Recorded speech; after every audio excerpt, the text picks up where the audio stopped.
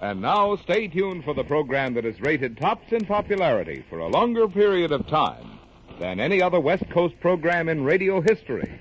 The Signal Oil program, The Whistler.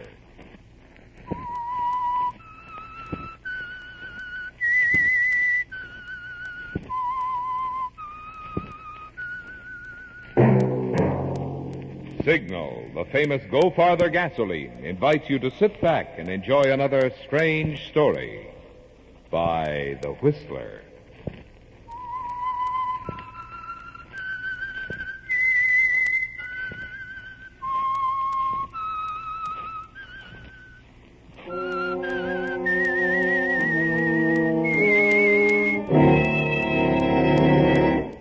I am the Whistler. And I know many things, for I walk by night. I know many strange tales hidden in the hearts of men and women who have stepped into the shadows. Yes, I know the nameless terrors of which they dare not speak. And now for the Signal Oil Company, The Whistler's strange story. End of the road.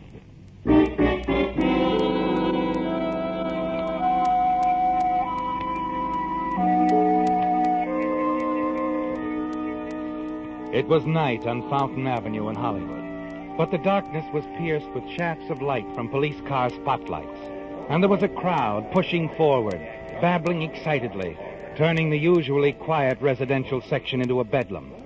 A siren wailed as another police car swung around the corner and ground to a stop, and its uniformed occupants leaped out, ready for action. And it was about that time that Doris Chandler pushed her way to the front of the crowd. Pardon me, please. Close enough to hear the conversation of the officers, intent on the small white bungalow now bathed in the searchlights. That's Yeager. It was then, wasn't it, Doris, Yeager? that you heard the name Sure. of the criminal they'd trapped inside? As an officer explained to one who had just arrived.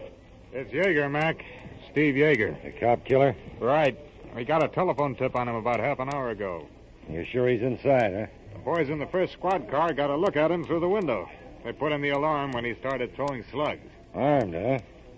This won't be easy. We'll wait him out and then try tear gas. You got the loudspeaker ready, Dave? All set. Go ahead. Attention, Yeager. Steve Yeager. This is a warning.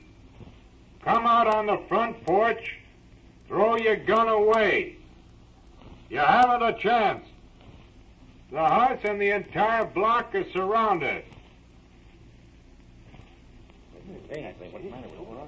Yeager, this is a final warning. Come out and throw your gun away. We'll give you 1 minute. 1 minute, Yeager, to decide.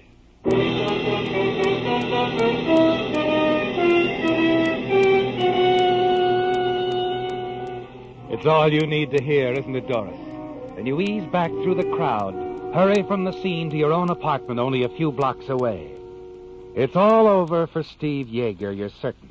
And the money, Steve's money, hidden in your apartment, will belong to you now. Yes, a fitting reward for your cleverness in phoning in that anonymous tip to the police. Safely inside your apartment, you lower the shades and smile to yourself as you think of what's happening to Steve just a few short blocks away. And then...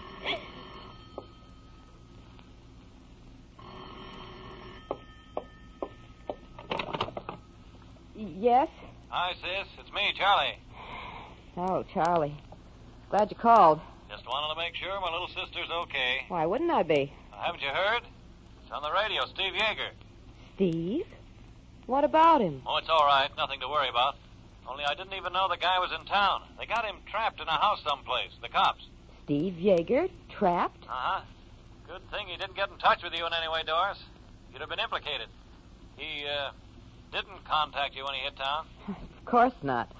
You know how I feel about him, Charlie? Uh-huh. But it was different in Seattle. You were pretty fond of him. Look, I don't like cop killers. Or payroll thieves. Now, look, Charlie, if you called me up to... Easy, sis. I told you I just wanted to make sure you were okay. Not involved. Well, I'm not. And brother Charlie's happy. Nothing to worry about. No, you can go back to sleep. Wait a minute. What? this. Listen, keep your apartment dark. Don't answer the door for anybody. What is it? On the radio, they just announced that Steve Yeager gave the police the slip. He's on the loose again.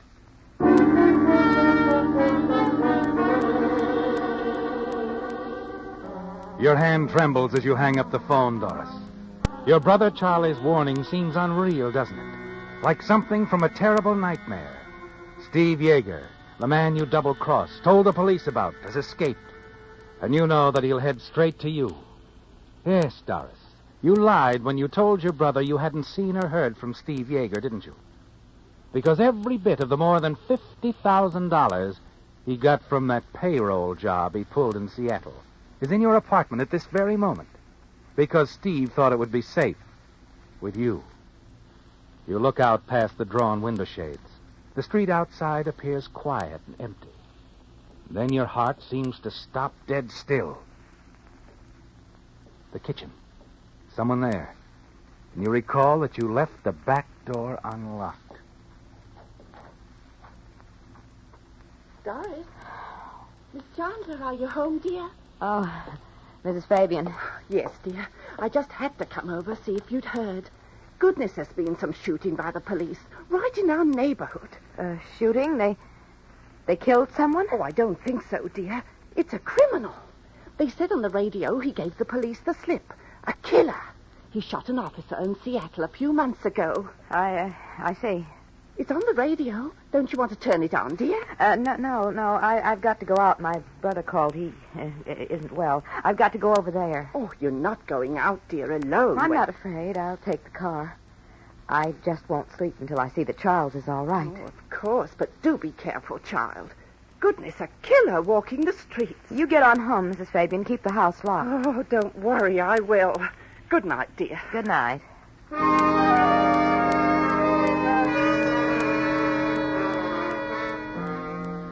You see your neighbor out the back door. Lock it after her. And then quickly hurry to the bedroom and pack a small traveling case. And the last thing before closing the bag, you take the money Steve left, put it in the bag with your clothing. A moment later, you slip quietly out the back door, hurry to the garage, and lift the door. Hello, Doris. Baby. Steve. I've been waiting for you. Didn't think you'd want to go anyplace without me.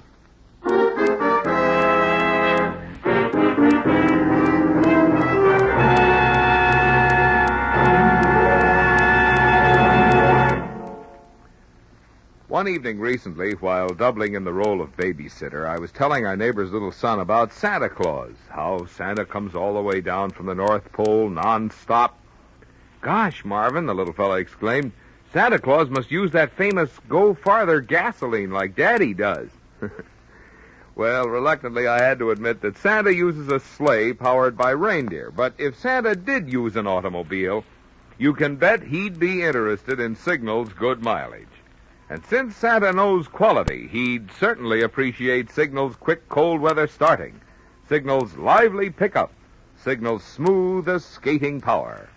That's why you can put Marvin Miller on record as saying if Santa ever trades Prancer and Dancer and Under and Blitzen for a car, I predict Mr. Claus will power it with Signal, the famous Go Farther gasoline.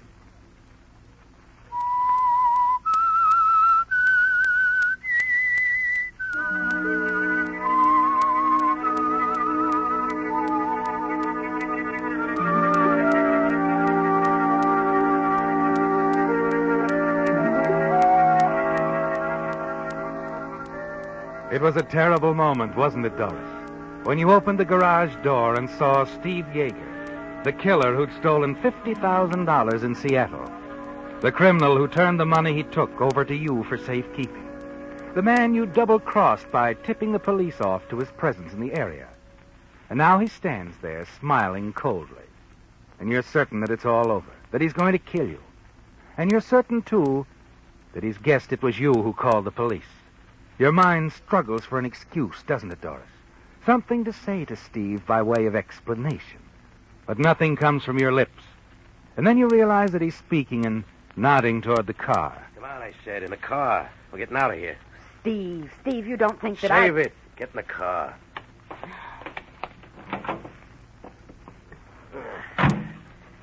You got the keys? Right here. Go ahead, start it.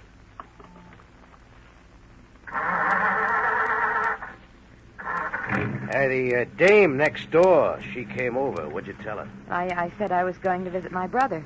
I was, Steve. I heard about you on the radio, thought the police would tie me in with it. I thought if I took the money and hid out until I heard from you... Sure. It's the truth, Steve. Here. See, I have the money here in this bag. Let's have a look. That part adds up, Doris. Nice of you to keep it for me. Steve, you've got to believe me. Maybe I will, Doris. Maybe I will. Right now, just keep quiet and drive. Go out Sunset towards Beverly Hills. Sure, Steve. Don't worry. I'll help you.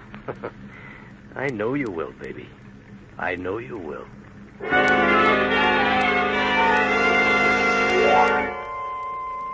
His manner terrifies you, doesn't it, Doris? And you can't believe for a moment that he's satisfied with your explanation. Driving out Sunset Boulevard, you make up your mind. The police must get Steve Yeager before he gets you.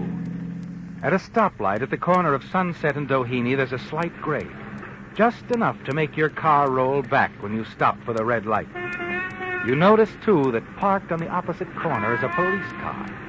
Perfect. Carefully, you ease your foot off the brake pedal. Let the car roll back toward the one in the rear.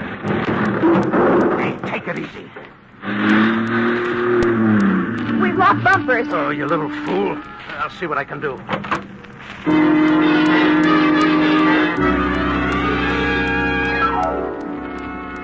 It's a tense few moments, isn't it, Doris? Steve back trying to free the two cars. You wondering if you can reach the police, or if you dare call out to them. And then you notice that one of them has started across the street to see what's wrong. Hey there! He calls out suddenly as Steve gets back in your car. Hastily, Steve shoves you aside, slips behind the steering wheel himself. Steve, an officer, he's yelling at us. We're not waiting for him. Shut up, will you? We're getting out of here now. Hey! Stop!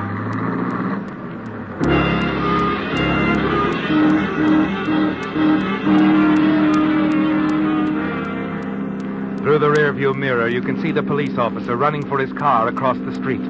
He's going to make a chase out of it. And a glance at Steve Yeager tells you that he isn't going to quit easily, doesn't it, Doris? The cars race along Sunset at terrifying speeds, their tires screeching. You beg Steve to stop, to give up. Steve, he's gaining. Stop it, we'll both be killed. Hang on, we're not beat yet. Let him try that. Steve, he didn't make it. He went on past. Hey, he'll be back. But it gives us time, baby. Time to swing in. Here. You sit beside Steve Yeager in frightened silence. You're parked in the dark, winding driveway of a huge mansion, aren't you, Doris? With Steve taking a chance that the police car will miss you and race on past. And then, a moment later... Well, there he goes. I told you, baby. We're not through.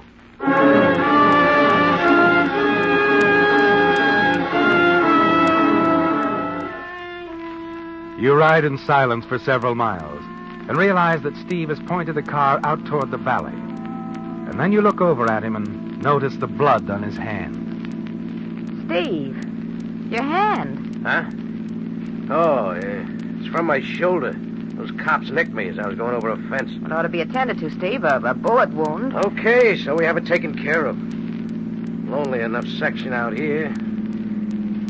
Yeah, a little ranch house looks deserted enough. Now we'll see if there's anybody inside.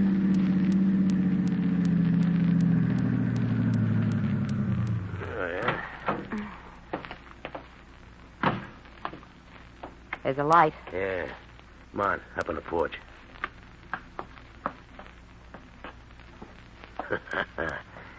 Somebody home, all right. And quite alone.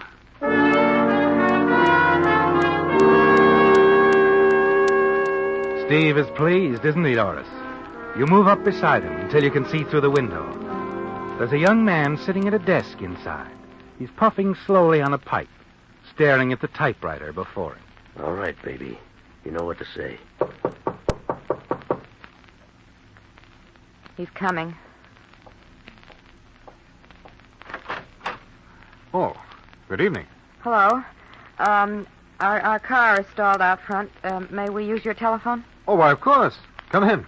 Come in. Thanks. Hey, now, look here, old man. What do you... Shut the door, baby. What do you think of your...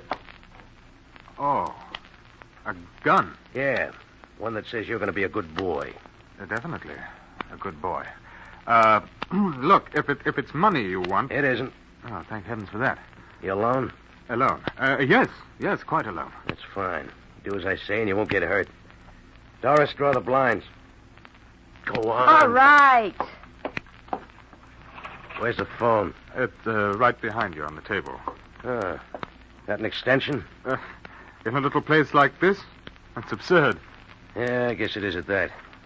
I'll sit right here where I can keep my eye on that phone. You stay away from it, even if it rings, understand? Perfectly. Good.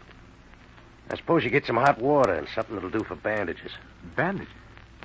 Oh, a third member of the party, Perhaps lying mortally wounded in the car outside. Yes, I see. You don't see. Get moving.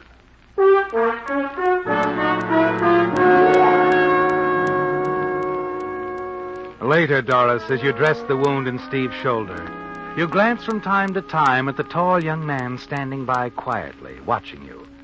There's the faint trace of a smile on his lips. He seems calm, unafraid. And you're certain that if he were given the opportunity, he could overpower Steve. He's your one hope, Doris. What do you do, Junior? Do? Oh, I write. What do you write? The crime doesn't pay sort of thing. Any good? Not very. What's your name? Maybe I read some of your stuff. Oh, I don't think you have, but my name is Anton Gray. Sounds like something off a color chart. It isn't phony, if that's what you mean. Anton Gray, huh? Hey, you ever hear of him, baby? No, I never have. I guess we... Hey, take it easy. Sorry. You about through with that? Yep, just about. Hey, you got any beer, Anton? No, but there's some sherry in the decanter there. Get it. Yes, of course. You might see about getting something to eat. Cold corned beef's all I have. That'll do. All right, Steve, how does that feel? Oh, fine. Just fine, baby. A glass of sherry, dear lady? No, thank you. Yeah. Here you are, old man. Thanks. Now, the grub, huh? Yes, right. Won't be a moment. I'd better help him, Steve. Yeah, sure, baby. You do that. But leave the kitchen door open, huh? Steve, you don't think that Just leave the door open. Can I, help? No, I can manage. It's a rather interesting chap, your friend. My friend? Isn't he? I never saw him before in my life. Oh, I'm sorry. I just naturally assumed... He jumped into my car, forced me to drive away. I see. Bread's in the box there. Do you mind? Anton. Yeah? He's badly wounded. Weak. So? We could overpower him. It'd be easy if you... Ah, forget it. What?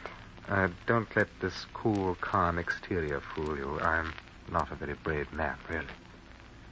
You're afraid of him. Hey, we haven't got all night, baby. Hurry it up. Okay, Steve. And you're not afraid of him, huh? Neither of us has to be. He has a gun. That automatically makes me a coward. Listen to me. If I can draw his attention, you could slip up behind. Sorry, I am not the type. What are you two yakking about in there? Let's get going with the grub. Hey, mustard or mayonnaise, old man?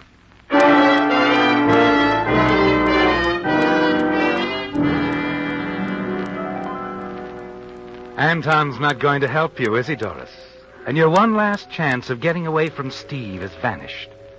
But later in the living room, a surprising thing happens. Anton casually wanders over to a table near the front window, picks up a cigarette, and then slowly starts to edge toward the fireplace.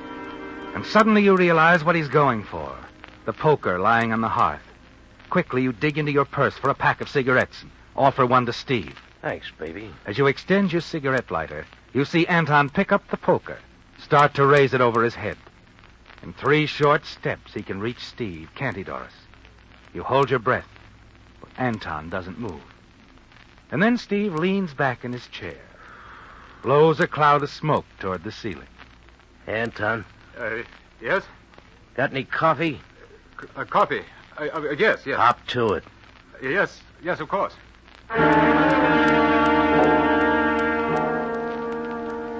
Your heart sinks as you watch Anton replace the poker on the hearth, drag himself slowly back to the kitchen. A moment later, you follow him. Why didn't you do it? Why? I couldn't. I couldn't move. His back was turned. You could have easily... I know, but I kept thinking, suppose I miss. He'd have killed me. He'll kill us anyway. But he said... You believe him? Look, Anton, he's a killer. What good are we to him now? All he wants to do is get away, and he won't leave anyone around to tip off the police, don't you see? Perhaps he'll just go away. Anton, listen to me. We've got to get him before he gets us. No, I can't. Not even for $50,000? What? He's got $50,000 on him, I know. If you were to knock him out, we could have the money. Share it. $50,000? Yes, $50,000. the two of us. Anton, we'd share it. No one would ever know.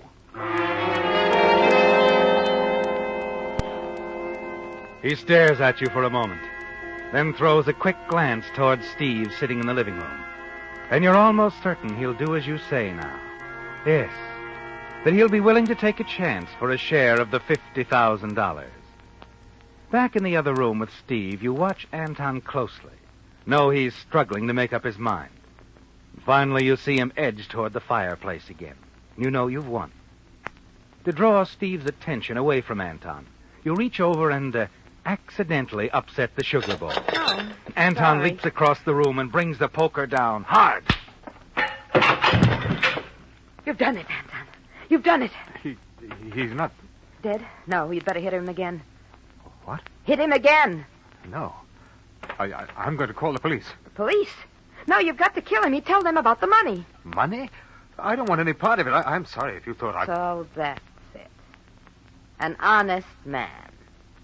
Disappointed? Yes. Yes, I am. Well, now, wait a minute. Get back. I have the gun now. You'll do as I say. Yes. Yes, of course. Tie him up, hands behind his back. Use his belt. Whatever you say. First, reach into his inside coat pocket. The money's there.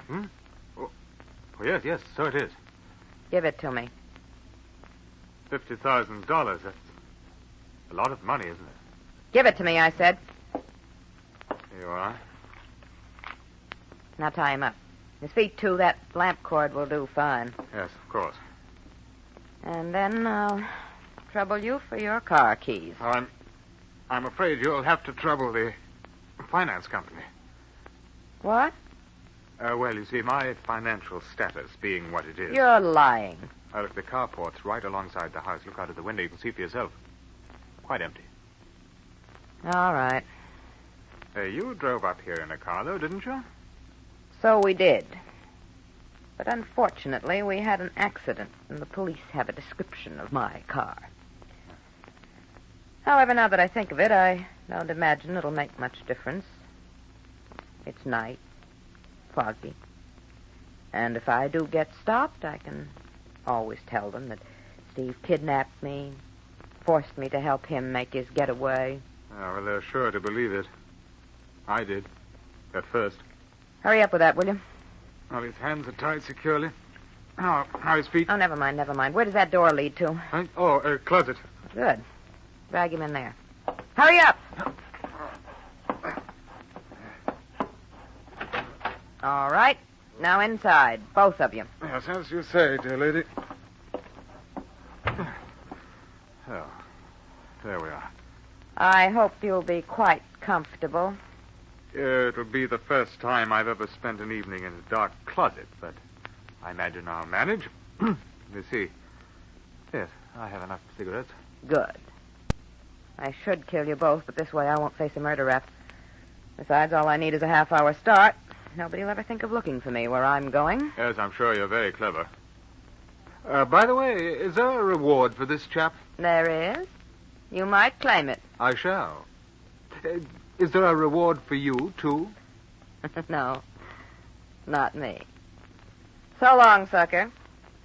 Have fun with the reward they give you for the capture of Jaeger.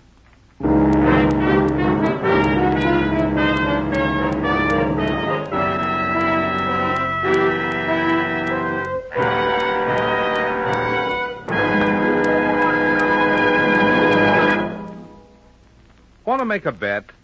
I'll bet that one of your most faithful friends has been completely left off your Christmas list. Your car. Christmas, you know, is really a swell excuse to give the faithful chariot some of those things it's been needing. Things that'll pay you back later in extra driving pleasure. What's more, your signal dealer has just what Santa ordered. For instance, rugged new tires by Lee of Conshohocken to replace your smooth, dangerous old tires. Powerful new Signal Deluxe batteries, guaranteed a full 30 months on a service basis. Or how about a set of new Champion or AC spark plugs for quicker cold weather starting and more pep? These are just a few accessories from your signal dealer's complete line, which includes windshield wipers, fan belts, radiator hose, light bulbs, polishes, and many other items. You see, signal service stations are much more than just headquarters for the famous Go Farther gasoline. In addition, each signal dealer carries a complete line of fine quality automotive accessories to help your car run better, look better, and last longer.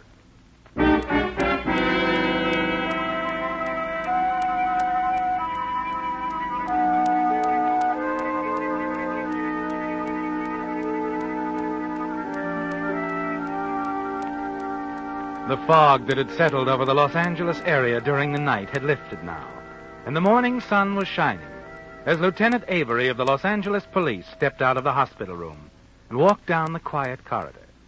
As he reached the elevator, a young man, a member of the local press, came forward to meet him. Okay, Lieutenant. She must be pretty important for you to come all the way down here. Who is she? Doris Chandler. Chandler? Mm-hmm. The woman Steve Jaeger kidnapped last night? Hey, what goes? She was involved in a traffic accident, only she wasn't kidnapped. Was she hurt bad? She'll be around here for some time, the doc says. But she'll recover in time to stand trial as Jaeger's accomplishment. She had the $50,000 he stole with her in the car.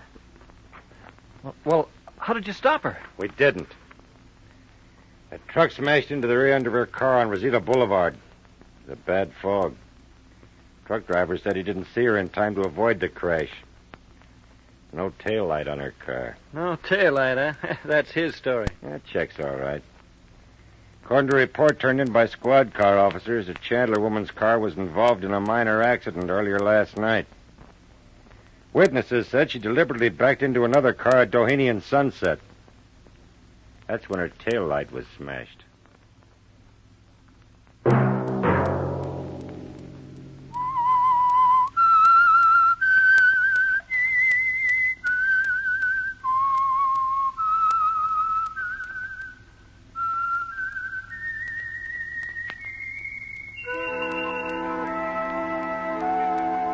Let that whistle be your signal for the Signal Oil program, The Whistler, each Sunday night at this same time.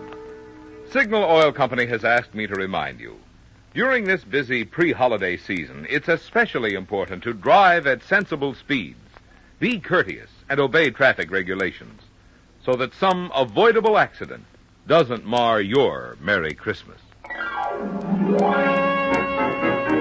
Featured in tonight's story were Bill Foreman as the Whistler, Alice Reinhart, Jack Moyles, Ben Wright, Norma Varden, Herbert Litton, and Bob Bruce. The Whistler was produced and directed by George W. Allen, with story by Steve Hampton, music by Wilbur Hatch, and was transmitted overseas by the Armed Forces Radio Service. The Whistler is entirely fictional, and all characters portrayed on The Whistler are also fictional. Any similarity of names or resemblance to persons living or dead is purely coincidental. Remember to tune in at this same time next Sunday when the Signal Oil Company will bring you another strange story by The Whistler. Marvin Miller speaking for the Signal Oil Company. Stay tuned now for our Miss Brooks starring Eve Arden, which follows immediately over most of these stations. This is the CBS Radio Network.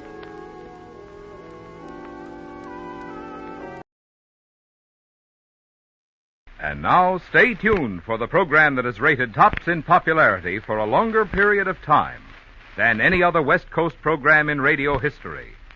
The Signal Oil Program, The Whistler.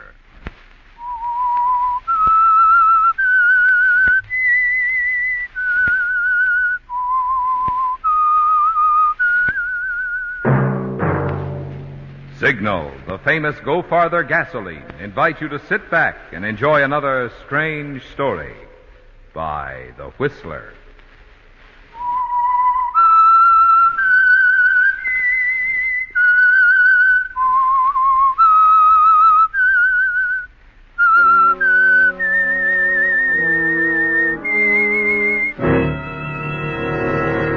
I am the Whistler, and I know many things, for I walk by night.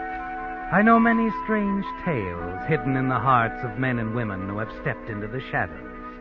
Yes, I know the nameless terrors of which they dare not speak.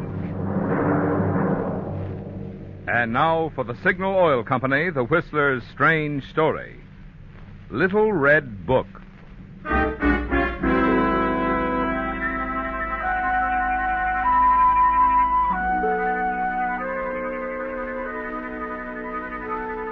It was night, and it was Panama City, and the few passengers on the Augusta Queen were waiting for the big freighter to resume her voyage to San Francisco.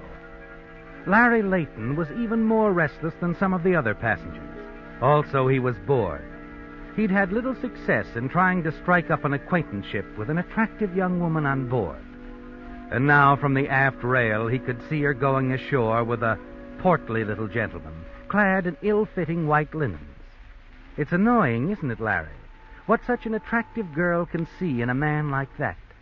And suddenly you decide that you must know. You flip your cigarette away, hurry to the gangplank, and walk ashore. Once ashore, you follow the girl and her companion. See them turn down an alley in back of a warehouse. You walk to the entrance to the alley and then stop at the sound of their voices raised in anger. You little cheat. So that's it.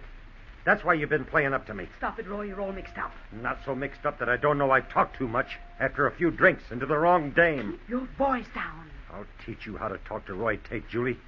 No cheap dame pulls anything on Roy Tate, understand? I'm going to... Julie, why? Oh.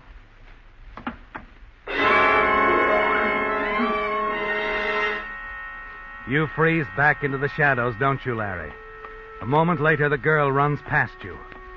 You wait for a moment, make certain no one is approaching, and then move down the alley. The man who called himself Roy Tate is quite dead, isn't he, Larry? A knife lying nearby. You lean down and quickly search him. The inside pocket of his coat is badly torn, but his wallet is there and a considerable amount of money. Quickly you pocket it, then wrap the knife in your handkerchief. It would be dangerous if it were found on you, but you're reasonably sure it won't be. And it might prove quite valuable later. You return to the ship and walk briskly up the gangplank. Well, Mr. Layton, you didn't stay ashore very long. Change your mind about going into the city, huh? Well, I figure the scotch is just as good in the ship's bar and a shorter walk. You're probably right, sir. Oh, I am right.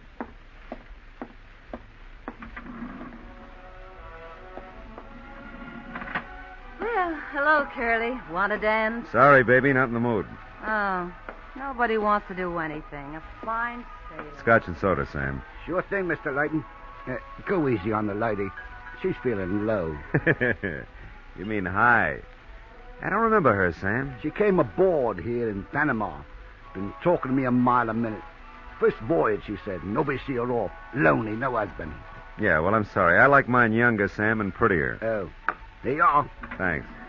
Well, this more what you mean? Oh, yeah. Isn't it, Miss Fraser? Hello, Sam. Still nothing for me, beautiful? What?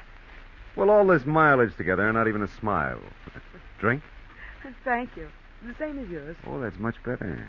Oh, Sam. I'm on it, Mr. Layton. Say, Mr. Layton, Miss Fraser. Can't we make it Larry and, Julie. Oh. Of course. And I'm Marie. Well, hello, Marie. I'm sailing tonight. You sure are. Oh, now don't tease me, Curly. I'm just trying to have a little fun. Sure, go on, Larry. Dance with the lady. Yeah, but I'll put on another wristlet. Oh, fine thing. I'll do the same for you someday. Come on, Curly. Okay. Cheer up. I might cut in. Okay. Come to my arms, Marie. Gladly, Curly. Gladly.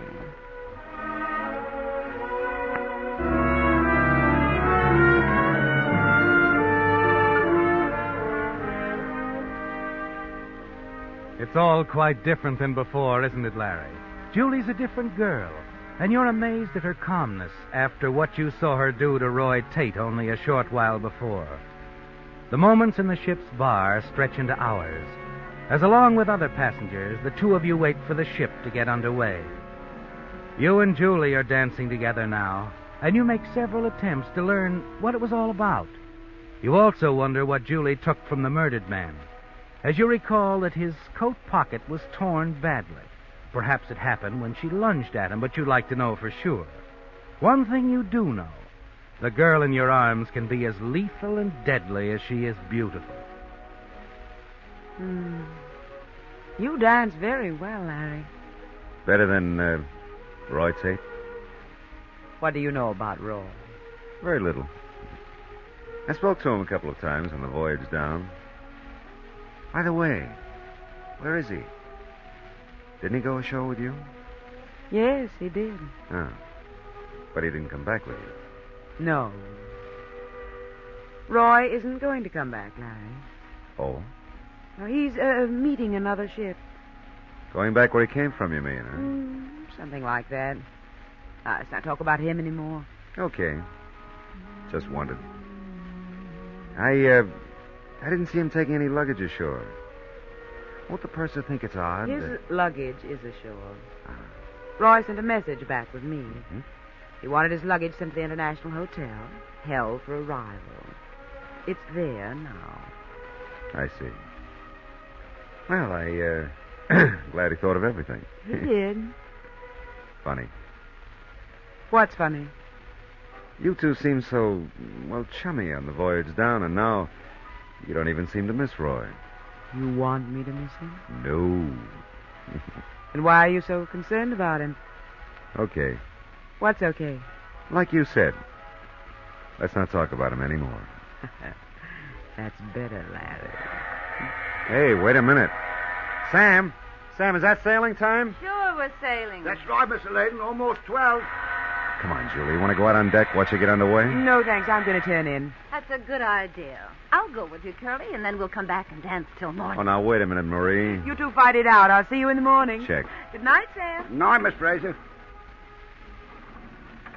No, Curly, we got the whole bar to ourselves. You and Sam have the whole bar to yourselves. I'm awfully tired, Marie, and I'm turning in, too.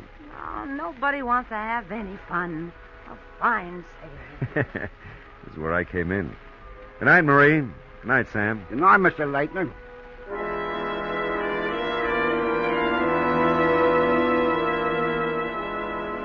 You go out on deck, wander along the rail, watching the deck crew as they work to get the ship underway. You know which stateroom is Julie's, don't you, Larry? 11B. You're still wondering if she took anything away from Roy Tate. There has to be a reason for murder. Outside of 11B, you pause and look around. No one is watching, and the porthole is partially open, the light from inside shining through. You glance in just in time to see Julie staring at an ordinary little address book, slowly turning the pages. You wonder if the book was Roy's and what it means. And you wonder further when you observe Julie carefully circling an address and then hiding the book behind a wall mirror. And then quite suddenly the light goes out. You leap back and hurry away. A few swift steps along the deck and you bump squarely into another passenger. Oh, I'm sorry. It's all right, Curly. Oh. Anyway, everybody's in a hurry, don't you think? Yeah. Everybody's either running after something or away from something. Don't you think so, Curly? Don't you? Yeah, I suppose they are.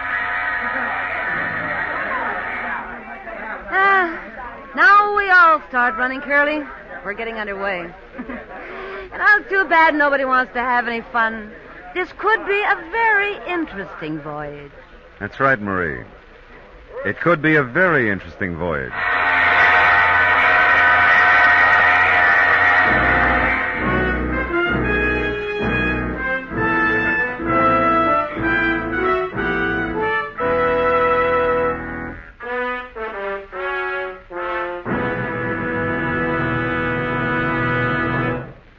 Now, a word about popularity. A friend of mine, when he's dining out, always chooses a restaurant that's crowded. They must have something, he says, to be so popular. Well, by the same token, Signal gasoline must have something when you consider that last year, motorists bought a lot more gallons of Signal gasoline than during any other year in Signal history. What is that something which accounts for such increasing popularity? It could be the good mileage, which has made Signal known throughout the Pacific Coast states as the Go Farther gasoline. It could be the way cars respond with life and zing to a gasoline that's engineered to help your engine run more efficiently. But frankly, friends, just as sure as my name is Marvin Miller, you're never going to know all the good reasons why so many drivers are switching to Signal until you try a few tankfuls in your own car. Why don't you this week and see if you don't agree with me? You get a full measure of all the things that make driving more pleasure when you fill up with Signal, the famous Go Farther gasoline.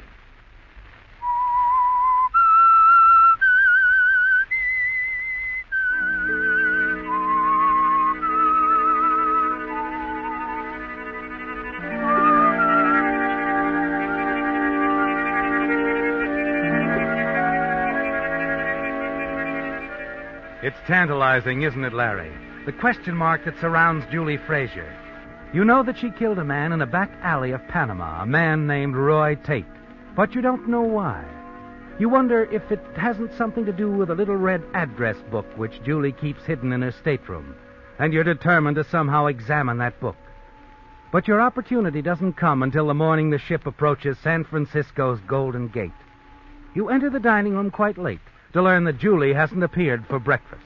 Good morning, Curly. Your little playmate isn't here. I'll have you all to myself. Marie, the name is Larry. Ah, it's Curly to me. I like nicknames, and I like you. Good, good. I like you, too. I'm glad, darling, because after little Julie gives you the brush off... You think she'll give me a brush off? Well, yes. I've known a million like her. They always do. And when she does, you can come back to Marie. I'll make you forget all about her. Hey, you know, I'm beginning to think you mean it. Oh, I do, Curly. You're what I've always wanted. And Julie's just playing with you, I can tell. And you're not. You know I'm not. The minute I saw you, I knew you were the one guy I needed. I'm very determined, too. Marie, you amaze me. Now you run on, knock dutifully on Julie's door, see if she's seasick or anything. I can wait. Yeah, like I said. I amaze you. Mm-hmm. Well, that's something. Curly, supposing I told you that I was a very wealthy widow. Well, that's something, too. I've read about things like this. Yeah, you don't believe me. Oh, now, don't be hasty, Pet. I tell you what, I'm working on a deal. Now, if it falls through... Then you'll come back to me? Uh-huh. How sweet. Yeah, well, eat your breakfast and keep thinking about me. Oh, I will, Curly. I will.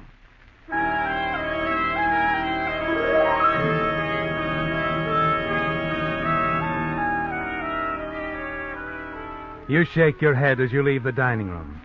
Marie's certainly a strange one, isn't she, Larry? But harmless.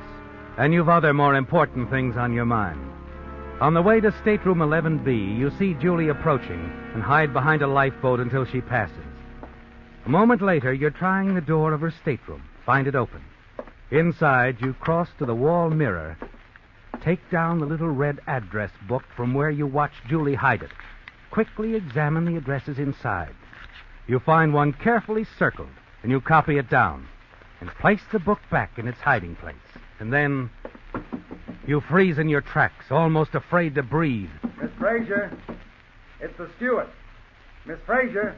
You hold your breath, hoping the steward will go away and not enter the stateroom and find you there. Finally, he does leave. You hurry back to your own stateroom. That afternoon, Marie bids you a tearful goodbye, insists on your writing down an address where you can reach her in San Francisco. And then later on, you're on deck with Julie as a tug pulls your ship slowly toward the docks. Well, here we are. It's all over. Doesn't have to be, Julie. I mean, can't I see you to your hotel? No, Larry, I'm sorry. I have other things to take up my time in San Francisco. Well, I guess Marie was right. Marie? She predicted you'd brush me off. Says that's when she's moving in. Well, I'm not brushing you off, as you put it. I'm sorry, Larry. It's something I can't explain. Perhaps we'll meet again sometime. Julie, if you're in trouble, if you need a strong-arm man... No, I'm not in trouble. It's just that... Well, it's... Goodbye, that's all. It has to be. Okay, Julie. It's like you said. Goodbye.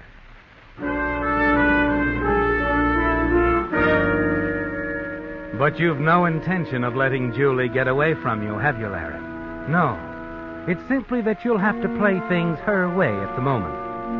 As the ship ties up, you're the first ashore and make your way out to the Embarcadero and start down the street.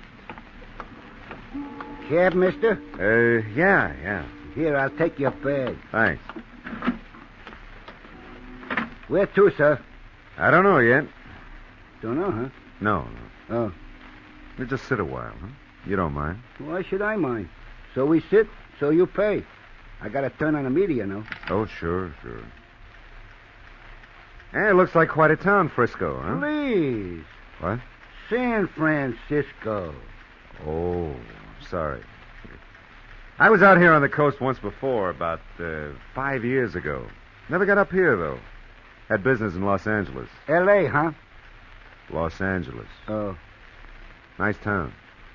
Wait. Start up. Huh? See that young lady over there? Yeah, one getting into that cab? That's right. There's $10 in it for you if you don't lose her. I won't lose her. $10 says I won't.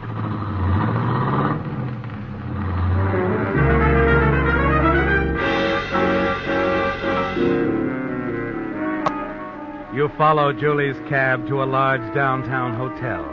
As you hurry inside, you see her enter the cocktail lounge. You slip into a back booth and watch as she slides the little red book across to the bartender, then turns and walks away. Your eyes follow her as she moves through the lobby toward the desk. Then you lean back and order a drink. You're still puzzled about that little red book, aren't you, Larry? What it means, why she left it here. Then you decide it's time for a showdown. You finish your drink and then step across to the hotel desk. Good afternoon, sir. Miss Julie Fraser, please. What's her room number, clerk? Miss Fraser, let me see. I believe she just checked in. I'm surprised at you, old man, that you'd forget her so quickly. Miss F is a very attractive young lady. I'm sorry, sir, but we have no Miss Fraser. Now, look, she was here just a few minutes ago. Blonde, medium height, wore a tan coat, brown hat. Oh, that young lady. Yeah, that young lady. Come on, what's her room number? Oh, she isn't staying here, sir. But I saw her. She merely wished to know the correct time. Thanks, loads. You hurry outside, but Julie is nowhere in sight. You've let her get away, haven't you, Larry? And you're certain now you've lost her for good. And you still don't know why the little red book is so important. Why Julie killed a man for it. However, there's still the address, isn't there, Larry? The address you copied from that little red book. The answer you're looking for could be there, couldn't it? You set out for that unknown address, glad you're carrying Julie's knife in your pocket in case you need a little protection.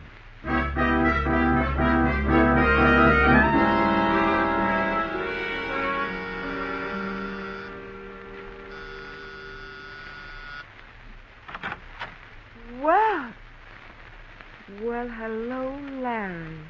As they say so often, fancy meeting you here. I've been expecting you. Come in. Thanks. Let's sit down. Have a drink? Yeah, scotch if you haven't. Anything else if you haven't. You're easy to please. Not always. Meaning what? I'm very particular about women. Are you? Yeah, really. Soda? Yeah, soda. You know, Larry, I must say I'm surprised. Oh? But it turned out to be you. I thought a moment ago you said you were expecting me. Well, I was expecting someone, but I didn't know it would be Larry Layton. Not sorry, are you? Of course not. Here's your drink. Thanks. Not joining me? No, later, perhaps. Do you mind if I sit down? Oh, no. Lots of room here. Oh, thanks. Tell me something, Larry. Did you expect it to be me? Let's say I was counting on it. Very much. Then you knew all along. Aboard ship, I mean. Maybe. Oh, silly, really. You could have saved yourself all this trouble. Why didn't you tell me then? I was in no hurry. Oh, weren't you, darling? Besides, you weren't much help. When I tried to see you home, you fobbed me off with something about leaving it as just a shipboard friendship, remember? Oh, that's right. I did say that, didn't I? And so you had to go to the cocktail lounge, get my address, and here you are. Yeah, here I am. You have the money. Money? The payoff, darling. Well, that's something we should talk over. Huh? Talk over? Oh, no. Now, take it easy, baby. Look, the job's done. A deal's a deal. You were to bring the money to the address circled in the little red book. No negotiating, no questions asked. Relax. Sure, I'll relax when you hand over that 30,000. 30,000? Oh, we could have an awful lot of laughs, baby. We? What are you talking about? A partnership. When we collect that dough, we'll split it. When we collect? But I thought that you... That I was the payoff boy? The happy chappy with all the folding stuff? No. I see. Oh, Julie, how could you be so stupid? Oh, no. Now, look, handsome, if you think you're going to muscle in... Think, I am in, Julie. Are you really? Yeah, we just sit here. Wait till the payoff comes along. Oh, you fool, you've ruined everything. I have? How? The book when you picked it up at the bar. Don't you see? How is the party who's supposed to pay off going to know this address? Take it easy, baby. I didn't pick up the book. I didn't have to. What? But how did you know to come here? How...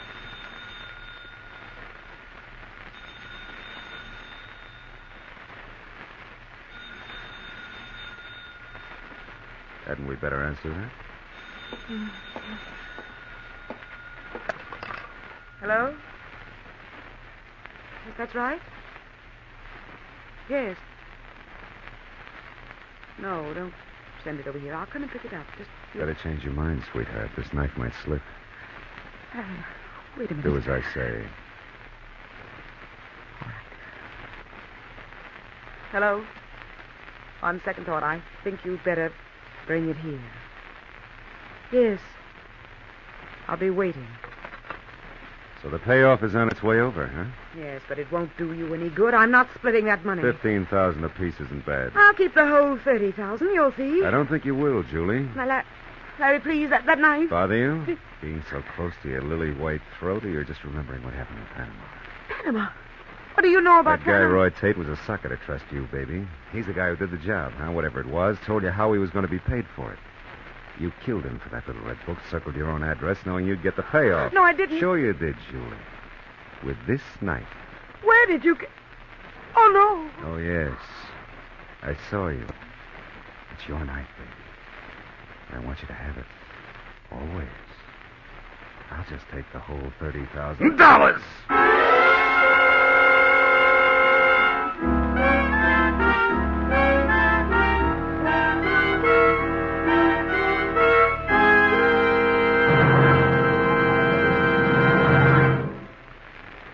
The two things you want to be sure of when you buy a new battery are, one, power. Plenty of power for quick starting, plus the many electrical needs of your car. And two, long life, so you won't have the expense of buying another battery soon. Well, tonight I want to tell you why, for power and economical long life, you just can't beat today's new Signal Deluxe battery. First of all, improved microporous rubber separators allow freer flow of acid between the plates, yet are impervious to the action of the acid. Result, Signal Deluxe batteries deliver up to 35% more power. Secondly, Signal Deluxe batteries are guaranteed, not just for the usual 12 or 18 months, but for a full 30 months on a service basis. That makes the cost per month so low, you're actually saving money while you're enjoying the extra power and dependability of a Signal Deluxe battery. So before you buy any battery, get your Signal dealer's trade-in offer for your old battery. Find out his convenient credit terms. Prove for yourself that today's smartest battery buy is today's finest battery. The new improved Signal Deluxe battery at Signal service stations. For a moment, you're stunned, aren't you, Larry, at the realization that Julie Fraser is actually dead at your feet. Then the whole weird story whirls across your mind.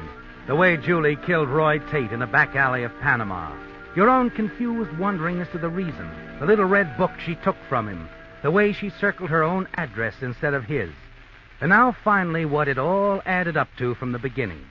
that Julie had found out how Roy Tate, the professional killer, was to be paid off. She hadn't counted on your interference, had she, Larry? No. And now you've put her out of the way, hurriedly hidden her body behind the Davenport. And it's you that waits in her quiet apartment for the payoff money. And finally... Well, Miss Frazier has a boyfriend, huh? Yeah, that's right. Look, Julie had to step out. We're working together. You can leave the door with me, huh? Oh, I think I better have a look around. Hey, a badge. You're a cop. Right, Slade homicide. Wait there in the hall, Sergeant. Yes, sir. Well, what do you know? Come to pick up a murderess, find her dead, and the guy that killed her waiting for Now, look, I don't know anything about that. Save it, fella. The prints on the knife will settle that. I guess you don't know some other things. Sarge, bring Marie in here. Marie? Curly. Oh, Curly. I don't get it, Marie. Oh, it's my fault, Larry. Curly, I'm the one who was to make the payoff for that Griselli killing in the East. The syndicate gave me the money and told me to come out here to make the payoff. Get the address from that little red book. Then I got ideas of my own. Keep talking, Marie. Curly here seems to be very interested. When Roy Tate left New York by boat for San Francisco, I figured he was a trigger man. So I flew to Panama, caught the Augustus Queen for San Francisco. I thought I could talk Roy into a 50-50 split of that payoff money, but Roy Tate wasn't aboard. He had been. So I found out when we reached San Francisco. I read in the papers that a man identified as Roy Tate was found stabbed to death in Panama. But how did you happen to tie Julie in with it? I picked up the little red address book the way I was supposed to and called the phone number. When I recognized Julie's voice, I saw my chance. To do what? Get rid of her, tip the police off she was getting the payoff. Oh, I didn't dream the cops would trace my call so quick and pick me up when I walked out of the phone booth. But why, Marie? Why did you want Julie out of the way? She meant nothing to you. No. But she meant something to you. I'm sorry it turned out this way, Curly. You see, I thought we'd have such good times, just the two of us, with that $30,000 of payoff money.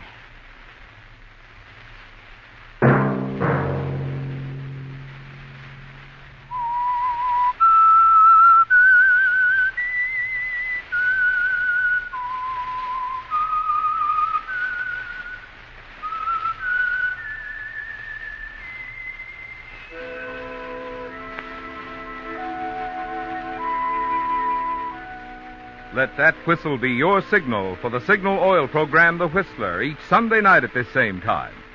Meantime, Signal Oil Company and the friendly independent dealers who help you go farther with Signal gasoline hope you'll remember, regardless of what gasoline you use, you'll enjoy more miles of happy driving if you drive at sensible speeds, obey traffic regulations, and avoid taking chances.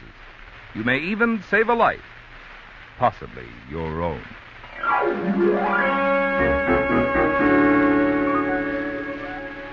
Featured in tonight's story were Bill Foreman as the Whistler, Gerald Moore, Betty Lou Gerson, G.G. Pearson, Harry Lang, Joe Forte, and Herbert Litton.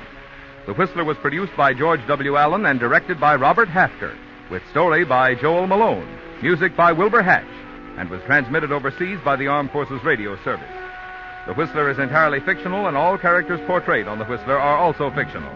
Any similarity of names or resemblance to persons living or dead is purely coincidental. Remember to tune in at this same time next Sunday when the Signal Oil Company will bring you another strange story by The Whistler. Marvin Miller speaking for the Signal Oil Company. Stay tuned now for Our Miss Brooks, starring Eve Arden, which follows immediately over most of these stations. This is the CBS Radio Network.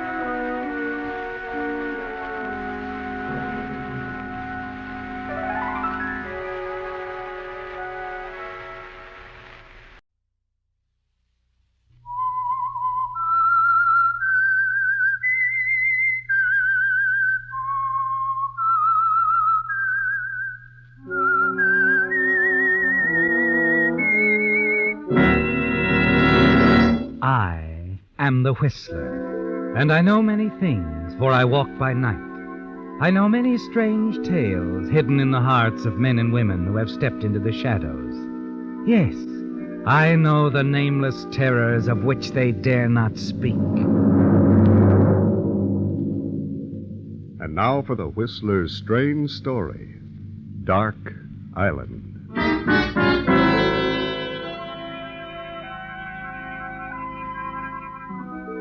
Dark Island was a fitting background for the grim scene just offshore. The waves on the beach all but drowned the staccato reports of gunfire. But the man crouched low in the tiny sailboat could see the stabbing bursts of flame with each shot, hear the bullets sting into the water around him. Yes, it was a very fitting background, because the tiny island had once been the sole property of an underworld boss named Sid Stauffer. The huge old mansion he'd built was still standing. It had been a mute witness to many a shooting fray in years past. Now it was a hotel, a focal point of the little artist colony that had sprung up on Dark Island, a gay bohemian group, too preoccupied with their own activities to be aware of the excitement taking place in the nearby cove. But the man in the boat, Ernie Regan, was more than aware. Yes, Ernie, you maneuver the boat frantically, fighting your way toward shore. And then abruptly, the firing ceases, doesn't it? And a half hour later, you're back at the boat dock, tying up, and very much relieved. Have a good cruise, Mr. Regan? Yeah, fine, Sam. Give me a hand with this stern line, will you? Sure. Toss her over. Yeah. Got it. Thanks, Sam. Well, she's made fast. Mrs. Tenner was down to the dock looking for you. Oh? She's having a party there at her place. Wants you to stop in and meet some folks. Oh. All right, thanks, Sam. I'll do just that. Good night. Night, Mr. Regan.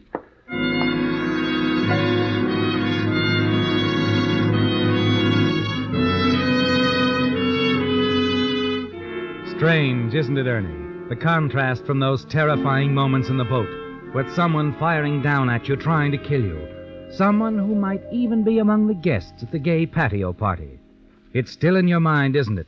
As you stop by and Mrs. Tenner immediately takes you in tow. Mr. Regan, I'm so glad you dropped in on us. Well, the regular Islanders tell me not to miss one of Mrs. Tenner's parties. This is just one of those impromptu things, Mr. Regan, but I guess practically everyone's here. Mrs. Tenner? Yes, what?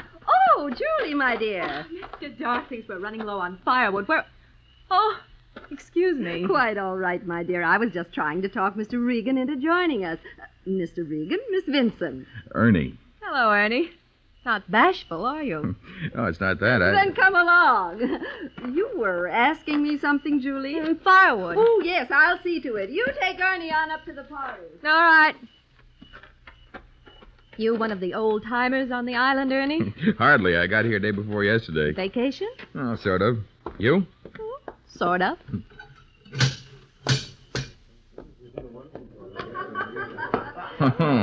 Mrs. Steve wasn't kidding. Practically everybody is here. They're all a lot of fun. You probably know most of them. A few. Hello, Regan. Hi, Summers. Having fun? I was until Ames showed up. Ames? Yeah, over there, the one with the built-in snare. Oh. He writes, doesn't he? Trash, strictly trash. Well, need another drink. Excuse me. Doesn't seem to care much for our Mr. Ames, does he? Not many do, I understand. Ames isn't the friendly type. He resents newcomers to the island. Oh, I better watch my step. I wouldn't worry about it. You feel like dancing? How about your drink? I can wait.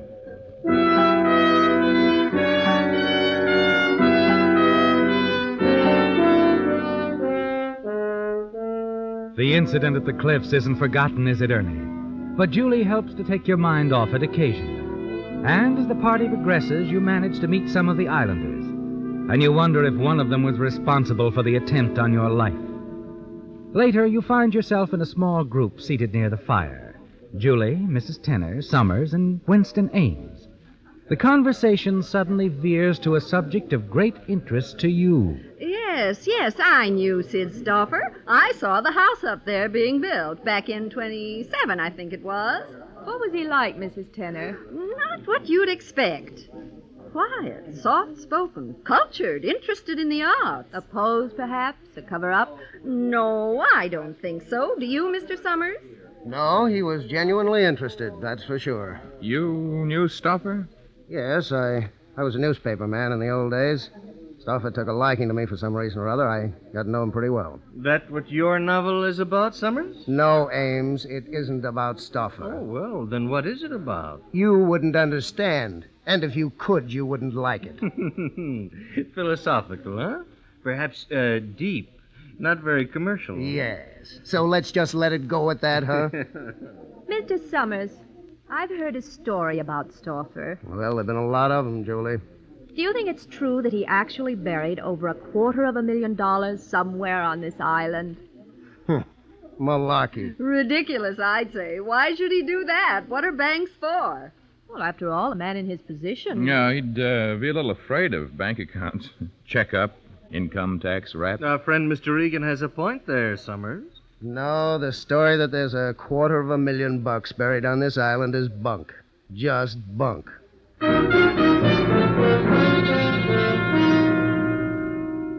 But it isn't. You know the story is true, don't you, Ernie?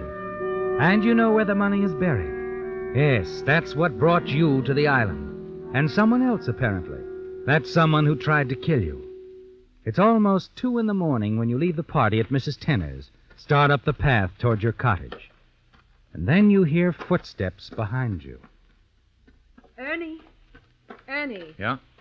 Oh, Julie. I thought you'd gone back to your cottage. I wanted to talk to you. Oh? Tell me, Ernie, how does it feel to be a free man again? Free man? 10 years in San Quentin is a long time, isn't it? What's on your mind, Julie? Like I said, I wanted to have a talk with you, Ernie. About what? $250,000, darling. Buried somewhere on this island. I know it's here, and so do you. Wouldn't it be smarter if we worked together instead of working against one another?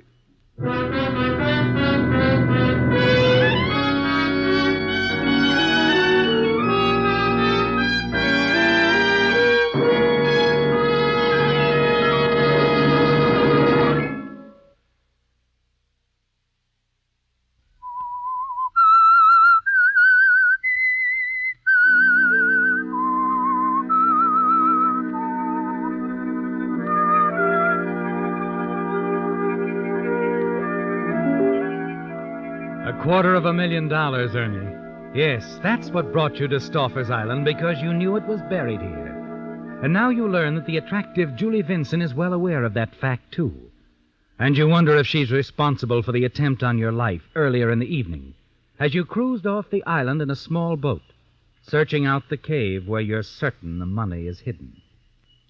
Look, sweetheart, I don't follow this line of conversation. Don't you, Ernie? I had a boyfriend once. His name was Jim Corsi. Corsi? Your roommate at San Quentin. I used to visit him frequently, and then he died 6 weeks ago. Pneumonia, they said. Jim Corsi was never what you might call robust. And prison finished him. He didn't have to take that rap, but he did. To save his old friend, Stoffer. They were very close. Were they? Very. That's how we know the money's buried on the island. Don't we, Ernie? Did Corsi say it was? He was pretty certain of it. Only he didn't know just where it was. But he had a few ideas. Ideas he might have passed on to you. You heard what Summers said. The yarn about the money being buried on the island is bunk. Just bunk. And what are you doing here? I told you. Vacation. Oh, sure. The funny thing, Jim Corsi never mentioned a girl named Julie to me. How about a girl named Agatha? Oh, yeah. Agatha, Julie, same girl. I sort of wanted to break off the old ties. Agatha Clark. Right? Right. So, here we are, Ernie. What's the next move? Is it up to me, sweetheart? It is. But do think it over. I'll be down at the beach in the morning for a swim. Let me know what your answer is then. Good night, Ernie.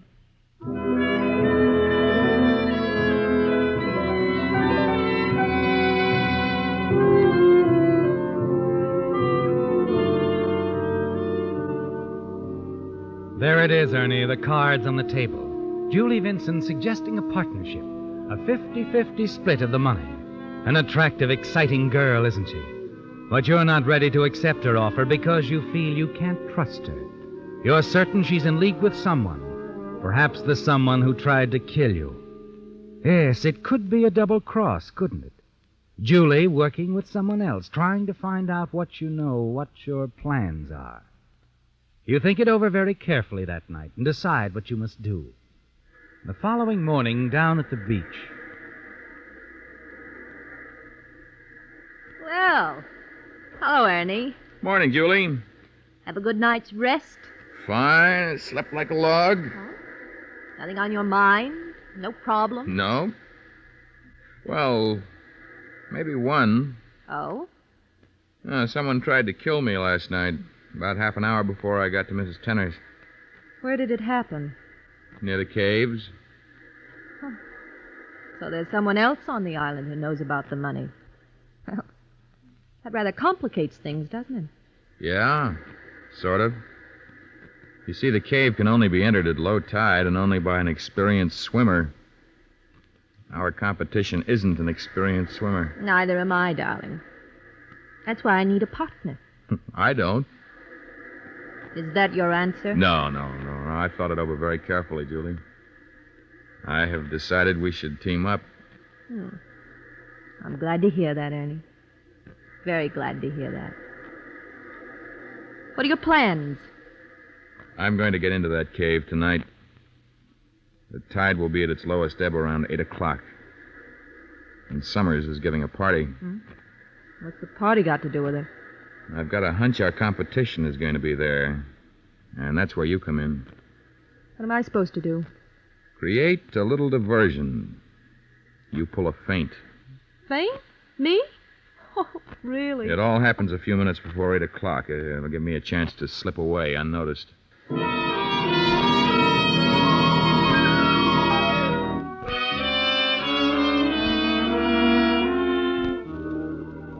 The trap is set, isn't it, Ernie? Yes, you've tipped off Julie what your plans are.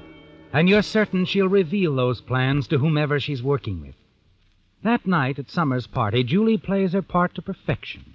And in the excitement, the confusion, you slip out the side door and hurry down the path toward the cliffs. And suddenly you veer off and wait in the darkness. Then you hear the footsteps.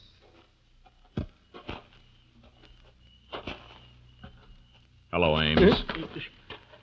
Oh. Mr. Regan. Seeking inspiration? Oh, no, the party got frightfully dull. I thought I'd go for a walk. Cigarette? Yeah. Oh. Don't pitch my head, Ames. Let go. Sure. Let go as soon as I get this. That's better. Well, 38, huh? Didn't know novelists went around carrying 38s. Seems I've been double-crossed, doesn't it? Well, never trust a woman, Regan. You mean Julie? Of course. I've made a few mistakes in my lifetime, Regan, but the biggest I ever made was trusting Julie. And she'll double-cross you, too. She will, I tell you. So look, Regan, why don't we play it smart? Meaning? We split the money 50-50. Leave Julie out of it. I intend to leave her out of it, Ames. Oh, good. And you, too. Wait a minute. Regan, you wouldn't kill me in cold blood. How about those pot shots you took at me while I was out in that boat? No. Sorry, no, Ames. Wait, Regan!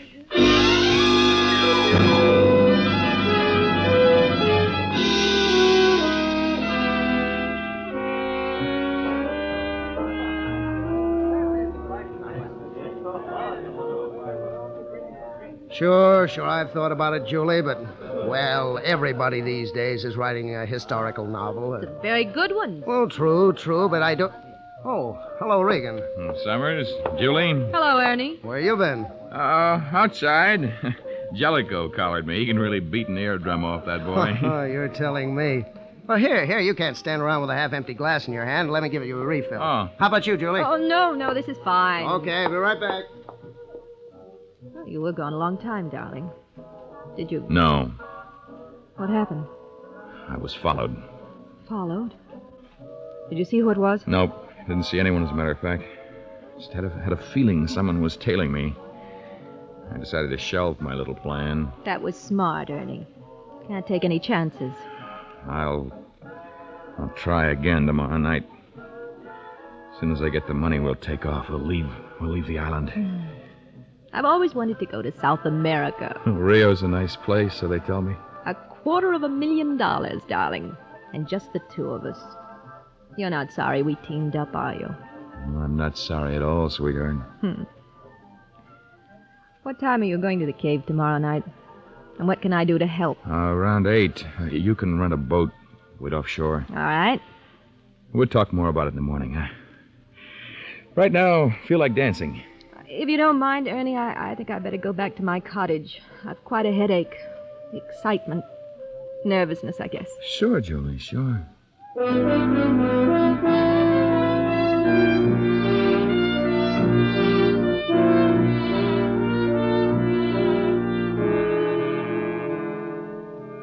So you walk Julie back to her cottage, and outside, in the shadow of the rose-covered arbor, a tender good night.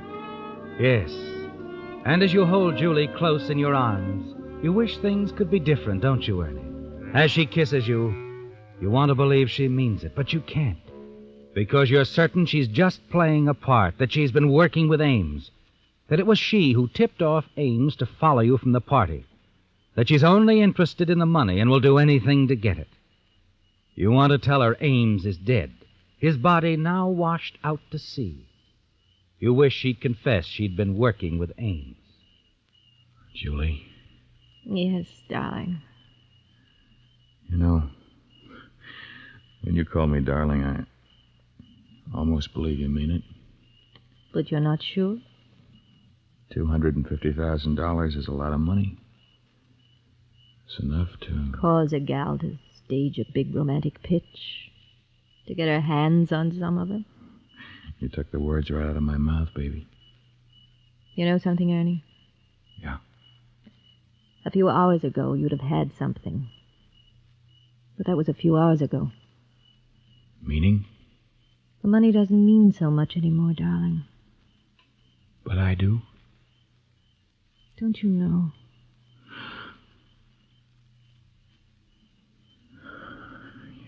Yeah, I guess I do. Anything else you want to say, honey? There isn't anything else, darling. At least for now.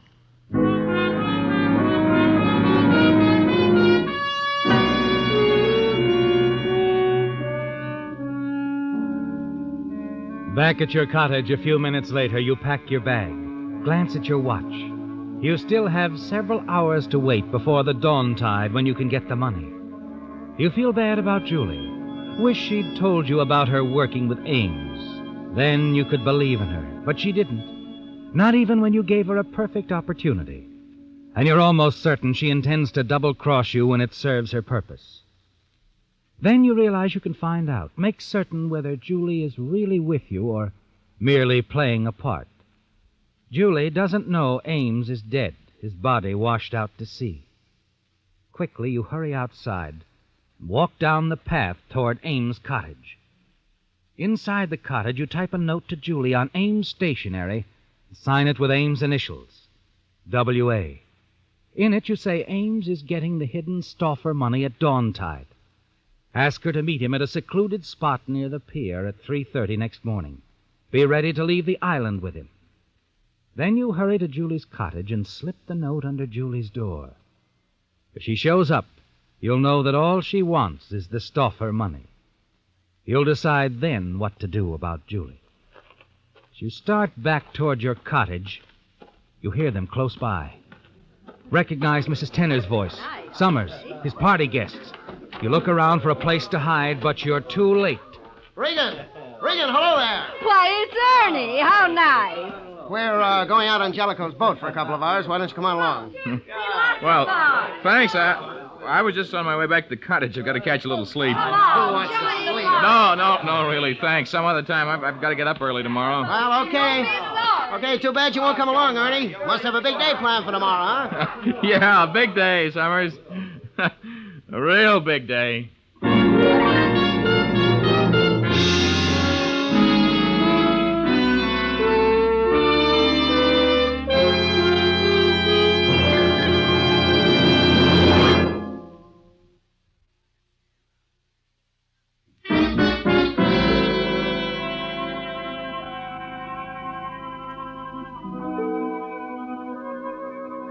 Stauffer's Island, usually quiet and peaceful, not at all a reflection of its early days as a gangster's hideaway, was now vibrant and alive with excitement. Its present-day residents clogged together, babbling nervously, wondering, talking in hushed tones about the boats arriving one after another from the mainland. Police boats, newspaper boats, boats filled with the plain curious. Why? Because a killing had occurred. A killer had been apprehended, and further, a confession was forthcoming. And it was all over. Only a few pertinent details to be cleaned up for the police and the press. Oh, come on, Sheriff. I need a good story. Come on, give me the lowdown. Why was this guy murdered? Well, it was a case of mistaken identity, and I got that straight from the killer. You mean this guy that was killed? The murderer thought he was somebody else, a guy named Winston Ames. Huh, lucky break for Ames. Well, maybe, but maybe not. Ames is still missing. Nobody's seen him since yesterday. Yeah, but the motive, Sheriff. The motive was Stauffer's money. Now, you boys know the story about $250,000 that Stauffer was supposed to have hidden here. Oh, yeah. Well, according to the confession, this guy Ames got a tip from somebody as to where the money was hidden. He and his girlfriend, Julie Vinson, came here to get it. But apparently that tip was a phony. Oh, there's been a million phony tips about that, though. Well, a little later on, this guy Regan showed up.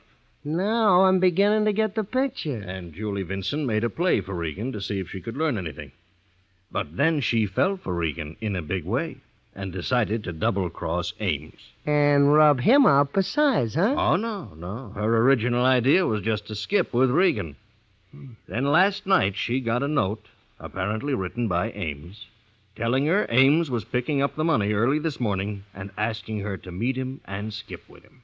Well, how come she shot Regan? Well, it was still pitch dark at 3:30 this morning, of course. And when Regan showed up at the same time and the same place that the note said Ames would be, Julie Vinson naturally figured Regan was Ames and let him have it.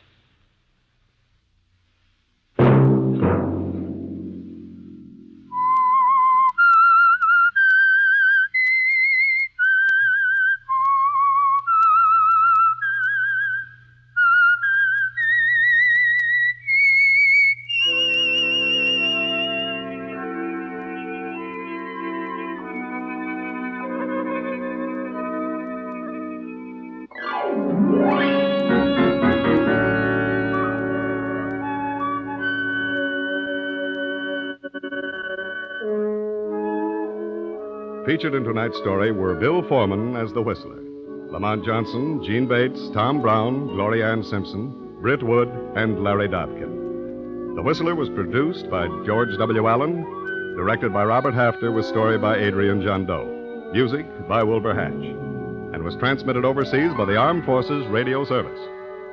The Whistler was entirely fictional, and all characters portrayed on The Whistler are also fictional. Any similarity of names or resemblance to persons living or dead is purely coincidental. Remember to tune in at the same time next Sunday when the Signal Oil Company. And now, stay tuned for the program that is rated tops in popularity for a longer period of time than any other West Coast program in radio history. The Signal Oil program, The Whistler.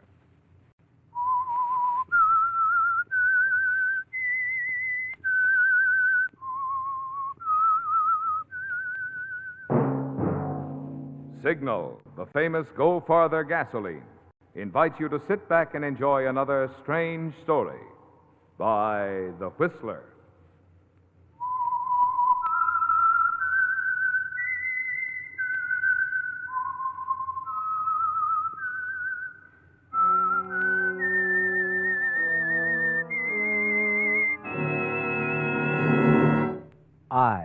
am the Whistler, and I know many things, for I walk by night. I know many strange tales hidden in the hearts of men and women who have stepped into the shadows. Yes, I know the nameless terrors of which they dare not speak. And now for the Signal Oil Company, the Whistler's strange story. Fatal Error.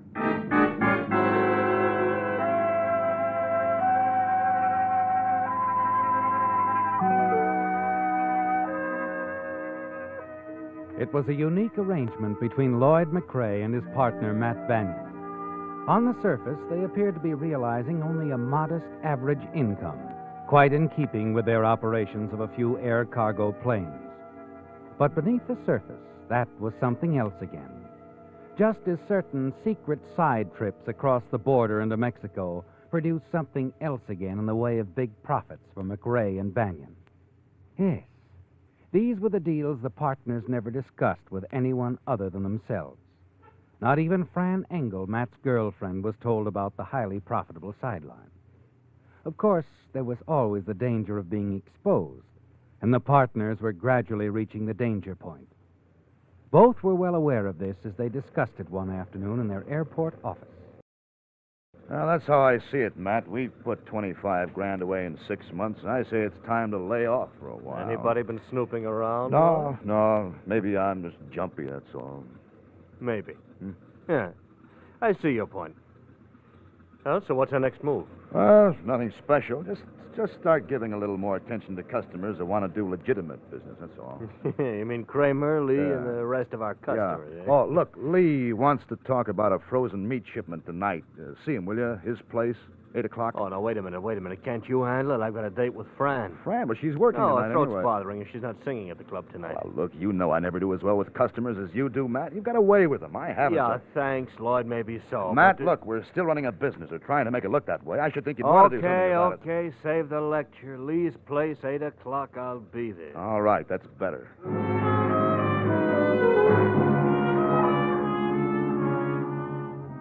Yes, Lloyd, it's better all the way around, isn't it? Because you lied when you told Matt that there was nothing special about the next move. But then you couldn't very well tell him the truth, could you? Not when the next move is entirely yours, alone. When you plan to eliminate your partner. Not only grab the $25,000 the two of you have laid away together, but more important, Matt won't be around to share in the future profits of your highly lucrative sideline. It's a simple plan, too, isn't it, Lloyd? Yet you shudder when you realize what might happen to you if you failed. If Matt found out that you tried to kill him. A powerful man, isn't he? He could break you in two like a twig. You wait in the darkened alleyway a block from Lee's place. Tell yourself nothing will go wrong. No one in the world knows about the extra money the two of you have accumulated. The $25,000 you keep hidden away in your office safe. There won't be a single reason for suspicion to be pointed in your direction. It'll be just an unexplained killing, something for you to read about in the papers the next day, along with everyone else.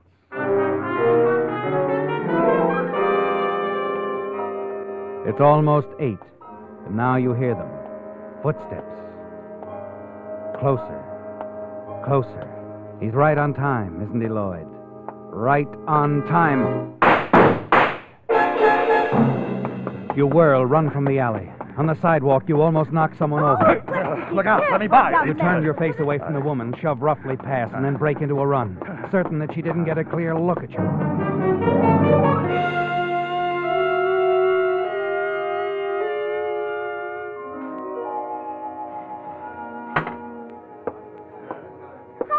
Good morning, Mr. McRae. Morning, Alice.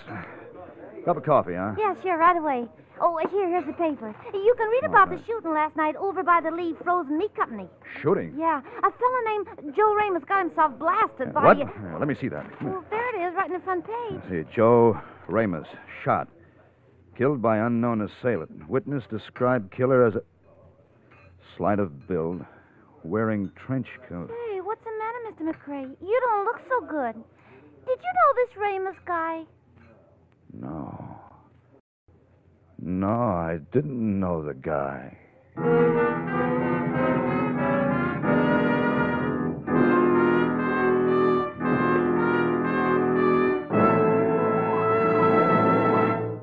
We're off. Yes, it started last Monday, Signal's big $10,000 contest.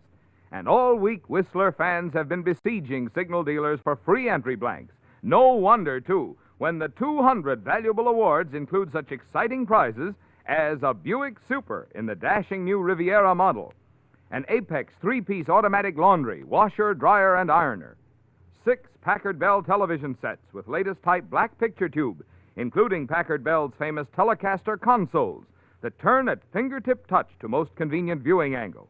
Then there are 2 of O'Keefe and Merritt's finest gas ranges with vanishing shelf and grill-evator broiler, plus 10 solid gold case wristwatches by Helbros, and dozens of other wonderful prizes that you can win in this easy, fun-filled way.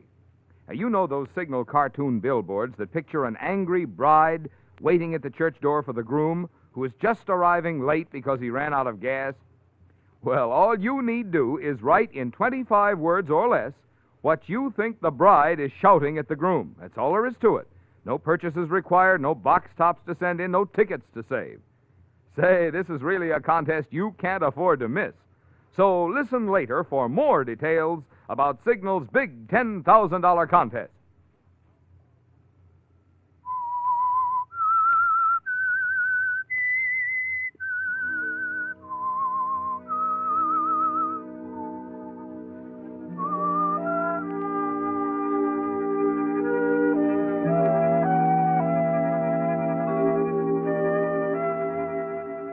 It was a shock, wasn't it, Lloyd?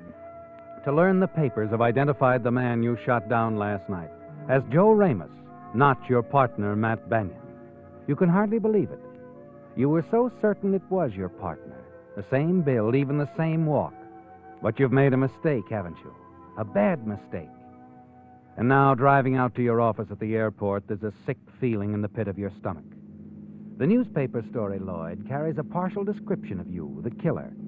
Enough for Matt to add things up, especially if he was early to keep that appointment with Lee, only to learn that there was never such an appointment, that you lied to him.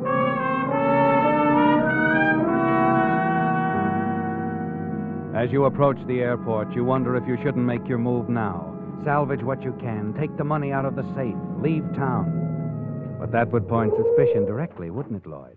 By the time you reach the office of the airport, you've decided to wait it out and see what Matt will do.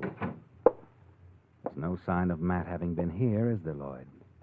So you sit at your desk, stare out the window toward the parking lot, and wait for Matt to arrive. 10 o'clock. 11.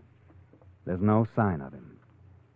It's almost noon when you finally pick up the telephone and call your partner's girlfriend, Fran Engel.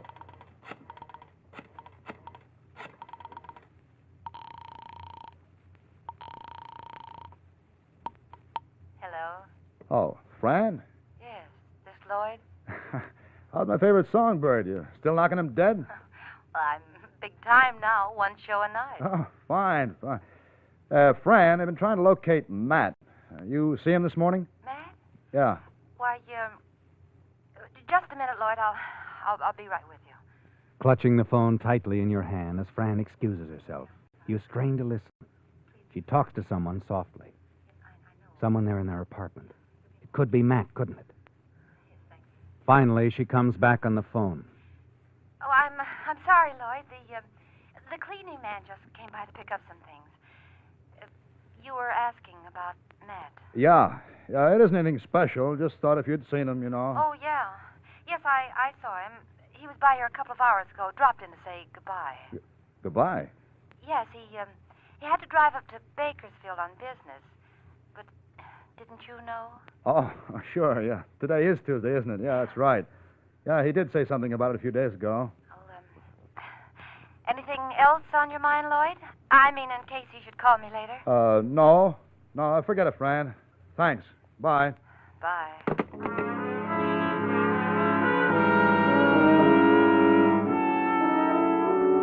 As you hang up the receiver, you lean back in your chair and breathe a sigh of relief. You'd forgotten about Matt's business trip to Bakersfield, hadn't you? And you're certain now he never would have left if he'd suspected anything. However, you're not entirely in the clear yet, are you, Lloyd? You'll still have to explain something to him when he gets back. The phony appointment with Lee. There's something else, too. You wonder if Matt's seen the newspapers, if he's read the account of the murder last night. Late that evening, just before you leave the office, you decide to find out. You put in a long-distance call to the hotel in Bakersfield where he usually stays. Hotel Linden. I'd like to speak with Mr. Banyan, please. Matt Banyan? Mr. Banyan? One moment, sir. Hello? Yeah? I'm sorry, sir. Mr. Banyan isn't registered. What? Well, are you sure? Quite sure, sir. Well, he must be there. Should have arrived hours ago. I'm sorry, sir. Oh, all right. Never mind.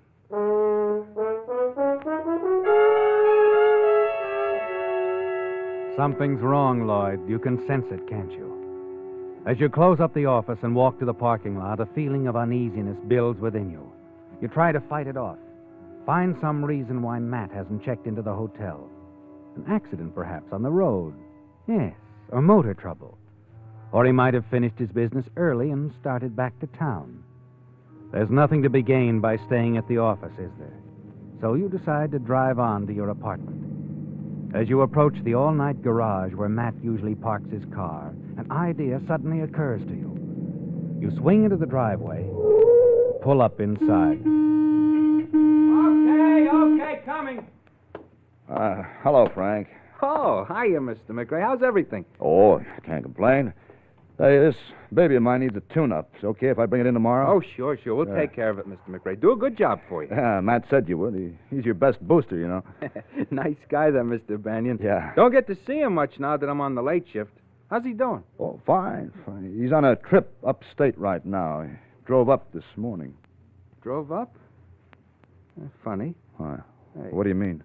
He didn't take his car. It's parked back there in the stall, right where he always keeps it. You sure? Well, yeah. Look for yourself. I guess he must have decided to take the train for a change. Yeah, I guess so.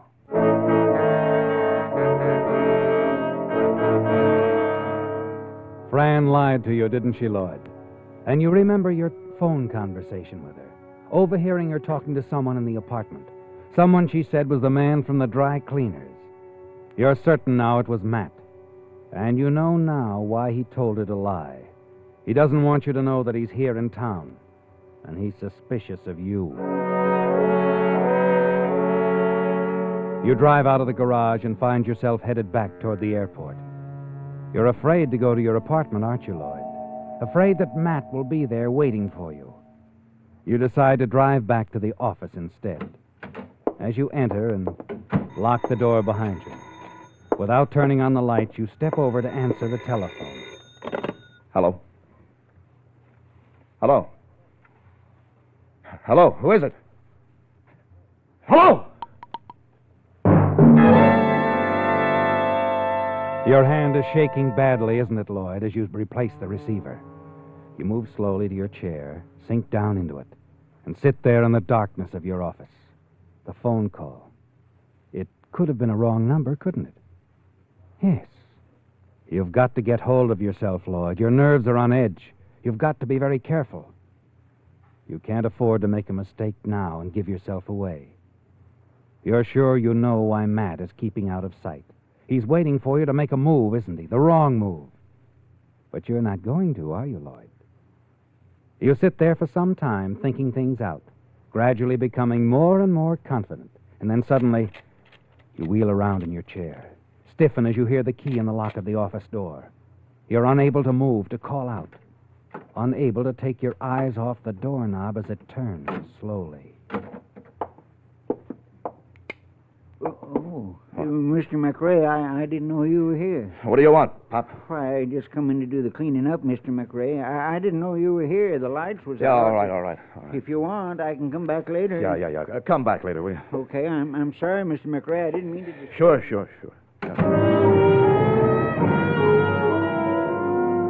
You pace the floor of your office nervously for a few minutes, and then reach for the telephone. You must call Matt, find out if he's home. Then you change your mind again and slam down the receiver. You lock up the office and and drive into town to the Blue Lantern, the nightclub where Fran works. And as you enter the crowded room, she's finishing her big number. The nicest part of any melody is when you're dancing close to me. So put another nickel in that Nickelodeon.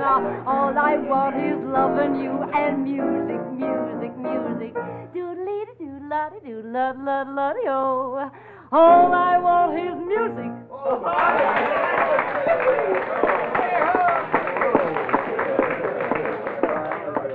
Hello, Fran. What? Oh, Lloyd. Nice song. Very nice. Oh, thanks. Buy a drink? Oh, some other time, Lloyd. Oh, okay.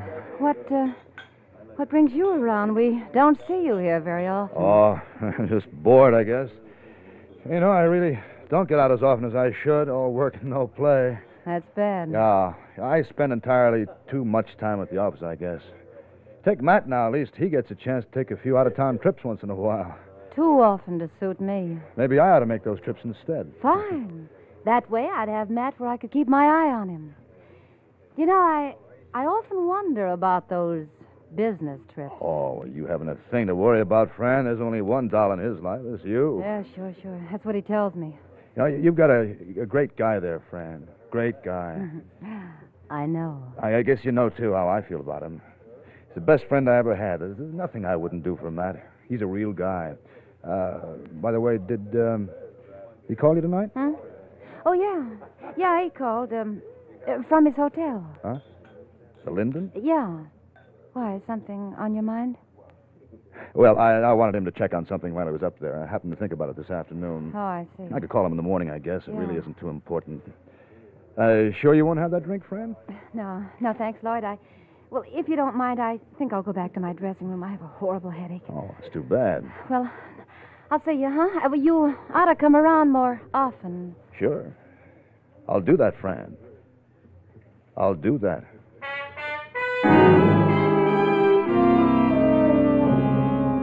A half hour later, you park your car a block from Matt's apartment house, and then walk slowly toward the 4-story building. As you approach it, you glance up at the 3rd-story windows. Matt's apartment is dark. You stop for a moment, and then as you turn around... Hello, Lloyd. What? Hey, what's the matter, pal? Scare you? Oh, it's you, Dave. Been calling on Matt? Yeah, he's not home. Ain't he? No. Guess not. Dark. Well, you couldn't have missed him by much.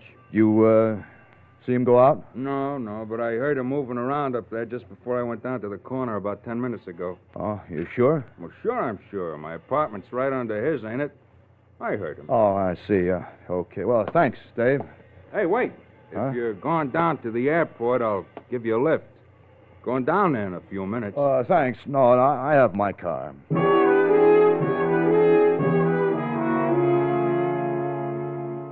Shortly before midnight, you're in the residential section. You park your car on a quiet side street, and you walk a block to where you can see Fran Engel's cottage. The lights are on inside, but the blinds are drawn. You're almost certain that Matt is in there with Fran, aren't you, Lloyd? And if you wait long enough, you'll see him when he comes out. You've almost made up your mind to slip around to the side of the house and perhaps listen in on their conversation, when suddenly a car pulls up in front of you and you duck back into the shadows. It's a police car, Lloyd. Well, that must be the place over there, Sergeant. That cottage? 831. Yeah, that's it. Come on, let's go.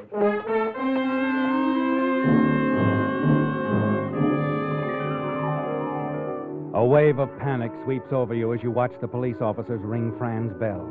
Then the door opens and she stands there for a moment, then nods and the officers step inside. You're sure Matt's called them in, aren't you? Certain he's found the proof that you tried to kill him, that he knows you killed Joe Ramos instead, and now he's telling the police about it. You hurry back to your car and start toward town, so frightened you're unable to think clearly. Finally, you know what you must do. You drive back to your apartment, pack your bags, slip the murder gun into your coat pocket. You can dispose of it after you're safely away. And then you hurry to the airport. As you reach the parking lot, you're surprised as the attendant stops you.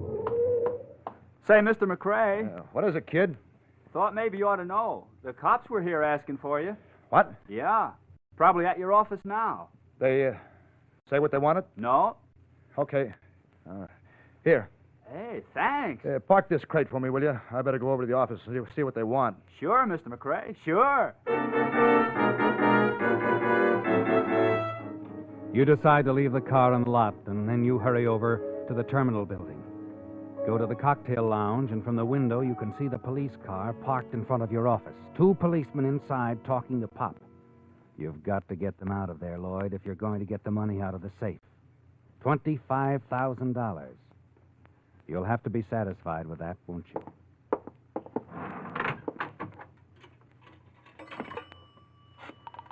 The panic has left you now, hasn't it, Lloyd? And there's a smile on your lips as you dial the number of your office. Yeah. Hello. Lloyd there? You want Lloyd McRae? Yeah, sure. Is he around? No, he isn't. Who is it? Well, just a friend. He was supposed to meet me at the Blue Lantern a half hour ago. I can't wait much longer. You don't know where he is? No, I don't. Okay. Well, I'll see him later. Just a minute. You smile as you hang up the phone. You're pretty sure that in a few minutes the officers will be on their way to the Blue Lantern Cafe. You return to the cocktail lounge and watch. A moment later, you see the police officers come out of your office and drive off. The way is clear, isn't it, Lloyd? Now you've only to take the money, leave town, and you're sure that you can arrange that easily. You have one more thing to do before your plans are complete. You leave the cocktail lounge and walk into a nearby hangar. Hey, Mac. What? Oh, hi, Lloyd. Dave around? In the office. Thanks. Hi, Lloyd. Come on in. Dave, I got a job for you. Yeah? Yeah, this is a special sort of a job. Oh, one of those, then. Yeah. Well, I've always cooperated in the past, Lloyd. You know me, anything for a fast buck. Well, there's $1,000 in it for you. Same as always. Tell me more. Fly me to Mexico. When? Right now. It's a deal. Good. All right, get that crate of yours warmed up. I've got to go back to the office for a minute, then we take off, eh? Oh, Dave. Yeah? You keep your mouth shut. I'm a clam, pal. A clam. You don't have a thing to worry about. Not a thing. I'll land you in Mexico in an hour.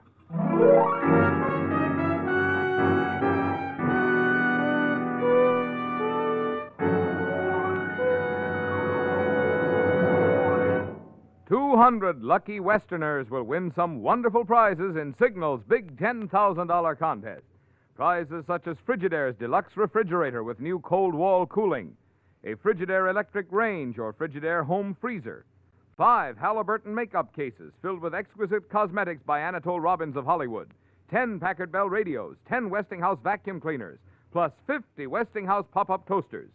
And here's how easy it is to win these valuable prizes. Just write in 25 words or less what you think the angry bride on the Signal gasoline billboard is shouting at her out-of-gas groom. For instance, she might be saying, "I'd never have said yes if I had known you don't use Signal Go Farther gasoline." Winners will be selected on the basis of originality and humor, aptness and suitability in advertising Signal products. Your chances of winning are good because only entries mailed on official entry blanks from the 6 Signal states, California, Oregon, Washington, Idaho, Nevada, and Arizona, are eligible to win. So ask your nearest Signal dealer for a free contest entry blank. It contains helpful suggestions that make it even easier for you to win a Buick or one of the 200 valuable prizes in Signal's big $10,000 contest.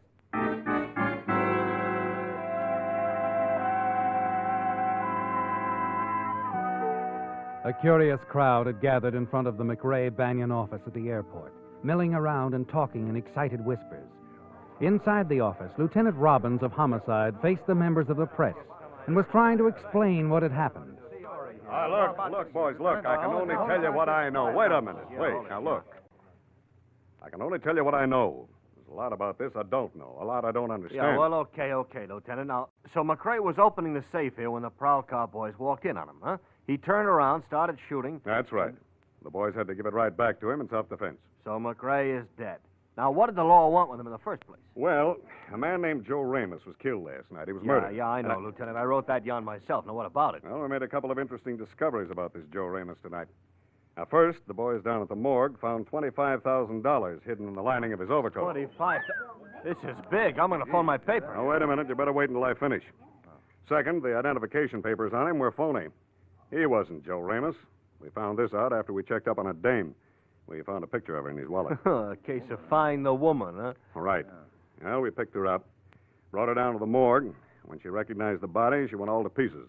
Told us about the $25,000. Bank loot? Nope. His girlfriend told us he was double-crossing his partner, running out with the firm's dough. The $25,000 we found on him. Uh-huh. Yeah, he was going to skip last night on the midnight plane for Mexico City. The girl was going to meet him there later. Only at 8 o'clock last night, somebody bumped him off in that alley. Mm-hmm. He had an appointment near there with a frozen meat dealer named Lee. Funny thing about it was, the girl said he was only keeping the appointment to keep his partner from becoming suspicious. They always make one error, Lieutenant, don't they? Yeah, nearly always. In this case, it was a fatal error. Even his girl thought he made a getaway. She thought he was safe in Mexico until she recognized his body at the morgue. Yeah, you boys certainly solved this one quick. Yeah. Oh, but we had a little luck, of course. One of the boys recognized the picture we found in his pocket. Huh? A nightclub singer, Fran Engel. Fran Engel? Hey, but she was Matt Banion's girl. Right. The dead man we thought was Joe Ramos because of his phony identification papers turned out to be Matt Banion. Lloyd McRae's partner. Banion was double-crossing McRae. It looks like it. And now McRae. Yeah. Yeah, but what I can't figure is why McRae started shooting when the boys in the prowl car came here to his office. We only wanted him to come down to headquarters and pick up that $25,000 we found on Matt Banion.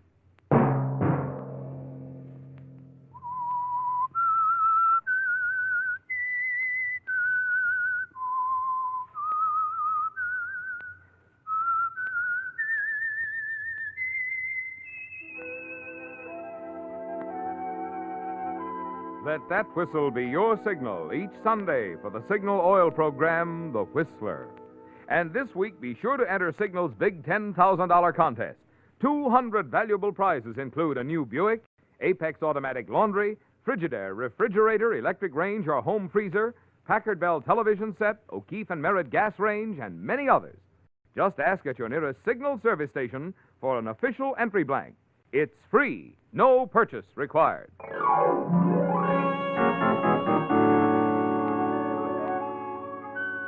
Featured in tonight's story were Bill Foreman, John Daner, and Gigi Pearson.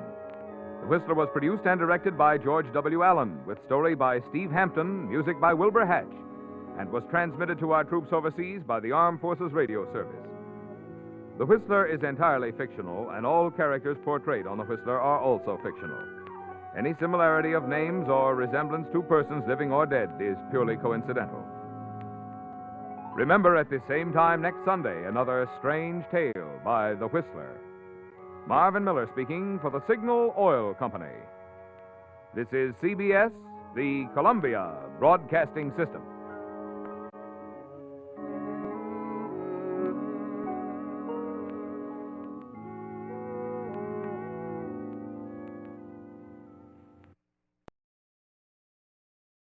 Wait a minute. Have you heard the strange tales of the Whistler?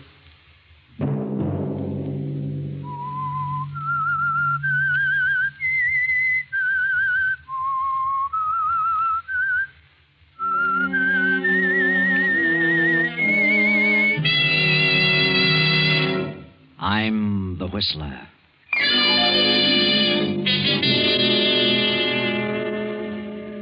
I refuse to accept the responsibility of the failure of our marriage. I know who caused it, and I know who she is. I refuse to give you up to her. And so, I have made a decision. Another Sunday night, and again, CBS presents The Whistler.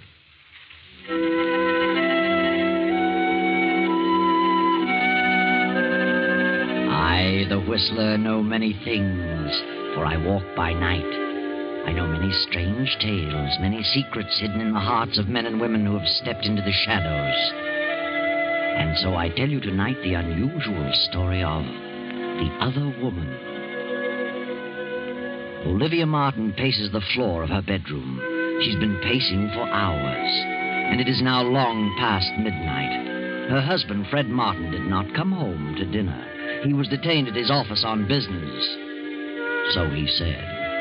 But Olivia knows that it isn't his advertising business that detains him. And she knows, too, that tonight will be the climax and the final crash of their marriage. The end of everything for Olivia. She knows what Fred is going to say tonight. For months she has been fearful of this moment, and now it has come. Olivia, you awake? Yes? Come in. I thought you might be asleep. How could I sleep? You know better than that. It's 1 o'clock, isn't it? Yes, Fred. I didn't realize it was that late. You don't usually bother to see if I'm awake. Don't I? For the past 2 months, you've passed right on to your own room. Yes. Yes, I guess I have. Get your business settled? Yes. Yes, I had quite a bit to attend to.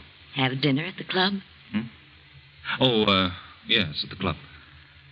Then why didn't you answer my call? I had you paged. They said you hadn't been there this evening. Oh?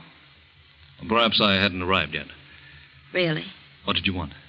I don't know. I don't remember now what I called you for. I see. Well, I think I'll turn in. Good night, Olivia. Why don't you say it? Say what? What you came here to say. What makes you think I had anything particular to say? I know. I don't know how, but I've known all evening you were planning to tell me something when you got in. Oh, that's nonsense. No, Fred. I've known for months this was coming.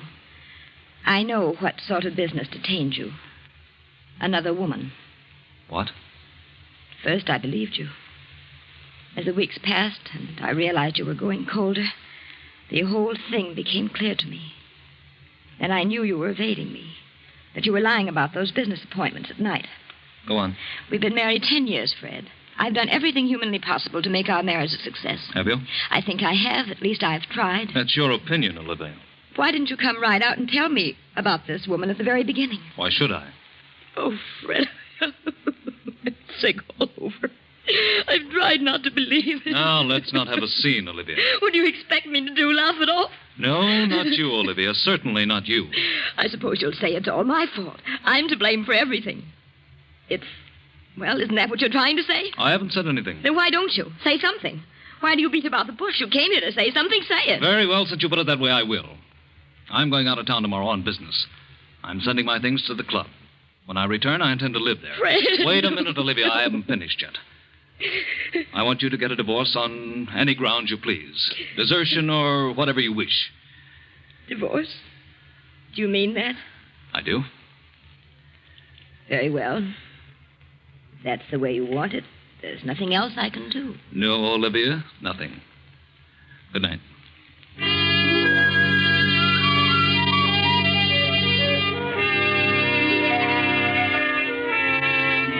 So Olivia sobs herself to sleep. And when morning comes, she finds Fred gone and his things already sent to the club. All day she wanders aimlessly about the house like a lost soul. Then as night falls and her loneliness increases, she is seized with a horrible feeling of hopelessness. A strange depression comes over her, and she sits down at the desk and writes a note. Fred, the very thought of losing you, the thought of divorce, the thought of giving you up for another woman is more than I can bear. The shame, the disgrace, the scandal of it all would, I know, drive me insane. Regardless of what you may think, I refuse to accept the responsibility of the failure of our marriage. I know who caused it, and I know who she is. You'd never be happy with a woman of her type. You'd be throwing your life away. I refuse to give you up to her. And so, I have made a decision. Goodbye, Fred. Olivia.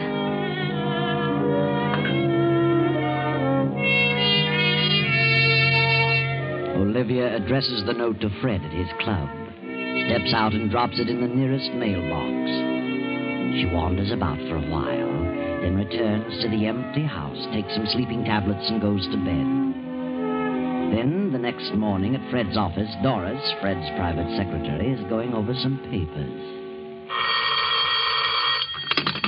Yes? Very well. Put him on. Hello? Yes, Mr. Goldberg. This is Doris Hammond. Mr. Martin's out of town for a few days. Yes.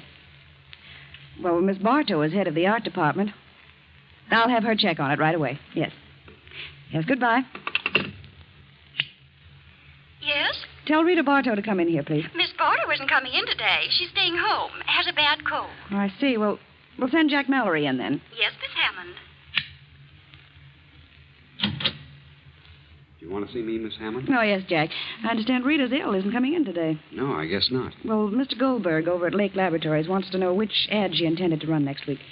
Only Rita knows about that. Perhaps we'd better send them over to Rita's apartment and have her select the one she wants to use. Very well. Who shall I send? Well, I don't know of anyone who'd rather go on that errand than you, Jack. Well, how'd go if you insist? I don't think I have to insist, especially where Rita's concerned. All right. I'll run over there. I thought you would. Thanks, Doris. See you later.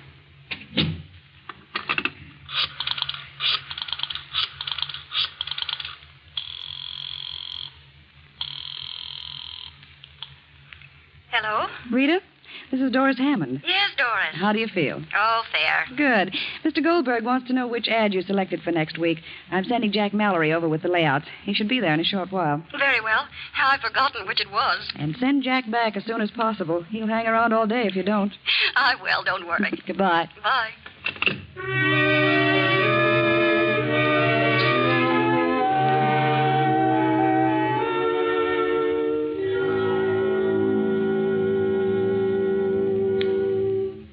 Hello, Rita. How do you feel? Oh, all right. Just didn't feel like coming to the office today. I thought you had a bad cold. No, not too bad. I'll be all right tomorrow. Mr. Goldberg wants you to select the layout for next week. Here they are. Which do you want? Well, I'd planned on this one. But I think you should make this section in red. Oh, I see. That's easy. I'll fix it up in a jiffy. Stands out better this way. We'll use this one for the week following. Okay. You look mighty lovely, Rita. Thanks. Where were you going, all dressed up? Well, I've got to go out of town this afternoon on that Henderson deal. I wanted to put it off until next week, but Mr. Martin insisted that I get it settled as soon as possible. I'll be back on the afternoon plane tomorrow. You shouldn't be running around too much, darling. Well, I don't really have a cold. It's that sinus. You've had a lot of trouble with that in the past year or so. Yes. There's nothing much can be done about it, I guess. Thank heavens it only strikes me in winter. Why don't you try a change of climate, Rita? Change of climate. I should think you'd like California. I've always wanted to go there. I've had an idea that I could do very well. Some nice jobs in the movie art departments. I'm not interested in movies. I thought about going out there and settling down, buying a nice little home and really enjoying life. Why should a bachelor do all that? You have ideas about getting married, Jack? Yes. Yes, I have, Rita. Good. I'm glad to hear it. What time's your plane leave? At 2. How about a little lunch while you're waiting? Something warm. Very well. Oh, leave your bag here. We'll pick it up later. All right. I've got something important to talk to you about, Rita. Important? Yeah. I got a nice raise this week. That's fine, Jack. I want to ask you a question about you and me. Yes? Go ahead. No, not now. Come on, we'll talk about it during lunch.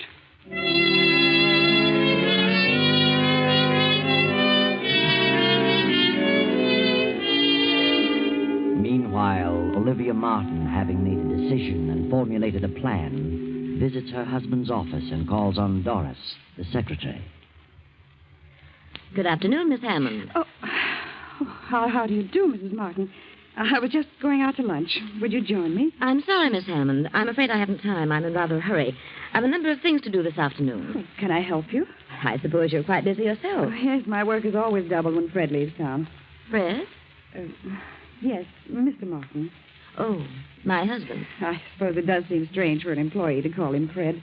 But for some reason I've gotten into the habit and can't seem to break it. He doesn't seem to mind, however. That's so. I can imagine he wouldn't. After all, you're like one of the family, aren't you, Miss Hammond? Yes, I've been here for 2 years. You've been Fred's private secretary for how long now? Almost a year. It doesn't seem that long. Pleasant work, isn't it? Most interesting. You've no idea how absorbing this business can be, Mrs. Martin.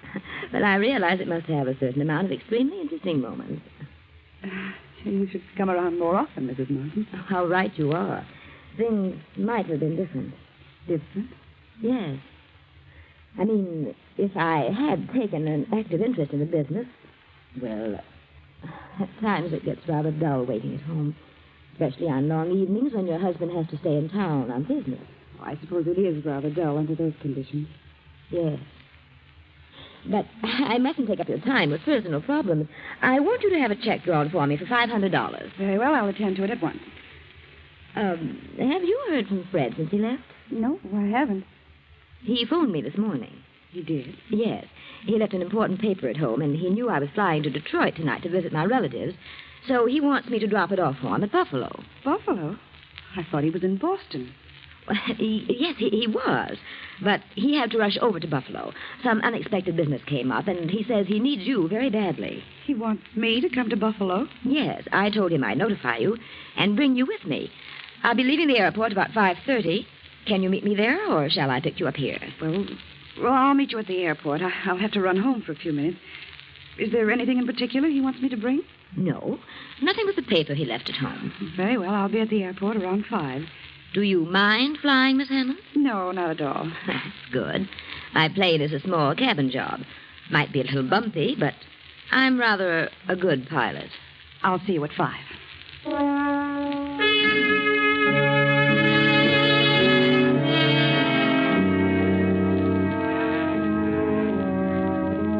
Shortly after noon, rain begins to fall. Round 2, the storm becomes heavier. Then Jack returns. Jack Mallory, where on earth have you been? Do you know what time it is? Yes, I'm sorry. I got to talking and didn't realize the hour. Well, what about the layout? Did Rita select one? Yeah, this one. She made a couple of changes in it. So? What changed? Oh, nothing important. Just wanted this section set up in red. Stands out better. Yes, so it does. Well, I'd better put it through right away. I'm sorry to have been so late with it. I'm glad you got back with it before I left. Left? Where were you going? Mr. Martin phoned. He wants me to join him in Buffalo. Something important has come up. Buffalo? Mm-hmm. I thought he was in Boston. He had to run over there in a hurry. Buffalo, huh? Strange. What's strange? Huh? Oh, well, I mean his being in Buffalo. What's strange about it? Oh, I don't know. I suppose he could be in Buffalo. Well, what's the matter with you, Jack? Why, nothing at all. Here, lean over here. What? Why? A little closer. Why? What's the matter? Well, of all things, now I've seen everything. You've actually had a drink. You, of all people. Well, I don't approve of it as a rule, but I walked back from Rita's place. I got my feet a little wet in the rain. Felt kind of chilly. I was afraid I was catching cold, so I dropped in at a bar on the way back and had a drink. Well, I hope you don't get sick.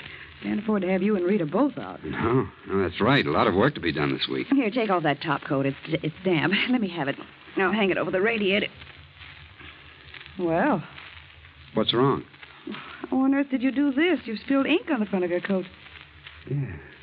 Well, what do you know? Fine thing. I just got it yesterday. I must have done that over at Rita's when I blocked that section in red. You'll have to get it out as soon as possible. Hand me a towel from that closet and dampen it. Oh, don't bother, Doris. I'll have it cleaned tomorrow. Get some of it out now. Thanks. Certainly hard to get off. Well, it's probably dried in by now. The cleaners can get it out. Strangest ink I ever saw. Doesn't seem to be ink. More like blood, if you ask me. Blood? Let me see. It is strange. Let me see that layout. Does seem a little darker than this on the card. Maybe the cloth has something to do with it. Perhaps. Better let the cleaners worry about it. What time are you leaving, Doris? In a few minutes. I'm flying from the airport around 5. Well, good luck, Doris. See you in a few days. Thanks, Jack. Take care of yourself. And lay off the liquor. That's bad stuff to get started on. Are you kidding? What do you think?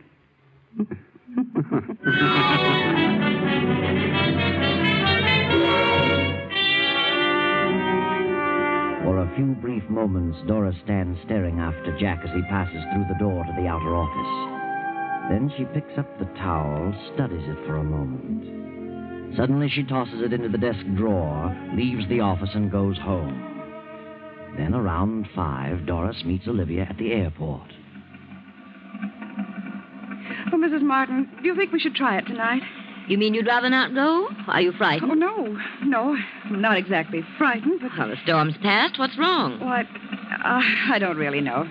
Nothing, I guess. Well, nothing to worry about.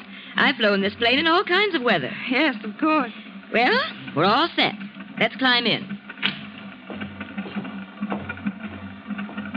I wish I could have talked to Fred. I haven't the slightest idea what this is all about. You'll know what it's all about. In no time at all. What? We'll get there in a couple of hours. Don't worry.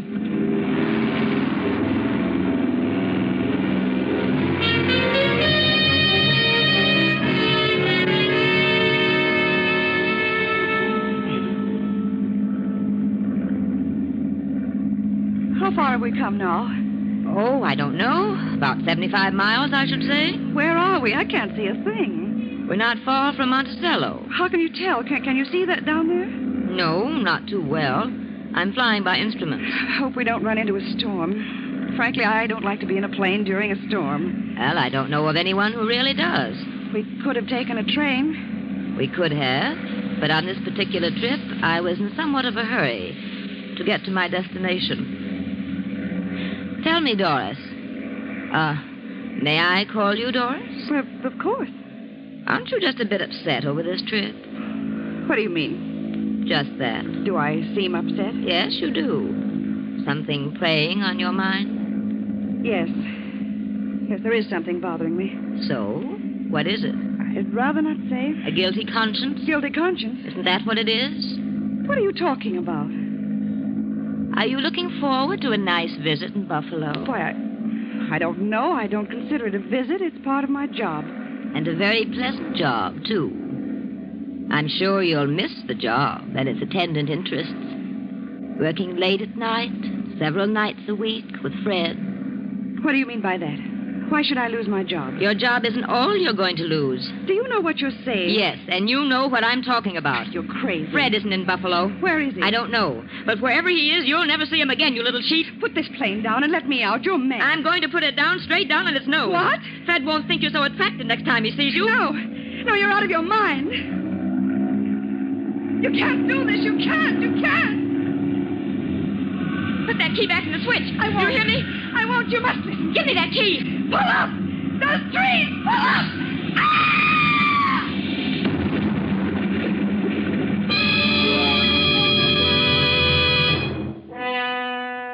By some strange quirk of fate, Olivia is foiled in her plan of suicide and murder.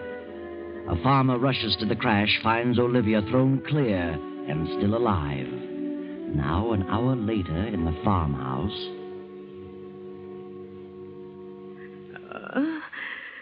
Well, how do you feel, ma'am? What? Why, who are you? I'm Doc Sanders. Doctor? Where am I? You're on Jake Barrett's farm. Found you right after the crash. Believe me, you're mighty lucky. Lucky? What do you mean? Well, you were thrown clear when you hit the treetops. Got off with a few scratches and a couple of rattling good bumps, but not a busted bone anyplace. What happened to my passenger? Well, I'm sorry to say she's dead. Dead? She's dead. Yeah, she wasn't as lucky as you. I'm lucky, am I? Don't you think so? No. No, I don't. I'm not lucky. That isn't the way. Oh, now, take it easy.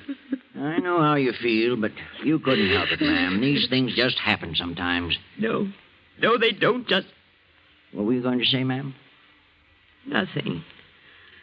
I wasn't going to say anything. Oh. Well, they located your husband, ma'am. Jake's driving you back to New York tonight. Now, you'll be all right.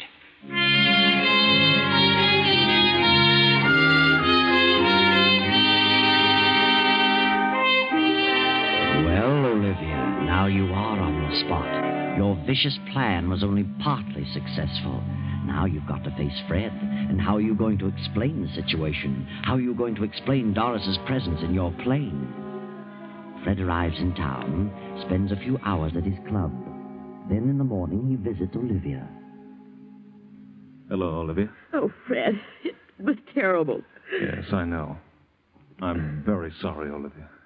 I don't know what happened, but all of a sudden the motor cut off. I couldn't find a clear spot anyplace. I thought I saw a clearing, but it was more trees.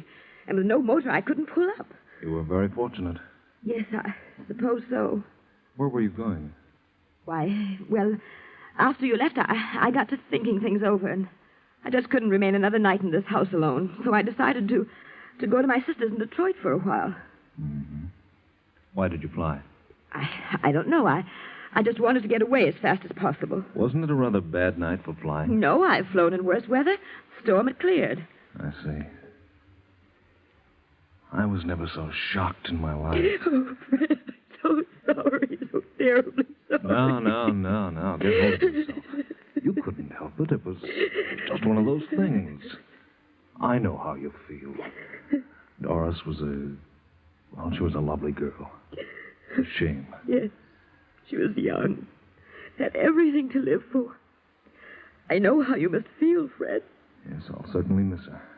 Can you ever forgive me, Fred?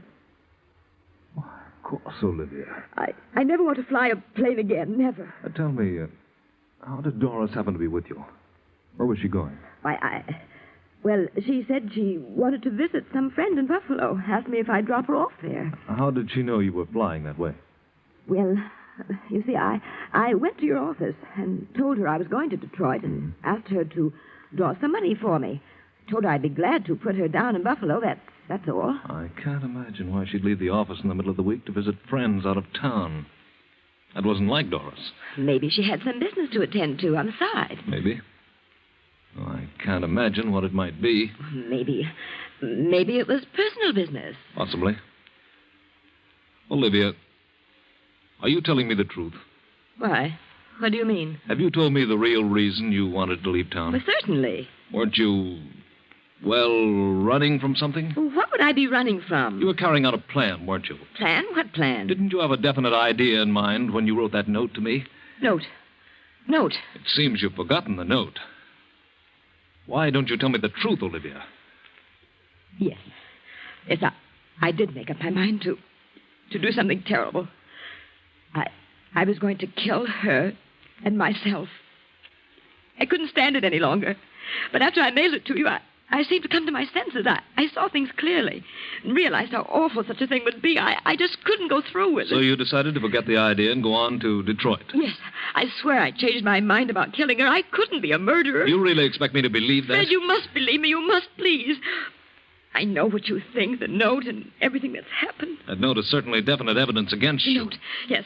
Oh, Fred, I swear I didn't. That's easy to say, but the note is too convincing. Where is the note? You must destroy it. Don't tell anyone about it, please, Fred. What time was it when you visited my office? Oh, I don't know. About noon, I think. And you mailed the note the night before? Yes. And you made up your mind to leave town. You went to the office, told Doris about it, and left at 5. Yes, that's right. And what did you do in the meantime? Oh, I can't remember. I'm so confused. I went shopping for a while. Are you sure? I don't know. I don't know, but I swear I changed my plan by the time morning came. You're going to have a hard time proving all that. It's the truth. Why shouldn't they believe the truth? The circumstances all tie in too well. We had separated the day before I moved to the club. Several people knew about that. And in the note, you said you knew who the other woman was and stated clearly what you intended to do about it. I know. Then how else can the police look at it? Police? What do they know about it? They've been putting 2 and 2 together. But the note? How do they know what's in the note? They were waiting for me when I got back from Boston. They had already found the note. They showed it to me. That's where you made your big mistake, Olivia. Fred, they really think I killed her, murdered her? They do. What are they going to do? The detectives are here now. They want to talk with you. Detectives? Yes. I'll be calm. Very well. Come in, Captain Evans. Thank you. Olivia, this is Captain Evans. And this is Lieutenant Davis. How do you do? Good morning, Mrs. Martin. Did you gentlemen wish to see me? Yes, we'd like to ask you a few questions. Yes, Yes, of course. But I haven't done anything. I'm absolutely innocent. Yes, I know, Mrs. Martin. We don't want to upset you. Just answer a few questions. Very well. Is it true that your husband left you a few days ago with the idea that you were to get a divorce? Yes. He took up residence at his club? Yes. You believe that your husband was in love with another woman? I did. Did you know who that woman was? I did. Did you object to his leaving you, getting a divorce? Yes. Yes, I did. Well, after he left you, did you write this note to him? Yes. I wrote it, but You mailed it to his club. Yes. Next day, you got some money at his office, about noon, and exactly 5 o'clock, you took off in your plane. Yes, but I'd changed my mind. I couldn't go through with it, and I didn't. I swear I didn't. Where were you, Mrs. Martin, between noon and 5 o'clock? I went about town. I did a little shopping. I don't remember what else I did. Can you prove where you were during that period? No, I don't see how I could. No one was with you during that time. Did you frequent any establishment where you were known? No, I didn't. I saw no one I knew. Are you sure, Olivia? I'm positive. What difference does it make where I was between noon and 5 o'clock? It makes a lot of difference. Because it was about that hour that Rita Bartow was stabbed to death in her apartment. Rita Bartow? The head of the art department? That's right. The weapon's not been found, and there were no clues to the identity of the murderer, excepting your note to your husband. But Rita Bartow? What have I to do with her? You said in your note here that you knew who the woman was. Rita Bartow was the other woman. What?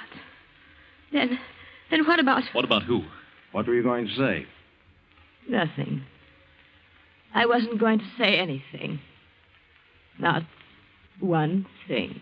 Oh, yes, you were, Olivia. Yes, you were.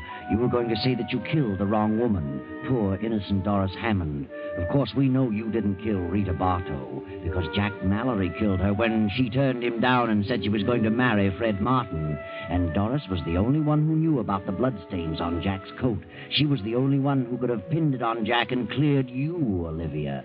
But Doris is dead now, and you killed her. Killed the very one who could have saved you. What a shame.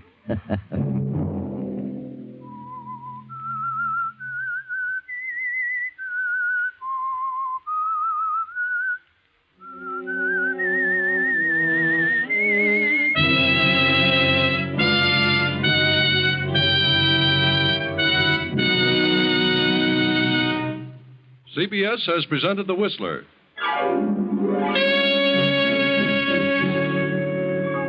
Next week, same time.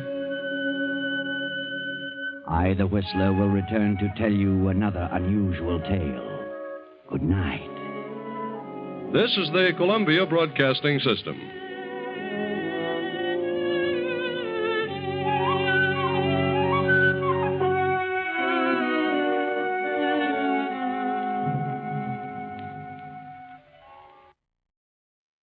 And now, stay tuned for the mystery program that is unique among all mystery programs.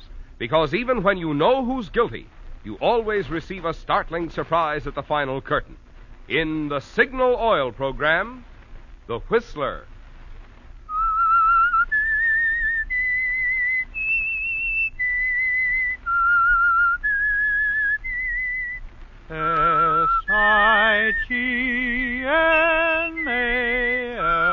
Signal. Signal gasoline.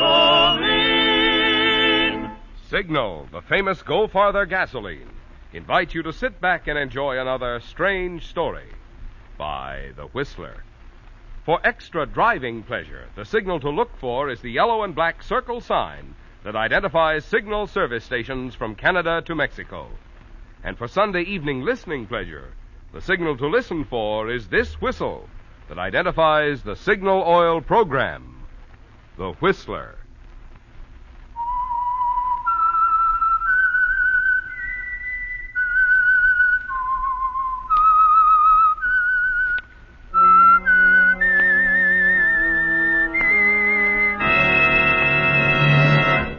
I am the Whistler, and I know many things, for I walk by night. I know many strange tales, hidden in the hearts of men and women who have stepped into the shadows. Yes, I know the nameless terrors of which they dare not speak. And now the Whistler's strange story, Swan Song.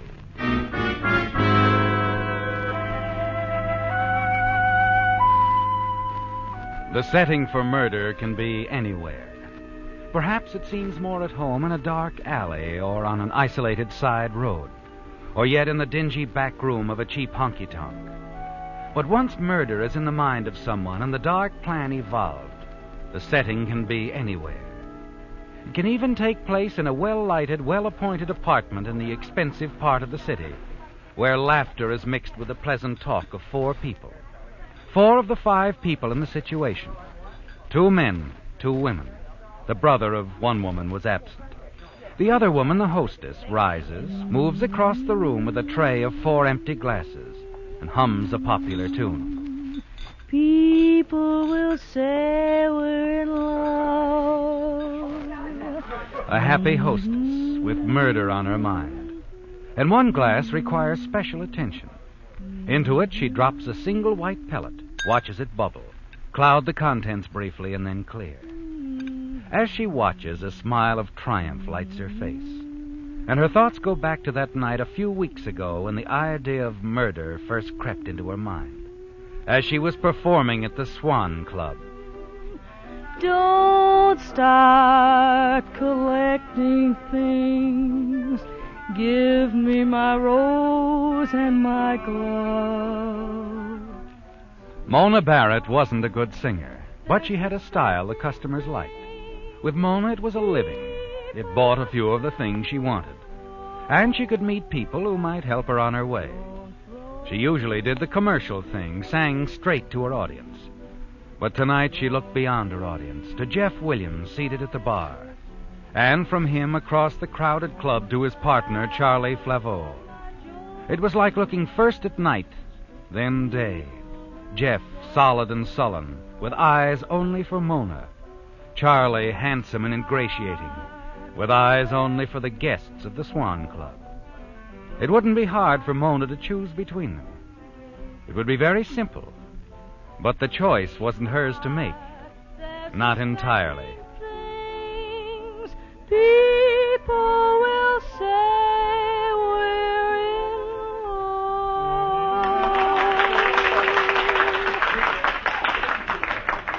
Her song ended, Mona turned away and started for her dressing room. In a rush, Mona? Oh, Jeff, hello. Yes, I am, sort of. Your song was great. Thanks. How about a drink? I'm really in a hurry, Jeff. I shouldn't. No time for a has-been, huh? Oh, don't start that again, Jeff. I don't like it. Well, I don't like it either, baby. That's the way it seems to be. Last year, there wasn't any Charlie. It was you and me, and the club was cozy. Charlie's your fault, not mine. I didn't bring him here. No, Mona, you didn't. Neither did I. Just shows up. Remember me, Jeff, your old pal Charlie. Kansas City, I'm your new partner. I'd have thrown him out. Have him go to the cops? Tell them all about the deal I was mixed up back in Kansas City, not me.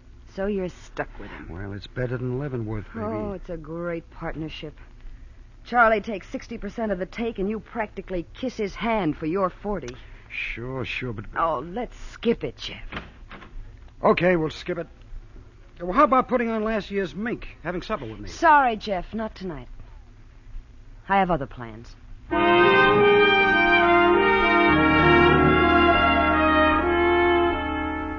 You do have other plans, Mona, and those plans include Charlie. You're not going to let anyone interfere. You forget Jeff the moment you step into Charlie's new convertible. Listen to his big talk as he heads for the secluded bluffs above the beach highway. Charlie can afford to talk big. He does big things, makes big money, doesn't he, Mona? And you like that.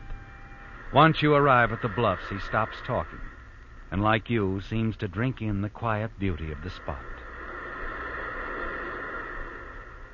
It's lovely here, isn't it, Charlie? Huh? Oh, yes, yeah. What are you thinking? Oh, I was just thinking this would be a great spot for a new club. Use lots of glass, big windows. So when the customers get tired of looking at you or the food we flip them for, they could get a real view. I'm not very flattered. You're not supposed to be, honey. Well, at least I'm glad I fit into your plans, even if it's only to make the ocean look better. Did I say you fit into my plans? No, I guess you didn't really. But I want to, Charlie. I want to very much. Yeah, I know. And if you need any convincing, maybe this will help.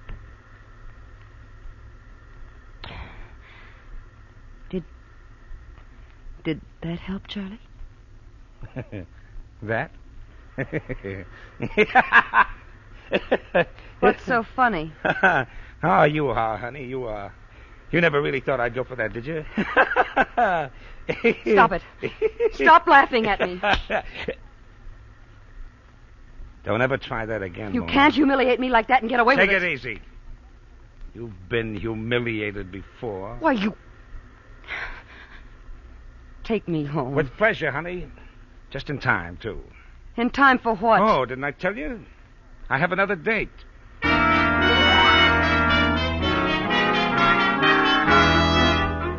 The rage that swells within you is almost more than you can stand, Mona. And you know that someday, somehow, Charlie is going to pay for that insult, turning you down. Yes, he's going to pay, isn't he? Through that night, the following day, the anger you feel for him grows with each minute, each hour. And finally, early in the evening, you find young Brad Roberts talking to Jeff in his office at the Swan Club. Just keep your partner away from Sharon, that's all, Williams. Look, Brad, you better talk to Charlie about this. I'm not his keeper, you know. If you want him to stay away from your sister, you tell him. I already have, and I'll tell him again. But I'm warning you. Look, don't. I got troubles of my own. Oh, come on in, Mona. Brad's just leaving. Hello, Brad.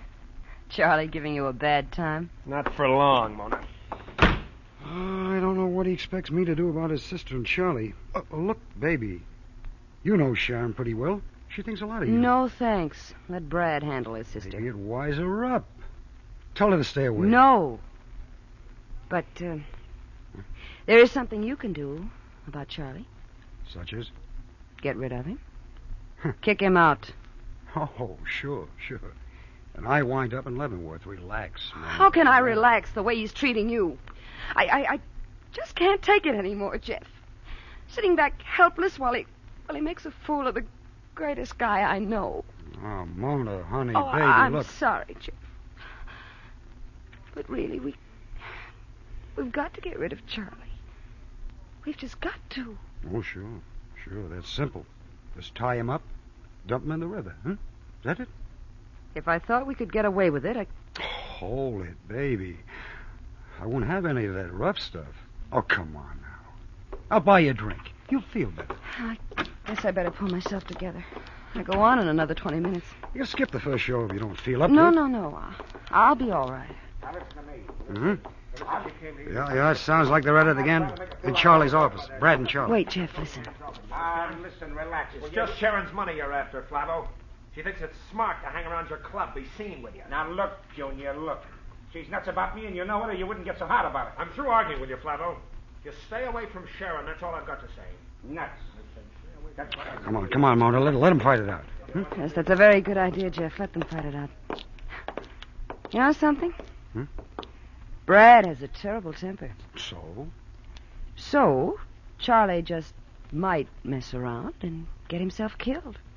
Brad would have an out. You know, protecting his sister's reputation and all that. Oh, sure. You know all those soft sister juries, huh?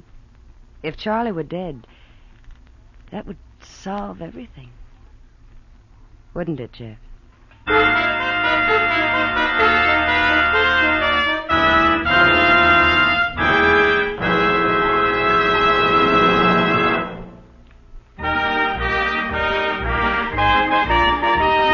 Tonight's $20 Signal gasoline book goes to Carol Van Court of Los Angeles for this limerick. An unhappy driver named Joe never could make his old car go.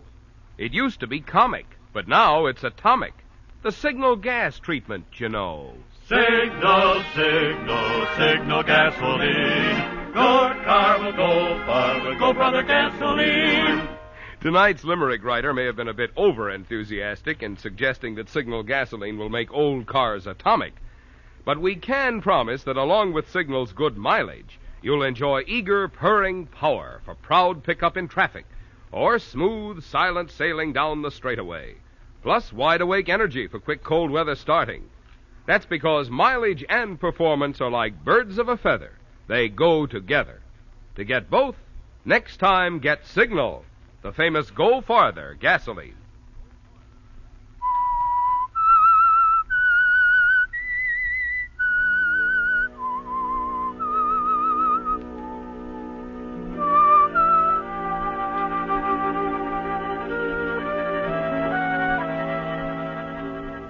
Yes, Mona.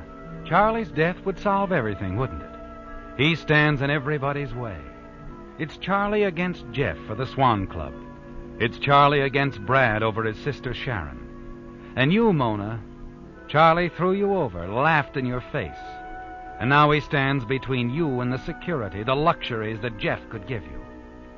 So Charlie's got to go. You're certain of that. But how, Mona? It's something to think about, isn't it? And consider carefully. Then one evening at the club, you're sitting at the bar when you see Sharon Roberts hurry out of Charlie's office, an angry, determined expression on her face. Sharon! What? Oh, Mona. My, what a stormy look. Feuding again? Charlie's just impossible at times. I can't stand much more of this. Brad, the family on one side, Charlie and his jealous fits on the other. He thinks he owns me. What's happened now? Last night, the family insisted I go out with someone. Show him around town. He's from the East. Our families have known one another for years. Charlie found out, and he's just furious. You know how jealous he is. Now I'll go home, and Brad will start in on me because I came here to see Charlie. Oh, thank heavens I don't have to put up that much longer. What do you mean? I'm leaving the family, moving out, getting an apartment of my own. Oh? Well, there's some decorating to be done yet. I won't be able to move in for another month. Another month. I'll probably go out of my mind waiting. Well, you can always move in with me in the meantime, if that will help any. You mean that? Why, yes. I'm just so fed up with everything, Mona. You wouldn't mind, really? I'd love to have you. All right. All right, Mona, I'll do it. And thanks.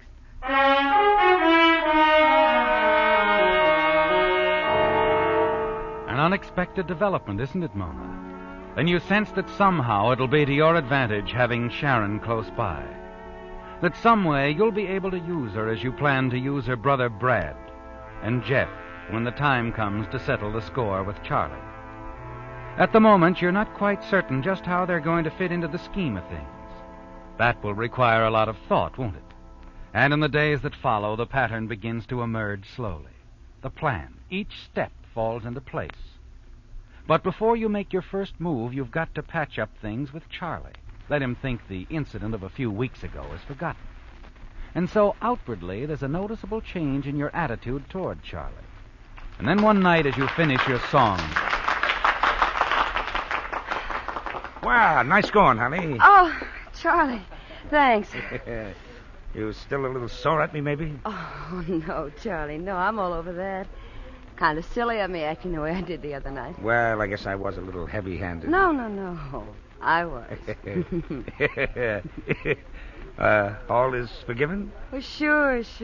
Why not? Life's too short.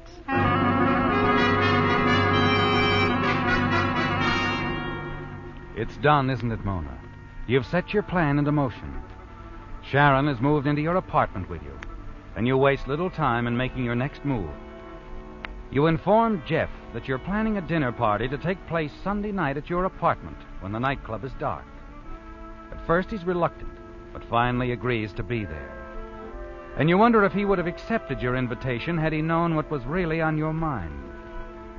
That same night you tell Sharon about the dinner, and your plans are completed the following afternoon after a phone call to Charlie. You're confident now that your scheme won't fail. All you have to do is say something to arouse Charlie's jealousy. Get him and Sharon involved in an argument. And yet when the moment comes, the night of your dinner party, You're tense and nervous, because in the back of your mind is the fear that something will go wrong. However, when your guests arrive, the first cocktails have been served, and the four of you settle down to pleasant, relaxed conversation. That confidence returns.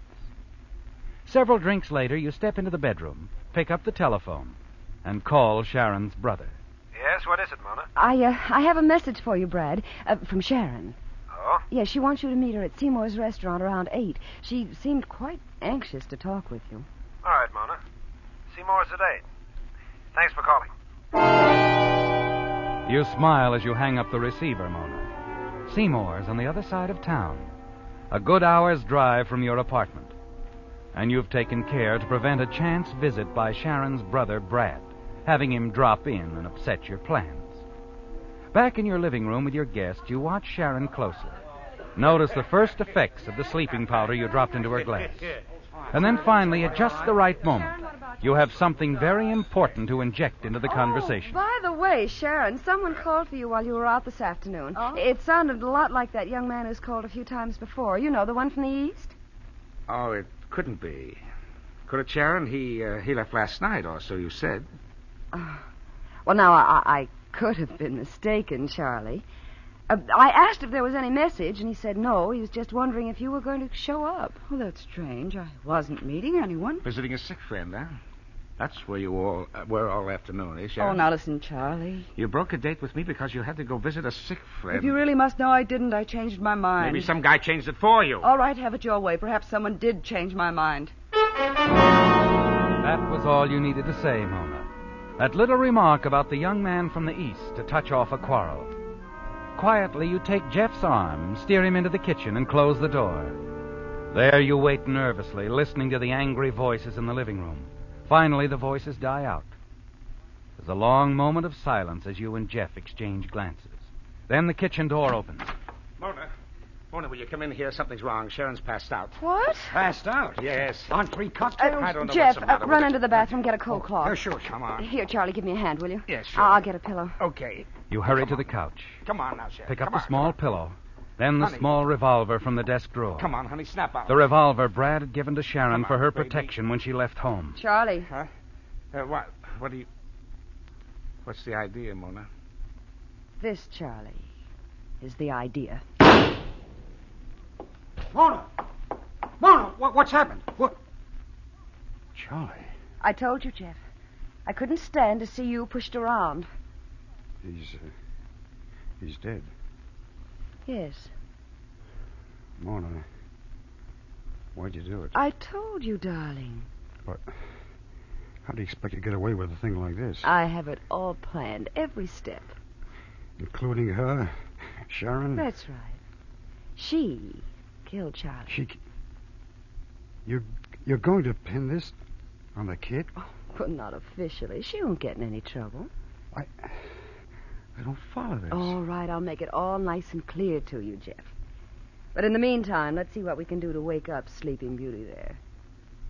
She's in terrible, terrible trouble, darling. She just killed Charlie. We've got to help her out of this mess. We've just got to.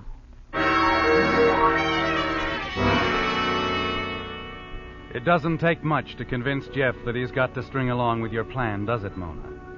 There's really nothing else he can do. You wipe the prints from Sharon's revolver, press it into her hand, and let it fall to the floor. And then finally, when she opens her eyes...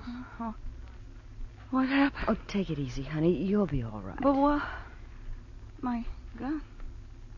What's my gun doing here? Sharon, you don't remember? Remember? Charlie.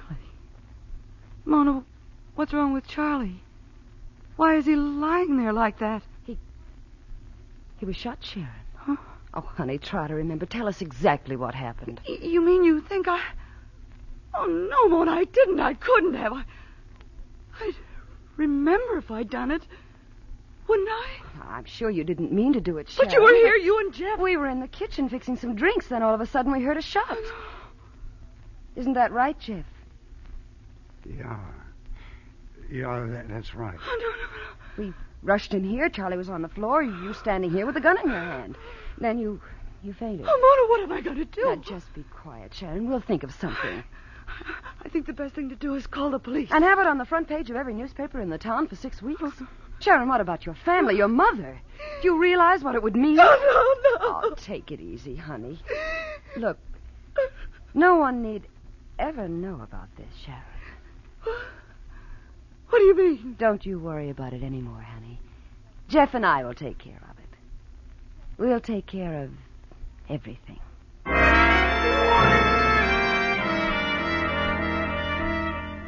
And you do take care of everything, don't you, Mona? Sharon is too upset, shaken, to protest. And Jeff takes Charlie's body down the back stairs, carries it to your car, conveniently parked near the rear entrance. The two of you drive out to the edge of town, take a side road, and then stop when you find a clump of bushes. It's all over very quickly, isn't it, Mona?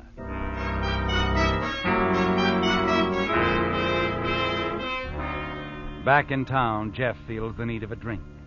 So you stop at a cocktail bar on Wilshire Boulevard before returning to your apartment.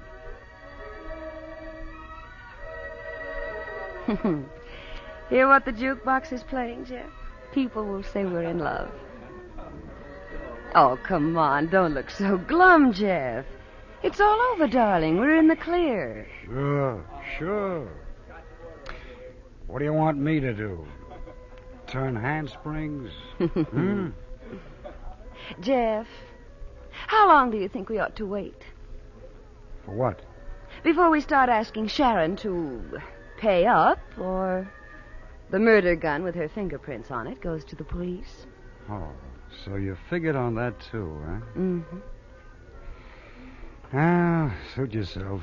You're running this pitch. Yes, that's right, I am. But we're partners now, darling, aren't we? We split 50-50 on everything. Yeah. It's really turned out swell. I get rid of Charlie, only to wind up with another partner. But I'm not as expensive as Charlie was. No. You come cheap. Real cheap. You know, I may kill you someday, Mona. I don't think so. You didn't have the nerve to kill Charlie. You won't do anything to me. Not a thing.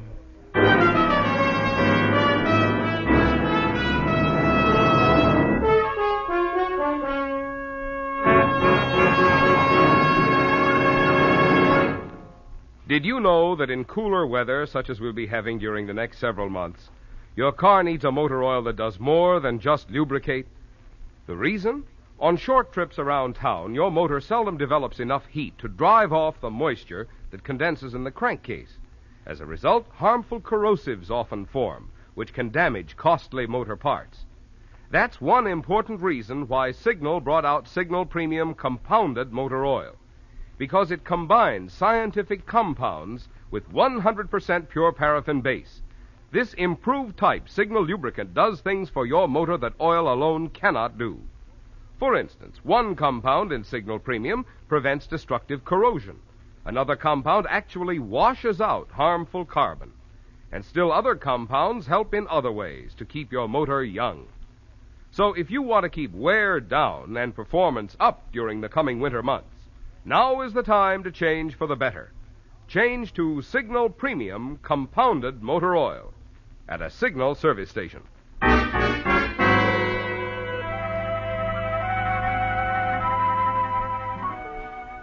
You congratulate yourself, don't you, Mona, as you and Jeff leave the cocktail lounge and drive back to your apartment. Everything went exactly as you planned. Charlie Flaveau is dead, and you're certain you've convinced Sharon that she killed him following a quarrel, shot him with her own revolver. As you arrive at the apartment, you find it in darkness, and you wonder where Sharon is. You step inside, turn on the lights, and freeze in sudden terror at what you see. Jeff, look. What's the matter, Mona? What? No, it can't be.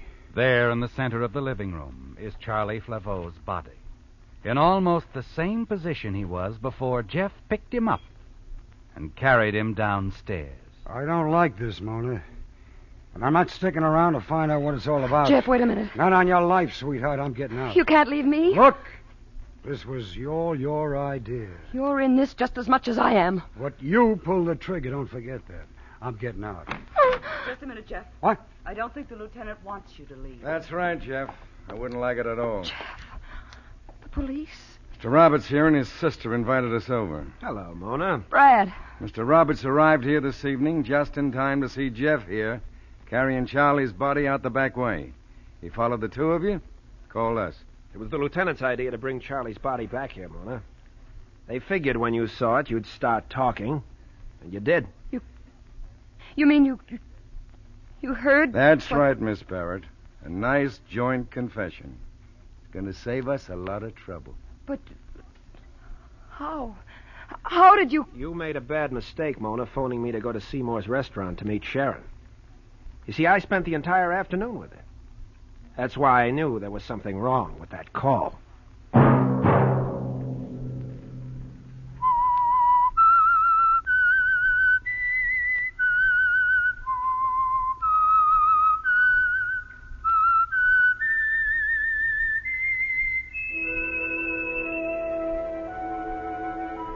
Let that whistle be your signal for the Signal Oil program, The Whistler, each Sunday night at this same time. Brought to you by the Signal Oil Company, marketers of Signal gasoline and motor oil, and fine automotive accessories. Remember, if you would like the fun of having your friends hear a limerick of yours on The Whistler, the address to which to send it is the Signal Oil Company, Los Angeles 55, California. All limericks become the property of the Signal Oil Company. Those selected for use on The Whistler will be chosen by our advertising representatives on the basis of humor, suitability, and originality. So, of course, they must be your own composition.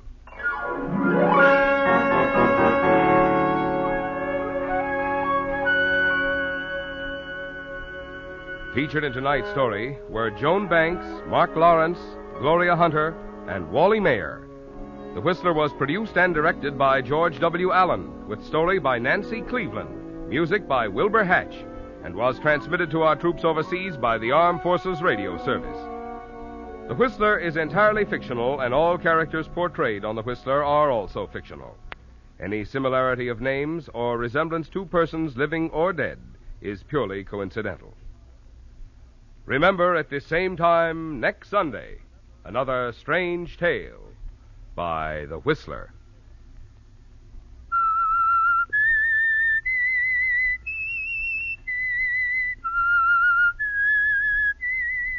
S-I-G-N-A-L.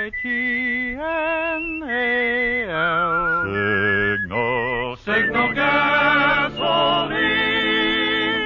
This is Marvin Miller speaking for the Signal Oil Company. This is CBS, the Columbia Broadcasting System. The Signal Oil program, The Whistler.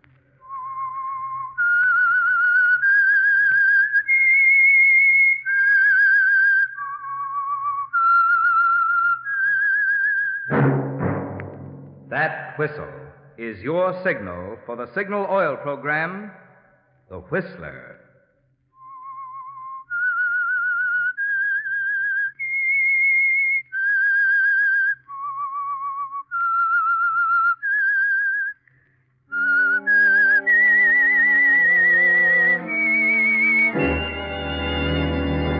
I am the Whistler, and I know many things, for I walk by night.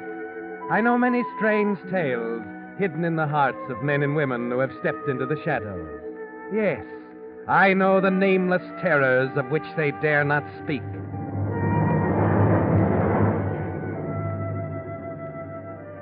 Yes, friends, it's time for the Signal Oil program, The Whistler. Rated by independent research, the most popular West Coast program in radio history. And Signal gasoline is tops, too. Tops in quality. It takes extra quality, you know, to give you extra mileage. And Signal is the famous Go Farther gasoline. So look for the Signal circle sign in yellow and black that identifies friendly dealer-owned Signal service stations from Canada to Mexico. And now the Whistler's strange story. Man of distinction.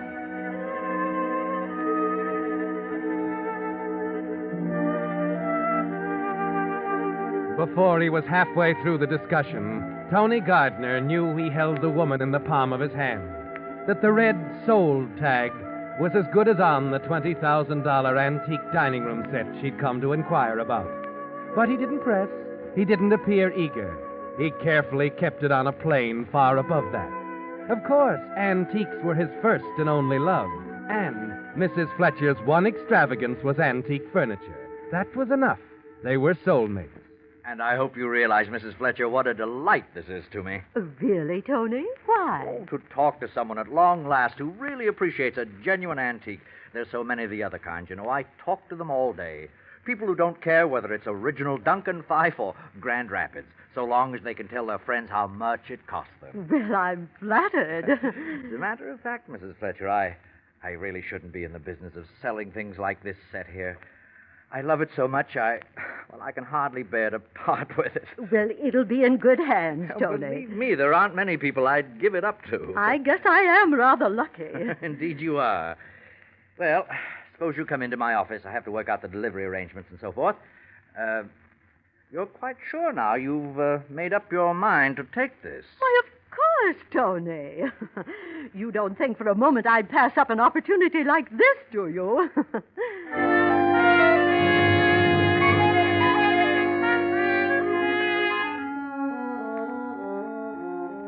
And that's all there was to it, Tony. You give her a cordial handshake and watch her leave, holding her check for $20,000 in your hand. It's an important moment, isn't it, Tony? The end of one thing, the beginning of another. The end of the long years of struggle which laid the foundation for this moment. The Madison Avenue shop, the wealthy clientele which follow Mrs. Fletcher's lead. The end of the years of struggle which made you an expert in the style and finish of fine furniture, and the style and finish of the fine women who bought it. But there's an anxious wait ahead, Tony, after that fabulous dining room ensemble is delivered.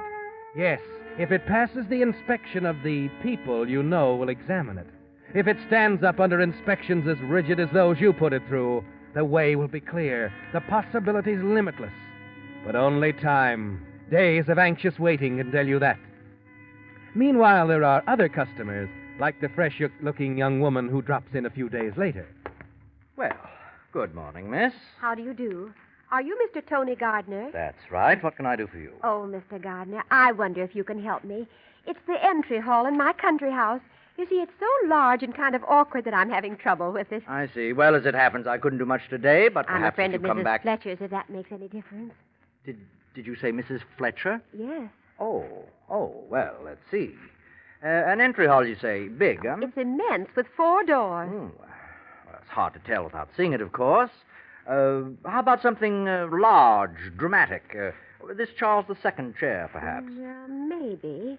What about that big piece in the window, the bookcase? It's beautiful. Oh, the break front. Uh-huh. Oh, yes, very striking. Italian Renaissance, you know, but... It'd be perfect, just exactly right. Oh, I'm sorry. It just isn't for sale. It belongs to my refinisher, Mr. Fennig. Oh, I'm so disappointed, Mr. Gardner. I have to admit now that I really came for the break front. Mrs. Fletcher said today that... Oh, you were out there today? She had a regular open house to show off that perfectly gorgeous dining room set you sold her. She liked it then, huh? She loved it. Oh, we were all so impressed. You know, she wouldn't even let the servants dust it until the insurance people had been there. Really? Did she get her policy? Well, why not? She told me the underwriter said it was undervalued at $20,000. Oh, it was really quite a bargain. Yes, that's what I told her. At $20,000, it was really a steal.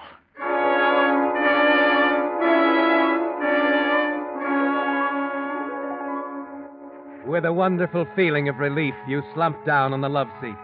The insurance men have come and gone, Tony. The risk is over, and you can step off the razor's edge onto solid ground. And the hours of work, the nights you slaved away in the private shop at the rear of your apartment were well spent. The dining room set has passed the microscopic examination of the experts.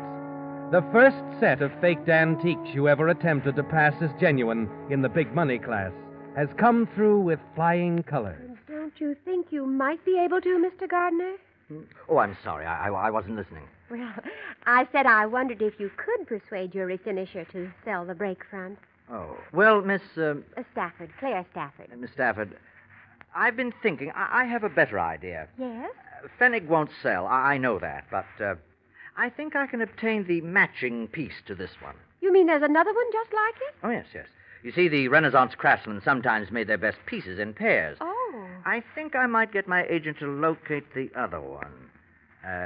I must warn you, it will be rather expensive. Well, I was afraid of that. When can you get it? Well, let me look into that. Excuse me a moment. You hurry out the back entrance down the alley to the shop, hoping Otto Fennick will be as easy to persuade this time as he was before with Mrs. Fletcher's genuine 18th century dining room set. I told you before, boss, that piece is not... I know. It's not for sale, Otto. I know. I like it so much, I want one for myself. I simply want you to make a replica of it, that's all. Oh, like I did the dining room set, you mean? That's right.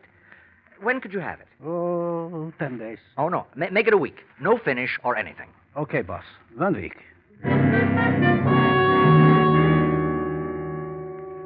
weeks? Why, that's wonderful, Mr. Gardner. It's in Milan, according to my agent's last report. We can get it aboard the Count Liguria. Sails tomorrow. I'll cable my man right away. You have quite an organization, Mr. Gardner. And it takes money to operate it, Miss Stafford. As I told you, this will be a little expensive. No one hates big prices more than I do. Oh, how much? $25,000. $25,000. In round figures, that is. That's a lot of money. But I can guarantee you'll be satisfied. All I need is a few hours to make sure. Well, all right. Ah, good. I'll call back from my apartment. No, better yet. I'll come by again, say at 4 o'clock. Fine. 4 o'clock.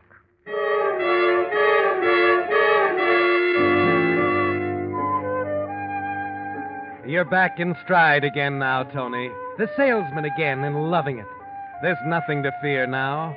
You've passed the highest test, and the big stakes are there, waiting for you to pick them off. In a matter of minutes after Claire Stafford leaves, the genuine break front is back in Otto's shop, and he's at work on the copy. An hour later, you dash down to 8th Avenue and 27th Street to consult with your Italian representative. A radiogram, understand? I want it filed in Rome tonight and delivered through the usual channels. Well, I don't usually do this kind of work. Well, there's $50 in it for you. How's that? It's not bad. It's not good. I'll do it. Go ahead. All right, then. Now, take this down. Shoot. From the Anthony Gardner Campagna, 24 Via Porto, Roma. Have break front. Stop. Personally supervising loading, Naples, Count Liguria. Forwarding documents to cover shipment.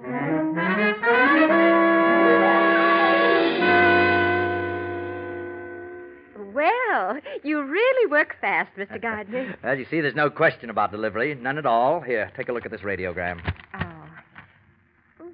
Supervising loading Naples, Count Liguria. Well... I'll have it in your hands in 12 days. Oh, I wish I knew more about furniture.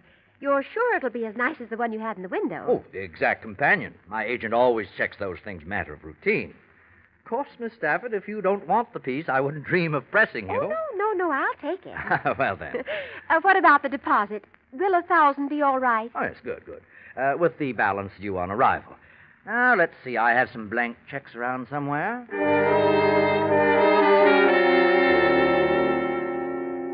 $1,000. You watch her write it on the check, smile and thank her as she hands it to you and walks back out the door. As you pick up the checkbook from the counter, you realize she's absent-mindedly put the radiogram in her purse. You start toward the door, and then decide she'd think it odd if you followed her out onto the street, and it won't matter now anyway. As a matter of form, of course, you must call Mrs. Fletcher. Tony, I know it was horrid of me not to call you about the dining room set. Just the same, I want to thank you, Mrs. Fletcher. I do really appreciate... Nonsense, Tony. What did you sell? Something nice? Well, rather. A break front. $25,000 worth. Marvelous, Tony. Who is it? Friend of yours, Claire Stafford. Oh, yes, the young business girl. Business girl? Attractive person. I suppose she has a rich friend. Nice customer for you, Tony. Works for an insurance company. That's how I met her, you know. She's an antique expert. Oh, exciting, really. Investigates frauds and all that sort of thing. Tony? Tony, are you still there? Hello, Tony? Tony?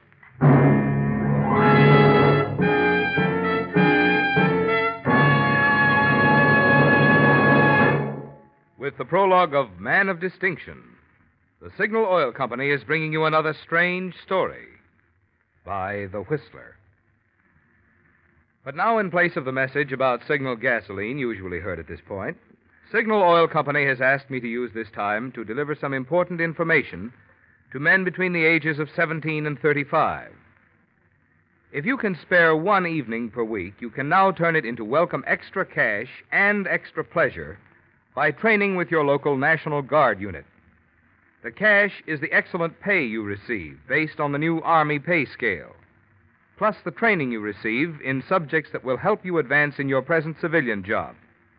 And the pleasure, that comes in the many sports and social activities you'll enjoy with former service buddies and friends and neighbors, plus the honor of being a member of one of America's most respected organizations. Incidentally, there are still many opportunities for ex-servicemen to enlist in grade, which means even higher pay. But the best opportunities are naturally going fast during the National Guard's current campaign to recruit a man a minute. So don't delay. Get full information now by contacting your local headquarters of the National Guard. And now, back to the Whistler.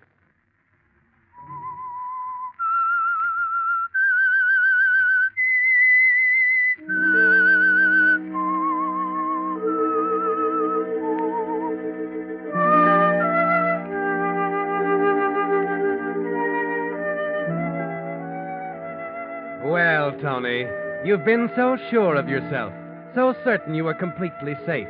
But you can add it all up now. It makes sense, very good sense. Claire Stafford came into your shop this morning for one reason: to trick you into selling her a fake piece of antique furniture as the real thing, to reveal you to the world as a fraud. That's why she seemed so gullible, so wealthy. And that's why she was careful to put that false radiogram in her purse. You thank your lucky stars it's not too late, that there's still one way out, one way to preserve the reputation you've built up so carefully with 10 years of hard work. One way to save you from ruin. You take a cab across town to her apartment.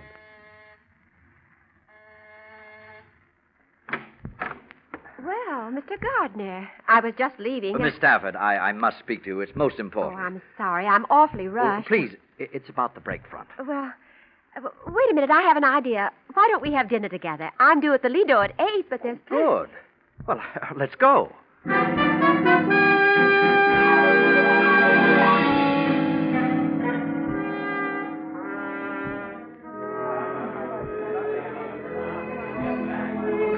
I'm so glad we came here, Mr. Gardner.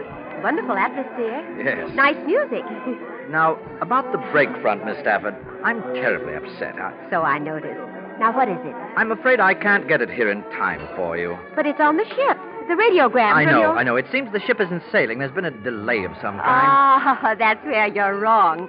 I checked. You what? Yes, I called the Marine Exchange. She sailed today on schedule. Oh, I was so thrilled. I wanted Listen, to make Miss sure. Stafford, I'm terribly sorry, but I just can't deliver that piece. That's all. I brought your check along, and I'll be very happy to give it back to you. Now, that's no way to act, Mr. Gardner. We've made a deal. I have your assurance and your radiogram that the piece is on the ship. You have my deposit, and that's that. Yes, but I tell you, it'd be Mr. much... Gardner, there's nothing wrong with our transaction, is there? Wrong? Why, no, there isn't.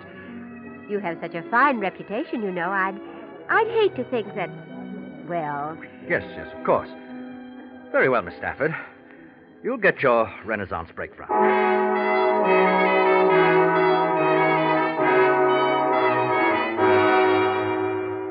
She changes the subject, and you make no effort to bring it back during the rest of the meal.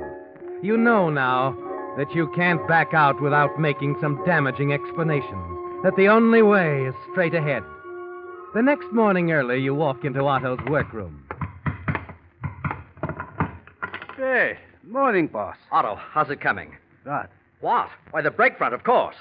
Why, good Lord, is that all you've done? What's the matter, boss? Something wrong? Wrong. You haven't even got the front panels finished. But I only start this morning. Boss, what is the You're matter? dawdling, Otto. That's what's the matter. You're dawdling. I want that break front, and I want it fast. You understand? Now get to it. Get to it.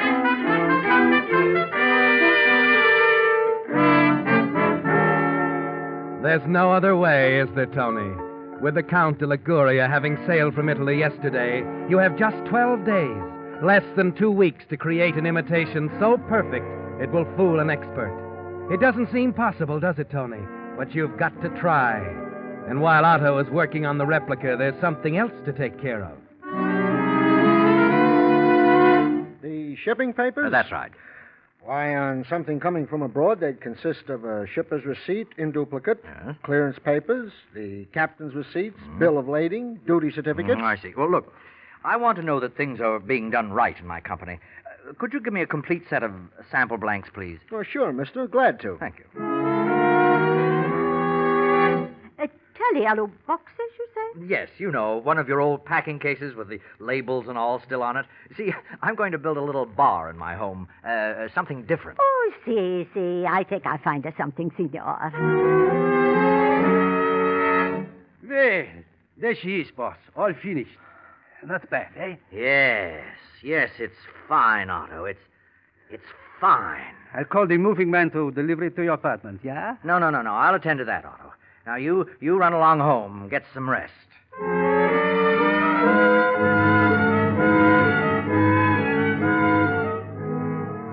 You long for rest yourself, don't you, Tony? But for you, the work is just beginning, the real work. It starts when you transfer the imitation break front to your own apartment, lock the doors, and leave word that you're not to be disturbed. You have 5 days left, Tony, before the Count de Liguria docks in New York Harbor. You pray that it's enough.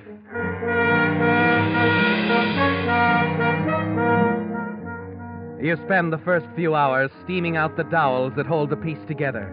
Most of the day is gone before you finish. Then you put each section of wood to soak in oil. Waiting for it, you stretch out for an hour or so of fitful rest.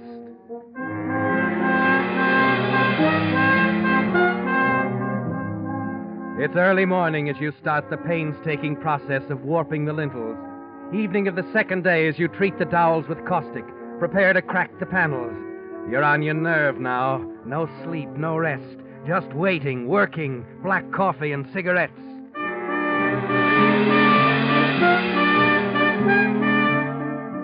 You've forgotten there are such things as sunlight and fresh air when you finally reassemble the entire piece. Paint it with acid and wrap it in a winding sheet of cotton batting so the acid will bite in. Then more waiting, worrying, hoping, before you can even start the laborious grind of final rubbing. You work over the wood, pressing down until your hands are swollen with blisters, your back strained to the breaking point, and at last it's finished. You step back almost sobbing with weariness, but it's there, Tony, complete, right down to the last artificial wormhole. You try to compare it with the original and decide that no matter how tired you are, you've got to have one more look at the original in Otto's shop. Tony Gassner. Otto. My boss, Tony. Why, Otto, you're drunk. Yeah, drunk. Why not?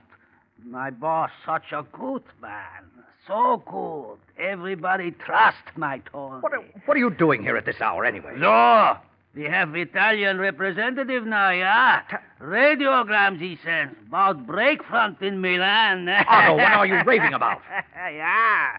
Miss Claire Stafford says she is buying break front like mine. Miss Stafford? She was here? Yeah, this afternoon. What did she ask you? What did you tell her? What did you tell her? Nothing. Let go. Let go. I'll tell you nothing. I figured it out myself. Oh, you poor drunken fool. Fool, eh? You think the police say I'm fool, yeah? The police? Well, Otto, you're in this just as deeply as I am. No. I only take orders. I never make fake antiques, never in my life. I tell the police. You're not telling anyone anything. You're not telling anyone anything. Tony, boss, I never tell them. I only tell you. Please, boss, please.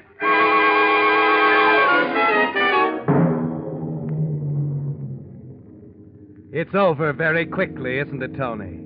Your eyes move from Otto's body sprawled on the floor to the break front. You stand for a moment undecided. It's yours now for the taking, if only... Hey, what's going on in there? Open up! But there isn't time. Someone's at the front of the shop, and Otto can't be found like this. You whirl around, kick out at a can of inflammable varnish. It spills across the floor as you back away. Your last act before slipping out into the alley is to strike a match. Toss it gently into the varnish.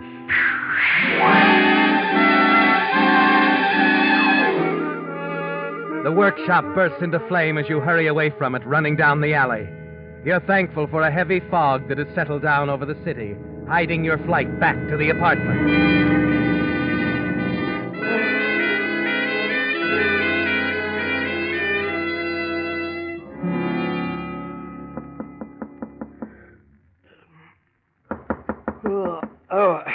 Just a minute. Morning, Mr. Gardner. Oh, hello, son. The manager sent me up, sir. He thought you'd want the morning papers about the fire at your refinisher shop. Fire? What fire? Oh, we thought you knew, Mr. Gardner. No. The story's here on page 2. Here, let me see. That poor old guy, Otto Fennig, dying in a fire like that. Oh. It's in the far column. Oh, yes, sir. Yes, that's right here. Man killed in accidental blaze. Why, this is terrible. We're sorry about the fire, too, Mr. Gardner. I guess that'll be quite a loss. Oh, yes, but Otto, I'm thinking about poor, faithful old Otto. Well, thank you, son, for letting me know. Here you are. Thanks, Mr. Gardner, and if there's anything we can do... Yes, sir. I'll let you know. Poor, faithful old Otto, indeed.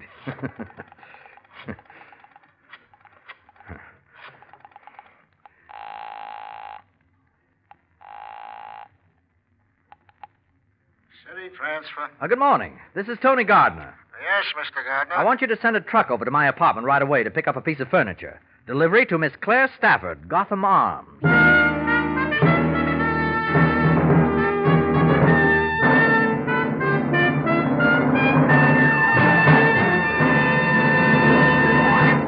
The Whistler will return in just a moment with a strange ending to tonight's story. Meantime, a question. What gasoline is known as the Go Farther gasoline? Well, if you've lived out west any length of time, you know that Signal is known from Canada to Mexico as the Go Farther gasoline. Now, naturally, we're mighty proud of Signal's famous mileage. But even more so, we're proud of the extra efficiency Signal gasoline gets from your motor, which makes such mileage possible. For when your motor runs more efficiently, you also enjoy quicker starting, faster pickup, and smoother knock-free power, the things which make driving more fun. That's why folks who want superior performance, as well as those who insist on mileage, are both switching to Signal. They've discovered that to get the tops in gasoline quality, there are just two things to remember. One, in gasoline, it takes extra quality to go farther. And two, Signal is the famous Go Farther gasoline. And now back to the Whistler.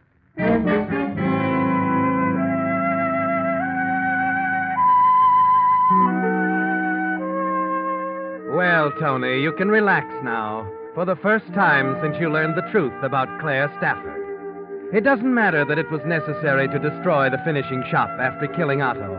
There'll be a bigger shop now, won't there, Tony? No more teetering on a razor's edge of worry, suspicion. Just solid ground now, Tony, and solid customers. Later in the morning, you go down to the shop, poke disconsolately around in the alley, your face set in an expression of appropriate bewilderment. As you stand in the swirling fog, watch the fireman hose down the last steaming embers of what had been Otto's workroom. An unfortunate situation, Mr. Gardner. Very unfortunate. Oh, yes. It's too bad, too bad. I don't care about the shop, but... But poor, faithful old Otto. Is that it? Why, yes. You know, as far as I'm concerned, you're pretty convincing, Mr. Gardner. What? But, then I just do what the lieutenant tells me. The lieutenant? I'm a detective. Name's Tyson. Got a warrant to pick you up. To pick me up? Why, this is insane. Well, maybe, but the lieutenant doesn't think so. Seems this Otto Fennig owned a valuable antique, and this morning a bellboy saw the same piece of furniture in your apartment. Did you have to kill him to get it, Gardner? It's a terrible shock, isn't it, Tony? The sudden panic that surges through you. And you know that an awful choice is facing you. Yes, Tony, you can confess your whole clever fraud or go to the electric chair for murder? Of course, there's only one answer. Oh, wait, there's another explanation to all this. Very simple one. If you'll just get in touch with Miss Stafford. Oh, the dame you had the thing delivered to? We've been talking to her all morning. You have? Then she must have told you. Why, that piece of furniture's a forgery. I faked it myself. We took a short run up that alley, too. What? The piece is the real McCoy, all right, but both Miss Stafford and some other experts you brought around said they'd stake their reputations on it. But they're wrong. I antiqued that counterfeit myself. Well, they're ready to swear it's the one from the shop here, and their judgment's good enough for us. Now, wait a minute. If you're so positive it's genuine, the Count Liguria, the boat, you see... Oh, no, I wouldn't try to hand them that, Mr. Gardner. Because that's what started the whole investigation. What do you mean? We couldn't understand how Miss Stafford received the break front when the ship it was coming over on has been fog-bound off Sandy Hook for the last 24 hours.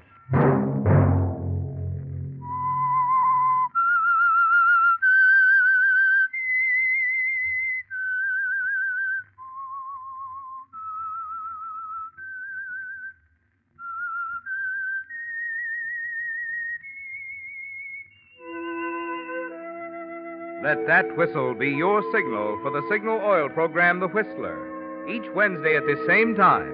Brought to you by the Signal Oil Company, marketers of Signal gasoline and motor oil and fine quality automotive accessories. Signal has asked me to remind you, to get the most driving pleasure, drive at sensible speeds, be courteous, and obey traffic regulations. It may save a life, possibly your own. Featured in tonight's story were Joseph Kearns and Sarah Selby. The Whistler was produced by George W. Allen, with story by Jackson Gillis and Robert Eisenbach, music by Wilbur Hatch, and was transmitted to our troops overseas by the Armed Forces Radio Service. Next Wednesday, for a full hour of mystery, tune in a half hour earlier. Enjoy The Saint as well as The Whistler. This is CBS, the Columbia Broadcasting System.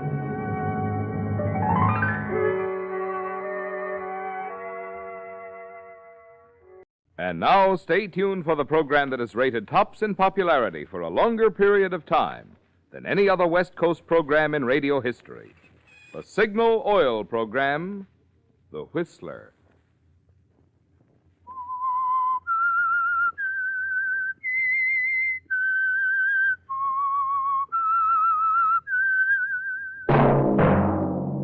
Signal, the famous Go Farther gasoline, invites you to sit back and enjoy another strange story by The Whistler.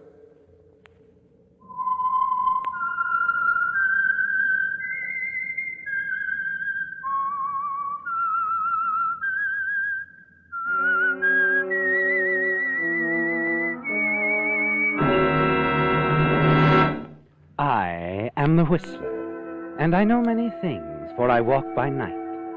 I know many strange tales hidden in the hearts of men and women who have stepped into the shadows. Yes, I know the nameless terrors of which they dare not speak. And now for the Signal Oil Company, The Whistler's strange story, The Lady with the Knife.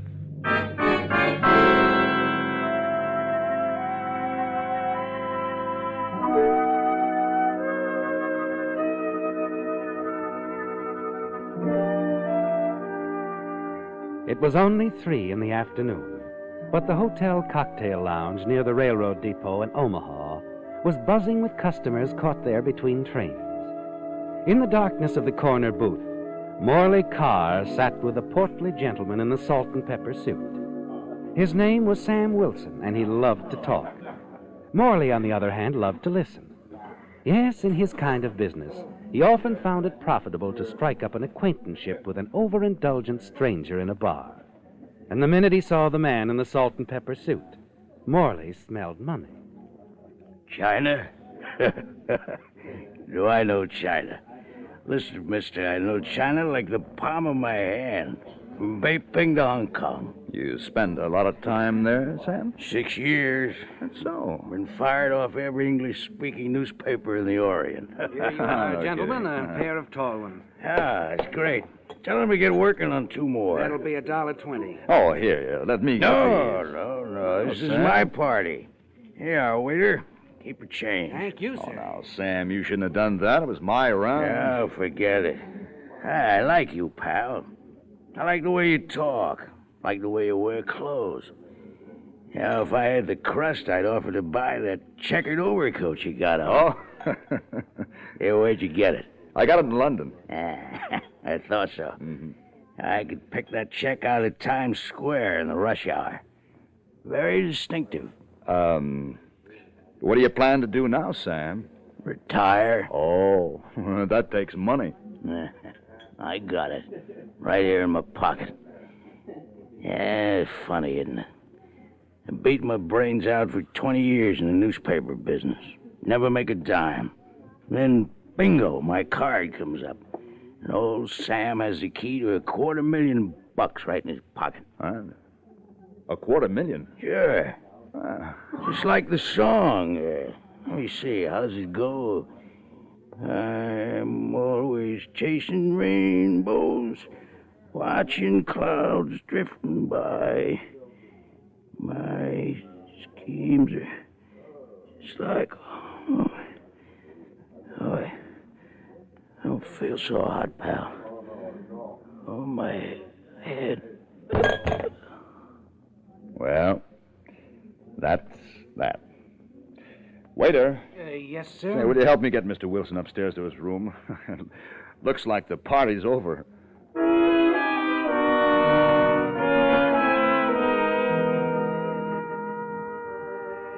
It sounds a little fantastic, doesn't it, Morley? But it's worth looking into.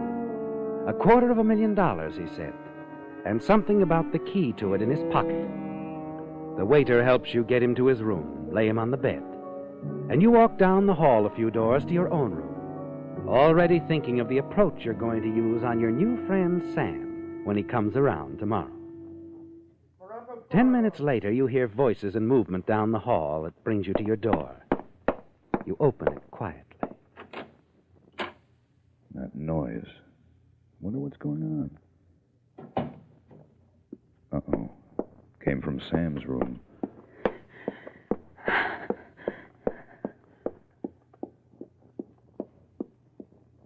A girl leaves Sam's room, passes close to you as she hurries down the hall. You get a good look at her. Black hair, a pretty face, but hard.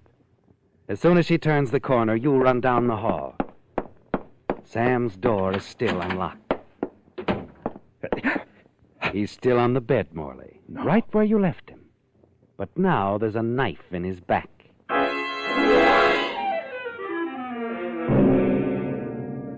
A second later, you see the reason. His inside coat pocket, the one he patted when he talked about the key to the $250,000, is empty.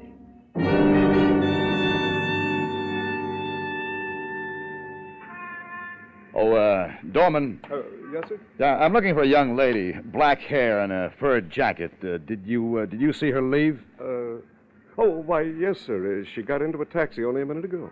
Taxi, which one? Do you know the driver? Well, I don't know his name, sir, but this is his regular station. He ought to be back in a few minutes. Thanks.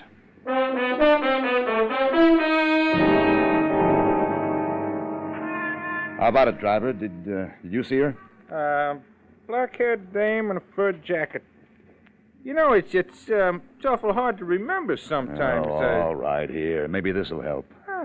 Thanks. Yeah, as a matter of fact, I do remember now.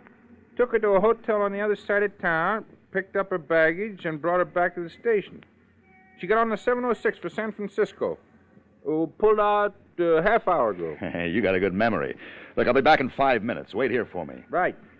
Where to? The airport.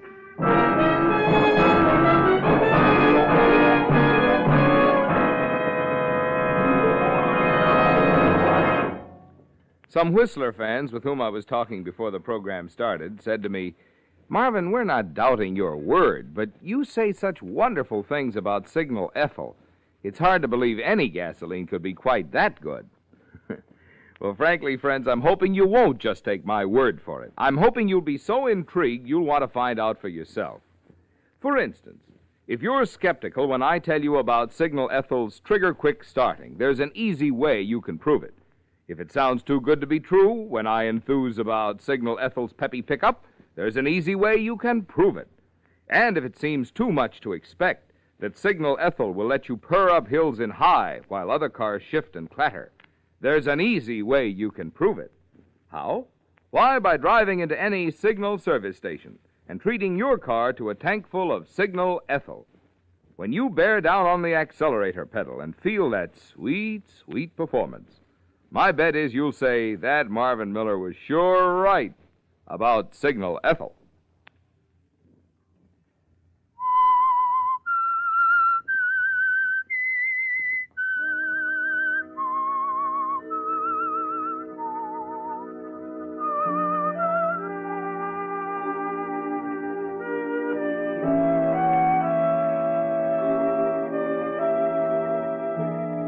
Well, Morley, if there were any doubts in your mind about the key to the $250,000 Sam Wilson was prattling about, they're gone now. His body, lying on the bed in that Omaha hotel, that empty pocket in his coat, and above all, the lady with the knife, all tell you that it's real. That if you play it smart, part of that $250,000 is yours. That's why you're standing in the terminal in San Francisco now, as the passengers from the 706 from Omaha come down the ramp. A minute later, you see her, follow her to a cab, and hear her direct the driver to a hotel on Eddy Street.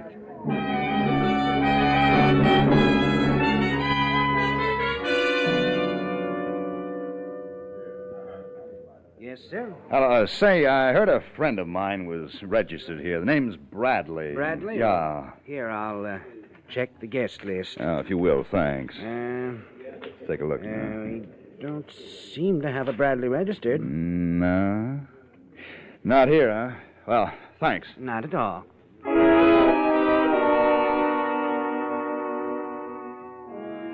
Lucille Lacey, room 402. You saw it, didn't you? The last name on the register. Lucille Lacey, the lady with a knife.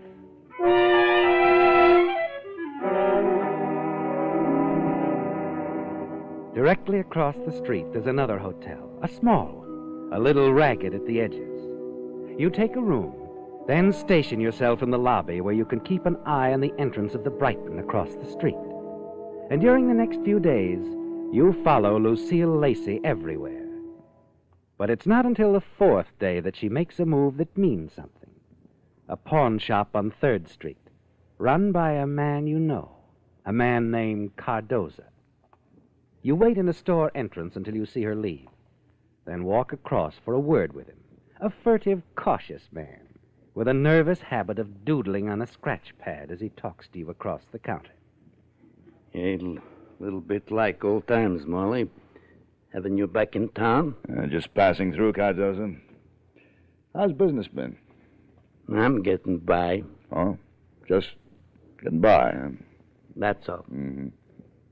You, looking up all your old friends? No, I'm here on business. Big? Yeah. When? I don't know yet. Can you take care of me? Maybe, I ought to know more about this business. Maybe I'll leave it at that for the time being. So long, Cardoza. Don't take any wooden diamonds.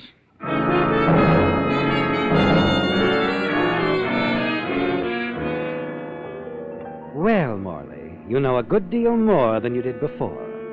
Cardoza's main stock in trade is jewelry, and this time it's $175,000 worth. At least that was the figure Cardoza was doodling on his scratch pad. It's the biggest thing you've ever run across. You're really careful with Miss Lacey now. Watch her like a hawk. And the next day you follow her to a shabby office south of Market Street. You watch the entrance until she comes out, and then hurry across the street and up a flight of stairs. Faded gilt lettering on a frosted glass door tells you who Lucille was calling on this time. Zach Chambers, private investigator. Looking for somebody, mister? Yes, I'd like to talk to Mr. Chambers. The boss isn't in just now. Oh? You want to leave your name? No, that's all right. I was supposed to meet a young lady here, Miss Lacey. If she comes in, would you... Lacey? Yeah. Oh, yeah, she was just in. Coming back at 3 o'clock. You think Chambers will be back before then? He'd better. I haven't been to lunch yet. I see. Look, if you don't mind, I'd like to wait. I haven't anything else to do. Go ahead. You'll find a chair in his office.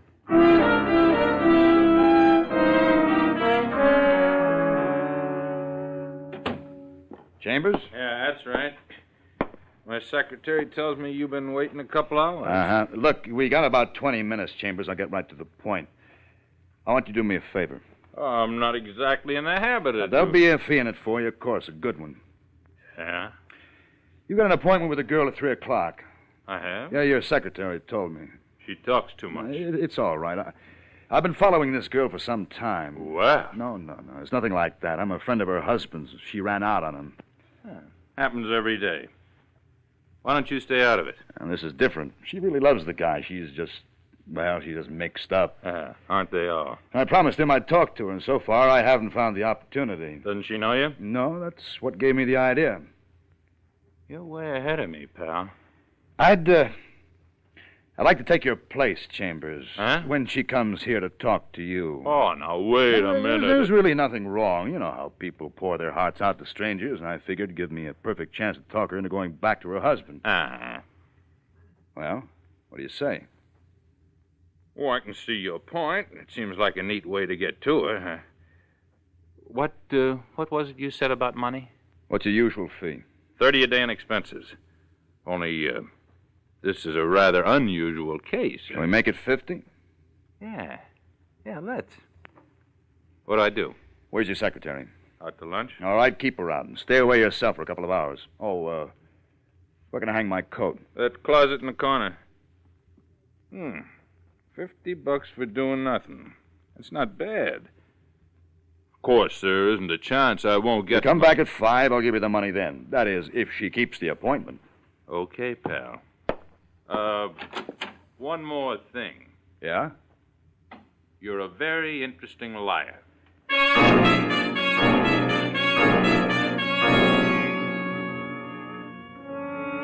You sit behind Zach Chambers' desk, thumbing a magazine, waiting. And then, just before 3 o'clock...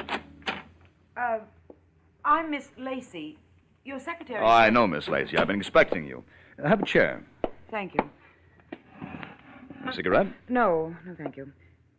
Mr. Chambers, I'm worried. I don't know exactly how to explain The it. first thing I'd do is relax, Miss Lacey. Certainly nothing can happen to you here. I'm not so sure. There's someone following me, Mr. Chambers. A man. He's been following me for days. Oh? Any idea why? Not the slightest. You know, of course, Miss Lacey, for me to be of any real help, you'll have to take me into your confidence.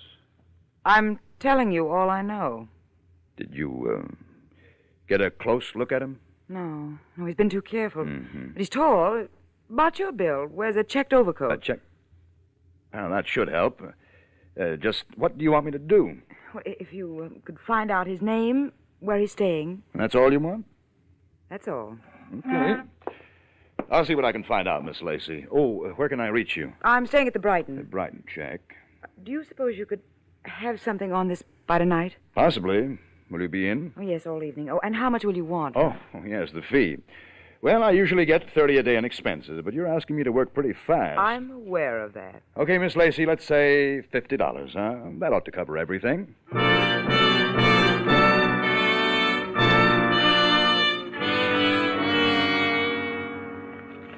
20, 30, 40, $50.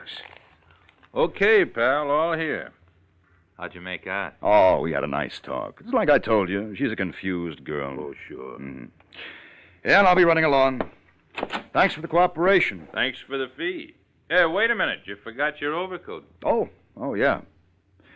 Say, you like that check coat, Chambers? That's a knockout. It's yours. Huh? The lady. She doesn't like it on me.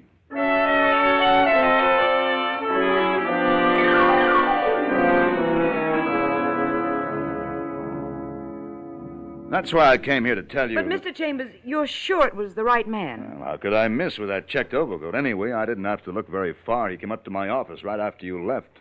He followed me there? That's right. Who is he? He's a pretty big guy, Miss Lacey. Name's Morley Carr. You ever hear of him? Morley Carr. No. How do you mean he's big? Oh, he's an international jewel thief. Anything that comes along has money in it. Big money. I see. You know, I'm beginning to think that $50 deal I made with you is too cheap. You may need some help, Miss Lacey. I'm not asking for help. What's he after? He tried to sound me out about you, or rather, buy me out. He offered me a deal.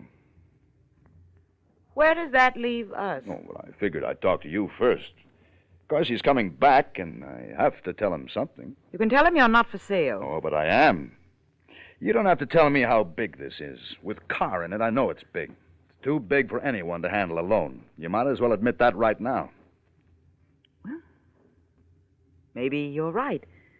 Have we got a deal? Well, something has to be done about car. Why don't you leave that to me? No, just give me some time. I've got to think. When's he coming back? Tomorrow night. Wednesday. It's got to go one way or the other before Thursday morning. Why? Oh, never mind now. When I decide what I want you to do, I'll get in touch with you. Okay. Oh, say, you mind if I take the paper along? I haven't read it. I'm through with it. Thanks. Well, so long, boss.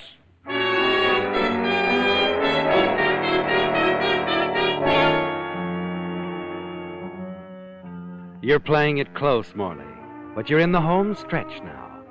The newspaper from Lucille's room, folded open at the page covering steamship arrivals, with a check mark opposite the entry, SS President Grant, Pier 37, Thursday a.m. It's important to stay close to Lucille now. And there's a way to do that, isn't there, Morley? It's brazen, but it's sure. Early Thursday morning, you call her. Hello? Miss Lacey? Yes? Zach Chambers. What do you want? I just called to tell you not to worry anymore. That man in the checked overcoat, he's been taken care of. What do you mean? Just that. Your worries are over. What did you... Hello? Hello? And that's what Gertrude said, Julie. Oh, but that's very silly, Donald. I didn't say any such thing. Oh, hey, what's wrong here? Operator! Hello?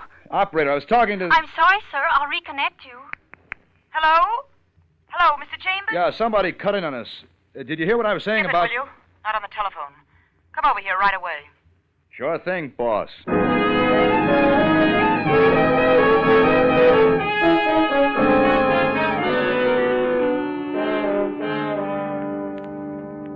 You shouldn't have been so careless on the telephone, Mr. Chambers. Why not? I might have been talking about a fuller brush man. But you weren't. Let's forget it. Well, you going somewhere? Why? Bags. All packed. Oh, I just decided to move, that's all. You check out yet? Not until morning, no. Oh. Well, what about our deal? You decided anything? I guess you're right. It's too much for me to handle alone. You're smart. Hey, you gonna let your hair down? Take a look in that desk drawer. There's something you ought to see. Okay. And you see it the minute you open the drawer. Sam Wilson's wallet. And on top of it, a baggage claim check stamped SS President Grant. You smile, glance up at the mirror over the desk, just in time to see her raise her arm behind you, a knife in her hand. No, you don't. Go of me. Not a chance, you little... Always a knife with you, isn't it, baby? Always a knife. For a moment, you stand there trembling, staring at the body of Lucille Lacey. Then you walk slowly over to the desk, pick up Sam's wallet and the baggage check. SS President Grant, B-102-38. You have it now, Morley, the key to the whole thing. A baggage check marked with a number and the name of a ship. One more thing now, as you let yourself out of Lucille's room. Do not disturb. 15 minutes later, you're waiting at the baggage window at Pier 37.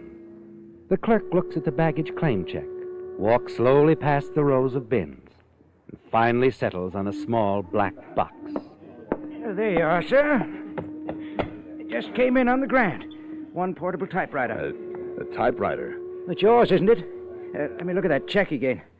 B10238. Oh, yeah, that's right. Thanks very much.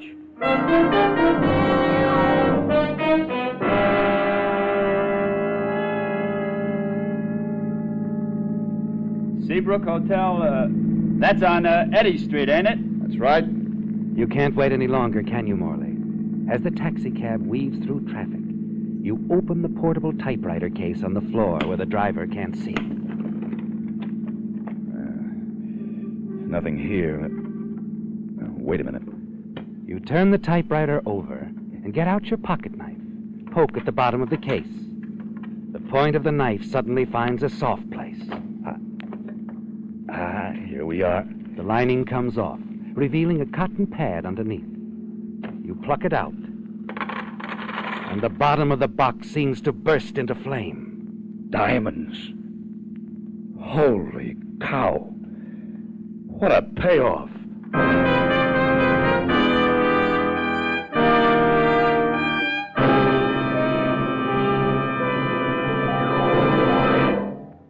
The automobile battery you buy this winter may have to last a long time. You can be sure it'll last if it's the extra long life Signal Deluxe battery, built to last up to 2 1/2 times as long as ordinary batteries. That's right, Signal Deluxe batteries are guaranteed for 2 1/2 years on a service basis. What's the secret of this amazingly long life? It's Signal's microporous all-rubber separators, which have been called the greatest battery improvement in 20 years. Because these unique separators hold twice as much acid solution between the plates, you get up to 35% more power from a Signal Deluxe battery. That spells quicker starting, plus plenty of power to spare for your radio and other electrical gadgets. Yet this dependable trouble-free performance actually costs less per month because of that 30-month guarantee. Even less than you think, for Signal dealers will trade in your old battery, and liberal credit terms are available. So this time, play safe. Go to a Signal service station for the battery you get and then forget for 2 1/2 years. The Signal Deluxe battery.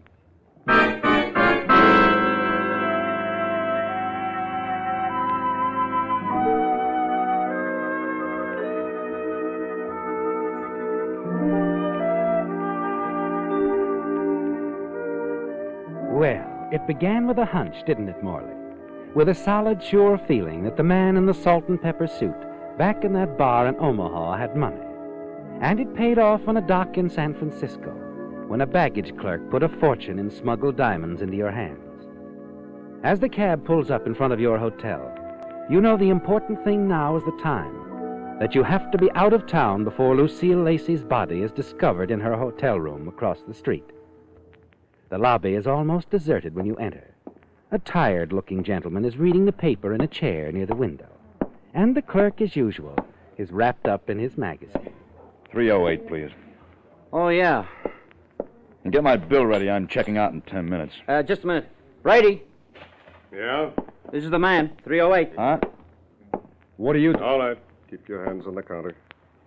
Take a look, buddy. Headquarters. Oh, look, I don't know what you... This the guy who made the call, clerk? Yeah, the one the operator told you about when she called headquarters. Smart girl. The operator? Yeah. The one who was on duty when you placed that telephone call a couple of hours ago. Got kind of gabby, didn't you? Something about taking care of the guy in the checked overcoat?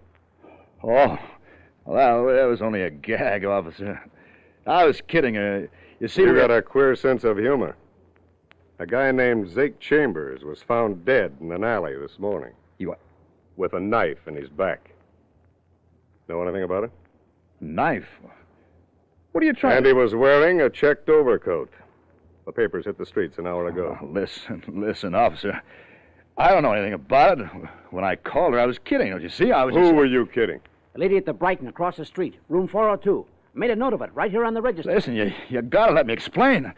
I had nothing to do with killing that guy. We'll get to that later. Later? Yeah.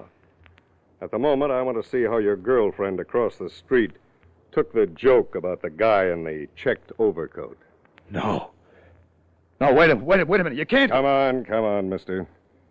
Let's go over and talk to the lady in 402.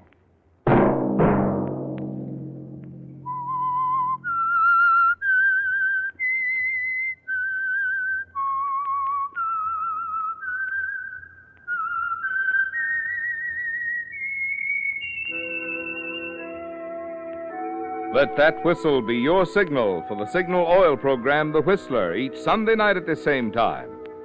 Signal Oil Company has asked me to remind you that there's an easy way we can all help to make this holiday season happier for ourselves and others. Drive at sensible speeds, be courteous, and obey traffic regulations.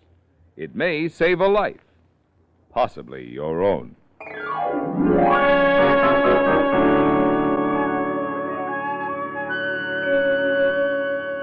Featured in tonight's story were Bill Foreman, John Daner, and Betty Lou Gerson. The Whistler was produced and directed by George W. Allen, with story by Harold Swanton and Joel Malone, music by Wilbur Hatch, and was transmitted to our troops overseas by the Armed Forces Radio Service. The Whistler is entirely fictional, and all characters portrayed on The Whistler are also fictional. Any similarity of names or resemblance to persons, living or dead, is purely coincidental. Remember at the same time next Sunday, another strange tale by The Whistler. Marvin Miller speaking for the Signal Oil Company. Stay tuned for Our Miss Brooks, starring Eve Arden, which follows immediately over most of these stations. This is CBS, the Columbia Broadcasting System.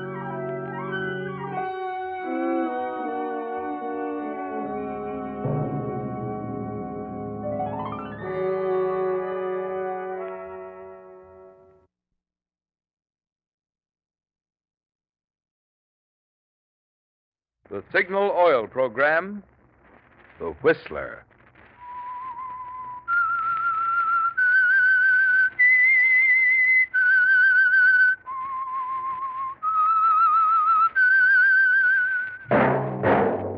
That whistle is your signal for the Signal Oil program, The Whistler.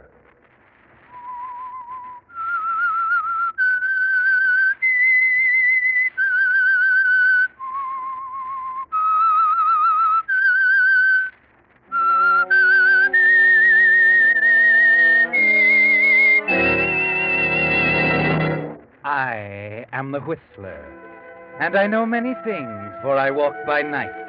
I know many strange tales hidden in the hearts of men and women who have stepped into the shadows. Yes, I know the nameless terrors of which they dare not speak.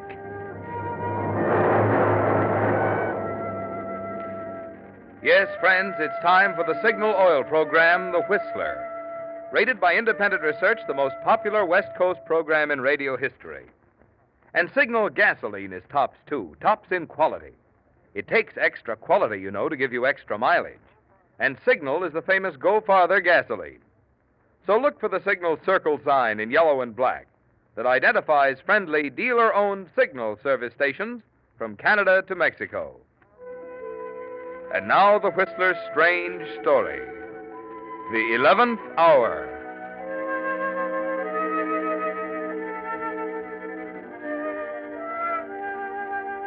The clock on the black-paneled wall read 11 when Lord Hempley, presiding Chief Justice, straightened the folds of his robe, adjusted his powdered wig, and nodded curtly to the prosecuting attorney to open the case for the Crown.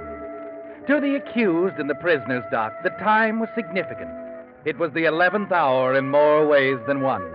Everyone in the courtroom knew already that the trial was strictly a British formality, that a verdict of guilty was only a matter of time. The prosecution will make it amply clear in terms of evidence that not only is this a crime of murder, but murder of the basest sort, willful, cruel, and premeditated. There is a story behind this crime, gentlemen, a story that had its beginning some weeks ago in Torquay, a watering place on the...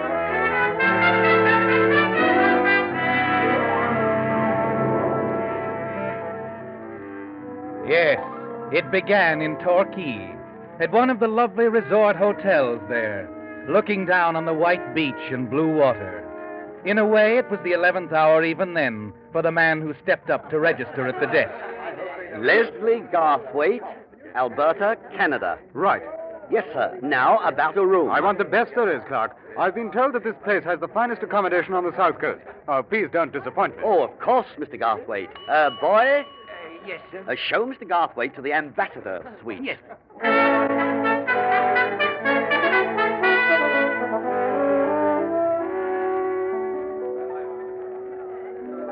Sorry, Mr. Garthwaite. If you come a little earlier, sir. But all the tables overlooking the water are occupied. Oh, that's too bad, waiter. I'd looked forward to watching the sunset. However, sometimes our guests will consent to sharing tables.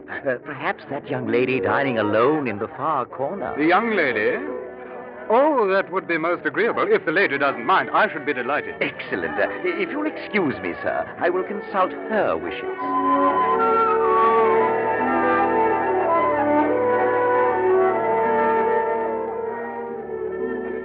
You don't care for tea, Mr. Garthwaite? Oh, I have it on occasion, but not often. Does that shock you? Well, it seems disloyal somehow. You Canadians, I just can't understand why... Townsend, when you were so kind as to share your table with me, I didn't realize that we'd be discussing such weighty matters. Can't we leave the international problems to the United Nations? You're an unusual person. Is that a compliment? I'm not sure. Perhaps you'd better tell me more about your ranch in Canada. Oh, I warn you, Miss Townsend. I can be a crashing bore on the subject of cattle. The head waiter's handy in case of emergency. I'll risk it. Proceed, Mr. Garthwaite. You were saying there's more to the care and feeding of a steer than meets the eye. Oh, I could go on for hours. Perhaps days. Oh?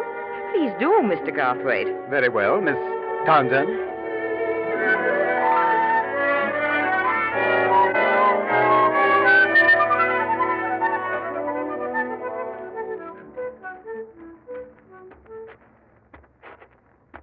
You're a very skillful conversationalist. Or have I said that before? Why so? You prey on feminine curiosity. Oh? Do you realize that it's 5 days now since you came to Torquay? Oh, quite. And 5 days to the hour. And in spite of my recognized skill at the art of cross-examination, you still remain a man of mystery. Oh, now, see here, that's not fair. Now, I've told you... Oh, yes, I know. We've gone into your Canada ranch at great length, touched for a moment on a relative or two in South Africa, Well, I think that's rather good for 5 days. But still you elude me. Like a bug I can't quite impale on a pin. Oh, frightening metaphor, to say the very least. No matter. Leslie, you see before you a frustrated woman. Thank you, Cynthia. Tell me, Leslie, are you married? Oh, yes, indeed. And who is the... Oh, 7 wives, in fact. 3 in Canada, 2 in South Africa, 1 in Australia, and the other, the youngest one, if I remember, rattling around somewhere in the Malay archipelago. Will you be serious? Are you? Why, I... Are you serious, Cynthia? Or is this... I don't know, Leslie. I don't know.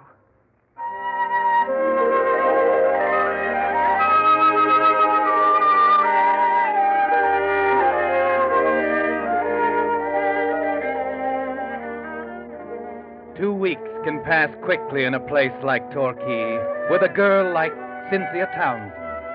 Cynthia crossed the table 3 times a day. Cynthia in his arms in the magic gloom of the dance floor. Cynthia by moonlight in the terraced gardens behind the hotel. And it was bearing down on him now, with the 2 weeks slipping by, with the last day rushing toward him like an express train.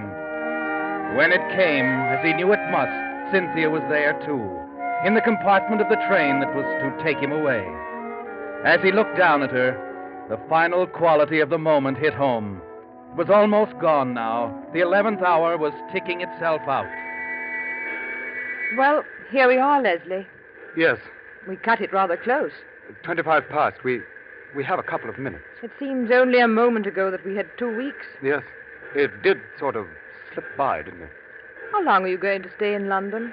I can't tell. I have a few things to clear up, and then... Then what?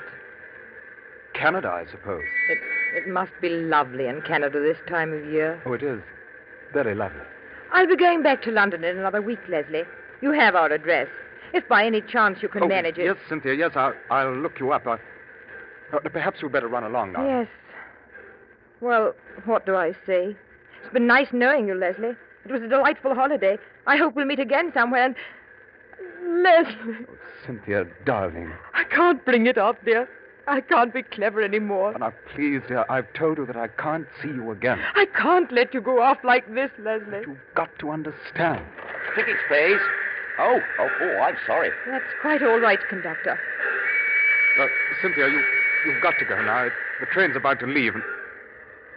Goodbye, Cynthia. Goodbye, Leslie. Goodbye. May I have your ticket, sir? Yes. Thank you, sir. Oh, I'm afraid you're in the wrong compartment, my man. This here's a third-class ticket. Yes, I'm aware of that. My baggage is back there now. Oh? Why are you here? Oh, never mind, conductor. I'm afraid you wouldn't understand.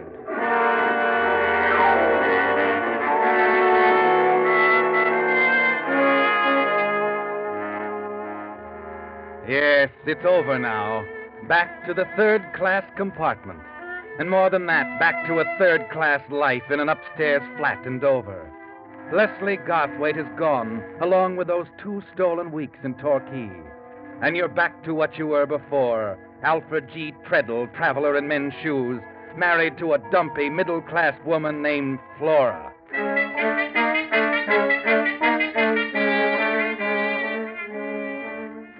You sit across the table from her now, watching her sip her tea, the tea that has become a symbol of your life with Flora.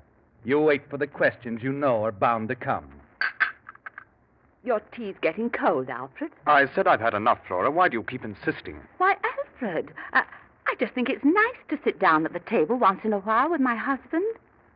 I see so little of you, dear. Oh, let's not go into that again. I'm sorry. Did you have a nice trip? Oh, quite nice, thank you. You haven't told me about the investments.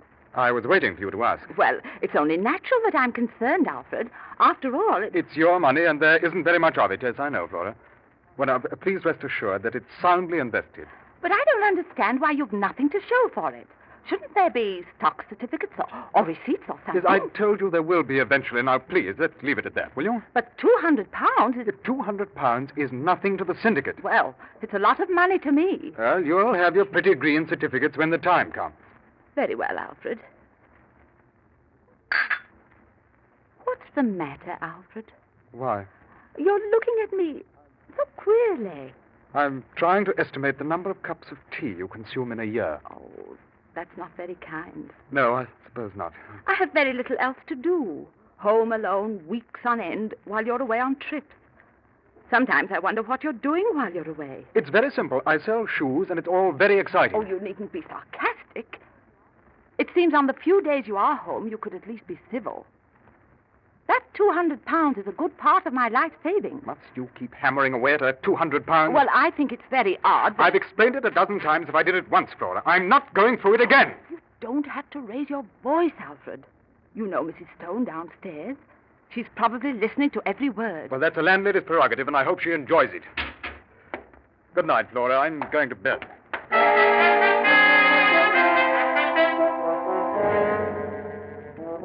Yes, Alfred. You're home for a week now between business trips.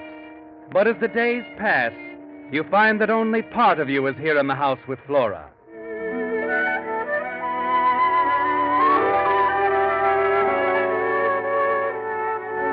The rest is with Cynthia, Alfred. She's on your mind constantly. And you're thankful you had the nerve to ask Flora for the money, the investment money, to finance those 2 last stolen weeks. The 11th hour. Well, there was still a little charm left, still a possibility of romance and excitement, and the love of a girl like Cynthia.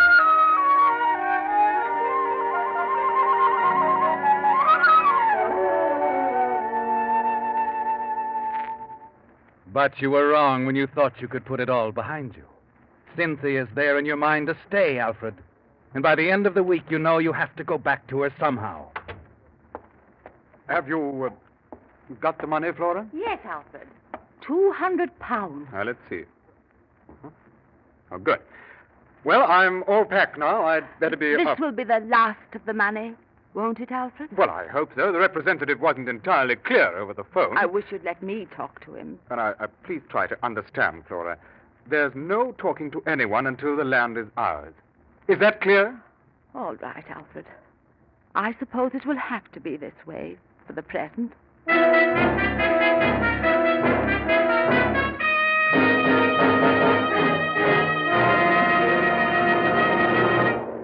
With the prologue of the 11th hour, the Signal Oil Company is bringing you another strange story by The Whistler. But now I'd like to have a word with you folks who are new to the West. You've no doubt already discovered that wherever you drive throughout the Pacific Coast states, Signal gasoline is known as the Go Farther gasoline. And you've heard me tell how the Signal organization has grown from a mere handful of stations in Southern California to almost 2,000 dealer-owned Signal service stations serving 6 western states from Canada to Mexico. Now, isn't it only logical that there must be good reasons for this increasing preference for Signal? And there are. I could tell you about the extra efficiency Signal gets from your motor that makes possible not only Signal's famous mileage, but also more thrilling performance for your car. Extra driving pleasure for you. But after all, there's only one way you'll ever really know how good Signal gasoline is. That's by trying a tankful in your own car. Will you do that? My bet is that when you step down on your accelerator and feel that swift Signal pickup, that smooth, knock-free Signal power, from now on, you too will join the switch to Signal. And now back to the Whistler.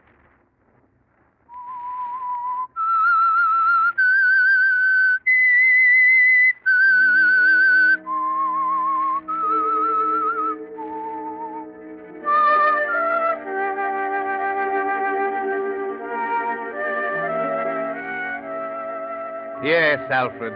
It was desperation that made you decide to lie to Flora, to take her money and run away to Torquay for the most exciting 2 weeks you've ever known.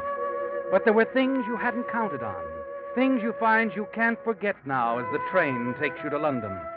And the dark-haired girl who knows you only by the name you had engraved on expensive cards, Leslie Garthwaite. Leslie Garthwaite, world traveler, wealthy rancher, adventurer.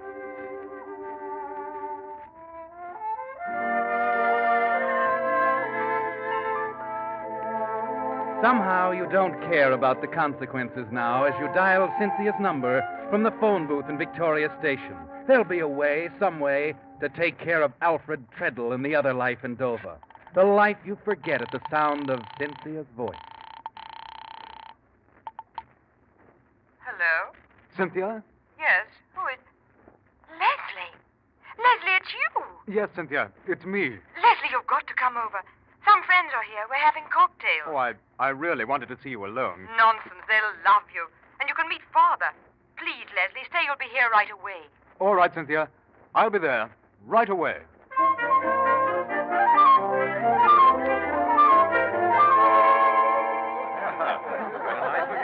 Here he is, darlings.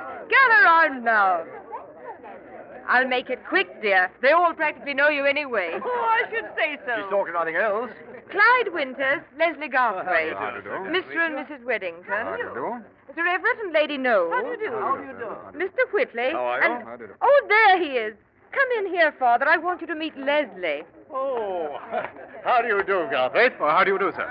I've certainly been hearing enough about you. Here, let me introduce you to a gin and bitters. Oh, why, thank you. And we'll have a little chat and step out on the terrace away from the excitement. I'd enjoy it very much, sir.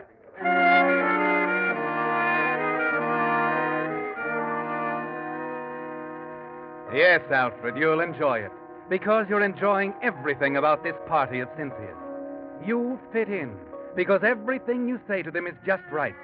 Even the things you say to Cynthia's father out on the terrace overlooking London. I suppose you know, my boy, that Cynthia's quite in love with you. Oh, your daughter is a very frank person, Mr. Townsend. Yes, she gets it from me, Leslie. I'll tell you quite bluntly that I was worried when she came back from Torquay. I thought she'd run into another fortune hunter. Oh, I understand. A man in your position has to be careful. Yes, indeed. Of course, when you delayed so long in looking her up, I felt relieved. Well, the reason was a simple one, Mr. Townsend. I delayed seeing Cynthia because I, too, must beware of fortune hunters. I deserved that. Oh, you're all right, Leslie. I hope we pass muster with you. Oh, you have, sir. Decidedly. No, fine. Now tell me, where are you staying while you're here? Why, well, I really wasn't able to get anything decent. As a matter of fact... I thought so. Now, say no more, my boy. I've got something for you. Something fitting. Now, a chap we know is vacating the finest suite at the Barclay Towers. Now, I can get it for you. At Barclay Towers? Yeah, the most exclusive spot of them all, you know. I'll call them about a lease. Oh, but I... No, thanks. No thanks are necessary, my boy. I'm happy to do it. After all, you may be one of the family someday.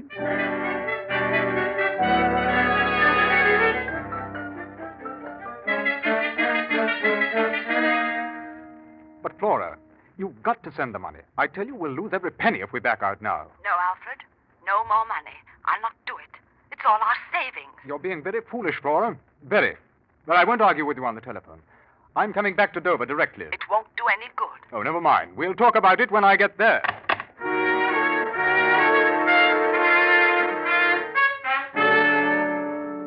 Please, Alfred, don't shout at me. Drink your tea. I don't want any more tea, Flora. I can't sit here idly sipping tea when you refuse to see the loss we face. Mrs. Stone, Alfred. You know she listens to every word we say. Oh, hang Mrs. Stone. I'm talking about us, Flora. You and me. We can't afford to lose our investment. All right, Alfred.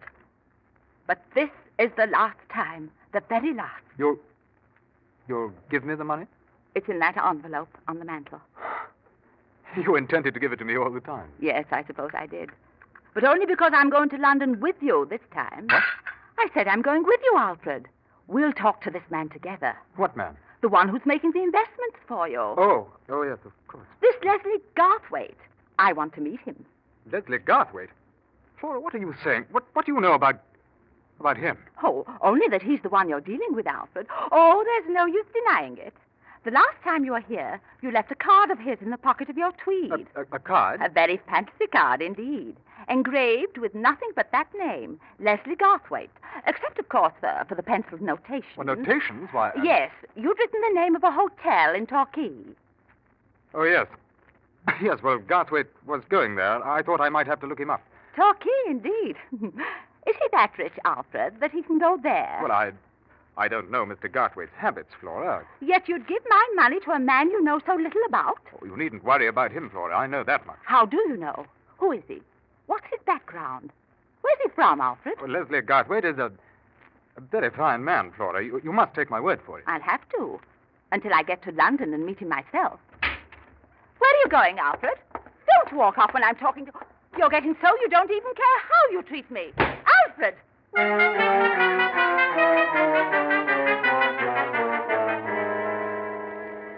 But you don't stop, do you, Alfred? No. Because if you're with Flora another minute, you're not sure what might happen. So you leave the flat and hurry downstairs, anxious to be outside to get a breath of air. It's just as you're passing Mrs. Stone's door that you hear the words that send your mind spinning wildly. How he talks to that poor wife of his. No idea at all. I tell you, it's a wonder there hasn't been a murder up there. Yes, Alfred, it's a wonder, even to the neighbors. And somehow, that puts a new light on the situation, offers an escape that hadn't occurred to you before. Part of it is clear now. Alfred Treadle is going to murder his wife and flee the country.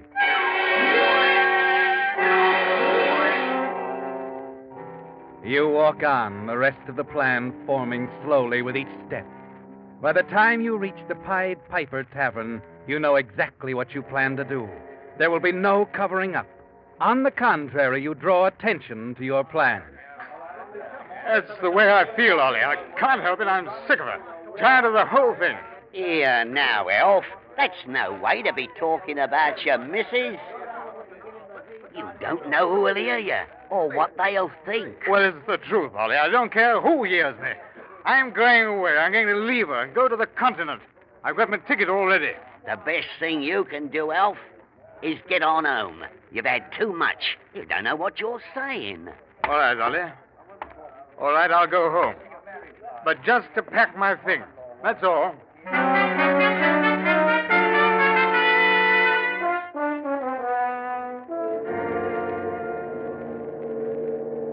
Yes, sir? Here, I think that's the right amount. I want a ticket to Calais. One way, sir? One way. Righto. She'll be sailing promptly at 10 o'clock, sir. It's just about half an hour. Now, what's the name, please? Treadle. Alfred Treadle.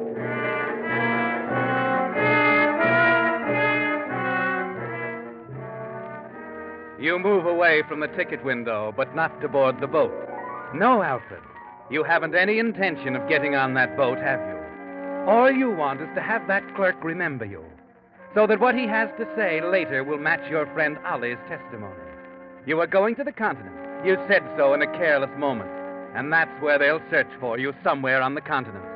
Only before they discover Flora's body, the boat will have docked at Calais, and all the passengers will have disembarked. It'll be a long search, won't it, Alfred? And while they're searching, Leslie Garthwaite will be honeymooning in Canada. And it should be a simple matter, Alfred, to make the honeymoon a long one.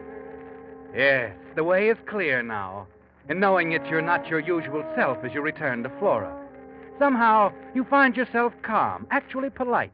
And when she offers you the usual cup of tea, you accept it for once without a scene. Even her sniveling self-pity leaves you unruffled. Please, Flora, don't get too excited. How can I help it when you walk out when I'm speaking to you, Alfred, and don't come back till you're ready? Now, Mrs. Stone, Flora. I don't care. It's got to stop, Alfred. There's got to be an end to it. There will be. Now, sit down, my dear, and finish your tea. Now, I've told you how happy I am that we're going to London together.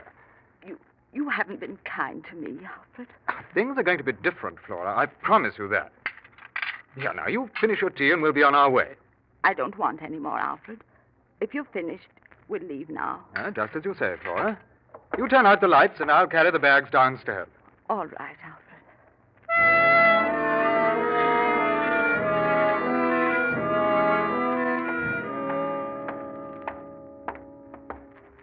You coming, Flora?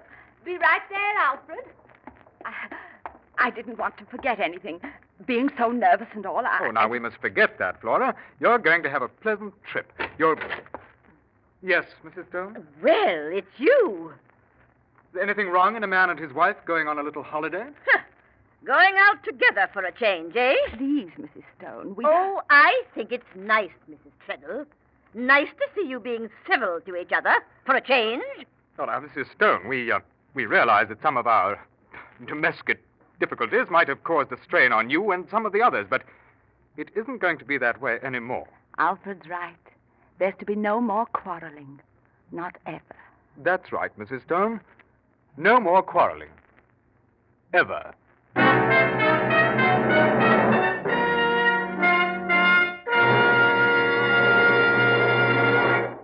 The Whistler will return in just a moment with a strange ending to tonight's story. Meantime, I have some surprising facts for you drivers who wonder whether the kind of oil you choose for your motor really makes any difference in the way your car runs. In an actual road test, 2 identical cars were run over 70,000 miles, one using today's finest straight motor oil, the other using Signal Premium Motor Oil, the new type Signal lubricant that combines 100% pure paraffin base with 5 scientific compounds. When these motors were torn down for inspection, the one using Signal Premium Oil had only 1/6 as much carbon deposit and 1/3 less cylinder wear. Now, what does this mean to you? Well, less carbon means that your motor runs quieter, smoother, and less cylinder wear means more power. Good reason, I'd say, for making your next oil change a change to this new type Signal oil. It's your guarantee of a sweeter running motor. Signal Premium Motor Oil. And now, back to the Whistler.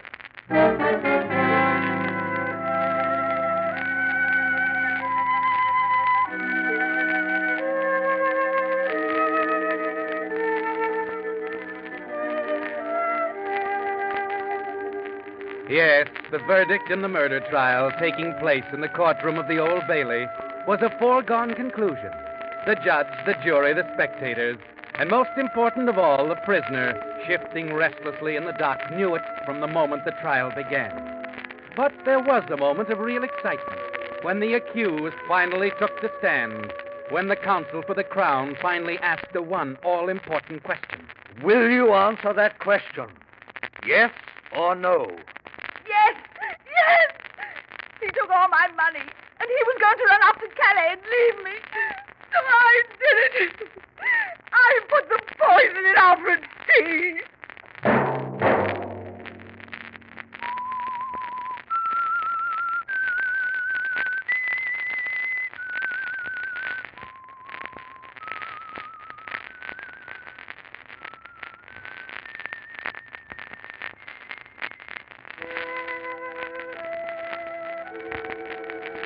Let that whistle be your signal for the Signal Oil program, The Whistler, each Wednesday at the same time.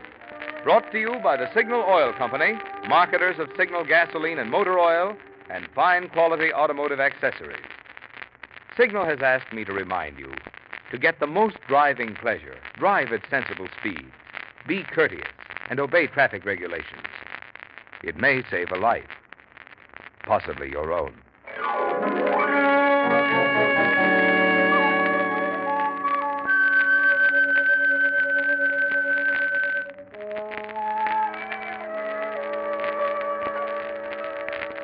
Featured in tonight's story were Ben Wright and Esther Mason. The Whistler was produced by George W. Allen, with story by Joel Malone and Harold Swanton, music by Wilbur Hatch, and was transmitted to our troops overseas by the Armed Forces Radio Service. This is Marvin Miller speaking. This is CBS, the Columbia Broadcasting System.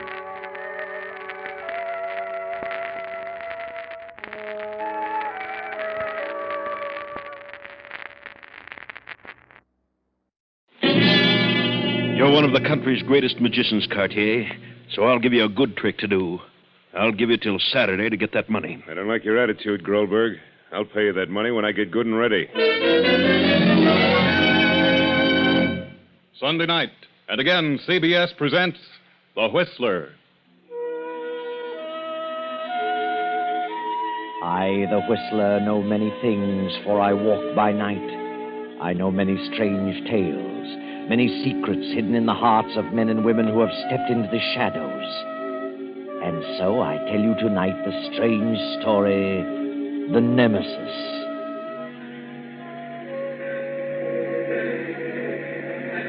A big railroad station in America's biggest city. Many people here, many lonely people, many desolate souls, many strange people. Look over there, standing beside that exit, a beautiful girl with blue eyes and blonde hair. Lovely creature. Beside her stands a man, a dark, silent man. The blonde and the silent man search the crowd from the incoming trains feverishly. Then suddenly the beautiful blonde speaks. Lou, there he is. That's Cartier. Where? The swanky one with the Homburg hat and the cane. Oh, yeah, I see. Okay, Sandra. I'll get him. See you later. You know what to do. Yeah, I know. So long, Sandra. Lou, the dark, silent one, slips quickly through the crowd and steps up behind the man in the Homburg hat. Your name Cartier? What? Cartier the Great? The magician? Why, that's right. Who are you? Doesn't matter. Just start walking. What'd you say? Out the door. That's a gun in your ribs, Mr. Cartier, so just keep walking. What does this mean? I demand an explanation. Just keep walking. To that cab at the curb. Where are you taking me? You'll be surprised.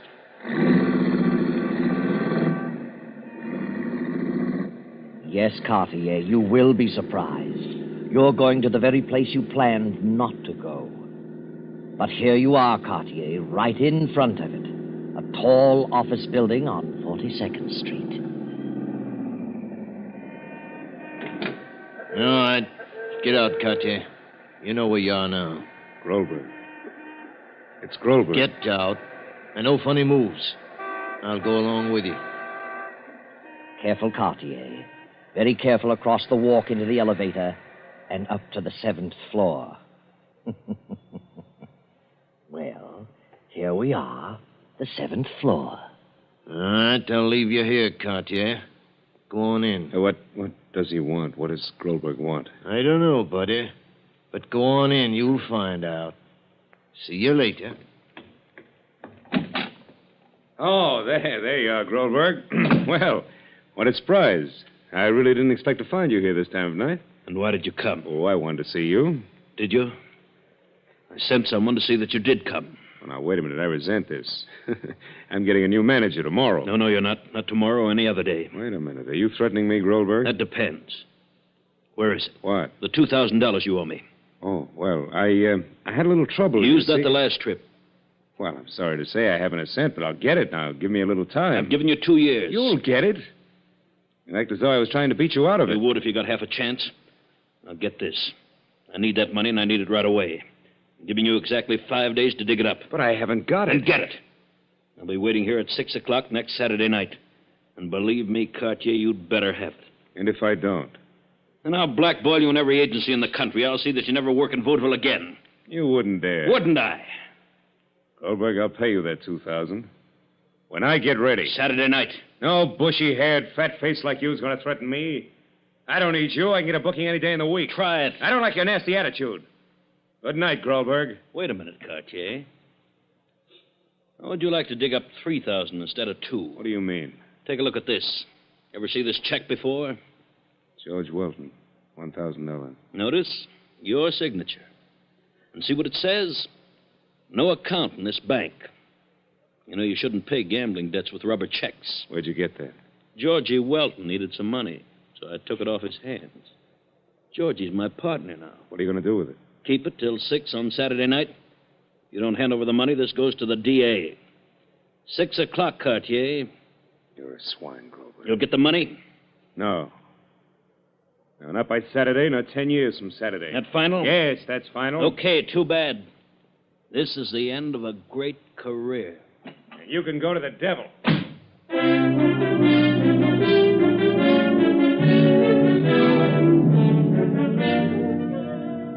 Better get booking. Who'll I see first? Matt Rubicam. Well, here you are, Cartier, standing in his office. It's Tuesday morning. You've got till Saturday. Good morning. May I help you? Yes, I'd like to see Mr. Rubicam. Cartier is the name. Mr. Cartier to see you, Mr. Rubicam. Oh, yes, sir. He says he can't see you, Mr. Cartier. He's in conference. What? I'm sorry.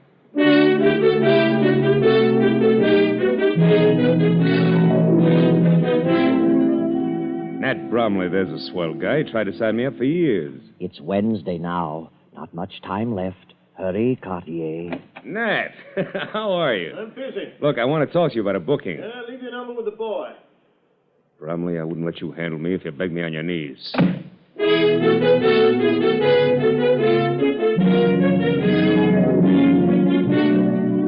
I'm Cartier the Great. I'm big time. I'll show him. It's Wednesday now. Only 2 days left. Harry Masnick. Tackle him. Hello, Harry. How goes it? Oh, hello, Cartier. I want to talk over that offer you made me. What offer? Why, any one of the 10 you made me last year. You don't seem to remember any offer. What? Are you kidding? What do you do? Now, wait a minute. Get down off your high horse, Harry. Sorry, magic ain't going this season. I could place a dog act. If I didn't think you were kidding, I'd take a poke at you.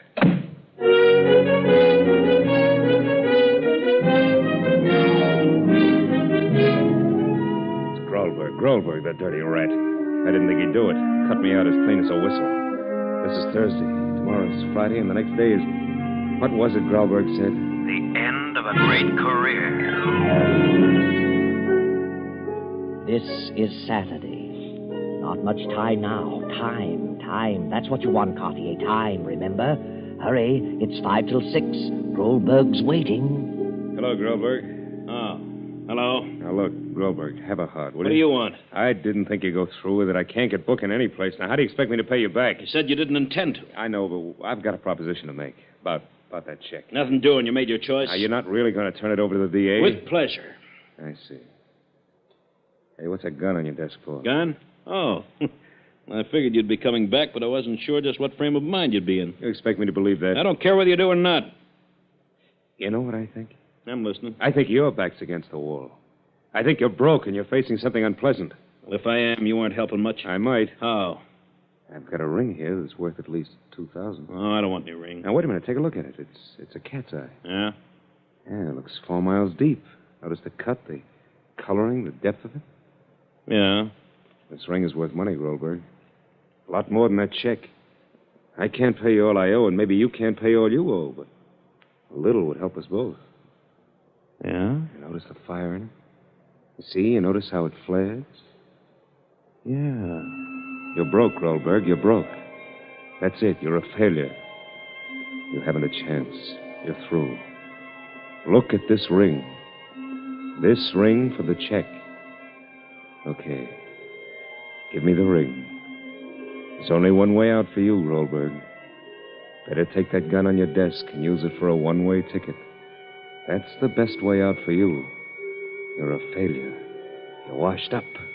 You're through. A failure. Washed up. Through. Sorry, Goldberg. Good night.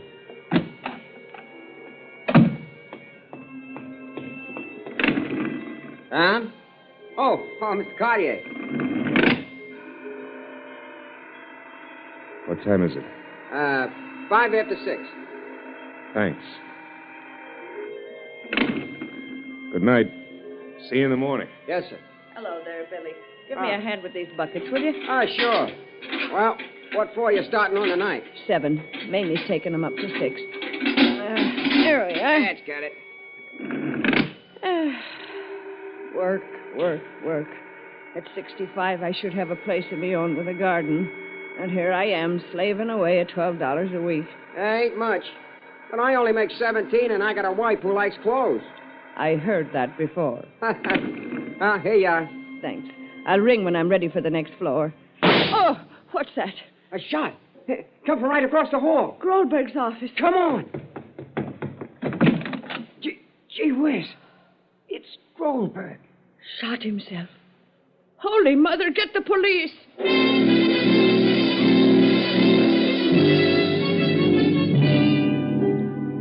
Now, the same night, and we are standing at an open window 8 flights up, still in Manhattan. That wide space out there is Washington Square. Yes, we're on Washington Square South, Greenwich Village. Artists, sculptors, models, actors, poets, and paupers. Behind you, in this cheap apartment, a party's in progress.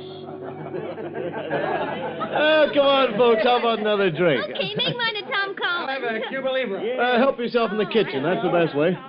What's wrong with you, Sandra? Nothing's wrong. Why? Oh, come on now. Why mope? Cheer up. Hey, Jerry. Who else is coming tonight? Oh, quite a crowd. Do you know who I like? No, who? That big, good-looking football player from Oklahoma. You know, the one he laughs all the time. Ralph Brent? Yeah, I like him.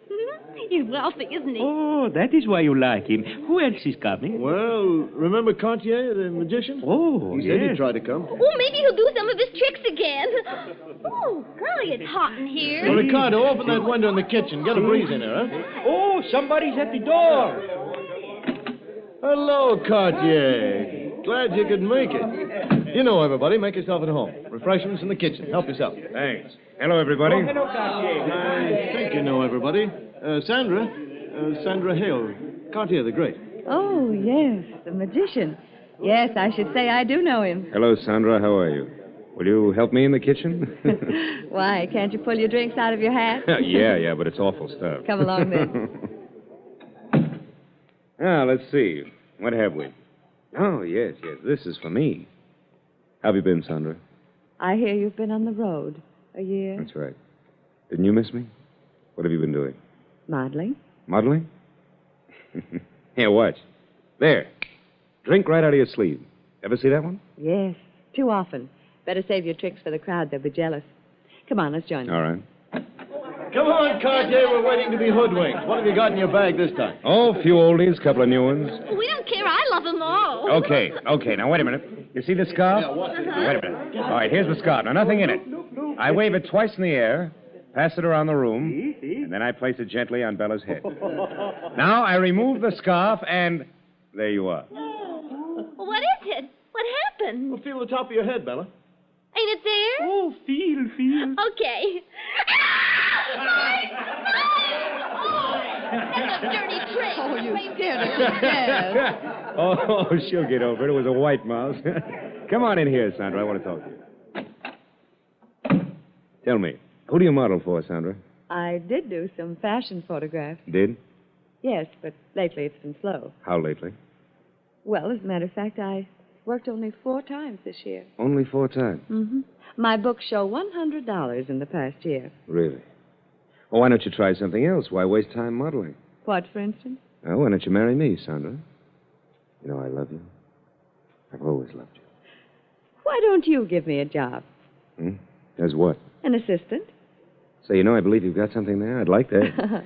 Good. When do we start rehearsal? Right now. Now? Oh, this is so sudden. Oh, there's a lot to learn. It takes several months of hard work. I don't mind.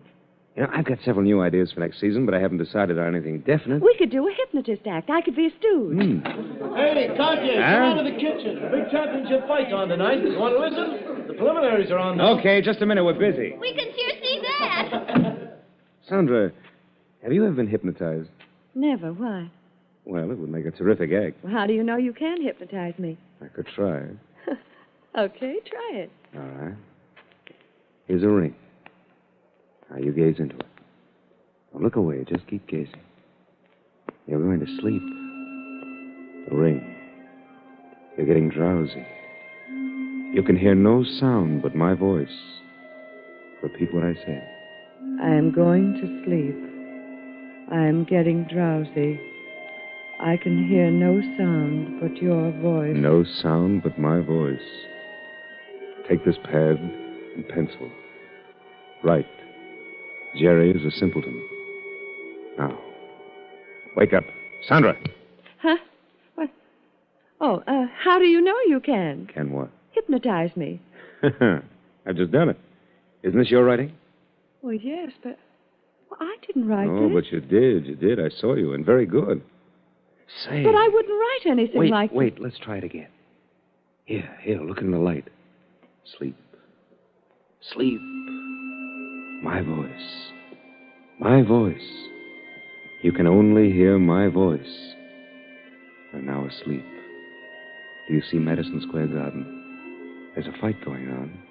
What round is it? 2. If one man falls, tell me. 1 falls. Which one? What are your cats? Cats, they hold up the other's hand. Sandra, wake up. Wake up! Oh. What did I do? Oh, nothing very important. Come with me, Ladies and gentlemen, quiet, please. I wish to make an announcement. Oh, go ahead and make it. From this day on, the act of Cartier the Great shall be billed as Cartier and Sandra. Yes, I've discovered a new partner. She is clairvoyant to the nth degree. I shall develop my new hypnotism act, and Sandra is to be my assistant. All right, okay. Come here, Sandra. Take this ring. Sit down. I'm going to show you, pighead, something. Now, all right, now, Jerry, now, I don't know who you've invited here tonight, and if I did, there's no way of our telling who will walk in the door next. Is that right? Yeah. Well, I'm going to hypnotize Sandra, and she's going to describe the one who'll enter next. Oh, no. All right, now, quiet. Wait a minute. Quiet, please. Sandra, sleep. Sleep. Drowsy. Drowsy. Look into the future. Tell us, Sandra. Describe the person who will enter that door next. Speak. A man. A small, thin man. Curly hair. A slight mustache. Eyes close together. Sunken chest. And he walks with a slight limp. Hey, that's Georgie. Georgie Welton. Yeah, he's coming tonight. That's him exactly. Did you say Georgie Welton? Sure. You know him. Yes, I know him. The man. She's saying something else. The man. Oh, there's something wrong with him. He's in danger. In trouble. Yes, he doesn't know it. But he's approaching something terrible. Sandra, wake up. Wake up! Oh, what happened this time? What did I say? Well, why is everybody staring at me so strangely? Oh, it's Georgie. For the love of Mike, where you been? I've been busy. Sandra was right. She guessed it. It was you. Hey, what was me? Oh, she sure hit it. Oh, it is uncanny. How do you do it, Sandra? What are you talking about? That's what I want to know. Oh, nothing, Georgie. Forget it. Go on out in the kitchen. Help yourself. Anything you want. Yeah, thanks. Well, what's out here? Hello, Georgie. Cartier. What's the matter, Georgie? You look a bit pale. What are you doing here? Waiting for you, Georgie. Where you been hiding? What do you want? I want to make a little deal about that check I gave you. I'd like to get it squared up. What kind of a deal? Well, you see, I'm a little short of cash right now, and I knew you could use some, so I thought I might give you this ring. It's worth a couple of $1,000. Be a good deal. How about it? Well, I ain't got the check no more. Where is it? I sold it to Groberg. Why'd you do that? I needed the dough. Well, you can get it back and still have some left. Yeah, I could, only... What's the matter with you? Well, ain't you heard? Heard what? Groberg's dead. Dead? When did this happen? Well, this evening at his office. Say he committed suicide. What do you know? Poor old Grolberg.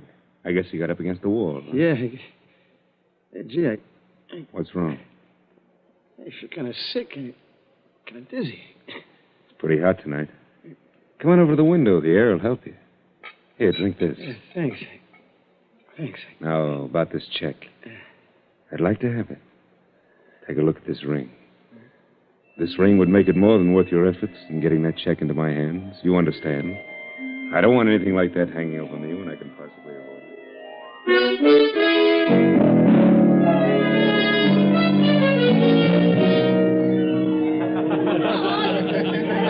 Everybody happy?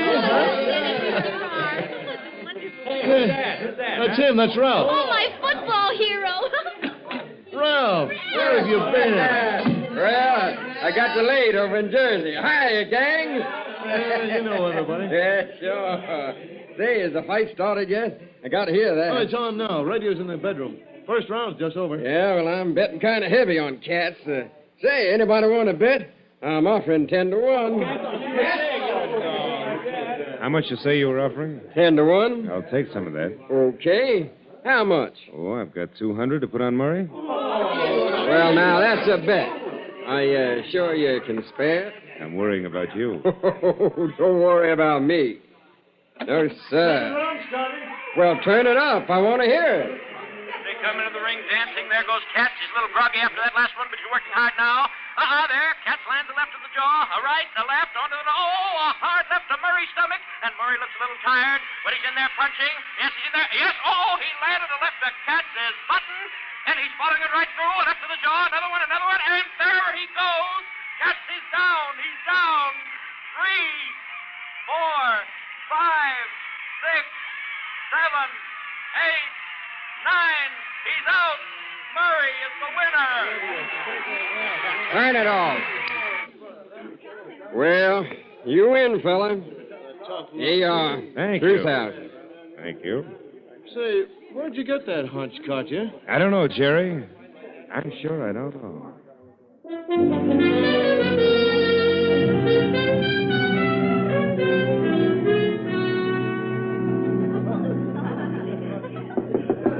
Oh, somebody else coming late, ain't they? Yes? What's going on here? A party. Come on in, join us. Thanks. On in, Murphy. Any of you people know George Welton? Sure, we all do. You know where he is? He's here. Oh, yeah, he's been here for some time. Where is he? Why, he's... Hey, who are you? What do you want? Police headquarters. Police? What's he done? I didn't say he done anything. Where is he? Georgie! Hey, where is Georgie? He was out in the kitchen. Well, get him, Bella. What's he done, officer? You've been here all evening. Hey, Jerry, he isn't here. Well, look in the bedroom. He's not here either.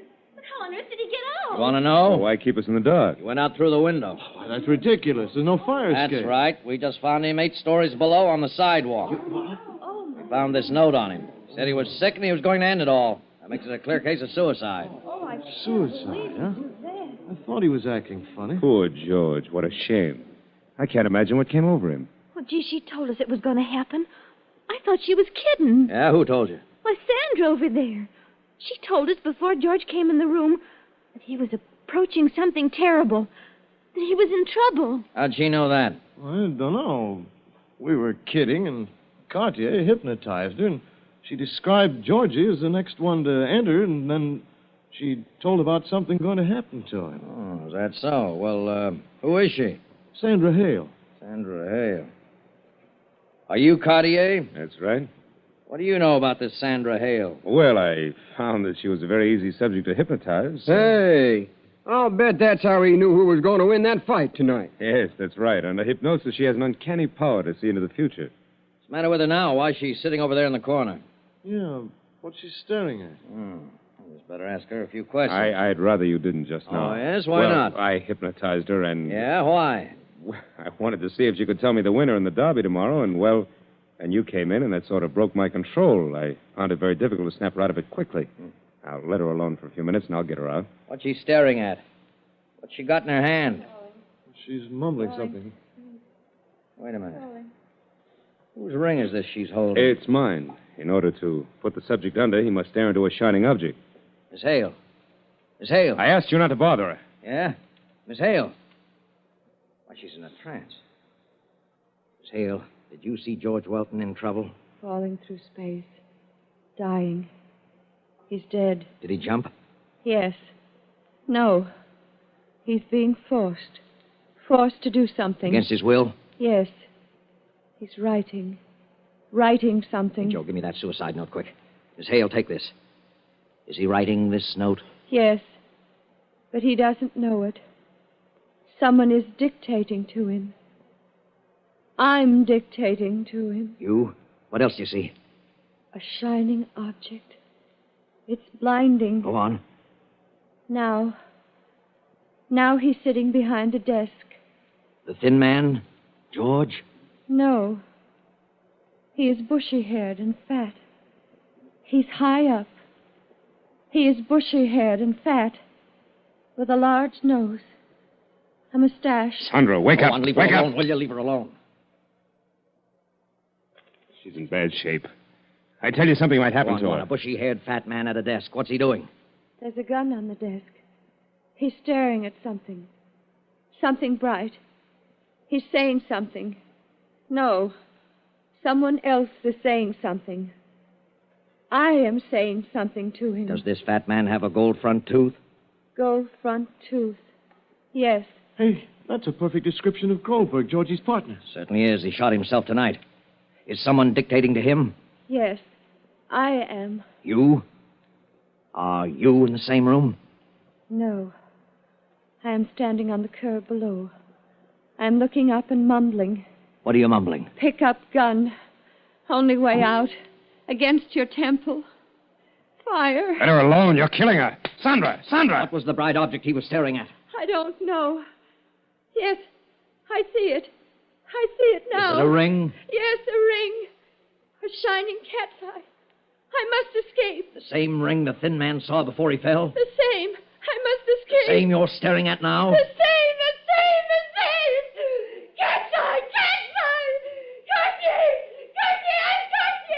I killed them both! What do you know about this? Oh, I never seen nothing. Oh. Well, Cartier, how do you like that?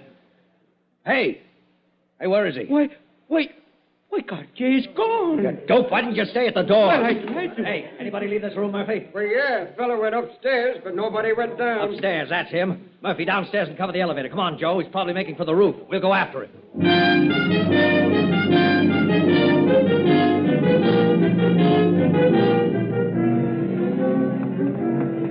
Time. More time. One more floor. I need time. Time. One more floor. There it is. The door to the roof. 15 feet, that other roof. I can make it. I've got to make it. 15 feet or 15 stories straight down. 15 feet or 15 stories. Cartier, stop! Don't jump! Well, Cartier, there you are. 15 stories down. This is one trick you must. Maybe this is what Goldberg meant when he said... The end of a great career. Too bad, Cartier, that you didn't know what I know. A woman was your nemesis, Cartier. Yes, a woman. A beautiful blonde with blue eyes. Remember Sandra? Yes, Sandra. You really hypnotized Goldberg and Georgie, and Sandra, too, the first time, but not the second time. Sandra was faking then. She was too strong-willed for you. She was faking. She suspected you, and for good reason. She had married Goldberg a month ago. It was Sandra who pointed you out to the man at the station. Yes, Cartier, a woman was your nemesis.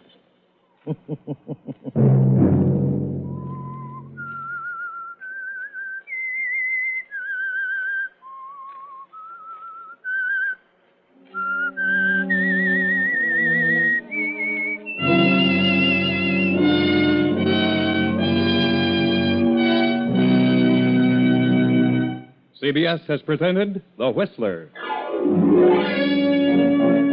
Original music for this production was composed and conducted by Wilbur Hatch. The Whistler is written and directed by J. Donald Wilson and originates from Columbia Square in Hollywood.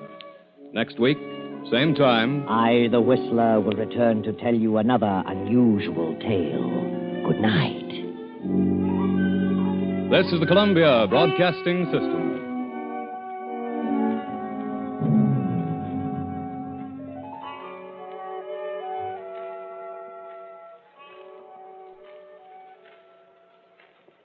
Signal Oil Program, The Whistler.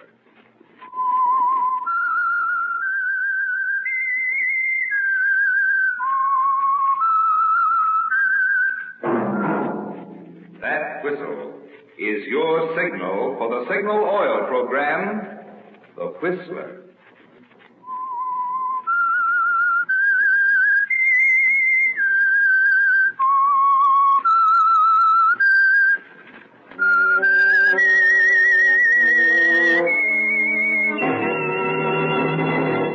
I am the Whistler, and I know many things, for I walk by night.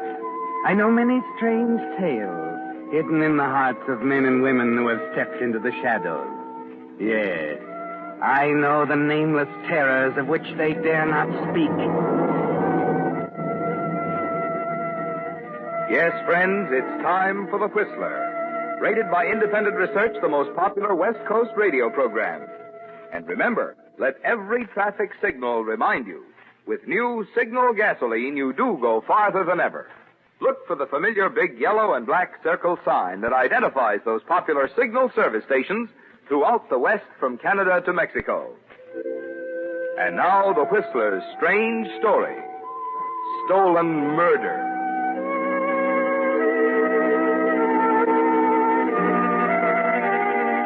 Ken Broderick and Tom Barton had grown up together and were fast friends until Ken married Helen Johnson. Helen had never liked Tom, not only because he was pasty-faced and sickly, but principally because of his influence in keeping her husband Ken in St. Augustine, Florida. According to Tom, they were going to write great American novels and bring the world humbly to their door. But Helen had other ideas. A letter to her brother, who was an important literary agent in New York, and she wangled a job for Ken as copywriter in a small Manhattan advertising agency. And so on that night of February 23rd, they were ready to say goodbye to Florida and to Tom Barton. Thank heavens, Ken, this is the last time we'll drive down this street. Look at it. 11 o'clock and everybody, absolutely everybody in bed. Yeah, I suppose. But you know, we're liable to miss this old town after we've been in New York a while, don't you? Oh, Ken, that again, for heaven's sake. I can't help it. If Tom would only go along with us, it'd be different. Tom, will you do me a favor and forget Tom? When we got married, we were going to travel and meet people and do exciting things. Well, this is our chance. Sure, this is our chance. Okay, here we are. We say goodbye to Tom, and that's that. Well, I'll be glad to get this over. Well, coming with me, aren't you? Do I have to? It's the least you can do, Helen. All right. If it'll make you feel any better.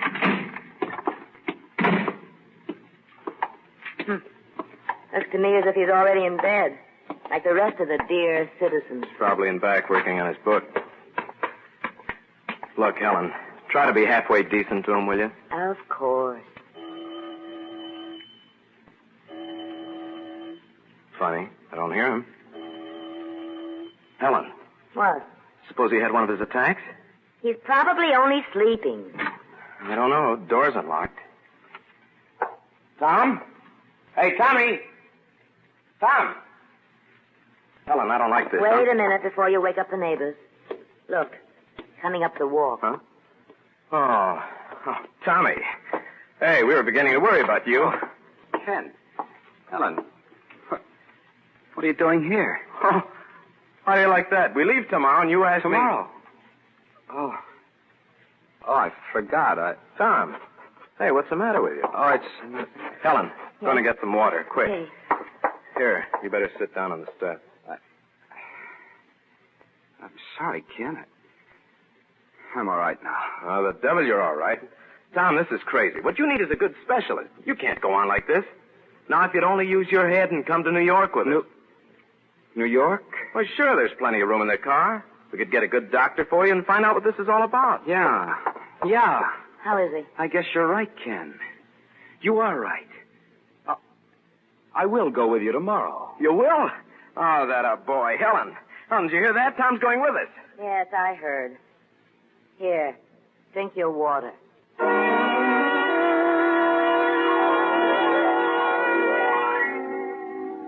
So you won your point, didn't you, Ken? Tom came to New York with you. But somehow after 6 months in the city, that doesn't seem to matter anymore. No, other things concern you now. Your dark, stifling apartment, your dreary job, your salary that will barely pay the bills, Helen scolding and scolding. And Tom? You don't even see him. He's convinced he's going to die. And he sits in his little room frantically writing day and night. Writing the great American novel, remember? And then late one night he calls and insists that you come down to see him right away. It's nearly midnight when you get there. What gives, Tommy? You're sick again, is that it? No. Sit down, Ken. Got something to tell you. You seen Dr. Hanson? No, it's not that. But that's why you came to New York in the first place. Listen, Hanson's the best there is, and you haven't even been near Look, him. I'm sick of doctors.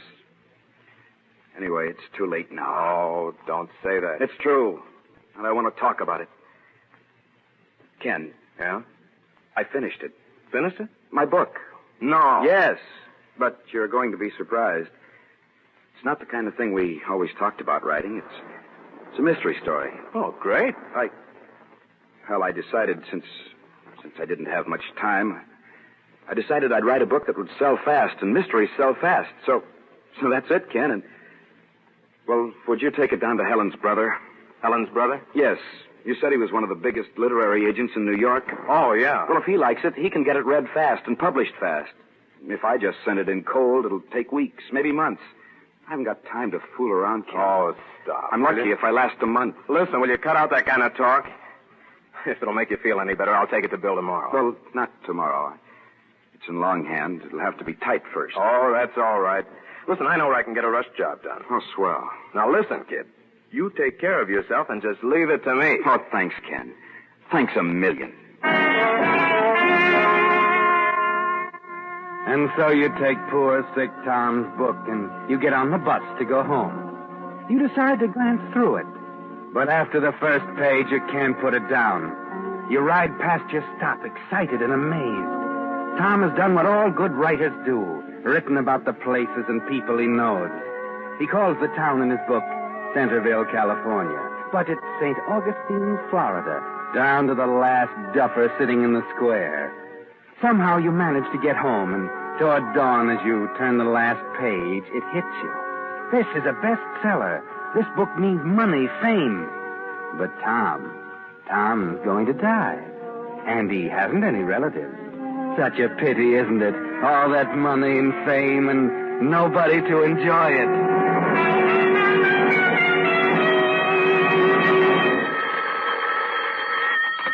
Hello? Ken, that you? Oh, yeah. Hello, Tom. How are you? I'm all right.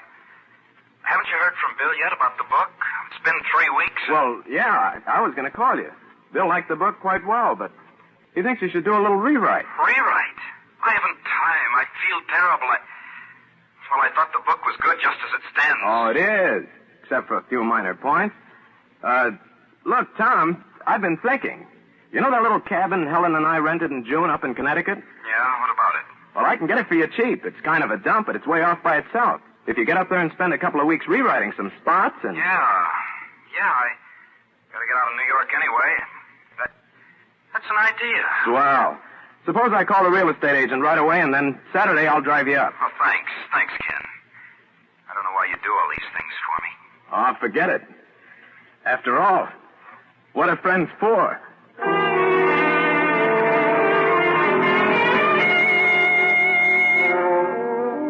Yes, that's a question, Ken. What are friends for? Tom is grateful, of course, when you make all the arrangements and drive him up to Connecticut. He appreciates it when you spend the day helping him get comfortable in his new surroundings, and he doesn't suspect anything. But what would he say if he knew copies of his manuscript had gone to the publisher with your name on it as author? Yes. What would he say if he knew you had stolen his work, perhaps the last work of his lifetime? What would he say if he could see you now in the office with Helen's brother? $1,000, Ken, and that's just the advance. I don't know why the devil Helen never told me you could write like that. Well, it takes time to get going. You're going now, all right. I don't know if I ought to tell you this, but, what's up? Well, I sent copies of your story out to Hollywood, and I got a tip-off. It's just grapevine so far, but one of the studios is interested in the book for their biggest star. Pictures? Oh, my gosh, I never They dreamed thought the characterization of the victim DeWitt was out of this world. In fact, all the characters. Oh, gee.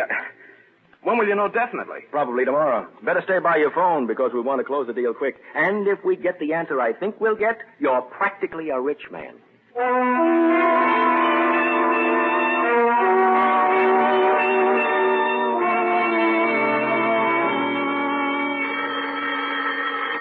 Hello, Bill? No, it's me, Tom. Tom. I was expecting a call from Bill on your book. Where are you, anyhow? I'm in Fairfield, Ken, and I've got news, terrific news. Huh? What do you mean? Well, maybe it's early to say yet, and I may be disappointed, but, well, Dr. Hanson seems so sure. Dr. Hanson? Tom, for the love of Mike, what are you talking about? I'm sorry, I'm excited. I'm trying to tell you that I came over here to Fairfield. I was going by this house out at the south end of town, and I saw a brass plate on the door. Huh? Dr. Frank Hanson. He lives out here. I remembered he was the specialist you were always talking about. Well, I took a chance. It's all an allergy, Ken. Certain foods, they poison me, And what, Tommy? And, well, don't you get it? Hanson says 6 months of rest out here and strict diet, and I'll be a new man. Oh, think of it, Ken. I'll probably outlive you after all.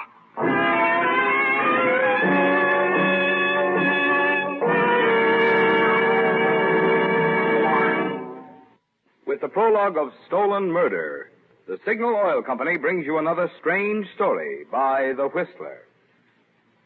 When you look up and see a sleek airplane streaking across the sky, it's interesting to consider how modern engineering has not only made today's planes fly faster and perform better, but also get far better mileage. Now, that's interesting, because in much the same way, science has increased the mileage of new Signal gasoline by increasing its performance. You see, when science rearranged the atoms in gasoline molecules to put improved performance into new Signal gasoline, they not only gave you quicker starting, faster pickup, and higher anti-knock, but by helping your motor perform more efficiently, they also made new Signal gasoline go farther than ever. Well, that's an important point to remember. It's the same qualities in gasoline that get extra driving pleasure from your motor that also get extra mileage. That's why Signal says look to your speedometer for the best proof of gasoline quality. It takes extra quality to go farther. And Signal is the famous Go Farther gasoline. And now, back to the Whistler.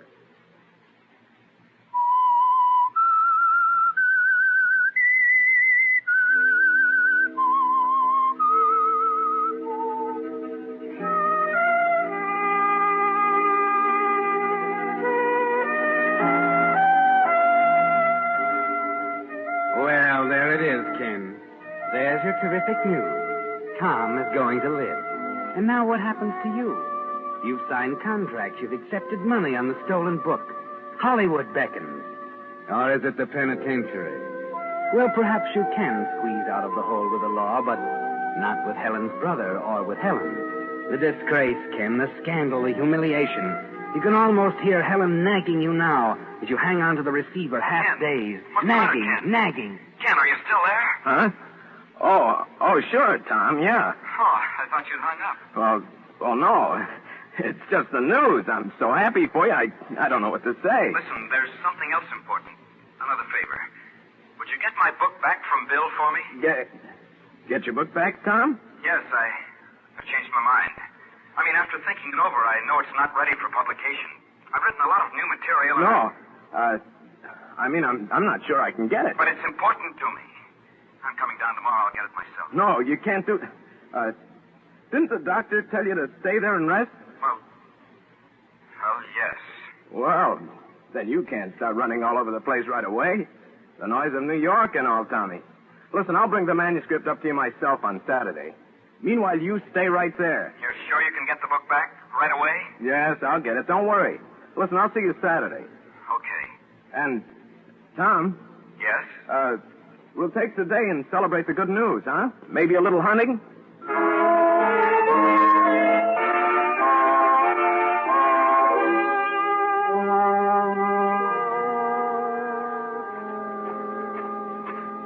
Hiya, Muscles. How's Trick? Ken, you old son of a gun, it's good to see you, boy. Hey, boy, you look great. Oh, really? I can hardly believe it, but I've gained 3 pounds already. 3 pounds? Yeah, well, come on in. Come in. Yeah. Hey, that 3 pounds on you looks good. I never felt better in my life. It's great. Oh, well, here, sit down. Yeah, sit down. thanks. I was watching for you down toward the road. Oh? Oh, I guess I got lost. I came the back way. You mean you walked all the way from town? Yeah, I thought the walk would do me good. Oh, is that my book? Yeah, Oh, here it is. Good. Wait. This is just my original in longhand. What about the copies you had typed? Oh, I didn't think you'd want them. Look, I want all the copies. These revisions, Okay. I'll send them to you after I get back. Helen said to say hello. Oh? How is she, anyhow? Fine, just fine. Pete's been bothering her a little. In fact, I was glad for an excuse to get out of town myself. Then you are going to spend the day. Spend the day? Sure. We're going after rabbits, aren't we? Oh, you know, like sure. the good old days down in St. Augustine. Well, I don't know if we'll really find any rabbits. Don't remember seeing one since I've been up here. But no harm in looking. Swell. You've got your shotgun up here, haven't you? Uh-huh. It's on the mantel. I'll get it. Oh, unless you want to rest a while. No. Let's get it. Let's get all the fresh air we can. I don't get out much, you know. Okay. We can't go far, though. Doctor's orders. That's right. We won't go too far. Well, here's old Betsy. Guess we're all set then. Ready? Sure. Been kind of warm up here the last couple of days. Well, walking up that road, I sure felt it. I bet. What do you say? This way, down by the meadow? No, let's go back in the woods. I saw some rabbits there in June when we were up. Okay. Ken. Yeah? Something the matter? Something on your mind? No, I was just thinking. Tommy, it's been a long time since we've done this, huh? Yeah. A lot's happened. Gun loaded, Tommy? No, not yet. Fine thing, hunting rabbits with an empty gun. You know, Ken, you don't look so well. No? You ought to give up that job and get one up here in the country Hey, where you... there's one over there. Yeah, I see him. Get a beat on him. Oh, you knocked him end over end. I sure did. Looks like a beauty. Yeah. Ah, how's that for a shot? Good going. Nice and fat, too. Well, we'll have rabbit stew, Ken. In you go, old boy. Now, come on, Ken. If there's one rabbit around, there's bound to be a million more. Yeah, how about me taking the gun? Huh? I want to try my hand at knocking over a rabbit. Oh, sure. Here you are. Thanks. Tommy, listen to me. Now, listen to me close, kid. Tom, I want you to forgive me. Forgive you? What for? Tom, I'm going to kill you. Oh, no. Tom, I have to. It's your book, Tom. It's a great book, and they're publishing it. It's a bestseller. It'll make a fortune. And what are you saying? You said you got my book back. You said... I stole it. You stole it? I thought you were going to die. You thought so. You told me just a few weeks. Yes, and all that money, Tom, I couldn't resist it. I sold the book in my name. Okay. And now you're going to live. But you can't. I can't help it, Tom. But I can't let you live. Ken, wait. Listen. You can't do it. You won't get away with it. Listen to me, Ken. You're Goodbye, Tom.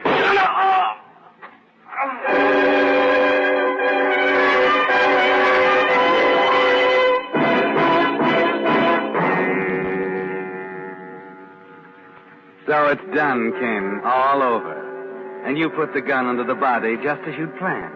But you're weak in the knees, and you don't know if you can get back into town unseen or not. And then suddenly you find strength you didn't know you had. Because through the brambles there's a sound. Hey! And a voice. Hey! Who is it? Did you get a rabbit? Hey! You dive for the embankment of a little stream and press yourself hard against the ground behind a rock. Hey! Good Lordy. You can see him now. A tall kid carrying a shotgun. And you hang onto your heart as he stops, looks at the body, and gazes slowly all around. Then he suddenly leans over, fumbles at Tom's jacket a moment, picks up the rabbit Tom shot, and sticking it under his belt, hurries off in the direction he came. And you, Ken, you lie there wondering if you'll ever breathe freely again.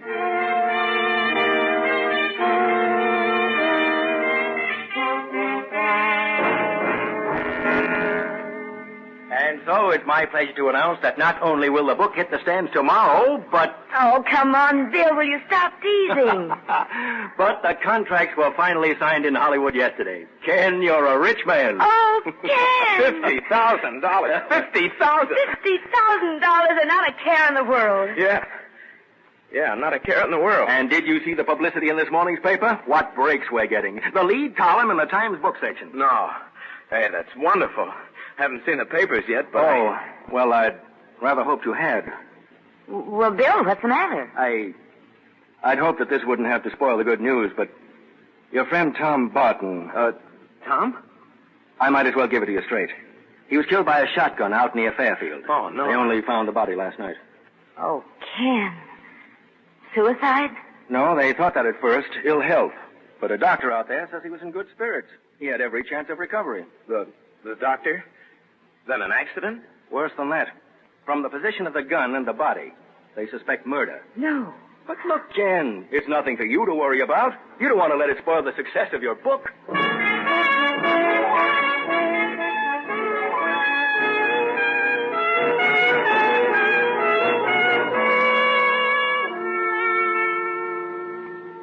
What was it you were thinking about, Ken? Breathing easily? No, not yet you can. The delay in finding the body gave you some hope. But now you know exactly what will happen. Question. His best friend. Do you know anyone who would have reason to kill him? You have to go out to Fairfield to identify the deceased. And again to answer more questions and more questions. Bill tries to comfort you with reports of great sales for the book. But every breath is still like a knife in your throat. Then the coroner's verdict. That's something to wait for, isn't it, Ken? Look, Ken, I know how much Tom meant to you. But Cut it out. I don't want to talk about it. Well, you don't have to snap my head off. You'd think the coroner's verdict can make a difference. It won't bring Tom back. Helen, for heaven's sake, will you shut up? Will you please, just once keep your mouth shut? All right, Ken. The phone. Well, don't you want to answer it? It might be news about the verdict. That's what you want, isn't it? No. Answer it. Answer it, will you? Yes? Yes. Who is it, Helen? Bill. Yes, Bill. It came through? He was a kid. Helen, what is it? Tell me now. The coroner's verdict, Ken. Yeah? A young kid. They picked him up trying to pawn Tom's watch. Uh-huh. He admitted being on the scene of the shooting and taking the watch from Tom's jacket. Confessed the whole thing. Confessed the whole thing? What, Bill? He testified that no one was there, so it just had to be accidental? The jury couldn't reach any other verdict, huh? Accidental? Accidental? Helen! You want to talk to him, Ken? Huh? Oh, no, I'll call him... No, wait. Yes, I will talk to him. I think it's time the three of us went out somewhere. To celebrate my book.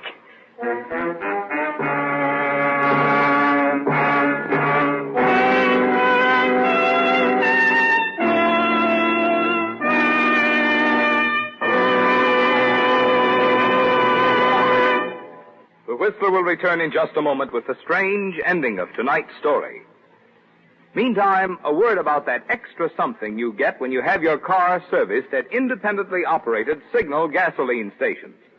I'm talking about that feeling of confidence and well-being you have as you drive out, knowing that your car has been thoroughly and conscientiously taken care of. You see, Signal dealers, being in business for themselves, do go out of their way to give you the kind of job they're proud to stand back of. When they lubricate your car, for instance, here's what Signal dealers do to make sure not a single point is overlooked. Instead of relying on memory, they check each point against Signal's lubrication chart, which shows every lubrication point on your car and specifies which of Signal's 9 specialized oils and greases each part should have for long, trouble-free service. But they don't even stop there. No, sir. Just to make doubly sure, they check each point again, which is why it's called Signal's double-check lubrication. That's the kind of service you want these days when your car has to last until, Who knows when? And that's the kind of service you get from your friendly, dealer-owned Signal service station. And now, back to the Whistler.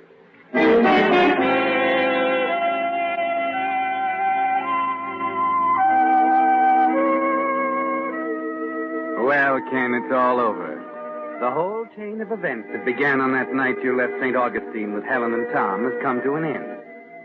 And as much as it surprises you, you find that you can breathe easily.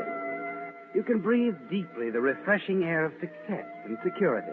No more sleepless nights, no more prying, no more questions. Well, no more, that is, except from the publicity men who are eager to make the details of your life into interesting reading for their columns. Well, I think that should give you all you need, Mr. Doherty. Good writer can always make something out of nothing, can he? Oh, sure.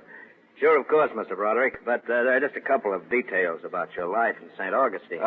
Can't you give him that bill? I've got some work up. Well, no, Ken. He wants exact dates and, All right. What do you want? Well, let's see. You left St. Augustine about a year and a half ago. I don't suppose you remember the exact date. Matter of fact, I do. It was February 23rd, 1945. Uh-huh.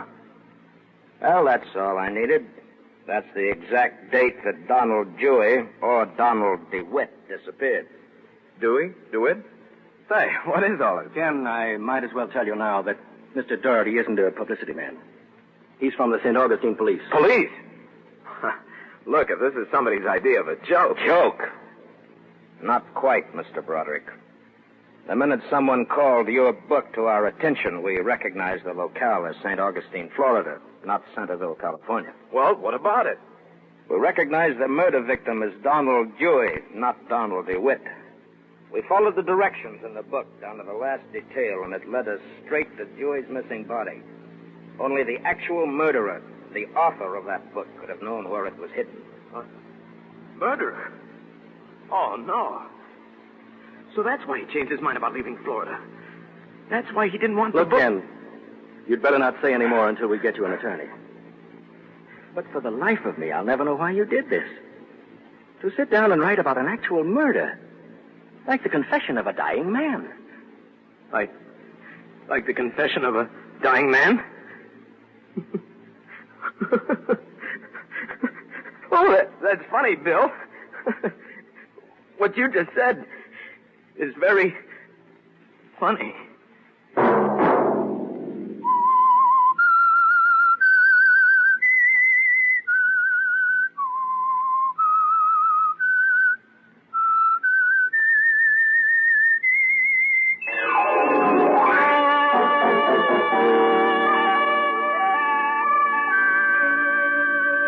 Next Monday at 9 o'clock, The Whistler will bring you another strange tale.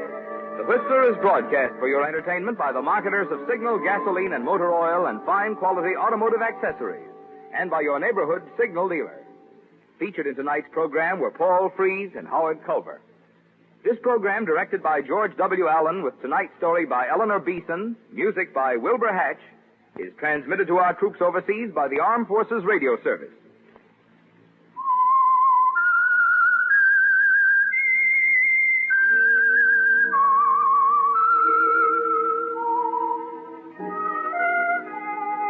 That whistle is your signal for the Signal Oil program, The Whistler. This is Marvin Miller speaking, reminding you to look for those familiar yellow and black circle signs that identify those popular Signal Oil stations throughout the West from Canada to Mexico. This is CBS, the Columbia Broadcasting System.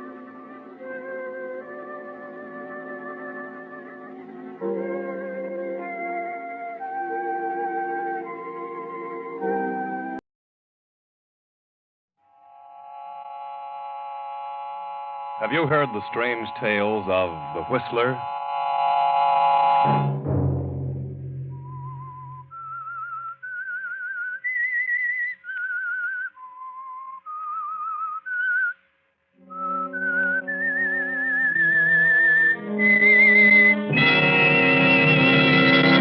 I'm the Whistler. Don't. Not again, please. I can scarcely think now. I won't be able to think at all if you do it again. Please, I couldn't stand it. There just won't be anything left if you do. Please. Another Saturday night, and again, CBS presents The Whistler.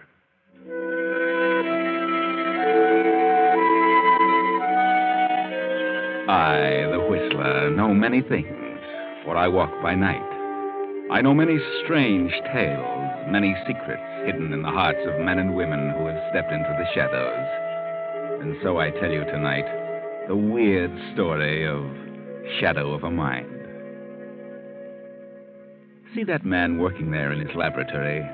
That's Dr. William Richter. He's brilliant. He works hard at his research because he believes he can do more for posterity through research than he could had he continued his regular practice as a surgeon, a brain surgeon. It's good that a doctor can retire from his practice and have a laboratory all his own, with all expenses paid, where he may carry on his experiments. Good also that he can afford an assistant. Ernest? Ernest? Yes, Doctor. Come here, will you? Think there's something here you should see? Certainly, Doctor. Yes, Doctor? What is it? This piece of tissue. I've just taken it out of the solution. Oh, yes, that's the tissue from the monkey's brain. Yes? Seems to be alive still. Yes, the solution has kept it in perfect condition, at least to all outward appearances. Of course, we can't really tell until it's tried along with undisturbed tissue. That's right. That's just what we're going to do. Today? You're going to try it today? Yes. Remember the little chimpanzee we brought in last week? Yes. Prepare him, will you? We'll try the experiment at once. Oh, it will be wonderful if it works. Wonderful for humanity, I mean. Well, that's why I'm doing this work, Ernest. Because of the great benefit it will be to mankind if I can find a way to keep tissue living when completely severed from a body. And then replace it. That will be wonderful. I don't mind telling you, Ernest, that if this experiment is successful, we will have gone a long way toward proving the feasibility of tissue transplantation. Then there will remain only to try it with larger sections of tissue. Who knows? Perhaps sometime, due to our experiments, man will be able to perform this operation on complete sections of the human brain. It's a great work you're doing, Doctor. Yes. Now, prepare the animal, will you? Yes, Doctor.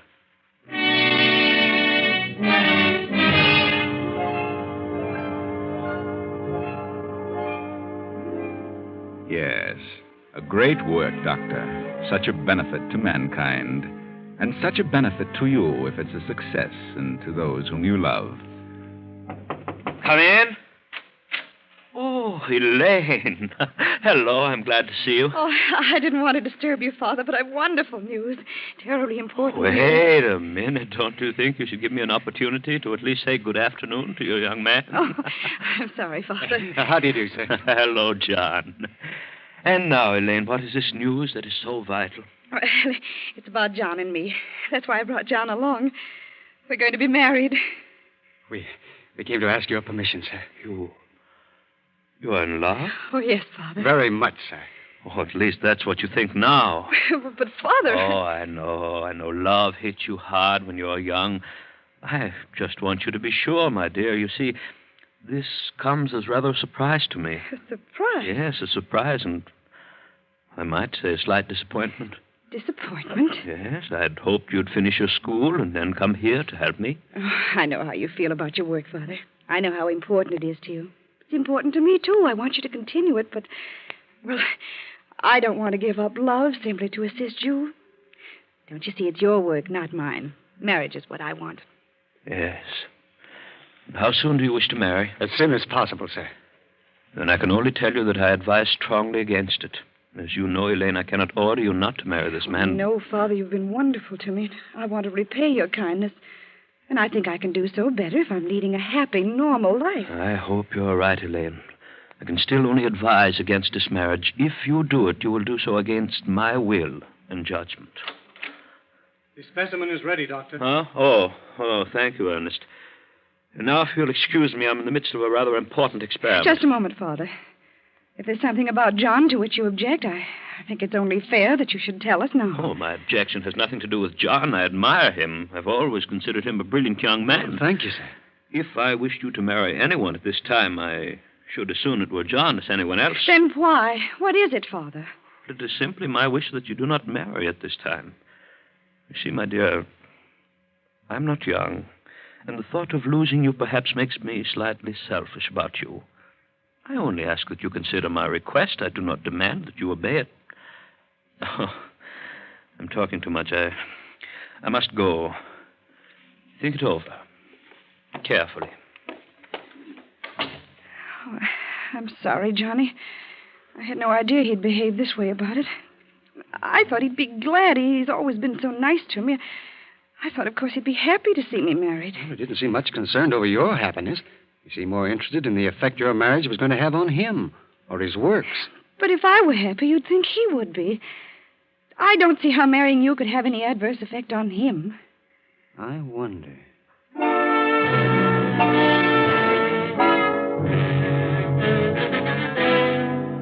Several days have passed during which John has thought about it, wondered why the doctor doesn't want his daughter to marry. Thought and searched for a reason, and he's found that reason. But he hasn't told Elaine, not until he has another talk with the doctor privately. John and Elaine are driving along the twisting highway to her home. Why on earth did your father ever have his laboratory in such an out-of-the-way place? Oh, he works a lot with animals. They might disturb people if he had close neighbors. Yes, I suppose so. Looks as though he might have picked a straighter road. Johnny, why are you so certain that you can convince Father our marriage is the right thing? Well, the only reason he objected was because of what it might do to him. I know what that was. And I can assure him that the result of our marriage won't be what he feared. But why won't you tell me? Oh, now, darling, don't you worry about that. Here, give me a kiss. Oh, Johnny, Johnny, look out! The bridge! Look out, we're going over!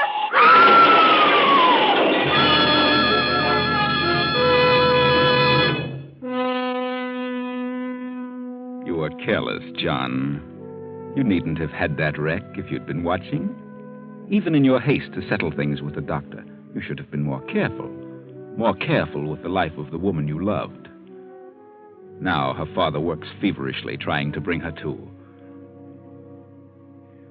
Will she? Quiet. Looks pretty bad. I'm afraid it's a concussion. Yes, but will she? I suppose you are satisfied now. Should have forbidden her seeing you rather than suggesting it would be better for her not to marry you. Oh, I'm sorry. I'm terribly sorry.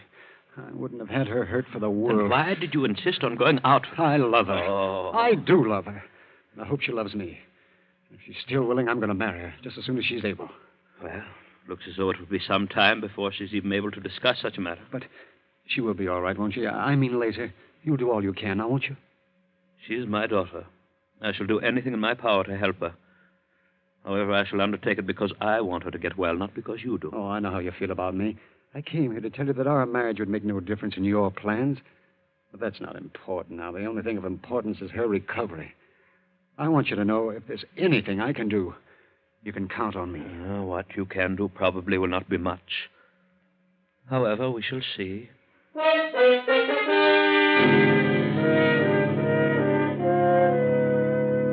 Not much you could do, John. If you'd only realized then just how much you would do, maybe you wouldn't have been so anxious. It hasn't been pleasant, though, has it, all these days of waiting while Elaine came out of her coma and then lapsed back in again. And when the doctor operated on her, that was hard on you, too. These short visits you've been allowed with her. Does it seem strange that the doctor won't let you stay too long in the room with her? You will have to leave now, John. Remember, I told you could only have a few minutes. Oh, yes, all right. I'll come again soon, Elaine. And don't you worry. Everything will be all right. Goodbye, John. I hope you can come again soon. What does he mean everything would be all right? Oh, just about us. Well, what does he know about it? What does he know about your condition? He thinks as I do that I'll soon be well. Oh, does he? Yes. Won't I? We shall see. What else did he tell you? That he loved me enough to give up anything in the world for me. Are you still as much in love with him as you were? Oh, yes, Father. More so. Then I want you to tell him that you will marry him. Oh, Father, you... Oh, Father, I knew you'd see. I knew you'd want me to be happy. I knew you'd see what was best. Yes, I do see what's best. Probably better than you. Well, what do you mean? Elaine, you know how much you've always meant to me. Yes, you've always been very good to me, Father. Then believe me when I tell you I know what's best for you. Tell John you will marry him right away. But why so soon? Because it is important. But your attitude has changed, so...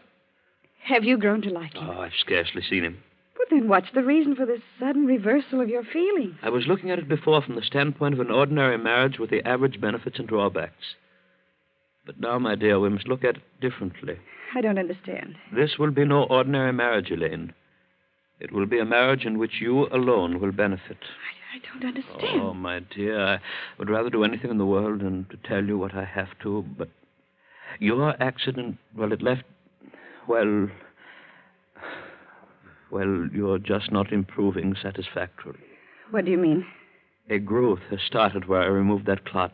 I've got to operate again, and I cannot say how successful I'll be. You mean you're afraid it won't be a success? And that's why you want me to marry John? Yes, because I know what may happen if it isn't. And I want you to have all the things you want while you have the chance. But that wouldn't be fair to him. He's always said he would give up everything. Well, now he will have the chance. Oh, no. I won't do it that way. I wanted to marry him because I thought we'd have a happy life together. I don't want him to do all the giving. You've got to, Elaine. No. But you are going to need him, Elaine. Need him more than you can possibly imagine. And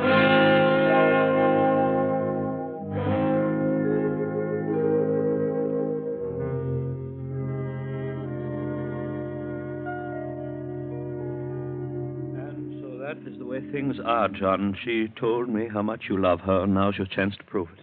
Oh, Elaine, the poor girl. It's awful. Oh, there's not a thing I can do except try and prolong the final outcome. She may go on for years this way, but someday she will crack and her mind will become a complete blank. She's going to need somebody then. Somebody that loves her as much as you say you do. Oh, there's no question about that. Of course I love her. And you will still marry her after what I've told you? Well, yes, of course. That can't make me love her any less. Then you will try and convince her that it is best that she marry you. Yes, I will. Because, you see, regardless of what you think, I do think it's best. I always have. I think so, too. Now.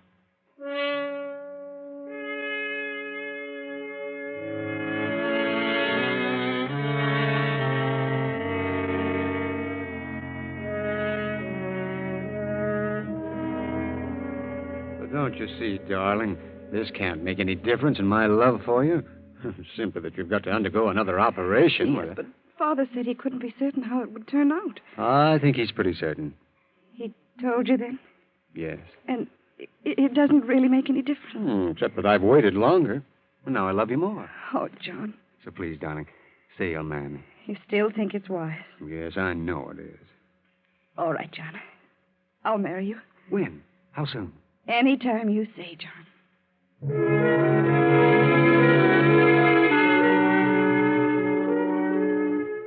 It's good to know that someone loves you enough to marry you even when you're ill, isn't it, Elaine?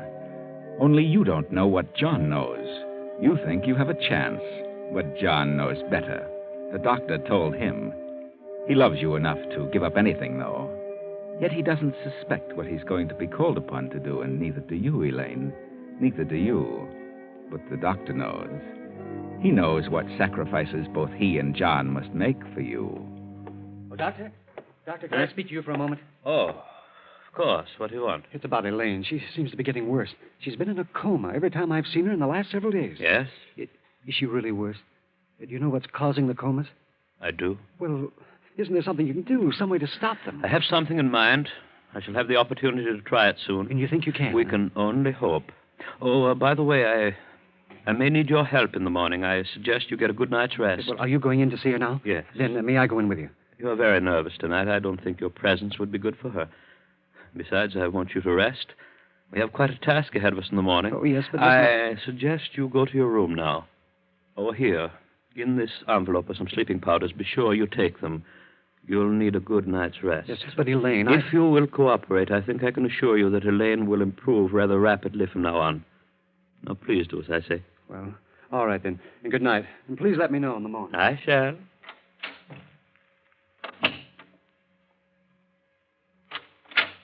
Elaine? Elaine, dear, are you awake? Elaine? Oh, Father. Wake up, Elaine. I didn't realize I'd been asleep. Didn't you?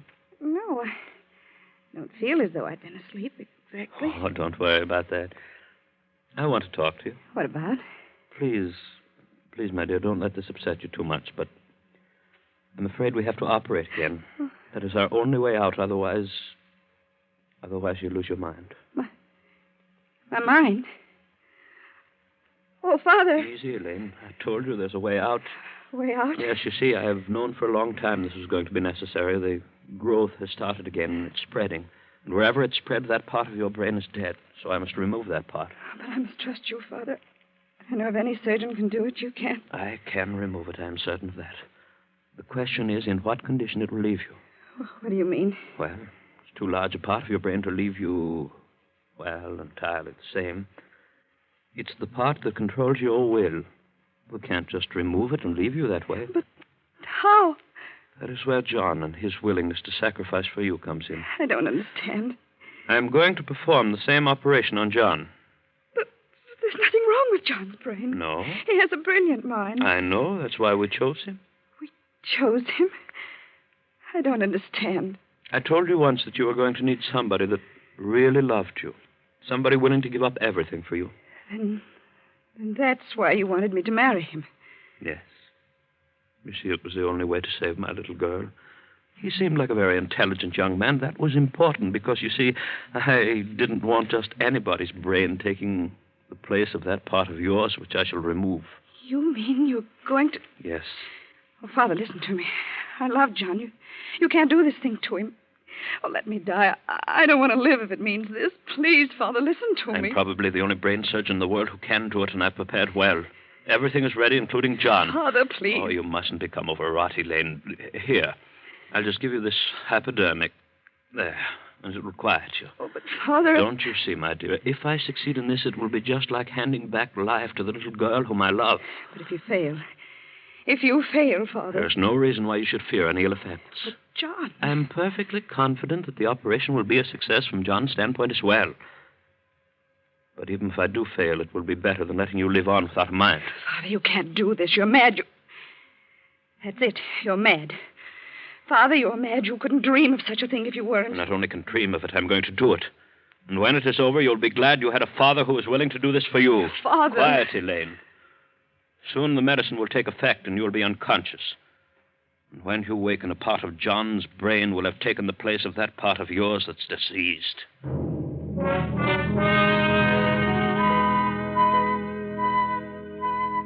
The operation was a success, a complete success for Elaine. A fine piece of surgery, Doctor. You must feel highly pleased with your ability. A pity this operation can't become a contribution to surgical science. But I doubt that you'd want the world to know. And you, Elaine, you look so different since you've been up and around. Your will seems so strong. And your attitude toward John. What's happened to your love for him? Elaine, what are you getting ready to do? I'm going out.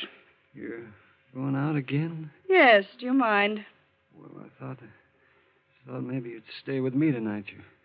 You were out last night. It's awfully lonesome just sitting here in this room. Never getting out, never seeing anyone. You're in no condition to see anyone. But I'd like to see you, Elaine.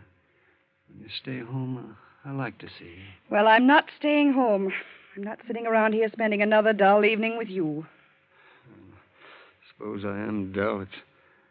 I can't think. I had something I wanted to tell you. I remembered it this afternoon, something I intended doing before we were married. But, I can't remember what it was. Oh, you can't remember anything. All you can do is sit around and whine. Oh, why do you talk to me like that, Elaine? You used to love me. I remember you said you loved me once. And I love you, Elaine. I've always loved you. What have I done to make you stop loving me? Don't you know? Well, it seems like there was something I did that concerns you, but I don't just remember what it was. You really don't remember, do you? No. I wonder if you ever really knew. You're very smug about it, Elaine. Is that a normal way to treat a man who gave up so much for you? Oh, but you're not entirely normal anymore, are you? Maybe that's because you're no longer completely Elaine.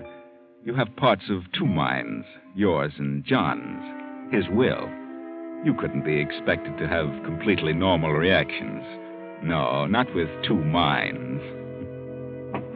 Elaine, may I come in? Certainly. Thank you. Not at all. What do you want, Father? Elaine, I hardly know how to say this, but I I've got bad news for you. About... About your trouble. Those X-ray pictures we took, they show a return of the growth. We didn't get it all last time. Is it bad? Well, it's very small now. If we get it soon enough, we should be safe. Then you're going to have to operate again. Yes, if we're to save your mind. And what about Elaine? What's going to happen to her? What did you say? I said... Funny, I don't remember what I said. Never mind. Do you think John will be agreeable? Oh, he's agreeable to anything I want. He doesn't seem to do anything of his own volition. Just what I wish him to do. Then you had better tell him. All right. John! John, come in here. He's been a very good husband for you, Elaine. Yes, hasn't he? Not as husbands go, perhaps, but... You tell me to come in here, Elaine? Yes. Well, John, do you still love me? Oh, you know I love you. I always have. Then you can do something more for me. Oh, well, that's good. What can I do for you, Elaine? The same thing. Again. The same thing? Well, I don't remember. Oh, no. No, I didn't do anything for you. You did something to me. Don't do it again. Not again, please. I can scarcely think now. I won't be able to think at all if you do. I couldn't stand it. There just won't be anything left. Oh, yes, there will. There will be me. And you love me. Remember, John?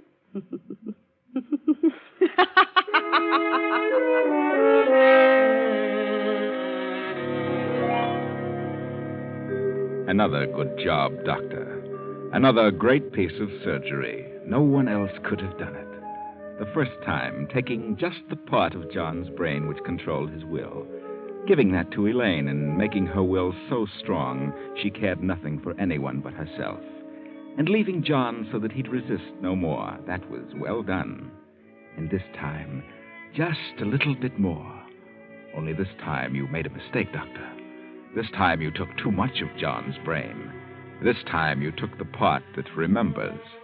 You took too much, Doctor, and now John is dead. You've given his will to Elaine, and now his memory.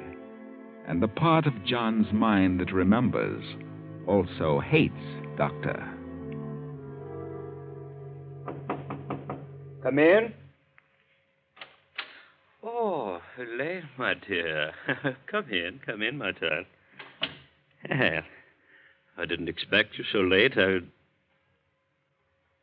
Elaine, what are you doing with that gun? I have something to settle with you, Doctor. Why, I don't understand. You have never called me doctor before, Elaine. It is not Elaine you're dealing with, Doctor. What do you mean? This is John. You killed my body, but you put my mind in this body. My will and my memory. This body is Elaine's, but these thoughts are John's. That is impossible. Not for you, Doctor, not for the great brain surgeon. Well, this time you've gone too far, you and Elaine. You took my mind, only you took too much of it. And now it is no longer Elaine. It is I, John, who controls the actions of this body.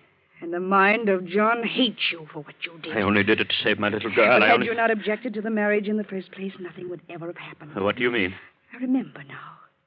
Now John's thoughts remember what it was he found out about your objection to the marriage. That's what we were coming to tell you when we had the accident. John found out about your wife's will. What? The money that made it possible for you to continue your work would all go to Elaine when she married. Oh, but... You didn't want that, did you, Doctor? Because you weren't her real father. But I've always loved you as a real father. I've done everything for you. Excuse me, Doctor. For Elaine. You forget you're dealing with the memory of John. And with his will and his memory in this body, you can see why it's perfectly natural to kill you. Wait. Now listen to me. For a long time, I've known that something went wrong, and I didn't intend it that way, but I have prepared for it. I have a signal bell connected with this room to the laboratory. Ernest has been instructed to come here immediately upon hearing it. Well, I've just rung it. He'll be here in a second. You wouldn't dare to kill me because you'd be convicted as a murderer. How many times do you think a man can be afraid of death, Doctor? Oh?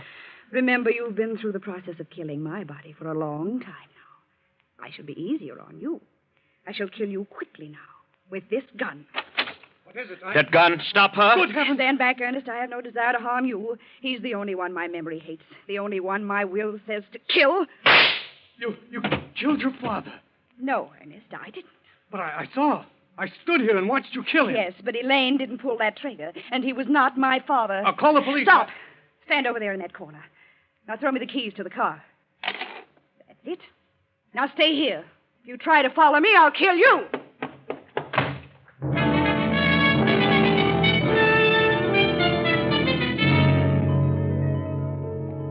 And so you've settled scores, haven't you, John? Your mind, together with Elaine's body, have made him pay for his greed. But where are you going? It's really over. Why do you hurry so? Why do you drive so fast?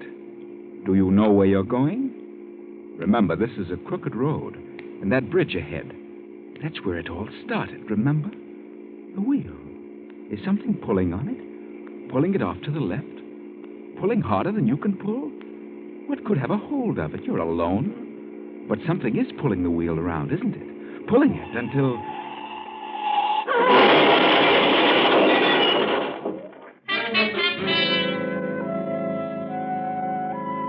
That's really the best way. They couldn't go on with John's mind and thoughts in Elaine's body. And now they're all dead. John, William, and Elaine. John, the innocent victim. Elaine, the guilty accomplice. And William, the great brain surgeon who tried so hard to save Elaine. You think so? Well, what neither of them knew was that there was never anything wrong with Elaine's brain in the first place. Her comas were induced by medicines administered by William in his efforts to convince them that something was wrong with her. Because that way, he'd have a reason for attempting his fiendish experiment in brain surgery. He was a good surgeon. He was too good. But he didn't think his transplantation of brain tissue might also carry with it the will and memory. And when a will as strong as John's combines with the memories he had, well, you could hardly blame him for killing the doctor, could you?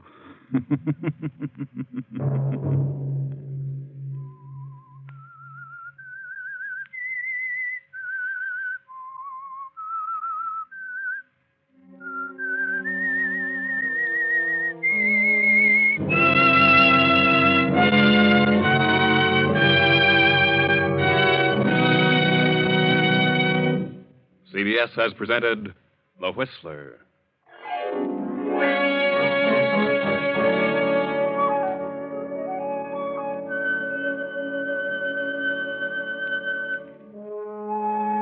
Original music for this production was composed and conducted by Wilbur Hatch. Tonight's story was written by Dwight Hauser and directed by J. Donald Wilson.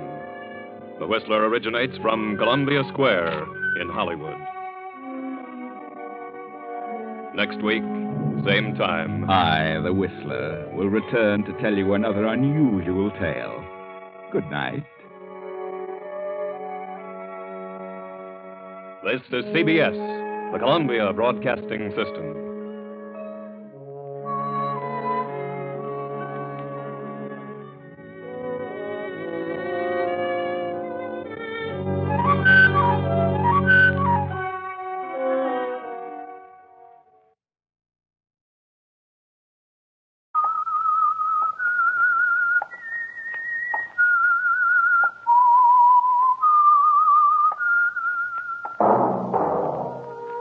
Now the Whistler's strange story.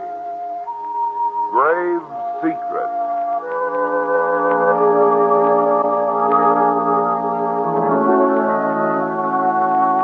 From the parlor window, Harriet Eldridge watched the postman wheel his bicycle down the tree-shaded street. Saw him turn into the driveway and approach the house. She stepped out into the hallway and stopped for a moment to rearrange a bowl of dahlias on the table. Then hurried to the door, a faint smile on her lips. The letters had become very important to Harriet Eldridge. Yes, very important. And she was pleased that they were arriving with such regularity. Morning, Miss Harriet. Good morning, Henry. Here's another one from Australia. Oh, from Mr. Pettis. How nice. Sure is having a big vacation for himself, ain't he?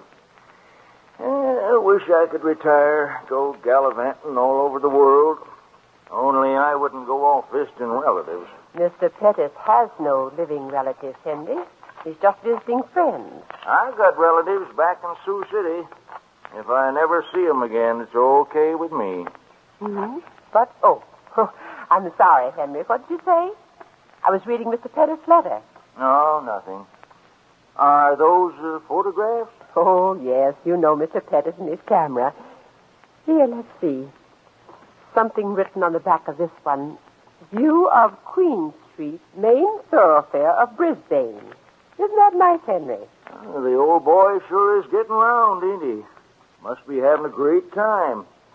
They say them Australian women are real pretty. Now, Henry. Don't see why Mr. Pettis has to go chasing off to Australia when he's got the best-looking housekeeper right here in Santa Rosa, USA. Well, thank you, Henry, but... Oh, it looks like you got company.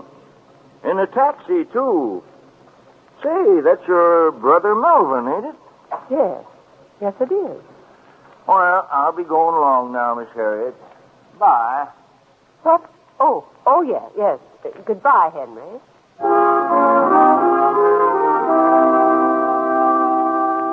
You smile at Henry, watch him for a moment as he turns and walks away. Then your eyes swing back to the man who has just stepped out of the taxi, and a frown crosses your face. Moments later, he steps into the hallway, closes the door, and sets his suitcase on the floor. Hello, Harriet. I wasn't expecting you back so soon, Melvin. I know. Did everything go well? Yes, everything went well. I did exactly as you said. How did you like Australia? Well, it was all right, Harriet. Have you had your lunch with some cold ham, potato salad from last night? Did you like that, Melvin? Yes, I suppose so. Get seasick at all? Oh, no, I didn't. Harriet. Yes? Harriet, did everything go all right here? I mean... Oh, yes. When did you do it? The day you left.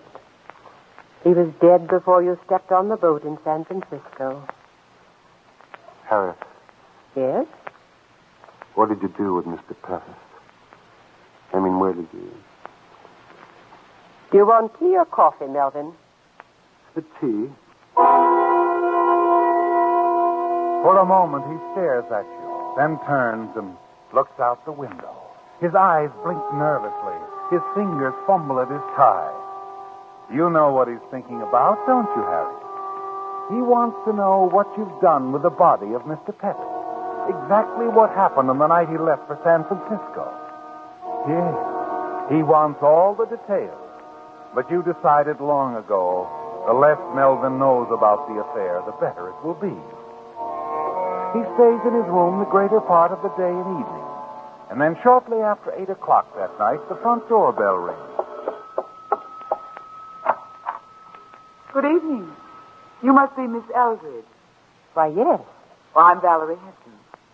A friend of Mr. Pettis. Is he in? No, Mr. Pettis is away. In Australia.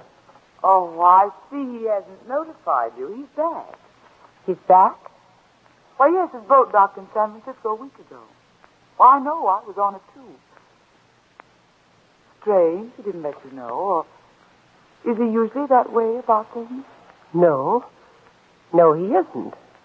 Well, I'll be in town for several days. I'm staying at the inn. Would you tell him when he arrives? Of course, Miss Hinton. I'll tell him. Good night.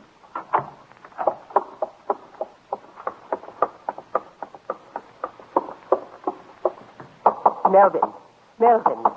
Oh, yes, come in. Melvin, why didn't you tell me you'd arrived in San Francisco a week ago? Oh, well, And who is this Valerie Hinton? Valerie? How did you know? She was here a moment ago asking for you. Here? Why did you have to tell her you were Albert Pettis? Harriet, I was only doing what you said. You told me to use the name to establish his presence in Australia. You met this woman in Australia? Yes, I did. I see. And this This week you spent in San Francisco, was that devoted to Miss Hinton? Well, at first I saw no harm in it, Harriet. She's a wonderful person. Did you have to tell her you lived in Santa Rosa? I didn't. Oh, she must have seen the Santa Rosa postmark on the letters you sent me in Australia. Oh, believe me, Harriet, when I ran out on her in San Francisco, I never thought I'd see her again. You ran out on her? Yes, I realized it would be dangerous. What with everything that's happened here. So she followed you. Oh, Melvin, don't tell me she's in love with you. Oh, I don't know. Are you in love with her? Yes.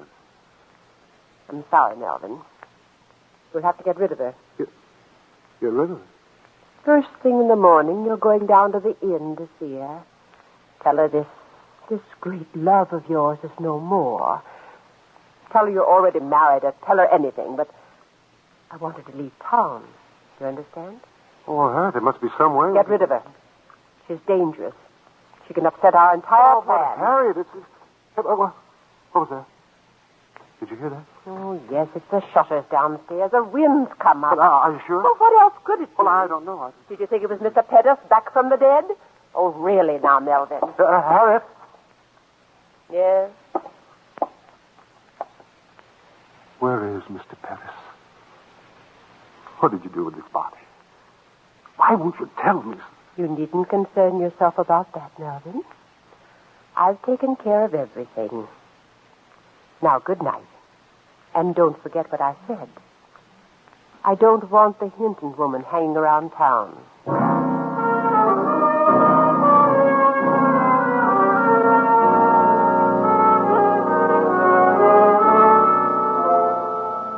The following morning, you're alone in the big house.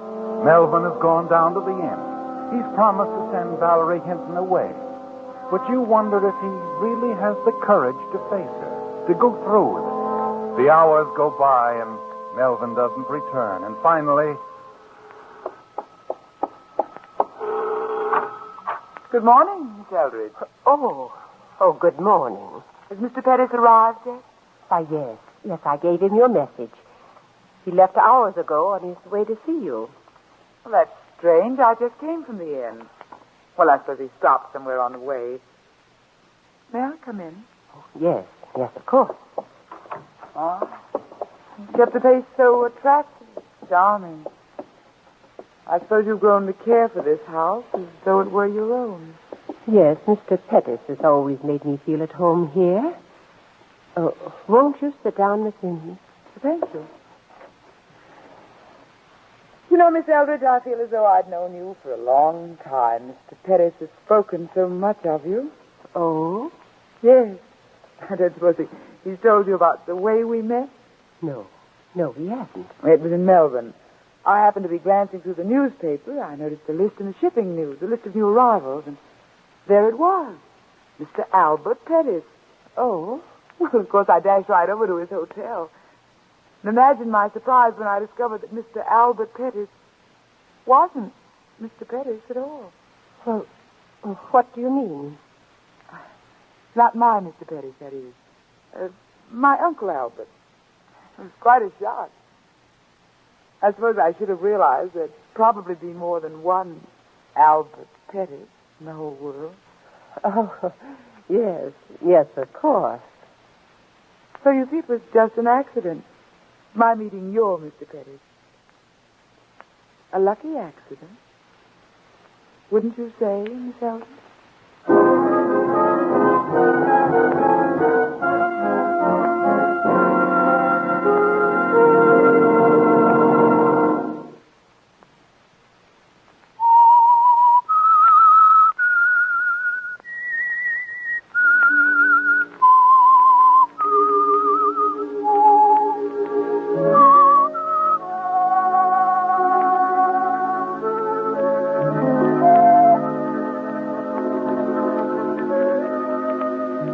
Frightens you, doesn't it, Harriet?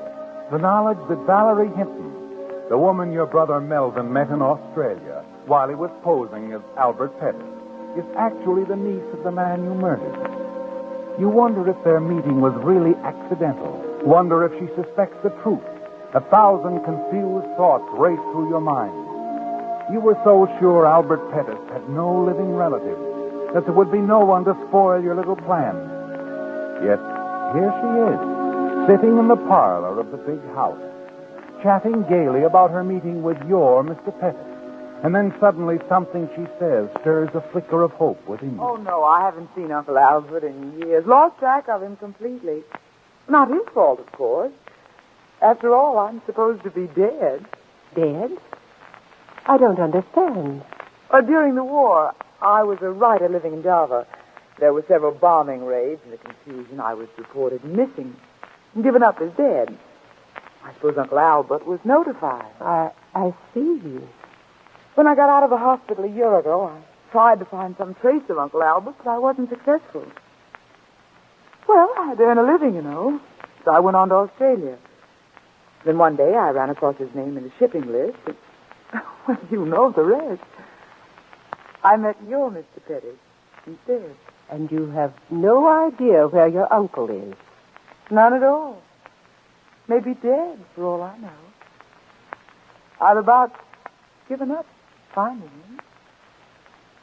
I'm devoting all my time to writing now. That's why I've come back to the States to try my luck here. Oh, Harriet, Albert. Hello, Albert. Oh, Albert. You watch Valerie rush across the room, throw her arms around Melvin. He stares back at you over her shoulder, a bewildered, hopeless look in his eyes. You turn and hurry away. Moments later, you're upstairs in Mr. Pettit's room, searching through the closet. Then you find what you want. You take the photo album, sit on the window seat, and start turning the pages.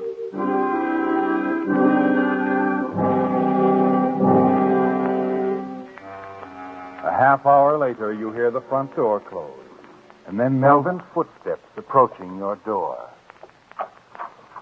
Harriet? Yes?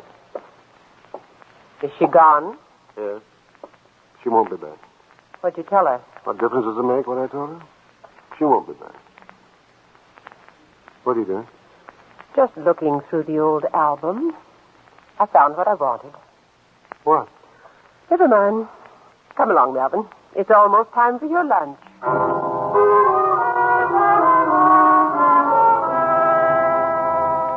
Yes. You found what you were looking for, haven't you, Harry? A faded photograph, a young girl, and you're certain it's Valerie Hinton. She's really his niece, isn't she? At least that much of her story is the truth. But you're still a little afraid. And you know that you'll be afraid until the girl herself has left town. Late that afternoon, you step out on the front porch and wait while Melvin drives the car out of the garage. Then a taxi pulls into the driveway. And then, despite the recent assurances of your weakling brother Melvin that she wouldn't be back, Valerie Hinton steps out. The shopping list drops from your hand and your eyes are fixed on the suitcase she carries. Hello, Miss Eldridge. Oh, Miss Hinton, you're leaving. You've come to say goodbye. On the contrary, Harry, I'm moving in. Moving in? Here? Why not? I've a perfect right to, you know. After all, it's my uncle's house, isn't it?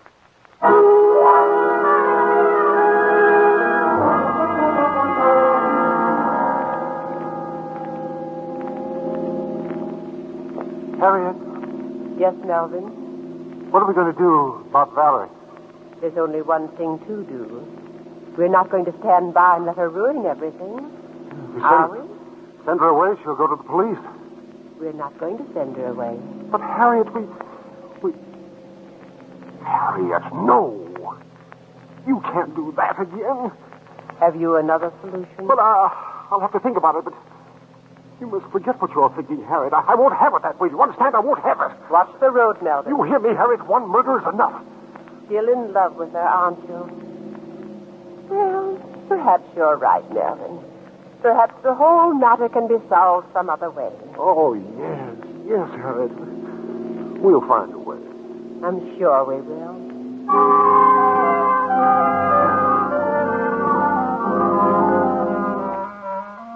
The whole plan is in danger, isn't it, Harry?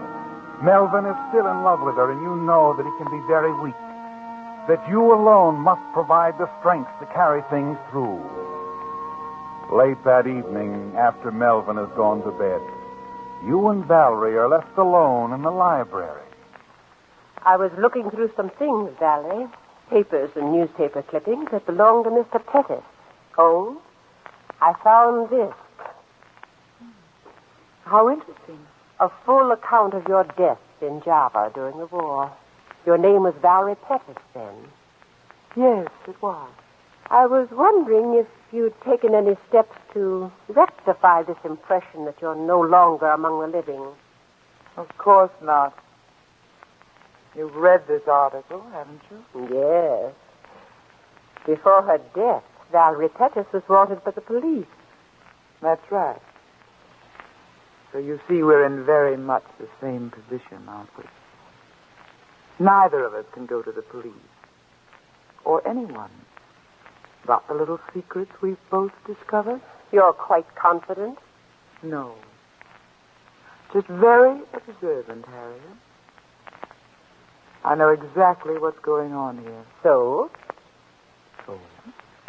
That's sufficient reason why you'll keep your secret as long as I keep mine. I see. Now, there's something else, Harriet. Uncle Albert's money. Money? Yes, I know about that, too.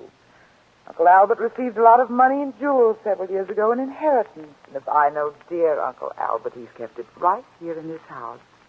I'm one who believes in sharing the wealth, Harriet. The money, the jewels, and this house. You intend to remain here? Yes. I like Santa Rosa. It's charming, quiet, and safe. Besides, I've grown very fond of Melvin. I know he's quite fond of me. So I wouldn't try anything, Harriet, dear. Melvin might not like it. Good night.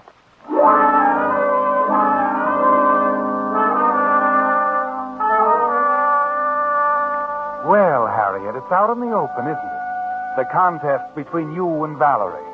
And it's a contest you can't afford to lose. You must get Valerie out of your way. And you know how to begin, don't you? With Melvin. You must turn him against her. And the very next day you start working on him, systematically, using his love for Valerie as a wedge. Each day you have something to drop in his ear. If Valerie goes for a long walk or to the public library, you manage to suggest to Melvin that she's keeping a rendezvous somewhere with another man. Slowly but surely he begins to break down, to draw away from the girl. Sometimes even getting up from the dinner table and leaving her in the middle of a conversation. What's the matter with him? Melvin? Yes, why did he walk out of the room like that? Well, I'm sure I don't know. Perhaps he's tired. Tired of me, you hope? I didn't say that. As a matter of fact, Valerie, I've come to grow quite fond of you. I'm not foolish enough to believe that. On the contrary, you're foolish not to. But where are you going? Out. Isn't it rather late? I don't care. I've got to get outside, walk somewhere, any place. Somewhere I can think. I understand. I'll tell Melvin that you went for a walk.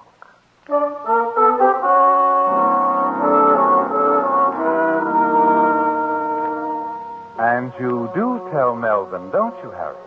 Only in your own way. The way you've told him many times before. I don't believe you, Harry. I don't believe you at all. I'm sorry, Melvin. I know what it must do to your pride, but there isn't any doubt. She's admitted the whole thing to me. She told you there's someone else? Yes. There's been another man all along. You know I wouldn't lie to you, dear. She's made a fool of me. A fool. Forget it, Melvin. You've got to. Stop telling me to forget it. That's all you do. You don't want me to know anything. Or think about it. Oh, Melvin. Where are you going? Out. You smile. Congratulate yourself, don't you, Harriet? Because you know you've won. That Melvin will do anything you want him to, like a man who's been hypnotized. You're certain now he won't interfere with your little plan to get rid of Valerie. Yes, you're quite pleased with the way you've handled things, aren't you? Moments later, you turn out the lights in the library and go up to your room to bed. You lie awake for a long time, waiting for Melvin to come home. Finally, you hear the front door close. You hear his footsteps on the stairs. And then, just before you drop off to sleep, you wonder why Valerie hasn't returned home.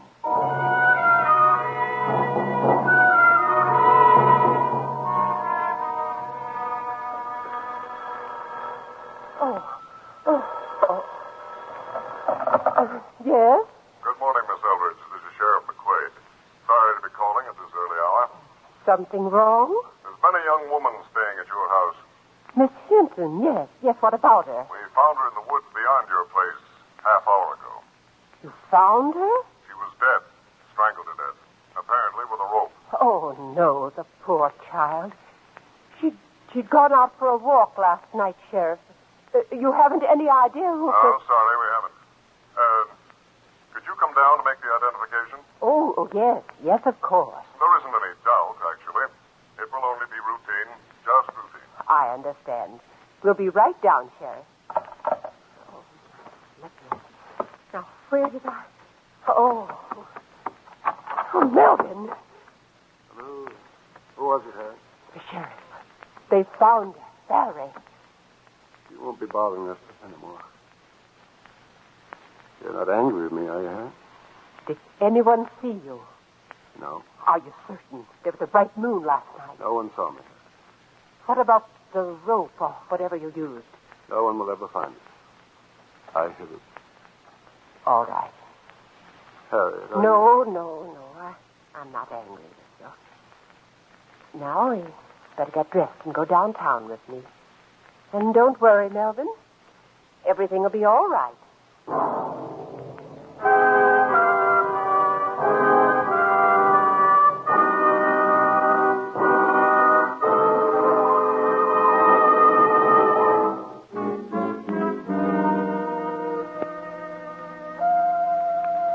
At the coroner's office is just as the sheriff said.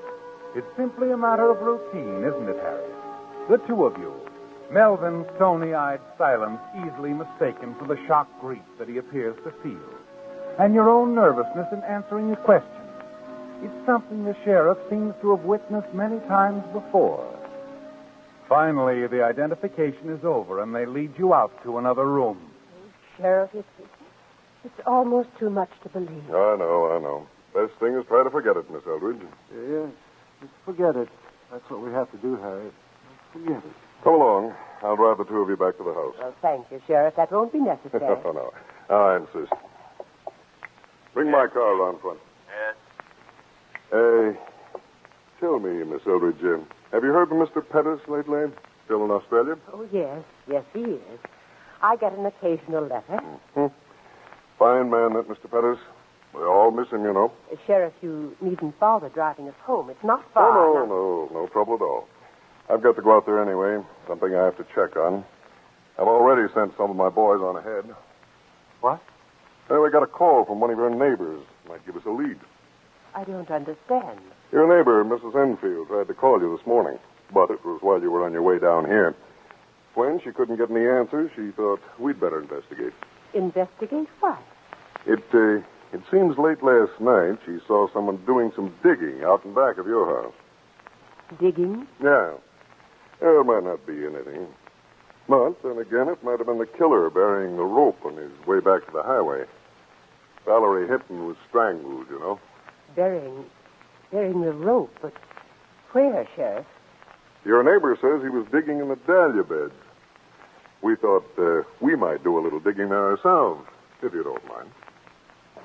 The dahlia beds? Oh, no. What is it, Miss Eldridge? Harriet, you never told me. Is that what you... Yes, Melvin. Now you know.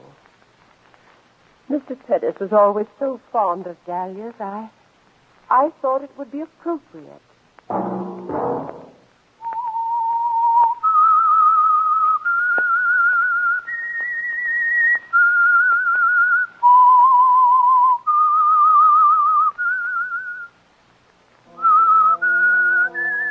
Whistler, previously released by CBS, the Columbia Broadcasting System, for listeners in the United States, has been rebroadcast for our armed forces throughout the world.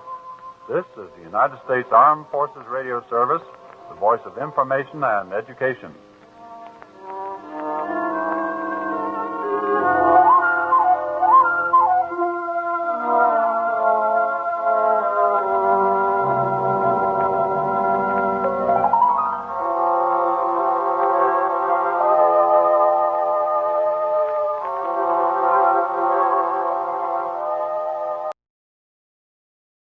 And now for the Signal Oil program, The Whistler, the mystery program that is unique among all mystery programs. Because you know who's guilty. You see his every move. You know his complete plans, even his innermost thoughts. Yet the final curtain always brings a startling surprise. In the Signal Oil program, The Whistler.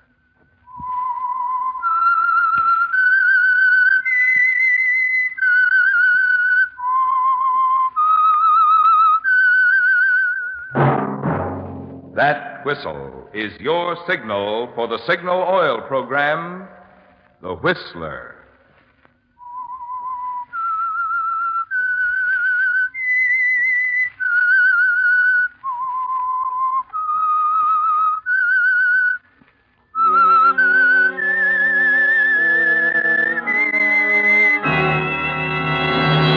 I am the Whistler, and I know many things, for I walk by night. I know many strange tales hidden in the hearts of men and women who have stepped into the shadows. Yes, I know the nameless terrors of which they dare not speak. Yes, friends, it's the Whistler for the tops in entertainment. And for the tops in gasoline quality, it's Signal. It takes extra quality, you know, to give you extra mileage. And Signal is the famous Go Farther gasoline. So look for the Signal circle sign in yellow and black that identifies friendly independent signal stations from Canada to Mexico. And now the Whistler's strange story. Still Death.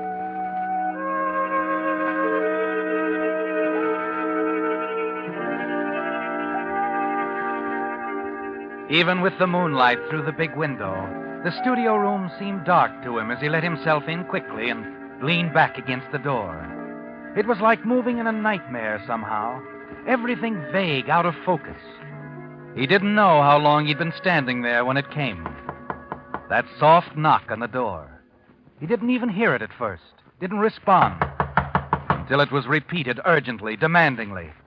Then he came out of his daze sufficiently to hurry across the studio to the easel by the window. Quickly, he removed the painting, slipped it behind a desk. Then he turned to answer the door. The man facing him was a total stranger, but he called him by name. Leonard Miles? That's right. You're standing in the dark, Mr. Miles. I was just leaving. Sure.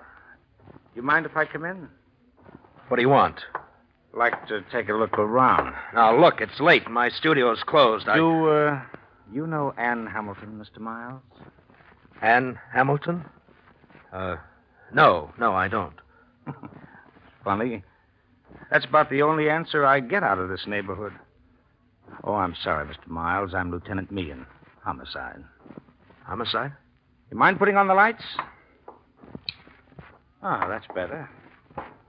Well, you've worked on some interesting subjects, Mr. Miles. What is it, Lieutenant? What's on your mind? Your work, Mr. Miles. Your paintings. I'd like to look at them. They're all that I've had on my mind since learning about Ann Hamilton. In case you didn't know, she's dead. You just stand there, don't you, Leonard? Facing the police lieutenant. Not even hearing your own voice as you tell him to go ahead and examine the canvases. You're almost not aware of him as he moves about the room, because your mind is spinning rapidly, going over it all again, reliving each week, day, and hour that you spent with Ann Hamilton, the girl he's asking about. You'd like to tell him about it, tell him the kind of person she was, but you don't, because there's still Mary to think about. There's always been Mary. Before Ann, before everything, there's always been Mary, your wife. How well you remember the day you and Mary discussed the exhibition. Feel better now? Delicious tea, Mary. Thanks so much. No, not at all, Connie. So good of you to pose for Leonard. Oh, I love it. He's taught me more in these past weeks than a semester of art school. You going to work any more this afternoon, Mr. Miles? No, Connie, that'll be all for today. Oh, I'll be running on then. Got a class tonight. You pay heed to this young lady, Mary. She'll graduate from that art school in a year or so and run me out of business. Oh, in a year you'll be so famous no one will buy from anyone else. Good night, Mary. Mr. Miles. Good night, Connie. Good night, Connie. She's a wonderful girl. Yes. You know, Leonard, sometimes I wonder why you stay with me. Oh, please, Mary. No, I'm not a help to you.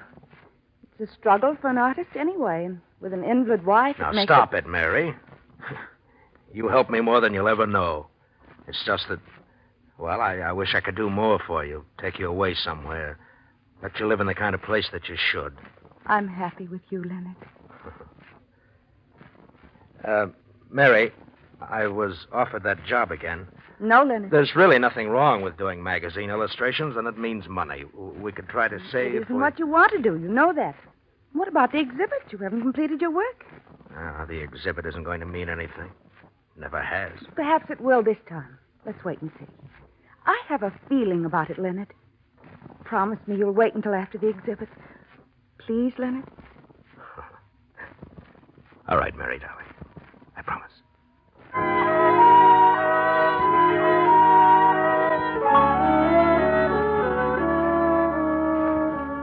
Yes, Leonard, your wife, Mary, had a feeling that the art exhibit was going to make a difference. But it wasn't really different from the others before it. You still heard the same remarks as you moved about among the little group of onlookers. Then they were gone, the curious, the mocking, and the few real patrons. You're alone now, standing there, looking around at a room full of paintings, paintings that no one wanted to buy. You stare at one you were certain they would like, a girl's face with that curious light across it. Then you're startled suddenly at the sound of a girl's voice. Hello. You almost believe your mind is playing tricks, and then she speaks again. Hello. Why, hello. I didn't mean to startle you. I thought everyone had gone. Yes. I waited until they had. I like your work, Mr. Miles. Oh? I like it very much. I may like it well enough to buy. Well, everything you see is for sale, Miss... Hamilton. Anne Hamilton. Yes. Well, was there something in particular? I'd like some time to study them. Well, the exhibit's over, but these will all be brought back to my studio. I suppose I could come over there. That is, if the transaction can be kept private. Private? I wouldn't want any talk, Mr. Miles. Well, I'm sure the mere fact of your buying a picture wouldn't concern It most... might concern some people. You're a very attractive man, Mr. Miles. I trust my wife finds me so. I'm sure she does. My car is across the street. I wonder if we could continue this over a cocktail. Why, I know. You're expected home. Couldn't you make a call? It's business, Mr. Miles. Yes, I can call. I'll do it right away.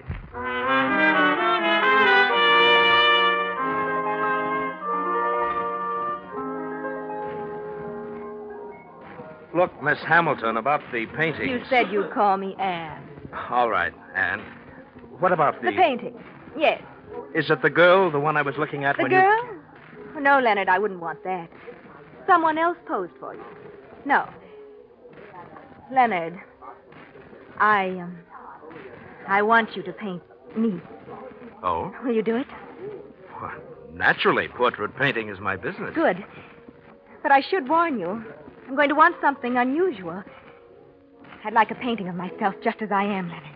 No pretty lights or shadows. No painting out the lines. That should be easy. And there aren't any lines. You noticed, didn't you? You've noticed a lot about me. Why, yes, of course. I make a habit of studying subjects. You're perfect for what I want, Leonard.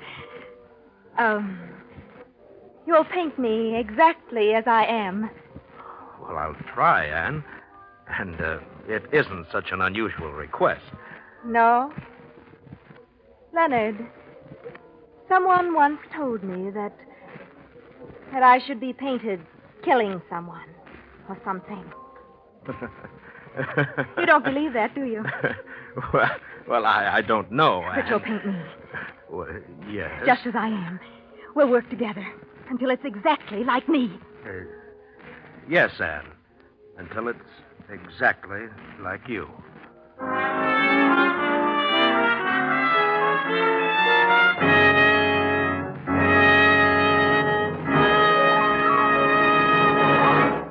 With the prologue of Still Death, the Signal Oil Company brings you another strange story by The Whistler.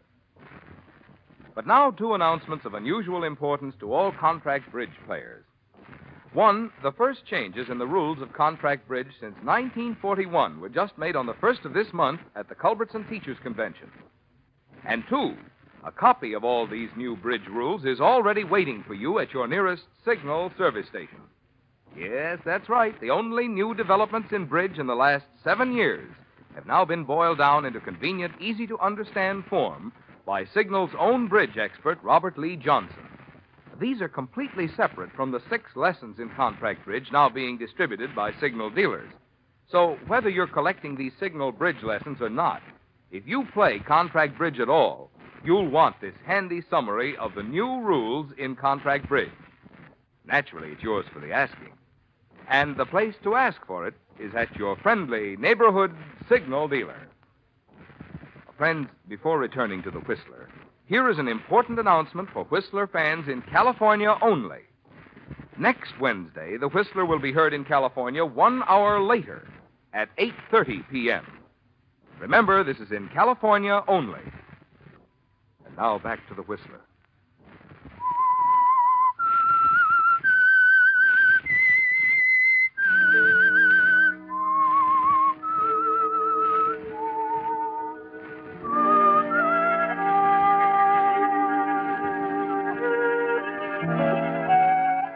It was like a nightmare, wasn't it, Leonard? From the moment you met Anne Hamilton there in the empty art gallery, the way she seemed to step out of the shadows into your life. From the first, there was something that told you to stay away from her, to turn and run, but you didn't. And the following evening, you made excuses to Mary, left her in the apartment, walked down the long corridor, and across the patio to the room that served as your studio. Stood in the half-darkness, smoking a cigarette while you waited. That deep urge to call it all off is there again for an instant, isn't it, Leonard? And then it's all swept away, and you're over the brink as you find yourself with Anne. Oh, Leonard, it's just as I thought it would be. Your studio. It's as if I'd been here many times before. Leonard. Yes? Does your wife like to come here? Well, unfortunately, my wife can't come here. She's an invalid. Oh? She was in an accident. That's too bad. She used to come here all the time before she was hurt, but she's still very interested in my work. So am I. Can we start our painting tonight? Well, Anne, you wanted to come here to see the studio, but I wouldn't recommend working this way. At night, I mean. The light's all wrong. You'd rather I came in the daytime? Anne, I don't get all this secrecy. There's no reason that you shouldn't come here any time. I'm a professional artist, and many women have their portraits But that's painted. just it. You see, I want this painting to be a surprise. Oh. If anyone knew I was seeing you, it might get into the papers. The papers? You don't understand, do you? But then I don't think you're really trying to. Oh, nothing to worry about. I'm not front page copy. But I am a society column item. Look, Anne, now that you've seen the place. You're nervous, aren't you? I make you nervous. Well, It's all right. We'll go. I don't want to rush things, Leonard. I don't ever want you to do anything with me that you don't want to do.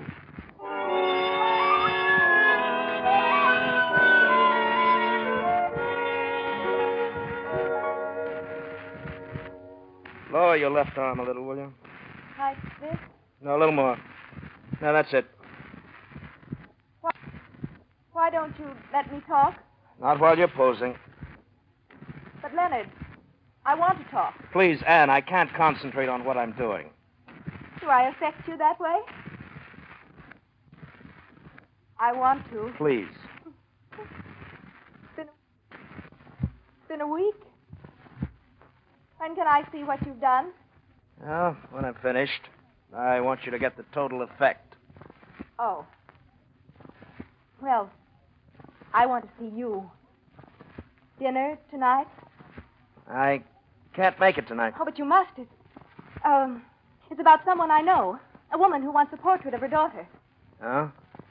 Oh, can't you see me here? No. No, I want to talk to you about it. Tell you what to say. Please? All right, Anne. Tonight, then. Dinner.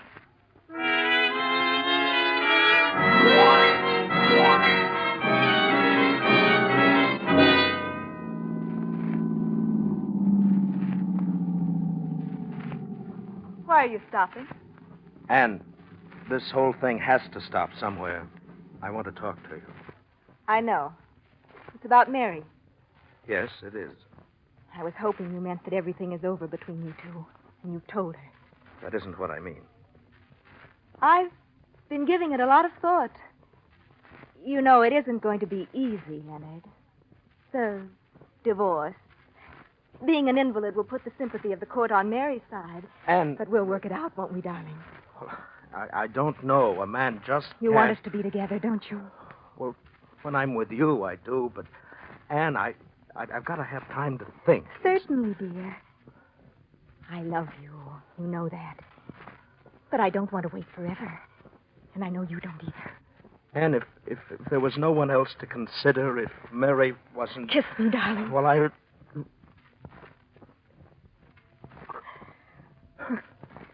It's going to be all right.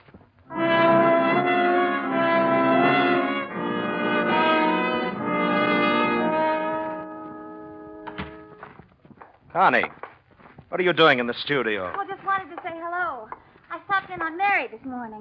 Well, I'm sorry, Connie, but this work I'm doing is... I peeked under the cover. You what? You haven't finished the face. Is she very beautiful? I didn't want anybody to see it. Connie, you had no right. No, I suppose not.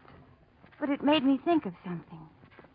How beautiful Mary is, even now. Thank you, Connie. What? Mary. Mary, you shouldn't be standing. I wanted to surprise you, Leonard. I walked part of the way. Look. Oh, darling, you'll fall. Here. Bring the wheelchair, Connie. I'm sorry, Leonard. I tried anyway. Here now. Easy now. There. Thanks, darling. Oh, Mary. I'll get it, Mr. Miles. No.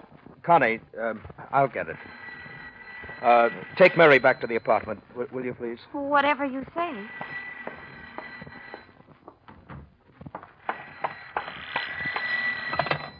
Hello? Hello, darling. I can't talk to you now. What is it, darling? Never mind. You needn't come here today. It's all finished. The painting? Everything. Oh. Well, whatever you want, darling. But I must see you once more. No, Anne, it's over. I know for the first time in weeks. I'm sure now. Tonight at my home, you know the address. Anne, I'm not Just going... this once. I'll be expecting you, darling. 8 o'clock.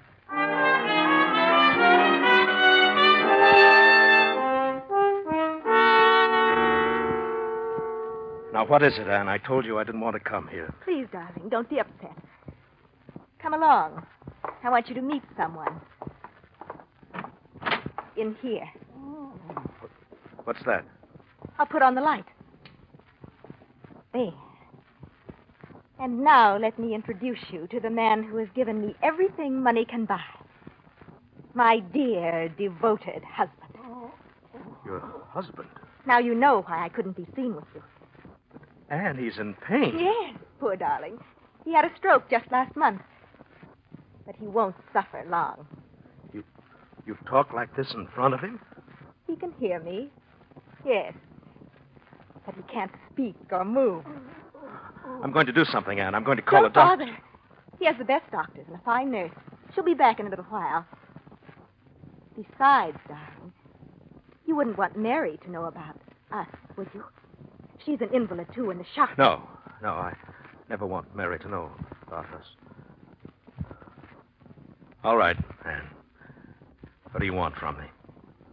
I want you to finish that painting. It was my husband here who suggested I should be painted killing something. I see. I thought you would. Let's adjourn to the library, shall we? Good night, dear.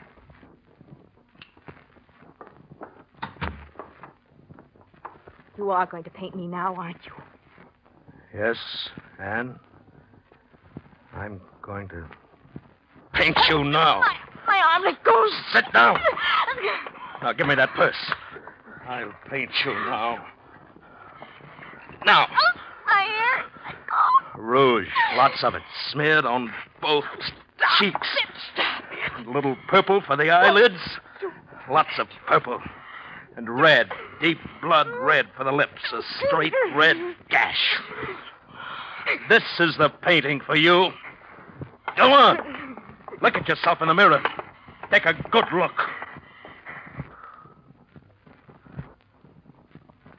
All right, Leonard.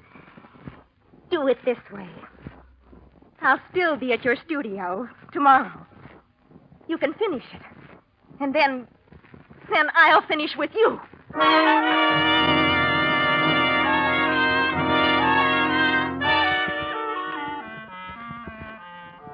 You wait anxiously all the next day. Near evening, you go to the uncompleted painting, stare at it, suddenly take a brush and start to work. Slowly at first, and then rapidly until you complete it. Yes, this is Anne, isn't it? The way you see her. And then as you set aside your brush, you're aware of her presence. It's beautiful, Leonard. It's the way you are, Anne. Oh, Anne, you're hurt. Yes. I've been shot. Shot? Funny. Very funny. I didn't think it would be this way. But I told you I'd finish things for us, Leonard. And I will. When the police arrive, you find me here, dying in your arms.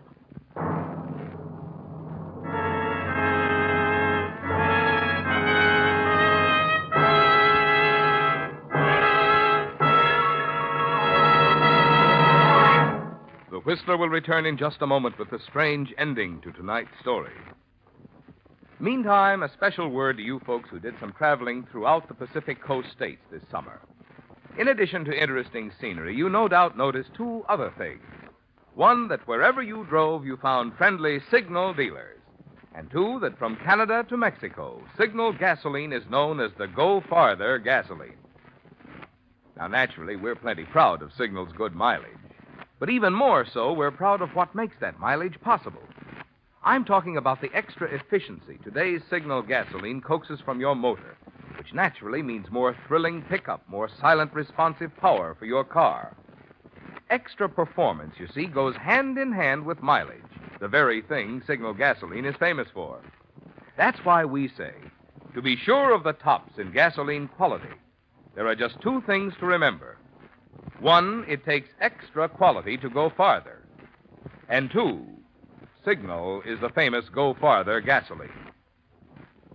And now back to the Whistler.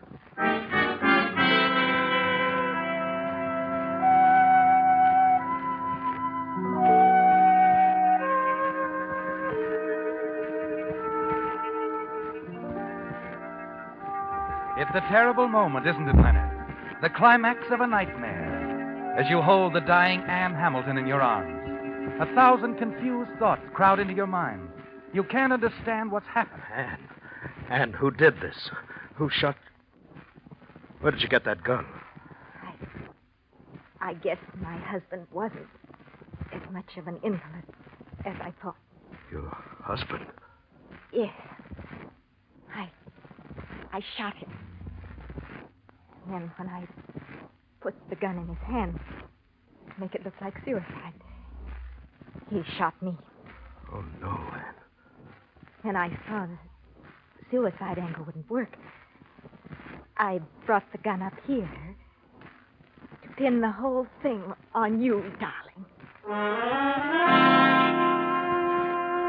Quickly, you pick her up, Carry her down the back way, and then bring her car around. Moments later, you're racing toward the nearest hospital. Anne, slumped in the seat beside you, continues to mumble incoherently. Then she's silent. On a darkened side street, you stop the car, walk around the corner to a drugstore, and slip into a phone booth. Police Department, Sergeant Donald. Hello? There's a blue convertible parked on Shell Street off Kelton. You'll find a woman in the front seat. She's dead. Who is this? Hello? Who is this?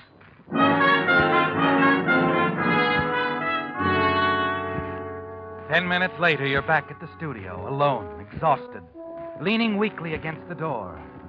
You're in the clear now, aren't you, Leonard? Certain the police won't be able to connect you with the deaths of Anne Hamilton and her husband. And most important, your wife, Mary, will never know about Anne. Yes, that's the most important thing in your life, isn't it? Mary. Her happiness now and always. For a long while, you stood there in the dark studio. Then the knock came. The soft knock on the door that brought Lieutenant Meehan of homicide. The quiet questions about Anne that sent your mind spinning as you watched the lieutenant move about the studio, examining each canvas. We traced her to this building. Officer Farrell gave her a ticket earlier this evening for going through a red light. Her car was weaving, so he followed her here. Then when he heard over the police radio that we were looking for Anne Hamilton, he called us. You were looking for her? Yeah. You see, she called headquarters an hour or so ago. Said someone had killed her husband. Said she thought the killer might be a man who had been painting her portrait. Didn't say who he was. But then when she came to this building, well, you're the only artist around here. See what I mean? I don't know any Anne Hamilton, Lieutenant. Mm-hmm. So you said before. Have you finished looking around, Lieutenant? Huh? Yeah. Yeah, I guess so. Nice pictures. Well, thanks. I'll be on my way. What's the matter? I almost overlooked one of your paintings, Mr. Miles. This one behind the desk.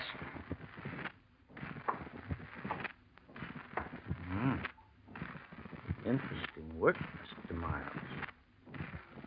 You like it? I said it was interesting. You know, Miles, it's lucky for you I didn't find a portrait of Anne Hamilton here. I never can figure out you guys. Now take this canvas. You paint a beautiful dame with a figure like that. Then instead of a face, you top it off with a death's head.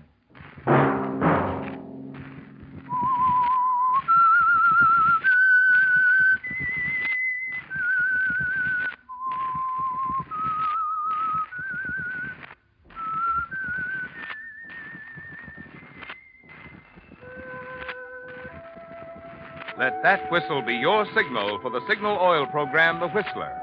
Friends, let me repeat. Here is an important announcement for Whistler fans in California only.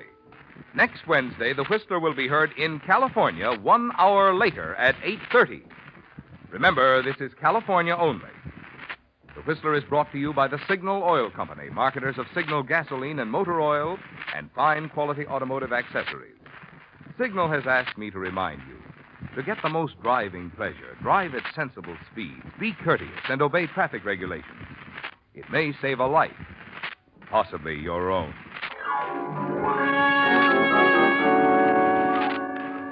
Featured in tonight's story were William Conrad and Lorette Philbrand. The Whistler was produced and directed by George W. Allen, with story by Gilbert Thomas and music by Wilbur Hatch, and was transmitted to our troops overseas by the Armed Forces Radio Service. Remember, at the same time next Wednesday, another strange tale by The Whistler. Marvin Miller speaking. This is CBS, the Columbia Broadcasting System.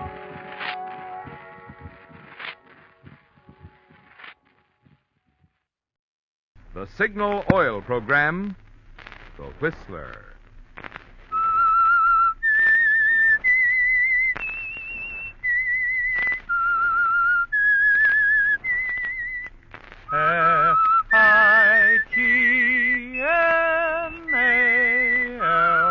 Signal, signal gasoline. Signal, the famous Go Farther gasoline, invite you to sit back and enjoy another strange story by The Whistler.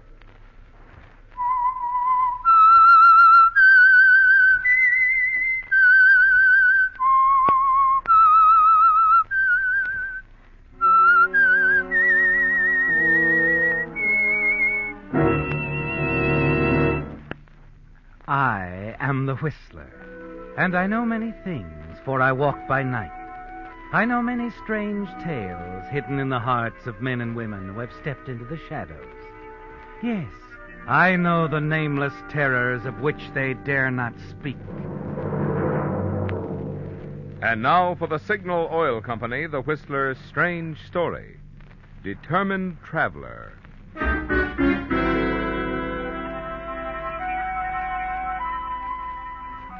Standing in the lobby of the Hotel Continental in Pisa, Italy, with a group of some 20 other tourists, Clara Marshall, age 25, and attractive enough to draw attention anywhere, was smiling quietly to herself, and with good reason.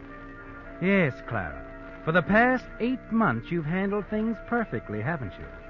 Wanted by the Chicago police for your part in a series of fraudulent stock transactions, you slipped out of town and covered your tracks so successfully, they lost all trace of you. Some weeks later, in a Los Angeles bookstore, you casually made the acquaintance of elderly, wealthy Harriet Wilson. And you took full advantage of this chance meeting, didn't you, Clara? Yes. Now you're not only her trusted employee, but her friend and traveling companion on a tour of Europe, and waiting on a foggy Italian morning to accompany her on a guided tour of Pisa. Sorry, ladies and gentlemen, but I'm forced to cancel today's tour. Too foggy. What do you mean? Oh, but, Guy, the streetcars are running. You needn't drive the bus. I'm sorry, Miss Marshall. It would be impossible to take a group this size through the foggy city on streetcars. It's too dangerous. But we don't plan to come through this city again. And Miss Wilson had so counted on seeing the Leaning Tower. Isn't that right, Harriet? Yes, I had looked forward to it. And you know we're leaving this afternoon. Please, Guy, won't you reconsider? Miss Marshall, in the interest of the group as a whole, I'm sorry, really. Pardon me, miss. I couldn't help overhearing it. Seems a shame that visitors who are so interested in seeing historical places shouldn't see them. Well, it looks as if not much is going to be done about that. Well, I was going to suggest that I'd be glad to take you to the Leaning Tower. It really isn't far from here. Oh, would you? Oh, that would be wonderful, wouldn't it, Harriet? Well, why, yes, it would. Well, good. Let's not lose any time. This way, ladies.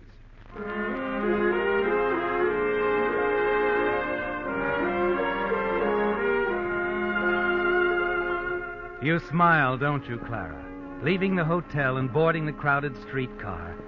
And as you steal a glance at the stranger, you notice that he's studying you, too, very closely, as if memorizing every detail about you. Harriet, meanwhile, is quite excited about the whole adventure as the car rattles along the street. Clara, just think about going through the streets of Pisa, in the fog, and on a streetcar. It's all so thrilling. It was nice of you to offer to escort us. It means a lot to see places we've seen in pictures so often. I want to go to the top of the tower and look down. They say that's where Galileo proved his theory about weights falling at the same rate of speed, you know. Oh, yes. I'd like to try dropping something. You'll have to excuse me, ladies. I'm sorry. What? I won't be able to take you to the tower today, after all. What? Well, you said it wasn't far. I'm really sorry, but it's unavoidable. Let's get off at the next stop. Seems we have no choice. Oh, but in this fog. You'll be all right. Get off at the third stop on the returning car, and you'll be right at your hotel. As we'll remember. I'm sorry, really. It's just that I have an important appointment. It's later than I realized. This just isn't my day. Thanks anyway, Mr. Hungate, Raymond Hungate. I'll see you later. Goodbye for now. As the three of you step from the streetcar, Raymond slips something into your pocket, quickly puts his fingers to his lips to silence you, and suddenly he's gone into the fog. As you look around, you notice two men who left the streetcar just before it pulled away hurry off in the same direction that Raymond took. You feel sure they're following him, don't you, Clara? Harriet seems concerned only with watching for a returning car. She seems relieved as it appears. My goodness, I'll be glad when we get back to the hotel. Little did I think we'd be left here in the fog. I'm sure it'll all work out okay. Don't worry, dear. But he seemed such a nice young man. Well, we tried, Harriet. Can't win every time.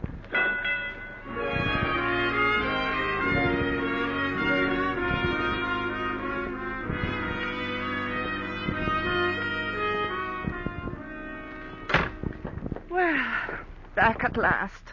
This hotel room looks good to me. My, to think he offered to take us there, only to leave us stranded in the middle of a strange city in the fog. Well, I believe he meant to take us, but something he couldn't help caused him to leave. Oh, perhaps you're right. Oh. Now that we're back safe and sound, I'll admit it was a thrill. And he was nice looking, wasn't he? Yes. And it seemed he was going to be an interesting guide. He was an American, but seemed very much at ease here in this foreign land. I wonder where... Harriet, I believe it's best not to discuss this with the others on the tour. Oh, maybe you're right. Well, they'd have the laugh on us if they knew the details. Let's admit we didn't get to the tower, but forget the rest. You're right, my dear. I wonder what the others are doing now. I'm probably playing bridge. Why don't you go down and see if they have enough for full tables? I believe I shall. Don't you want to come along? Not right now, but let's keep this our secret. Between you and me, I believe we'll see Mr. Raymond Hungate again. Oh, I do hope so. My, isn't this romantic? Wouldn't it be something, Clara, if you met your future husband here in Italy on a foggy day? Oh, you're going overboard, Harriet. It's time you joined your friends. All right, but I like the idea anyway. You'll join us soon. In a little while, Harriet, yes.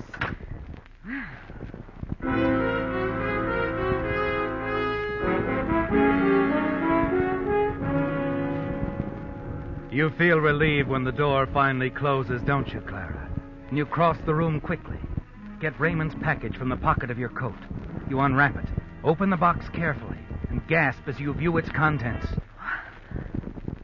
A necklace.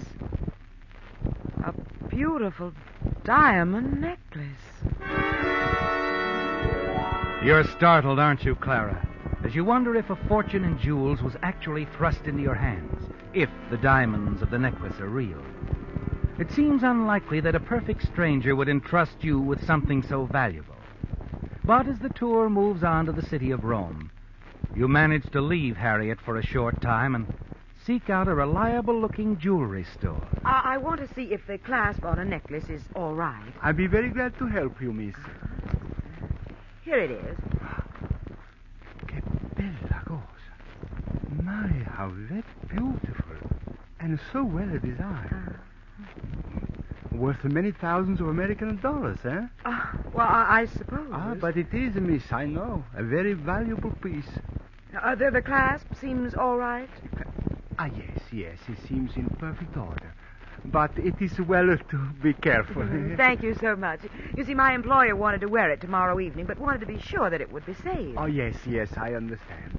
Now, could I show you anything while you're here? Not now, thank you, but what you tell me about the necklace is most assuring indeed.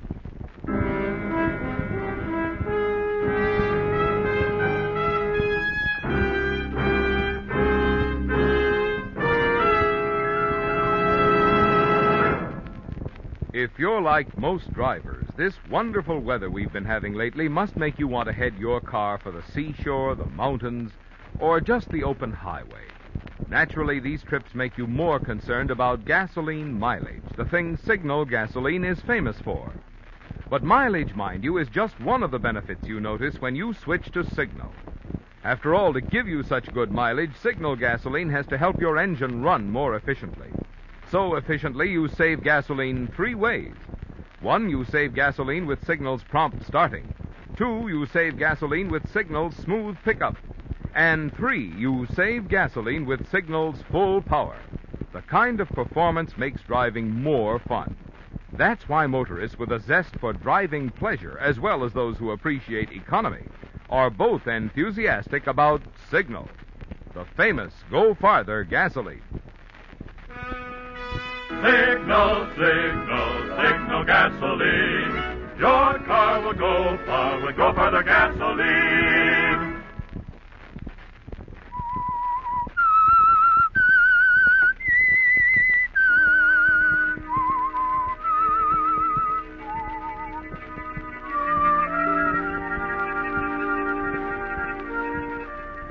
Well, Clara, events have conspired to bring you luck, haven't they? Unexpectedly, a man named Raymond Hungate, escorting you to the Leaning Tower of Pisa, deserted you, but left a valuable diamond necklace in your coat pocket. Now you find yourself thinking about the two determined-looking men who were following Mr. Hungate, and you realize that if by chance they caught up with him, the necklace will remain yours. But shortly after leaving the jewelry shop in Rome, you suddenly become aware of someone walking at your side. You look up quickly, recognize the man you met in Pisa, Raymond Hungate. He speaks quietly as you near a small basement restaurant. Would you like some refreshments, Miss Marshall? No, thanks. Oh, come on, be sociable. After all, we have something important to discuss. Oh, all right. Yeah. I think this little basement restaurant should prove an interesting place. Yeah, nice and quiet. Table for two, please. This way? How about that one in the back corner? Very good, sir. Yeah. For now, we'd just like some coffee. Perhaps something else later on. Oh, very good, sir. Now, tell me, have you been enjoying your trip since you were so rudely left in the fog in Pisa? Yes, but no thanks to you. Oh, I apologize. It was unforgivable to leave you stranded, but believe me, it was most necessary. So I gathered. Did your friends catch up with you? No. No, thanks to the fog, they didn't. And I want you to know I appreciated your cooperation. Think nothing of it. Your coffee, sir? Thank you. Were you satisfied that the diamonds were real? I noticed you were having a jeweler look the necklace over. Just making sure the clasp was in good condition. You'd have felt rather foolish if the clerk had recognized that necklace as a stolen one. Is it? Could be. Or hadn't you guessed? But if you'd known, you would, of course, have taken it to the authorities. No, I've thought about it. And then I thought about something else, Mr. Hungate. How would you like a partner? Did you say a partner? Well, don't be so overwhelmed. You already have one, you know. Otherwise, I would have turned the necklace over to the police. You're right. You see, it could be an interesting setup if you're interested in stolen or black market jewelry. You'll sooner or later be suspected. Perhaps your room and luggage searched. And eventually you'll be caught. That isn't a very pretty picture. I'm serious. If someone were to take the jewels and keep them for you, someone who wouldn't be suspected, someone, say, who's just on a sightseeing tour. Huh. Wouldn't it make your work easier? I'm beginning to see your point. However, what about your traveling companion? She seems quite a chatterbox. Harriet, she'd be an asset. She's already set up a storybook romance for us. I'm sure she'd keep quiet about our seeing one another from time to time. Perhaps given the story that you're on some dangerous secret mission. Plan might have some advantages. But how do I know I can trust two women? Haven't you already found out? For my part, I can use some extra income. I'm getting somewhat fed up playing nursemaid to Harriet Wilson. Well, I'll give it some thought. Meanwhile, do you want me to keep the necklace for you? Why, yes. You might as well. Partner. I thought so.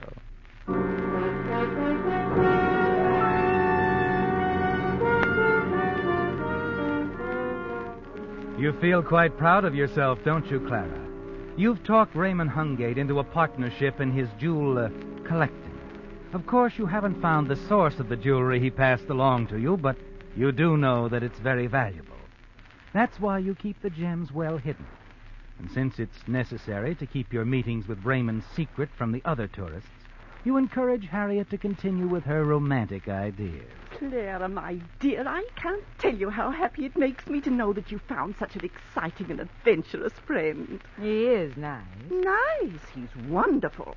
And to think he's in the Foreign Secret Service for our government. Shh, not so loud. Oh, sorry, dear. Well, it could mean his life, you know, if people found out about that. He shouldn't even have told me. Oh, now, don't worry, Clara. I'll be careful. You can count on that. Thank you.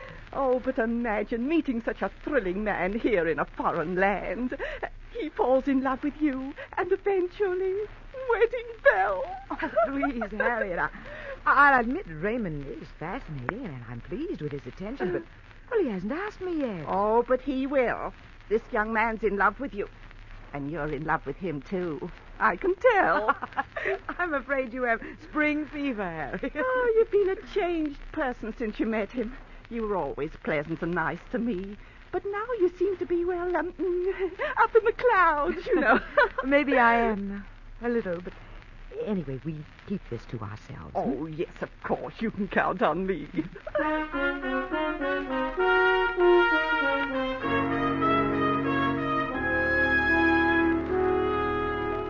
Things are going smoothly, aren't they, Clara? You've made Harriet believe you and Raymond are deeply in love. And you're sure she will never question any of your meetings with him. You and Harriet accompany the others on the various tours of Rome and the surrounding country. But you also manage to see Raymond frequently. From time to time, he adds other gems to his jewel collection. And he seems pleased with the arrangement you suggested. And then one day, you're a bit delayed in one of your scheduled meetings. You approach the back booth of a little cafe to find Raymond reading a letter. I didn't see you come in, Clara. You're slipping, Raymond. I thought you must always be on guard. Oh, I'm not worried. Even if accused, I have no loot for anyone to find. Not today. You seem very absorbed in your letter. Is it from the folks back home? Hardly. Don't be so inquisitive. Partners have a right to share, remember? Besides, I noticed it's Morocco Jewelry Company in Naples. You ought to meet someone. Fast reader, aren't you? Oh, I'm a smart kid. Perhaps. But don't get too smart for your own good, huh? Could I, darling? Easily. Here, read the letter if you're so interested. An appointment at 11 p.m. in Naples, day after tomorrow. 11 p.m.? Isn't that a bit late? Not for a friend. A friend? The kind that exchanges gems for greenbacks? A lady is a genius. It adds up. An appointment at 11 at night in Naples, a friend. This man's your fence, isn't he? You're giving the answers. But I'll give you credit, you're usually right. We haven't discussed shares. How do I come in? You'll get what's coming to you, all right. 50-50? Now, that would be real nice, wouldn't it? There are some real nice jewels I've been carrying around. Now, how about my share? 50-50? It's a bit high. Partners, though. Well? You drive a hard bargain, honey. But you do know the answers.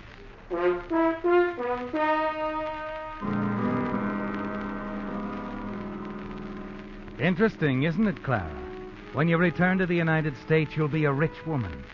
The jewels Raymond has accumulated are worth a small fortune, and it shouldn't be long until you receive your share.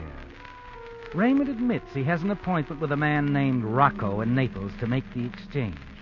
The jewels for a sum of money beyond your dreams. 2 days later, you're on the train to Naples. An hour or so before you arrive, you knock softly on the door to Raymond Hungate's compartment. Oh, Clara, come on in. Anyone see you? Of course not. Bring the stuff in your purse? Yes. They laughed when I bought this purse that I didn't need any more luggage. But it has come in handy. There they are. Look at them sparkle. Oh, pretty. Beautiful. Just think, how much would you say? 50,000 for little Clara? Well, Rocco will want a commission, but they'll probably bring about 75 grand. Yeah, it's not bad for a few weeks' work. Not bad at all. And even 37,500 is slightly more than my usual income. Clara, we might as well understand each other. What? You've had some good ideas, and you've been very helpful. Thank you, darling. But you can get in the way. You take much too much for granted. Oh, come now, smile when you say that. Why? Clara, the game is over. I'm about ready to cash in, and I don't need any excess baggage. You're joking. Look, you don't mean Can't you figure that the picture this time? We're almost into Naples. Your body can be found by the railroad tracks. By the time you're identified, I'll be in Naples, have the dough, and be on a boat to the good old USA. Don't be ridiculous. You'll be caught in a minute. What about Harriet? You've taken care of that. What? Harriet will only be able to tell them that she understands the job I have is very dangerous. That somehow you must have been killed by the men I was tracking down, or perhaps by accident. After all, she thinks we're so much in love. Don't be a fool, Raymond. Put that gun away. Stand near the window, Clara. When the next train whistle sounds, Put it away! You grab at Raymond's arm. Try and seize the gun as the two of you struggle.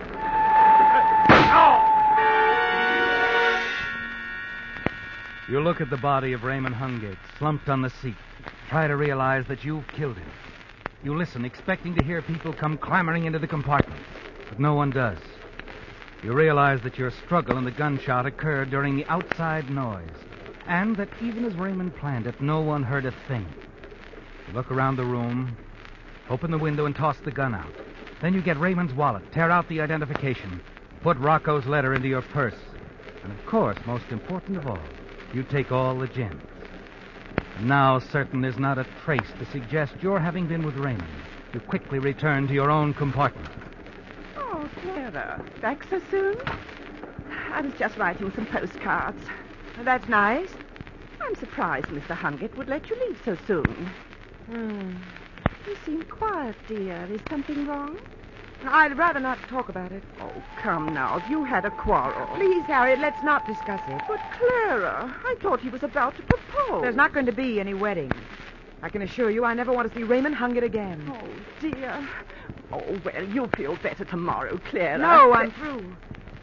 In fact, Harriet, let's get everything together so that when we get to Naples, we can get off the train right away and take a cab to the hotel and not wait for the rest of the tour. But, Clara... No, I mean it, Harriet. Like I said, I'm through with Raymond Hungate. Forever.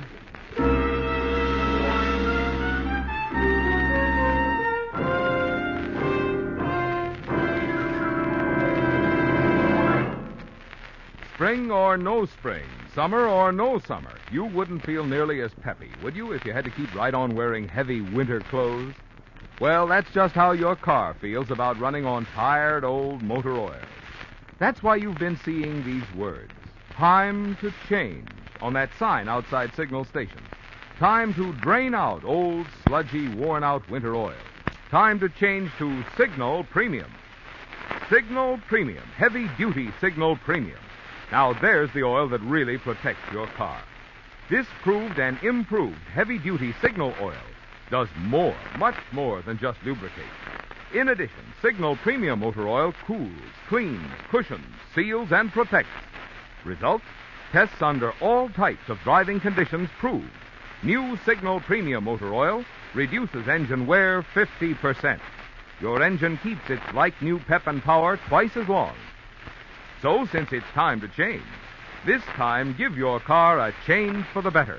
Change to new heavy-duty Signal Premium motor oil at a Signal station. Time to change. Time to change.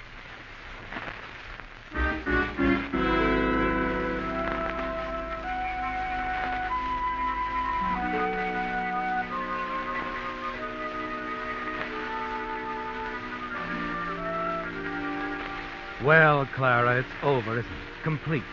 As you hurry from the station, pretending that you want to avoid Raymond Hungate, knowing that his body is waiting to be discovered in his compartment.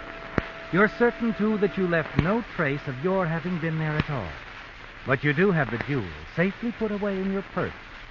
And you know where you can exchange them for currency, a great deal of it. And since you're to sail for the United States soon, your future looks very promising, doesn't it? And then there's a knock at the door of your hotel suite.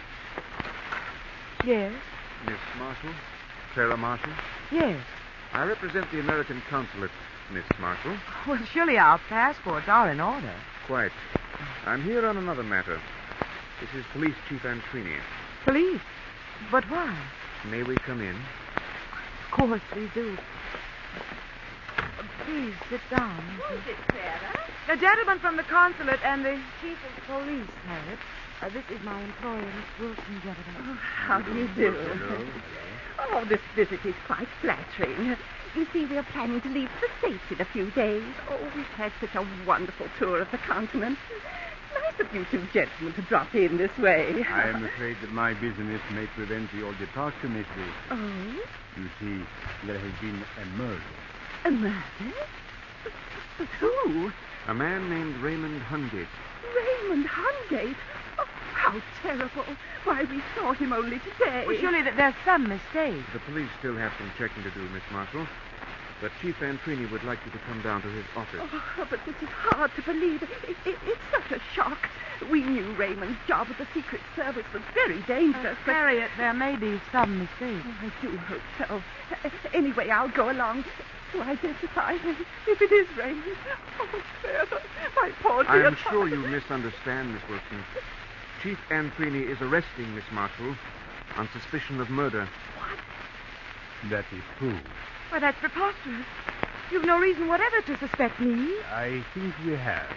We found Hungate's body in a compartment of a train that just arrived in Naples. He'd been shot, and the murder weapon is missing, as well as his own identification papers. But a card of Miss Harriet Wilson's here gave us the answer. What? You mean the card I slipped under the door of Raymond's compartment just before we left the train? Harriet, you didn't. I'm afraid she did, Mr. Marshall.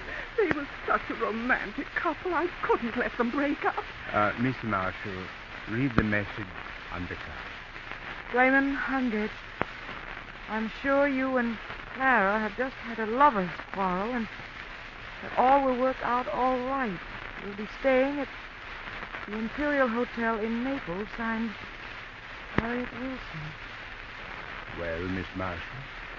All right, I did know him, but that doesn't say I killed him. No. But we know that Raymond Hungate had an appointment with a man named Rocco this evening to dispose of some stolen jewels. Hungate thought Rocco was a friend.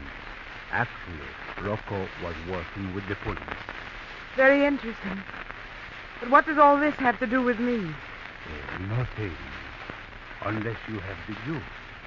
If you do, that's all we need for a conviction. Miss Marshall, let me see your purse.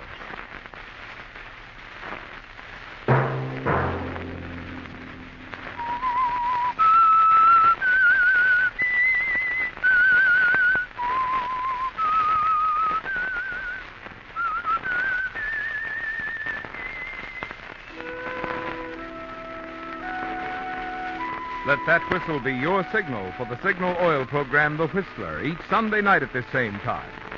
Meantime, Signal Oil Company and the friendly independent dealers who help you go farther with Signal gasoline hope you'll remember. Regardless of what gasoline you use, you'll enjoy more miles of happy driving if you drive at sensible speeds, obey traffic regulations, and avoid taking chances. You may even save a life, possibly your own.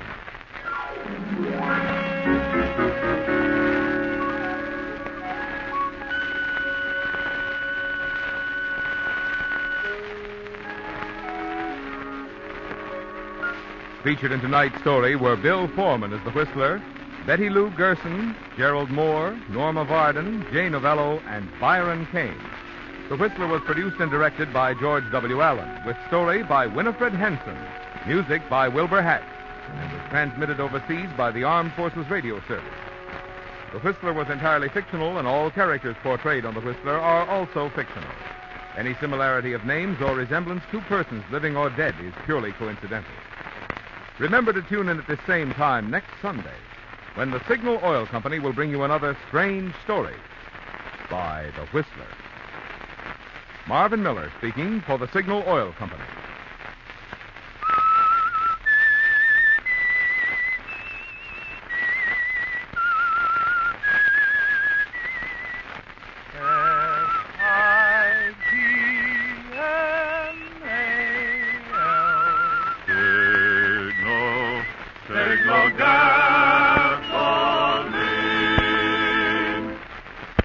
Stay tuned now for Our Miss Brooks, starring Eve Arden, which follows immediately over most of these stations.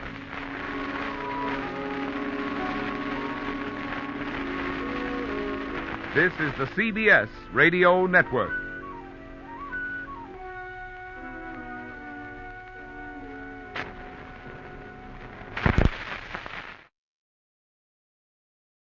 The Signal Oil program, The Whistler.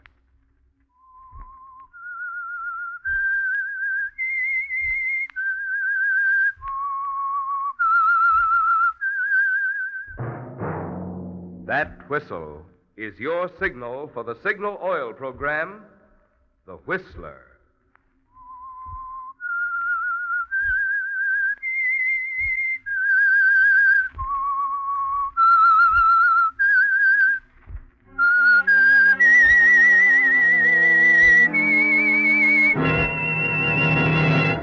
I am the Whistler, and I know many things, for I walk by night. I know many strange tales hidden in the hearts of men and women who have stepped into the shadows. Yes, I know the nameless terrors of which they dare not speak.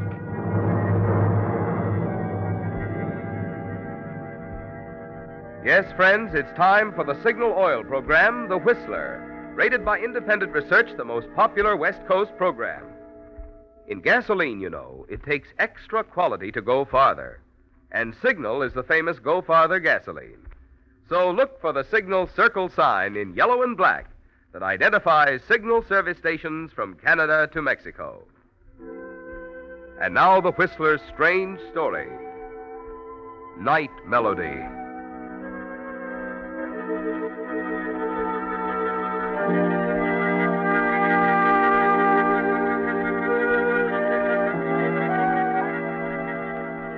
Marshall was nervous.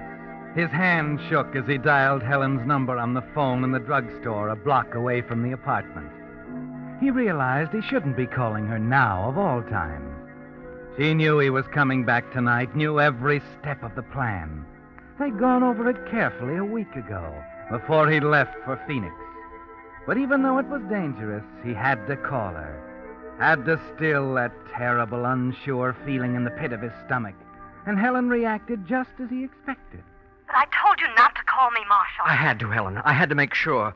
What about the alley door? It's open. I fixed it a few minutes ago. You know what you're going to say when they call you in? Of course. You sure Mr. Prentice will be coming home at the same time? Of course, Marshall. He's as regular as clockwork.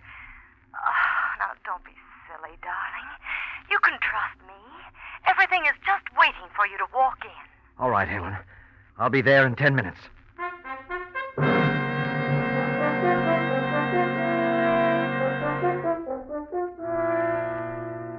Yes, it's all waiting for you, Marshall. The side door open and ready for you. The vial of poison in your pocket. Your wife, Melody, alone in the apartment. Her sister, Helen, upstairs, ready with her story of the strange man. But the tense, uncertain feeling is still there. Worse now as you sit in the room with Melody, talking to her, knowing what's going to happen in a matter of minutes. My dear wandering husband. Same as ever, always doing the unexpected. Surprised? Oh, not exactly. Only one thing could have brought you home from Phoenix this way. You've come to say goodbye, haven't you? You're very direct, Melody. I'm sorry it didn't work out, Marshall. Who is she? I think that's beside the point. Yes, I guess it is. I suppose it's my own fault in a way. I have treated you a little like a toy. An expensive one, of course. Let's forget that, shall we? After all, we're adults. And there's no reason why we shouldn't part good friends. You're so right, Marshall. Always so right. Good. Let's have a drink on it, huh? All right. Scotch and soda? Of course. Whoever your new playmate is, Marshall, I hope she has money. Because you certainly won't get any of mine. I was just talking to my sister this evening. Helen? What's she got to do with it? I told her again that if anything happens to me, everything I have goes to her. That's all. That's as it should be. Huh. What's that, a music box? I'm going ahead with my makeup, if you don't mind. It's my new perfume bottle, dear. I just got it yesterday. Clever, isn't it? Same old perfume, though, huh? Night Melody. Supposed to fit my personality, you know. Never liked it. Did you, dear? No. I was rather surprised to find you dressed. You going somewhere? Does it matter? Well, I suppose it's none of my business now. Well, here's your drink. Let me put back the stuff. Oh, I'm Oh, you made me spill it, Marshall. Why can't I you didn't look... mean to do it. I'm Oh, sorry, I hope Melody. It won't show. It's all over my new Here, suit. there you are. Phew, that's strong, isn't it? You don't like it, do you? You never like anything. Please, Melody. We're good friends, remember? Here's your drink. Oh, all right. To the future, huh? To the future.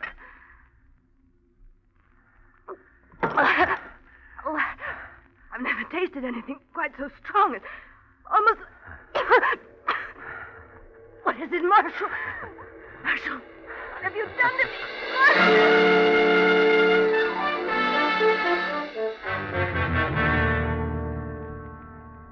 Well, it worked, Marshal, and quickly. Yes. Thiocyanin always does. And the full vial in Melody's drink made it almost instantaneous. You bend over, check, then straighten up and look at your watch. 1:15. Still on schedule. It takes only a moment to rinse out the 2 glasses, then hurry to the door, open it, and look into the hall. No one in sight, Marshal. It's perfect.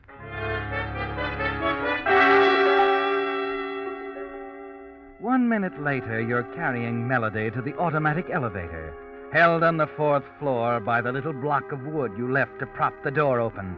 You put her inside, let the door close, and start down the stairs.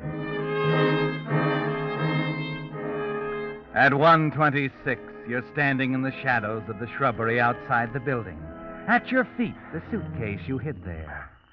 Waiting. Waiting. Waiting. Why doesn't he come? Oh, here he comes now. Yeah, this is him.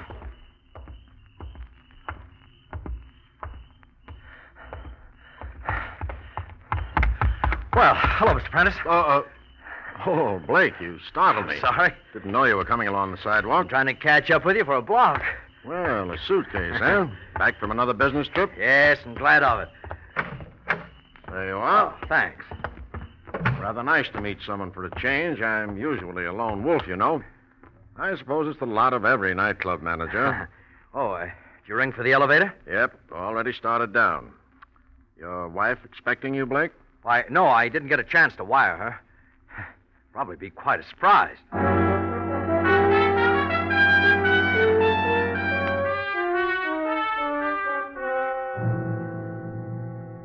And it will be quite a surprise, won't it, Marshal? Yes.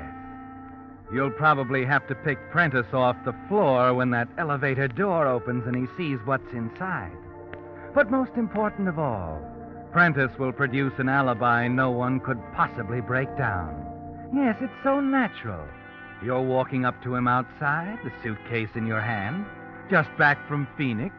The 2 of you walking in together, discovering Melody together. Yes, Marshal, it's airtight. And as the elevator dial moves around, you begin to brace yourself. 4, 3, 2, 1. You're ready now, waiting. Prentice slides the door back. The elevator is empty. Well, what's the matter, Blake? Step in. There's plenty of room.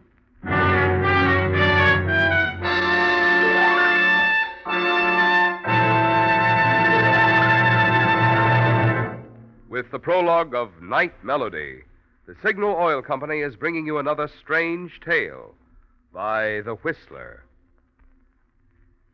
You know, the sound effects they use for radio are mighty interesting. For instance, suppose I were to broadcast that message you see in Signal gasoline ads. It takes extra quality to go farther, and Signal is the famous Go Farther gasoline. Now, if I said that through the filter mic, here's how it would sound. It takes extra quality to go farther, and Signal is the famous Go Farther gasoline. On the other hand, through the echo chamber, it would sound like this. It takes extra quality to go farther, and Signal is the famous Go Farther gasoline. But after all, the important thing is what you say, not how you say it. And in gasoline, the important thing is that it takes extra quality to go farther. And Signal is the famous Go Farther gasoline. You see, those quick signal starts save gasoline. That fast signal pickup and smooth, knock-free signal power mean more efficient engine performance. And if a gasoline helps you enjoy more engine efficiency, it naturally helps you get more mileage. That's why Signal says just check your speedometer for the best proof of gasoline quality. You'll find it's true. In gasoline, it does take extra quality to go farther. And remember, Signal is the famous Go Farther gasoline. And now back to the Whistler.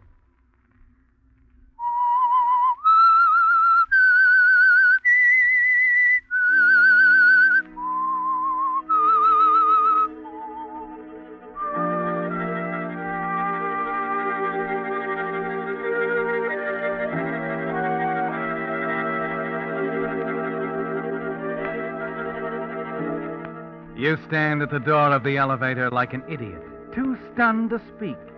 It's unbelievable, isn't it, Marshal? You put Melody's body in that elevator not 5 minutes ago, yet the car is empty. You fight an impulse to run out of the elevator, upstairs to the 5th floor in Helen's apartment.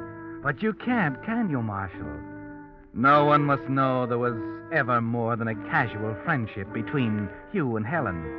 As the car rises, you tell yourself that your wife, Melody, is dead, that she couldn't get up and walk away. Or could she? You follow Prentice out onto the 4th floor and start down the corridor, deciding now it's best to keep close to him for the time being. You seem a little ruffled tonight, Blake. Anything wrong? Oh, no. I had kind of a rough time on the plane, though, and... well, come on in, Prentice. Have a nightcap with me. Won't we disturb your wife? Oh, she won't mind. Just a quickie. Well, you know me. Good. I know Melody will be happy to see you. Lights are on. Perhaps she's still up. Melody? Oh, Melody. Melody, darling. I'm home. Prentice. What's the matter? Well, she's not here. She's not in the apartment. What's wrong with that? I don't know. Oh, she might have gone out for the evening or... Wait a minute. Look there. Huh? That overnight bag next to the divan. Was she going somewhere? Well, she couldn't have. I mean, she couldn't have gone far. Of course not. Well, Blake, what about it? What about what? Didn't you ask me in for a drink? Oh, yes, sure. Help yourself, will you? It's on the sideboard there. Righto. And I'd say you could use a drink. Well, that's strange. What is it? She couldn't have left very long ago. These glasses must have been rinsed in hot water. They're still warm. Oh, yes, of course. Now, how do you suppose it... Say, what is that? Perfume? Oh, yes, it's a favorite of my wife's. Named for her something. Night Melody.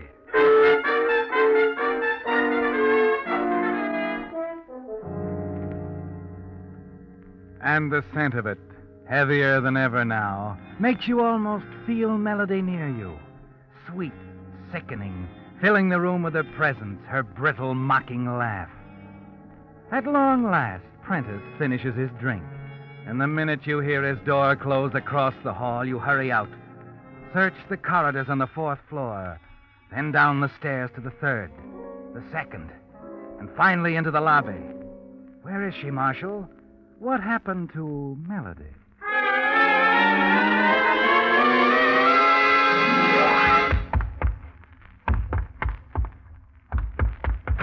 Who is it? Oh, Mrs. Oh, Mr. Blake, I thought I heard someone. Is something wrong? My wife. I'm awfully worried, Mrs. McPherson. She's not in the apartment. Well, didn't you know? No, what? Well, I thought she was leaving on a trip tonight. She didn't tell me. I just got in from Phoenix. Oh, dear. You must have just missed each other. I'm sure I heard Mrs. Blake go out, and well, I'm sure of it now. That's your wife's perfume. Can't you smell it? Yes, I do smell it. Oh, well, wait a minute. I'll check for you, Mr. Blake. I'll call the night man. He brought her trunk up from the basement this afternoon. Now, I'm sure he'll know.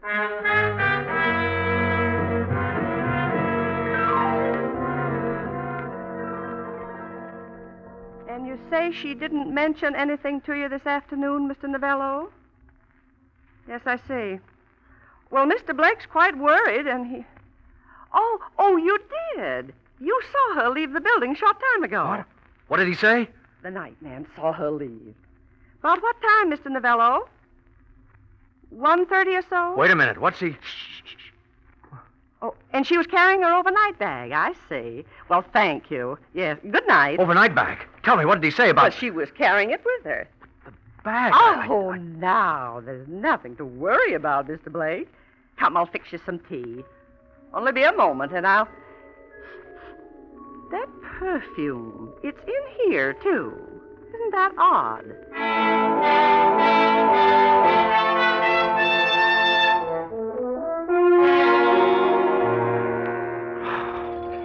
can only find the key. Oh, it's the wrong key, huh? Let me see here. Oh, what's wrong with this silly thing? Oh, Blake. Huh? Oh, Prentice. I'm having a little trouble with the key here. I'll get it in a minute. What's the matter? Oh, the key just locks. Yeah, let me... Oh. There you are. Thanks. Is there something wrong? No, nothing. Come on in, will you? I don't mean to be curious, but good Lord, man, there's nothing to get worked up about. Let me see. Where is it? Excuse me a minute, will you? Excuse me. Oh, it isn't here either. It's gone. What's gone? Her overnight bag, Melody's. It was here a minute ago. I guess that's what she came back for. What did you say? Well, I thought it was she. Someone came and went only a minute ago. But she couldn't have. Look, Blake, there's one way to settle it. Let's go up and check with her sister, Helen.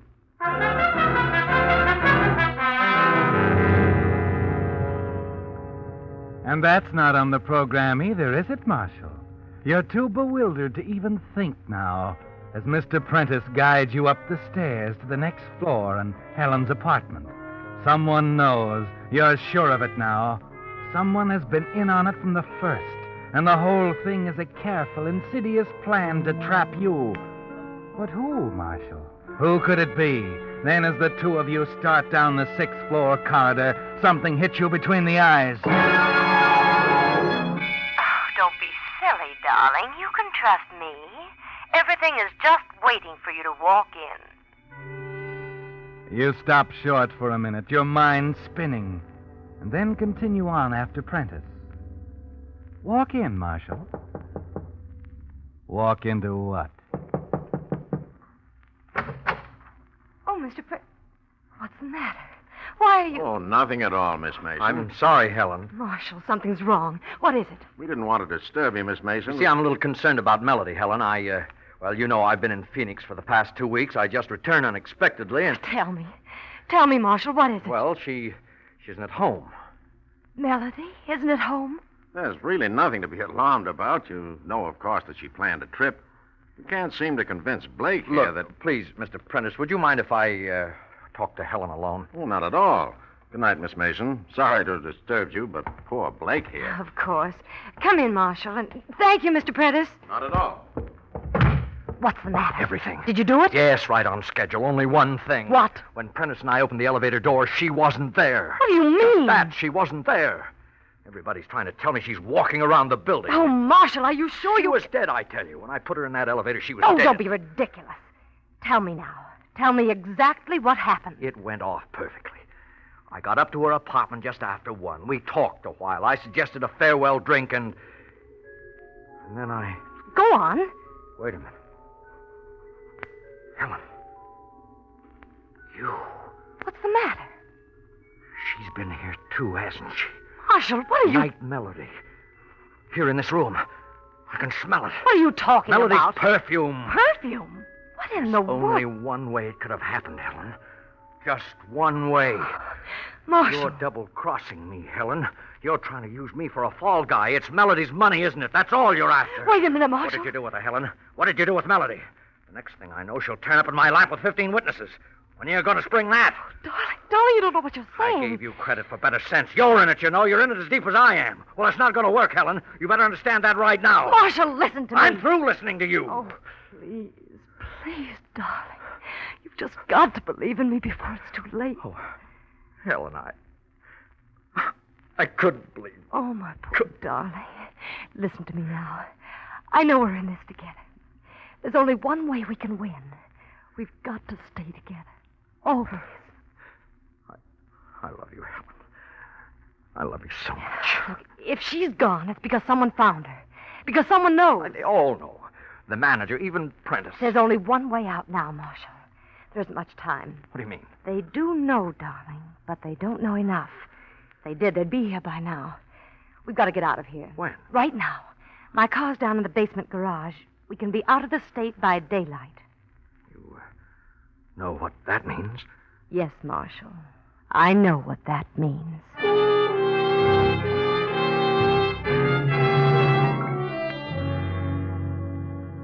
There's a sick feeling of defeat inside you as you wait for her to dress.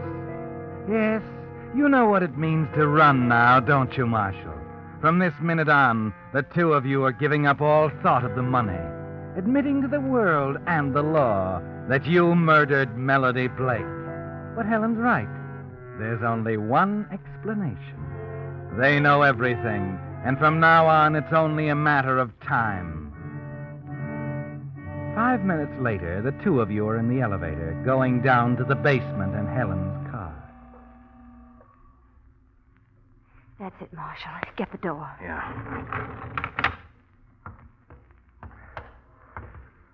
Car's over here. It's so dark, I can't... Here, take my hand. Is there anyone on duty? The night man's working upstairs, I think. Hurry, darling. What's the matter? Helen, look. On the table over there. Under the window. Where? I don't see it. I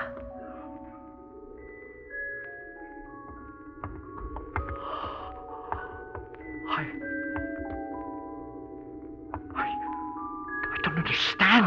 They brought her down here. Melody, you are dead, aren't you?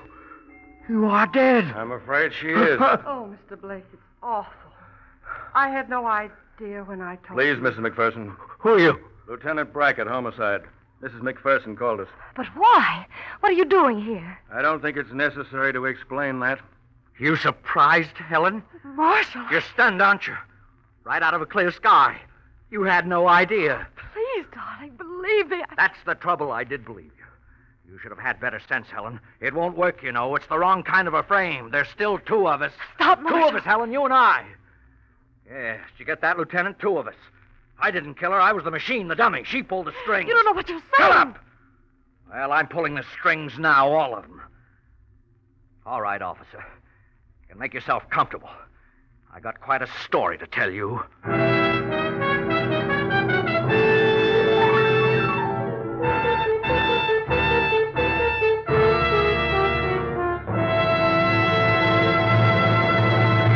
The Whistler will return in just a moment with the strange ending to tonight's story. But now, a message especially for you drivers who have new cars or expect to be getting one. Just any motor oil won't do, you know, for today's high-efficiency motors. No, sir. They need special protection against corrosion, wear, and carbon if they're to give you the long, trouble-free service you have a right to expect. So Signal has brought out a finer motor oil, especially created to give modern motors this extra protection. Signal Premium Motor Oil. Of course, it has 100% pure paraffin base. But in addition, Signal Premium contains 5 scientific new compounds. The result? Road and laboratory tests prove that motors stay 6 times cleaner, and cylinder wear is reduced 1/3 with Signal Premium Motor Oil. And that holds just as true for old motors as for new ones. So make your next oil change a change to the new Signal oil that's your guarantee of a sweeter running motor. Signal Premium Motor Oil. And now back to the Whistler.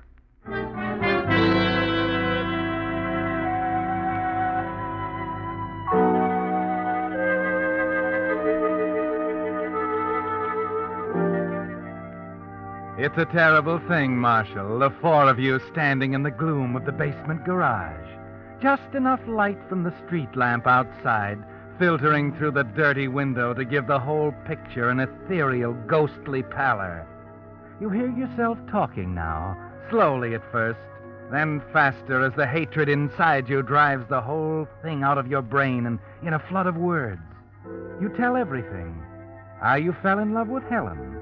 About the night you discovered you were both thinking of murder and of Melody's money, of the poisoned drink, the elevator, the maddening discovery that Melody's body was gone. Helen begins to sob. Mrs. McPherson and the lieutenant just stand there quietly listening. Well, that's all, Lieutenant. I don't know what she's done to try to implicate me, what kind of a yarn she's told you, but that's the truth. And no one will ever make me change it. Oh, Marshal, why? Why? Well, what about it, officer? Amazing what you can run into in an apartment house garage. Come on. Where are we going? The night man's room is down here. I'd like to have you talk to him. The night man? Bring the lady, Mrs. McPherson. This way, Miss Mason. No, I won't. I'm not going You'll to. do what I tell you. You're both under arrest. Suspicion of murder. But the night man, what's he got to do? Take it easy. You'll see in a minute. Oh, Flynn. Yes, Lieutenant? Can we see him now? Sure, go on in. Come on.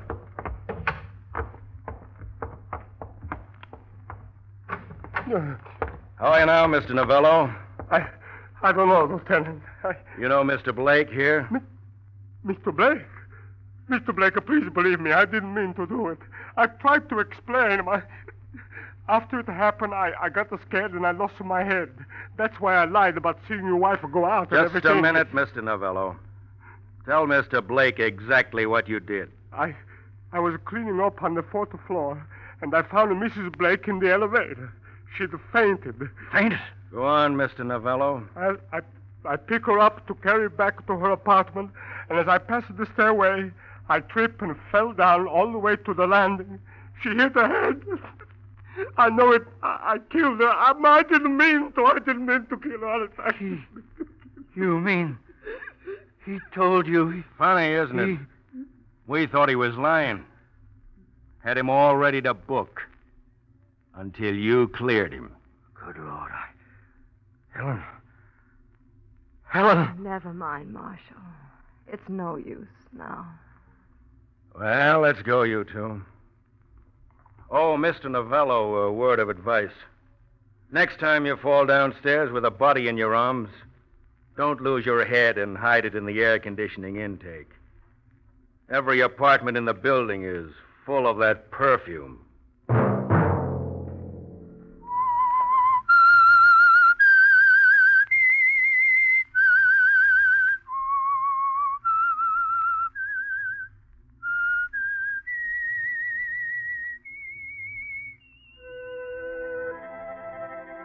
Let that whistle be your signal for the Signal Oil program, The Whistler, each Monday at 9.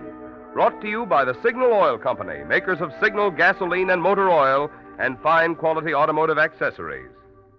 Signal has asked me to remind you, to get the most driving pleasure, drive at sensible speeds, be courteous, and obey traffic regulations. It may save a life, possibly your own.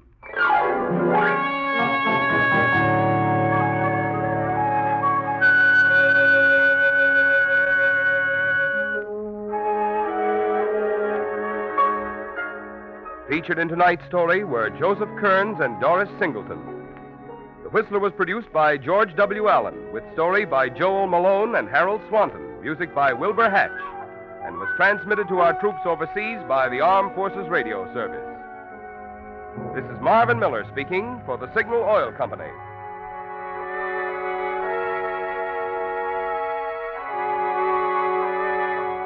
This is CBS, the Columbia Broadcasting System.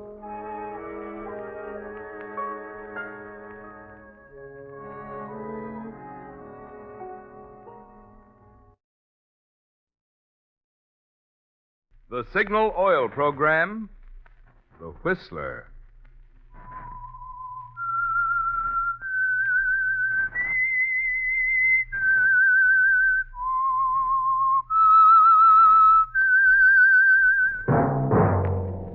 That whistle is your signal for the Signal Oil program, The Whistler.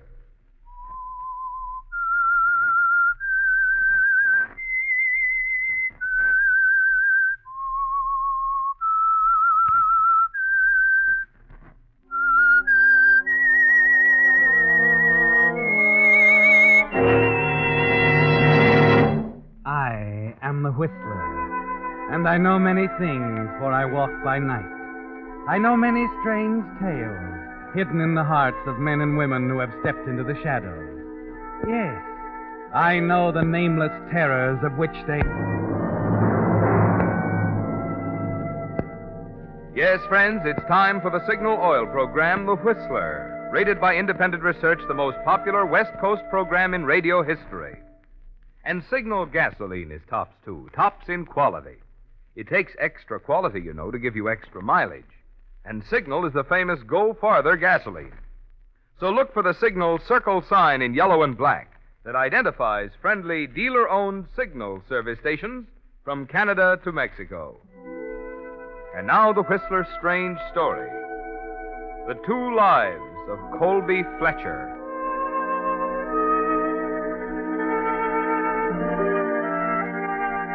There was a white fury inside the man at the wheel of the black sedan, speeding down the deserted highway from Port Rialto toward East Riverton.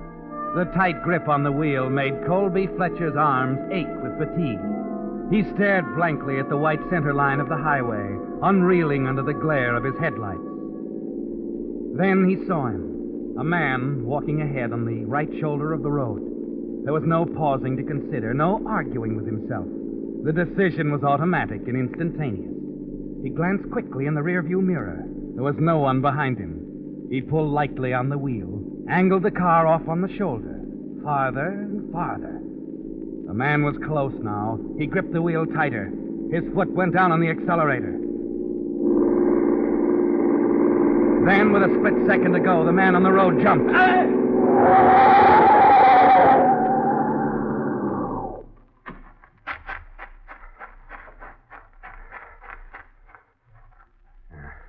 Only clipped him. He's just stunned. I'll have to finish him off with a tire iron.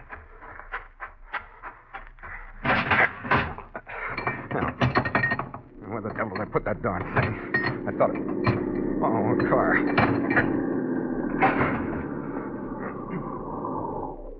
Something wrong, buddy? Yeah, glad you came by. What's the matter? Over this way, hit and run. Some guy right ahead of me in a yellow convertible. Oh. Didn't even slow down. Oh, is he hurt bad? I don't know. I was just looking for my first aid kit when you drove Sure. up. Oh. He's going to be all right. He couldn't have been hit hard. Yeah.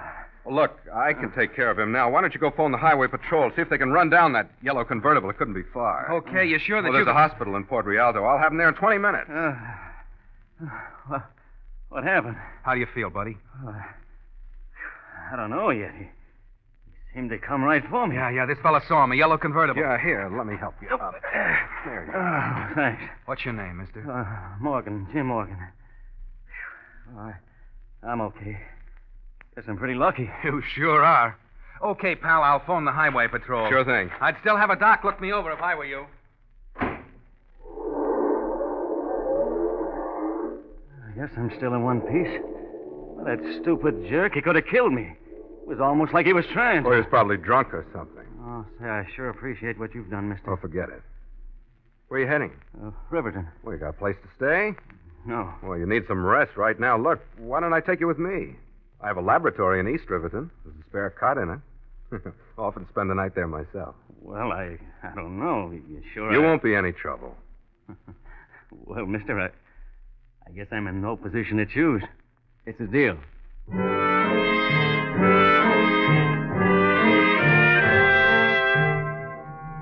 Yes, it's a deal, Colby. Not quite the kind you planned on when you deliberately tried to run down the man at the highway, but close enough. The important thing is that he's agreed to spend tonight on the cot in your laboratory at East Riverton. And you realize as you talk to him that the desperation that prompted your decision at the wheel wasn't misplaced. That here at long last, you found the keystone for the arch you began to build so carefully months ago. And as you chat with Jim Morgan, driving along beside him in the night, your mind runs back over it all again, back to early spring, and the little informal meeting with your wife Cynthia's father and some of his friends. On that afternoon, the foundation of the arch was laid. Yes, you remember that meeting very well, how they listened to every word you said. And that's about it, gentlemen. You may feel that it's because Ralph here, my father-in-law, has a great deal of faith in me. Well, he's been very kind. But I believe in this process.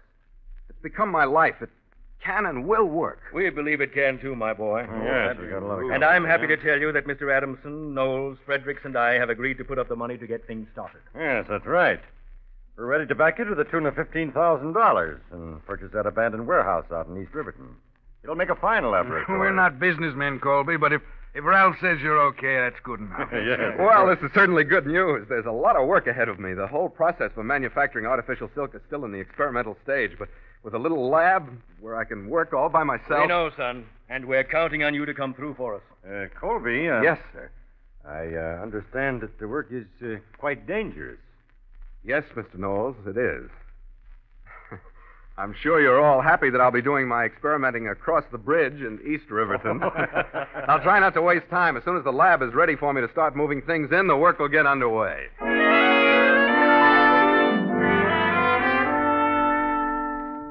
You smiled reassuringly into their eager, gullible faces, anxious for the return your experiments will bring them.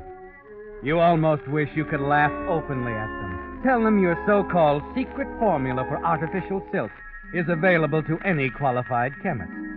But for the present, you can't tell anyone, Colby. Not even Cynthia, your wife. And then, a few weeks later, as you arrive home... Darling, I've got a wonderful dinner.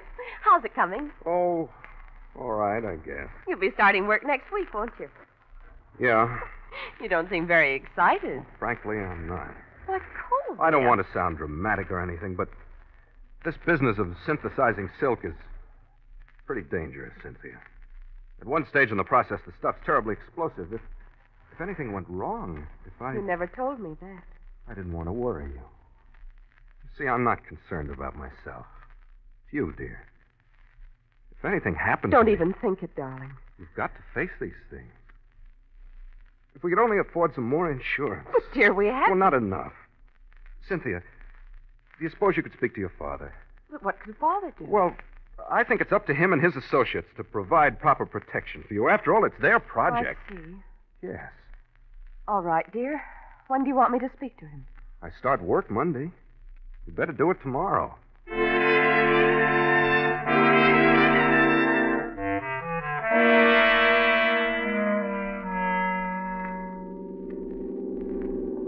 Well, all I can say, Colby, is that I'm impressed with the laboratory.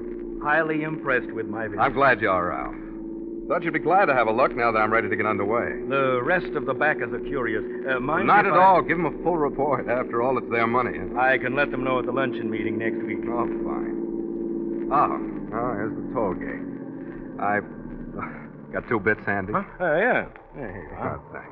Yeah, Mr. Fletcher. Oh, Barney. A little late tonight, aren't you? Had an inspection tour tonight, Barney. Here you are. Thanks. Is he keeping you busy, Barney, running back and forth to the laboratory? Yes, sir. Got to be nice to him, too. When that plank gets built over there, Mr. Fletcher's employees will just about get this old bridge paid for, you know. Okay, Barney. Good night. Good night, Mr. Fletcher. There's a man with vision. Yeah. You know, Ralph, I've decided that's what I need. Oh, what do you mean? In this kind of business, a man has to look ahead, recognize a few facts. Huh?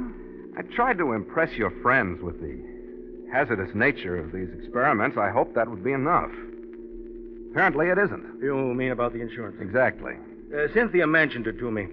Told me how you felt, and, well, we agreed with you. How far does that go? We'll be glad to help finance some insurance for you.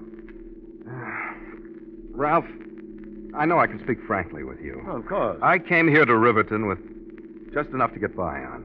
The only thing I had was a formula for synthesizing silk, nothing more. I'm a relatively poor man. But that shouldn't last long, The Colby. problem is now, Ralph. I'm going to undertake a series of very hazardous experiments. I'm going to have to insist on the proper protection for Cynthia. Frankly, I can't begin to afford it. How much is proper protection? $100,000. What? Does that seem unreasonable? Well, it's a lot of It's insurance. your project, Ralph. If I'm going to risk my life to make money for you, it seems only fair that my Lord, wife... I realize that, Colby, but we can't pay for anything like that. Colby, I know you should have protection, but $100,000, they'd never go for it. Why, the premium'd be all out of reason. I see. Well, then, I guess you'd better tell him I can't go ahead with the work. Well, that's hardly fair. And it's hardly fair to expect a man to undertake work like this with no protection for his wife. Can't you see that, Ralph? All I can see at the moment is Everett Adamson hitting the ceiling when I tell him you want a policy that large. He'd never go for it. Then it's your choice, Ralph. You can tell him that Wait I a won't minute. have... Let's not go off half-cocked, Colby. Well, really. I think I can go this far. I can arrange a temporary coverage. Sanders of Edinburgh will take it. It'll cover you for accidental death for the next 7 days, until I can bring it up with the others at the meeting next Wednesday. For the full $100,000? Yes. Effective tomorrow morning. Then I'm fully covered for $100,000 until next Wednesday. That's right. Until next Wednesday.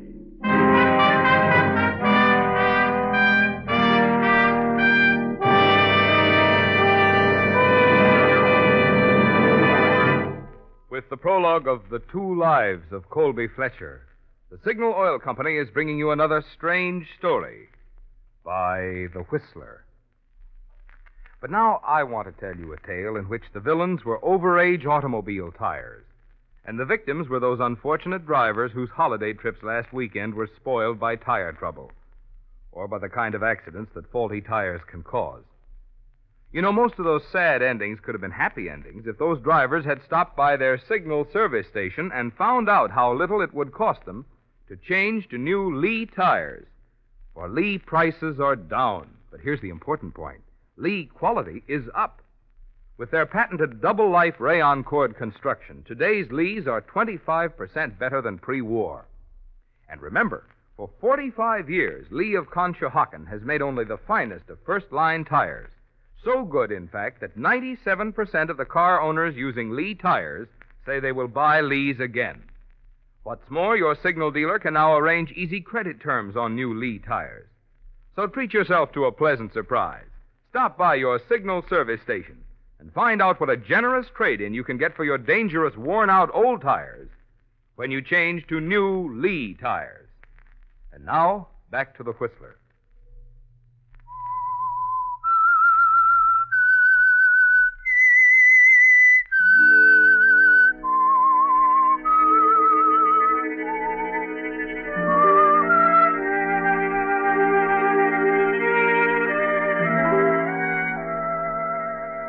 So it's almost over now, Colby.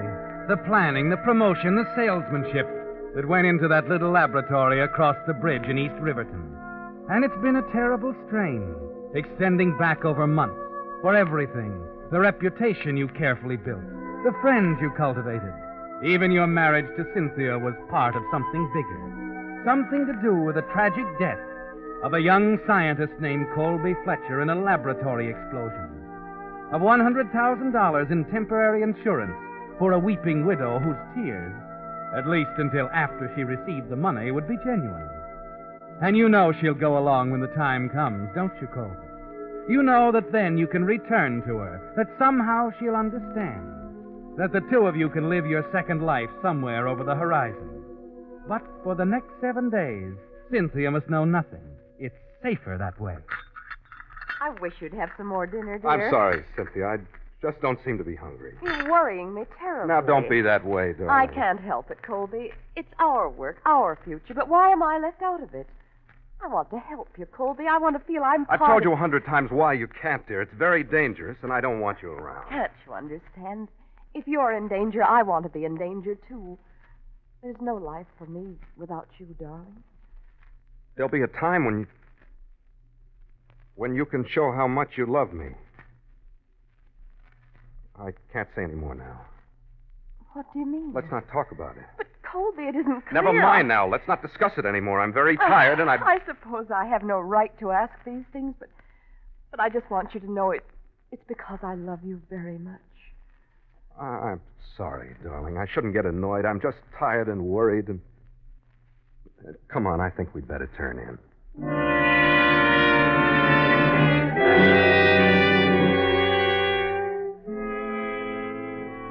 Yes, that's all you can tell her now, Colby. But you know Cynthia will stand by you when the time comes. And it's not far off now. You wish fervently that there was some way of postponing it, knowing that now you face the most important problem of all, that the arch is all but built, that the next step is to slide the keystone into place and make the structure sound and complete. Time means everything now, Colby. It has to happen fast. It's a little before noon the next day when you arrive at the little town of Port Rialto, 120 miles up the coast, and stop at the newspaper office. Yes, sir. Can I help you? Yes, I'd like to buy an ad in the classified section. I'll take care of it. Here, just write it out. Perhaps you can word it better. I want to hire someone, a man, unattached, not over 30, pleasant work, good salary. What kind of work? I'm afraid it's a little involved. I'd prefer to explain it to each applicant. All right. What about your address? I'll be conducting interviews here in town at the Rialto Hotel on Thursday and Friday. Rialto Hotel. Interviews Thursday and Friday. Yes. All right, fine. I'll just figure this up. And what's your name, sir? Maisley. Walter Maisley. All right. We'll have this ad in tomorrow and the next day, Mr. Maisley. I'm sure you'll get results.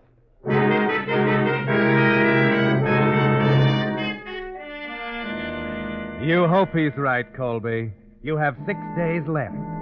6 days in which you're fully protected by the temporary insurance arrangement with Saunders of Edinburgh. 6 days until the matter is taken up in detail at the meeting. And you're afraid of what might happen when the discussion centers on your $100,000 policy. You waste a trip to Port Rialto on Thursday. There's no response to the advertisement. But Friday is more encouraging. Several applicants are waiting at the Rialto Hotel, where you're registered as Walter Maisley. You interview them carefully, one by one. And where have you worked before, Adams? Any place near here? No, sir, but I've had a good deal of lab experience. I can get letters for you, Mr. Maisley. Well, that shouldn't be necessary, Adams. I think that the only reason I quit and came to the West Coast is because of an uncle near Riverdale. An uncle? Yes, sir. My uncle's getting along in Never mind, Adams. I haven't time to discuss your relatives. I have other applicants waiting. But I don't understand. I'm sorry, Adams. You won't do.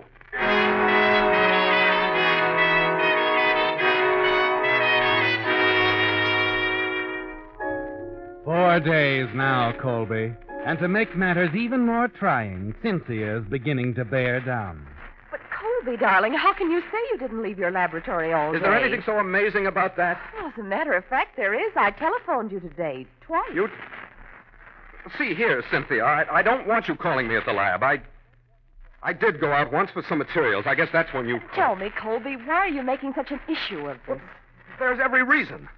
I might be in the middle of a delicate experiment. I can't afford to risk interruptions. That's all. Now, please don't discuss it anymore, darling. All right, Colby. I won't call you anymore if it's that important.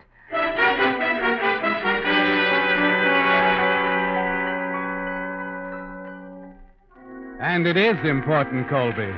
So important that you decide to take a step now that you'd planned for the last minute. It's going that way now. They seem to be moving in from all sides, forcing your hand. I see, Mr. Fletcher.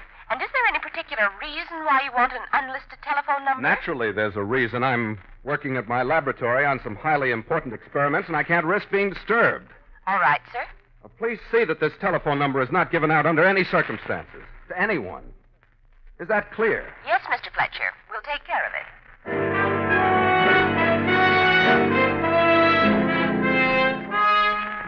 When you make your last trip to Port Rialto, there's only 1 day left before your temporary insurance expires. You're still looking for the keystone to the arch. You haven't slept for nights. It's unbearably hot as you interview the little group of candidates at the Rialto Hotel. You're edgy and nervous. Then it comes. At last, Colby, you've got it. He's about your age, naive, a little stupid, and exactly right. Well, that's it, Mr. Maisley. That's all there is to recommend me. Not much, I'll admit. No, not much, Garner, but I think you'll do. Well... The fact that you haven't a reputation in experimental work simply means that you'll work harder to get one. Well, that's a very generous point of view. Why not at all? I was afraid when I told you I didn't even have a relative you could write to about me that I wouldn't have a chance. Face value is good enough for me, Garner. When can you start? Well, I haven't much to clear up here in town. I could take a bus down to East Riverton tomorrow night. No, you won't have to do that. I'll pick you up. Where are you staying? Crescent Motor Car. How about 7 o'clock? I'll be waiting. Fine. Oh. And in the meantime, Garner, I'd prefer you didn't discuss this with anyone. Our work has to be confidential for a while. I understand, sir. Not a word.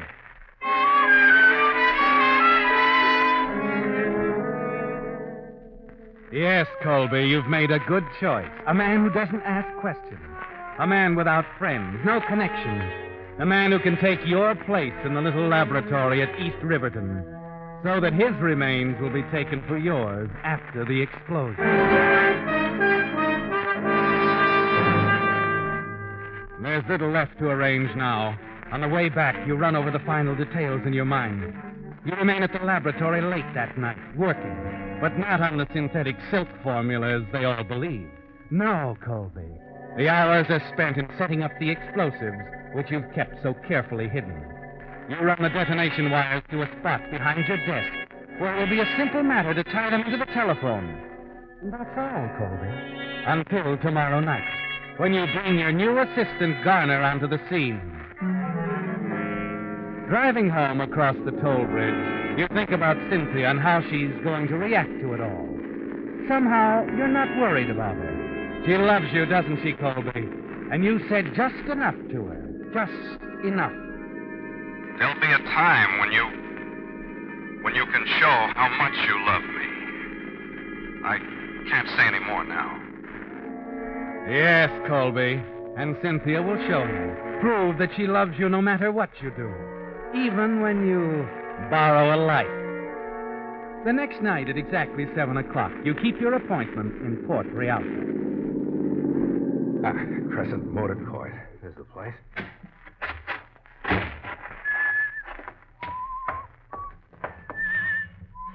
Good evening. I'm looking for a man by the name of Garner. Want a cabin, mister?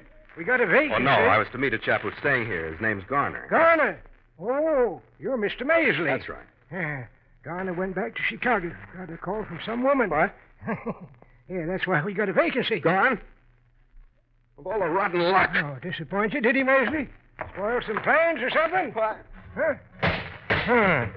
Impatient fella. Think it was my fault.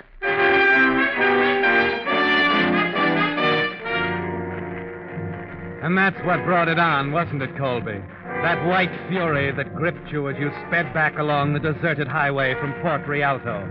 The fury that made your decision for you when you saw the man walking ahead on the right shoulder of the road. With no time left now, with defeat staring you in the face, you intended to kill him when you edged your car off the road. Planned to take a dead man to your little laboratory and push your plan through regardless. But the desperate move was the wise one, wasn't it, Colby? And the man you tried to run down is sitting beside you, grateful because he thinks you saved his life. And because you've been kind enough to offer him a place to spend the night on the spare cot in the office of your laboratory. This the place? That's right. You picked a lonely spot to work. Oh, it isn't bad. Ideal for my purpose. Conducting some sort of experiments, huh? Yeah. Nothing serious, more or less of a hobby. Here, I'll open the door. Sure break for me. I don't know where I'd have ended up tonight. No money, no friends. Oh, you've got a friend? Make yourself at home. Hey. This is neat. I tried to make it comfortable. Cot's over there. You'll excuse me a minute. I'll just check the lab. See if everything's all right. Go right ahead. But I can tell you, everything's all right with me.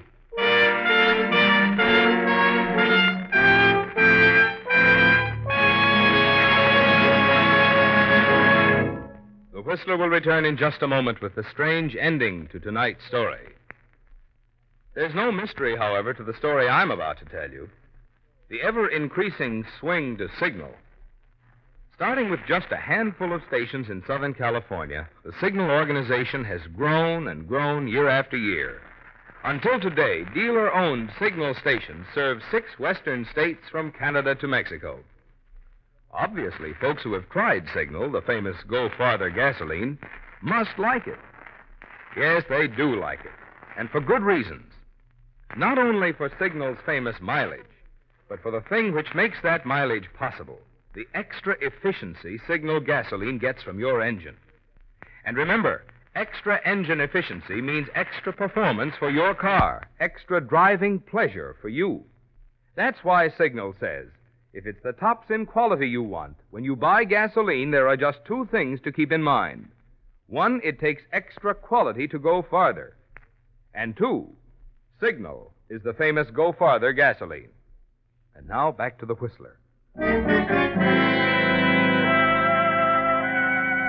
So you've reached the most important point of all, Colby. and the months of planning and promotion behind the little laboratory at East Riverton are about to bring you the new life you've always longed for, the wealth and ease that will come with the insurance money Cynthia will receive when the laboratory and its only occupant are blown to bits. He's in the other room now, the man you picked up on the highway, and there's only one thing left to be done. Yes, Colby, you know every move by heart as you tie the detonation wires into the telephone, so that the first incoming call, the call you plan to make in a few minutes after you leave, will set off the hidden explosives. You give the last wire a final twist, drop the pliers in your pocket, and casually walk back into the other room. Well, she's all shipshape. I hope you'll be very... Wait a minute. What are you doing? Sorry, pal. I guess I would have been cozy here, but I'm not staying. That gun, what are you doing? I said I'm sorry. You've been awful nice to me, but I gotta keep moving. Well, look, you don't need a gun. Take my car. I'm wanted, pal. Don't that mean anything to you? I'm wanted by the police. But don't you see? Skip it. I'm gonna have to put you to sleep. Tie you up. I don't like to do this, but... No, you don't. Sorry, buddy.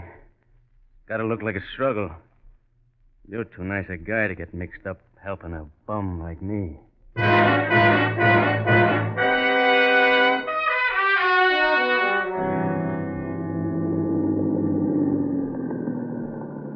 Toll bridge, mister. Passenger car's 2 bits. Oh, sure. Just a second. Hey, wait a minute. Hey, Larry. Yeah? Come here. What's the matter, Barney? Better ask this guy. He's driving Colby Fletcher's car. What are you talking about? This car's mine. Don't hand me that. Get out of there now. You can do your explaining at headquarters. I don't give a hang whether the number's unlisted or not, operator. I'm sorry, sir. How many times do I have to tell you this is a police call? Put me through to Colby Fletcher at his laboratory. Very well, sir. One moment. And hurry it up. We got his car down here. I'll ring the laboratory now.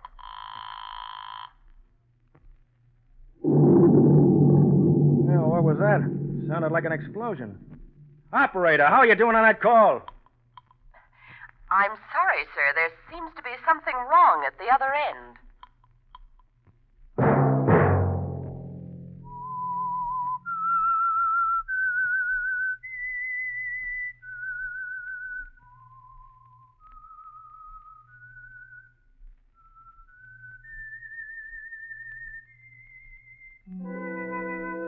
Let that whistle be your signal for the Signal Oil program, The Whistler, each Wednesday at this same time. Brought to you by the Signal Oil Company, marketers of Signal gasoline and motor oil and fine quality automotive accessories. Signal has asked me to remind you, to get the most driving pleasure, drive at sensible speeds, be courteous, and obey traffic regulations. It may save a life, possibly your own. Featured in tonight's story was Elliot Lewis. The Whistler was produced by George W. Allen with story by Joel Malone and Harold Swanton, music by Wilbur Hatch. Marvin Miller speaking. This is CBS, the Columbia Broadcasting System.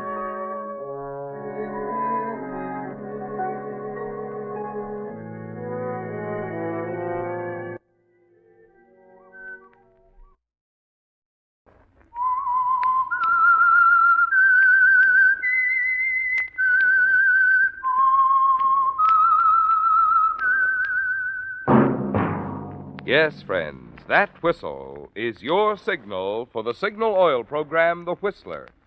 The mystery program that is unique among all mystery programs. Because even when you know who's guilty, and you see his every move or know his complete plans, you always receive a startling surprise at the final curtain. In the Signal Oil program, The Whistler.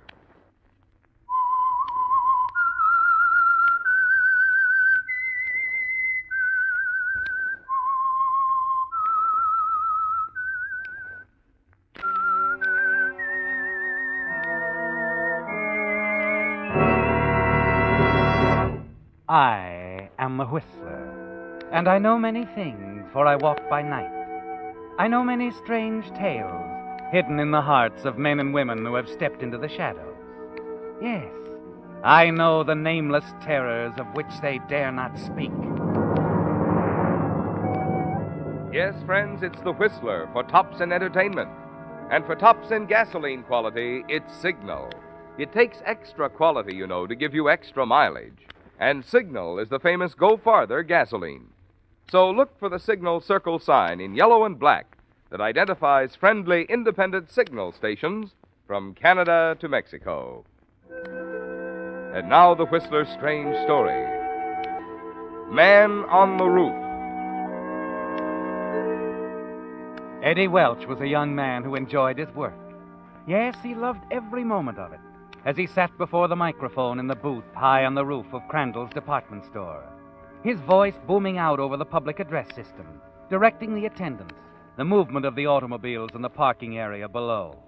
2 spaces in aisle 4, 1 in aisle 5, aisle 6 is full, 3 spaces in aisle 7, 4 against the wall. Number 1, keep the driveway clear. Clear the driveway. Yes, it pleased Eddie to run the lot from his lofty perch on the roof of the department store.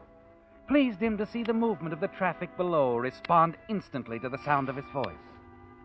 But though he liked it here on the roof, Eddie had made up his mind a long time ago he'd leave this job when the right opportunity came along, something worthy of his talents.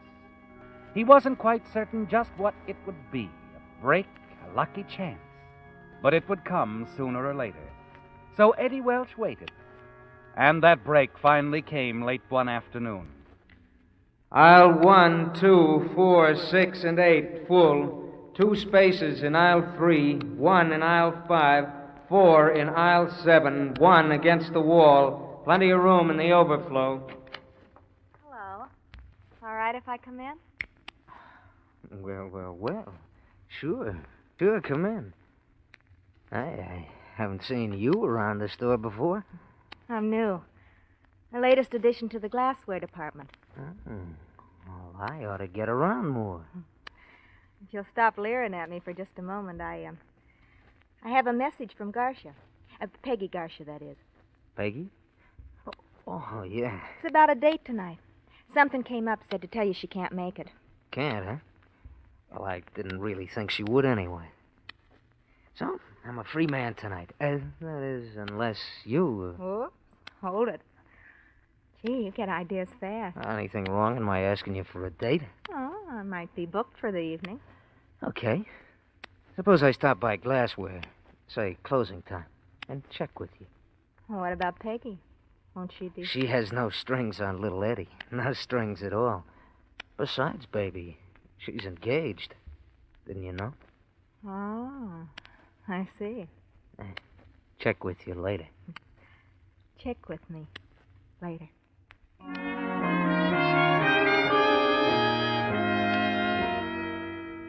You watch her as she walks away and disappears down the stairway. Then your eyes swing back over the parking area. You notice the empty spaces in each aisle. Then as you reach for the mic switch again, something you see stops your hand in midair. Against the far wall, you see 2 men struggling between the parked cars. You reach for the binoculars and train them on the scene in time to see one of the men fall back. His head hits the car bumper and he doesn't get up. Quickly, the other man jumps into a car, a light green convertible, and drives away. An instant after you've jotted down the license number, you pick up the phone and call downstairs. Operator. Now, this is Eddie Welch on the roof. Look, get one of the store cops out to the parking lot right away. What's wrong? There's a man stretched out on the ground near the back wall. I think he needs help.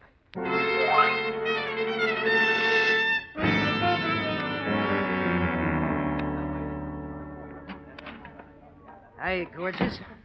I understand the big wheel wants to see me. Well, if it isn't the Romeo of the rooftop. Yes, Mr. Crandall wants to see you, Eddie. Hey, how about doing the town Saturday night? Huh, sweetheart? Sorry. I'll be at the wrestling matches. Junior. You think you'll win? Well, why don't you drop dead, huh? See you later. Oh, come in, Eddie. Come in. Eddie, this is Lieutenant Davis, Police Department. Hiya, Lieutenant. Hello, Eddie. The lieutenant has been questioning the boys on the lot about that unfortunate accident this afternoon. Oh, yes. Say, how did the fella make out? Are you okay? He's dead. Dead? That's too bad. Uh-huh. He was one of our boys. City cop? That's right. I understand you were the one who first reported the accident. Yeah, I was on the roof. Look, say you were in a good position to see what happened, huh? Uh-huh. Only I didn't see anything. I just happened to notice the guy on the ground. As to what happened before that, I wouldn't know, Lieutenant. I wouldn't know. It hit you suddenly, didn't it, Eddie? And then you decided to lie to the police lieutenant. You were about to reach into your pocket, pull out the slip of paper with the license number of the car on it, and place it on Mr. Crandall's desk. He would have been proud of such efficiency, and certainly you would have been rewarded. Mr. Crandall was always eager to help bright, alert employees along. Yes, that could have been your opportunity, Eddie, the break you've been waiting for. But suddenly another opportunity presented itself, a golden opportunity, and that bit of paper bearing the license number of the killer's car stayed in your pocket. So you didn't see anything. That right, Eddie? No, not a thing, Lieutenant. Funny. Very funny. From the roof, I'd say The parking area takes in a lot of territory, Lieutenant. I only have 2 eyes. Sure. Okay, Eddie. That's all.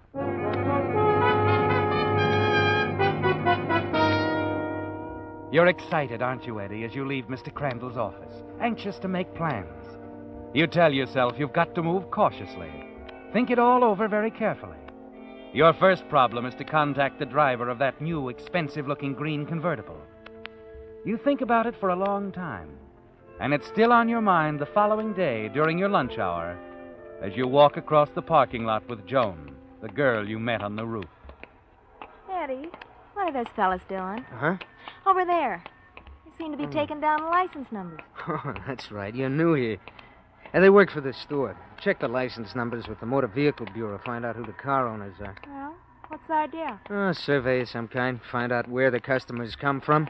Help select the districts their advertising seems to pull the heaviest. Well, what's the matter? Nothing. Look, Joan, why don't you run on ahead? I want to talk to one of the boys. Okay. See you later. Thanks for the lunch. Hi, guys. Oh, hello, Eddie. How's the boy? Fine. Hey, look, do me a favor, huh? I got a license number I'd like to slip into that list. Check it for me. Oh? That's, well, there's a babe who comes in here regularly. I got to talking to her a couple of times. Very friendly type and very cute. Oh, I get it. She's kind of coy, too. Won't give you her name or phone number, but she does have a car, and cars have license plates. I got it. Yeah. Sure, I'll be glad to help you out, Eddie. I'll let you know in a day or so. Swell. Hey, with the right sort of break, does this deal show much promise? Who knows, guys? It might be what I've been waiting for. All my life.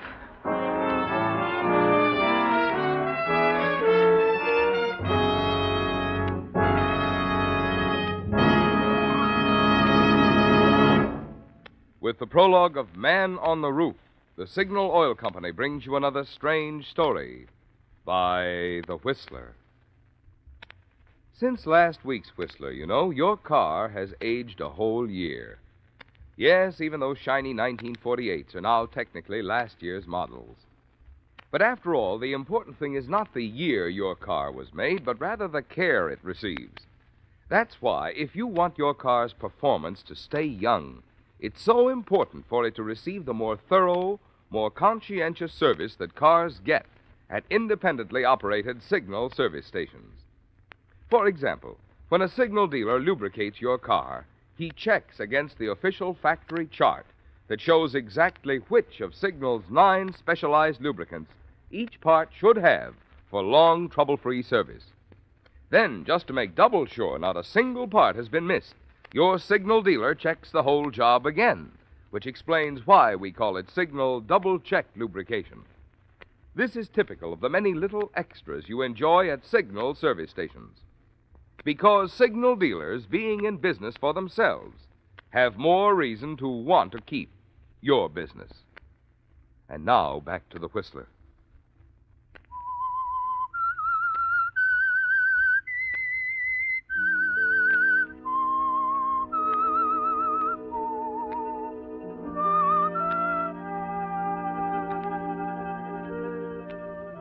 You're not sorry, are you, Eddie? Not sorry about the sudden decision you made in Mr. Crandall's office when you told the police lieutenant you knew nothing about the unfortunate accident that occurred on the parking lot the day the city detective was killed. You didn't tell him that you saw the struggle of the two men between the parked cars, saw the killer ride away in a green convertible, that you had jotted down the license number of the car. No. You have other plans, haven't you, Eddie? Big plans. Then, 2 nights later, as you leave Crandall's department store, you run into your friend Gus. Hi, Eddie. I checked that dame's license number for you. Oh, did you? Swell. Yeah, the car's registered to a guy named Merrick. Alton Merrick. Maybe her boyfriend, huh? Too bad, Eddie. He could be your old man, Gus. Oh, sure. Sure. Who knows? Anyway, that's who the car belongs to. Alton Merrick. It's 100 Weatherby Place. Yeah, it's in a nice neighborhood. Uh-huh. Thanks. Thanks, Gus. You've been grand, boy. Just grand.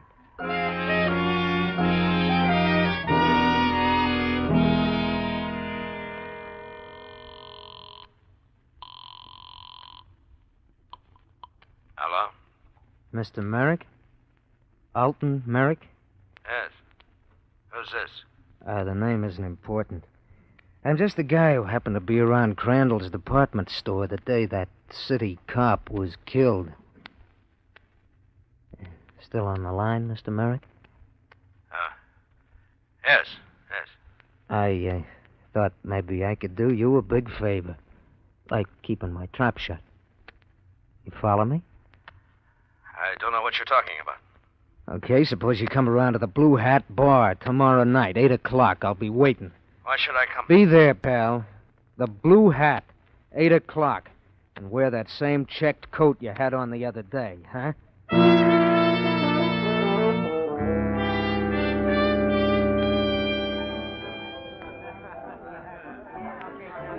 isn't he wonderful, Eddie? Huh? The piano player. Oh, he's terrific. Ah, yeah. I like this place, Eddie. The Blue Hat Bar.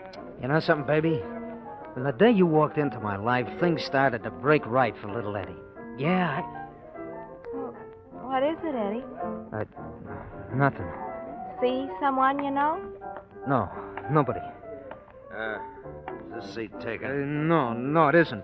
Here, I'll take my hat. Thanks. Oh, bartender. Come on, let's go, baby. We're leaving already, Eddie? Yeah, I've seen all I wanted with this place. Come on, let's breeze. Okay. Eddie, did you see the coat he was wearing? What? The man who sat down next to you wearing that check coat. Oh, yeah, loud, wasn't it? It shrieked.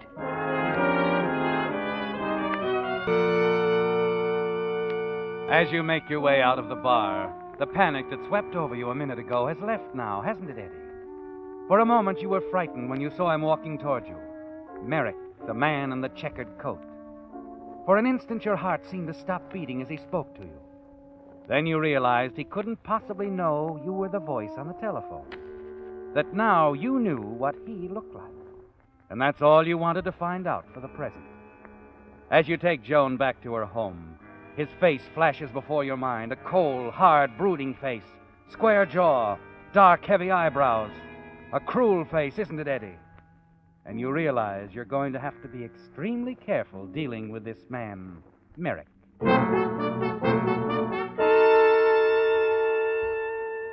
Late the following afternoon, you're on the roof again, directing the flow of traffic in the parking lot below. 3 spaces in aisle 4, 2 in aisle 5, 6 in aisle 6, 3 in aisle 7. No one seemed to notice the break in your voice, Eddie.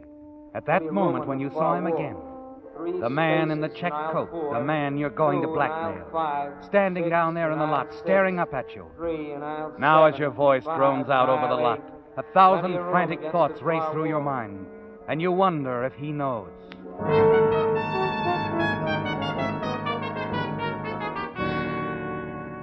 Then, shortly before closing time, you see Merrick again. You're talking to Joan on the main floor when suddenly you're no longer aware of what she's saying. Eddie, what's the matter with you? I thought we were talking. Huh? I said I thought we were talking. Oh, yeah. Sorry, I got sidetracked. You're still that way. Why the sudden interest in our store detective? That's the guy with him that interests me. The guy in a checked coat. Oh? Oh, he's gone now. As I was saying. Say it later, will you, huh, baby? I want to ask Ben something. Okay. See ya. How's business, Ben? Oh, hello, Eddie. Business? Oh, it's picking up with me, picking up. Especially around this time of the year. Yeah, all they need is somebody to watch you. Cute kid. Hey, who was your pal there a few minutes ago? Pal? Oh, him. No pal of mine. That's not that guy. Well, you seem to know him. I met him in Philly 10 or 12 years ago. Name's Griffin. Griffin? Yeah, we worked the same store. Then he branched out. After that, I lost track of him. What do you mean, branched out? He opened his own office. He turned out to be a private eye. Odd detective jobs for hire. You've heard of the type. Sure, on the radio. Not quite. This is a bad boy, Eddie. Real bad. Anything for $1. Sounds familiar. Oh, yeah. Yeah, I suppose there's guys like that.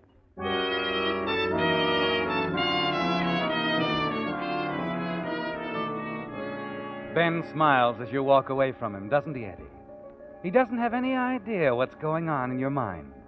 Just talk, he thinks. But it isn't that way at all. No, Eddie. You're thinking how smart Merrick is to use this man Griffin for his blackmail negotiations. He almost threw you off, didn't he? Making you think that Griffin, the man in the check coat, was Merrick. Another thought occurs to you and sends a little quiver of nervousness along your spine. Merrick must know for certain that you are his blackmailer, Eddie. Yes, and the knowledge could be disturbing enough to make him want to push you off the roof someday.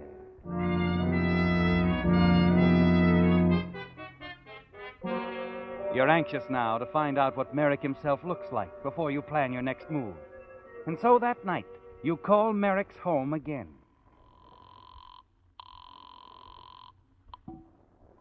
Hello? Mr. Merrick? Oh, yeah. Eddie? Huh? Eddie Welch? You know my name? I know quite a bit about you, Eddie. Even what's on your mind this minute. Yeah, I guess you do. Well, we better get together, talk. Fine, Eddie, fine. The blue hat again? Good enough. Be there tonight. Say, 10 o'clock. 10 it is, Eddie. You're running the show. Huh? Oh, yeah. Don't you forget that. Not me, Eddie. You're trembling as you leave the phone booth, but your nerve gradually returns, doesn't it? Yes, Eddie, the long walk through the night air is good for you. It clears your mind. And soon you feel that you're clicking again, able to handle the situation. You reach Merrick's apartment building a good hour before the appointed time. Wait in the dark entrance of a building across the street. It isn't too long before you see Griffin, the private eye, come out, still wearing the check coat. Then he turns, opens the door of a car for another man. You're certain that he's Merrick, aren't you, Eddie? Now you can be sure you're dealing with the right man. You don't have to keep the appointment. You know what he looks like now, and you won't forget.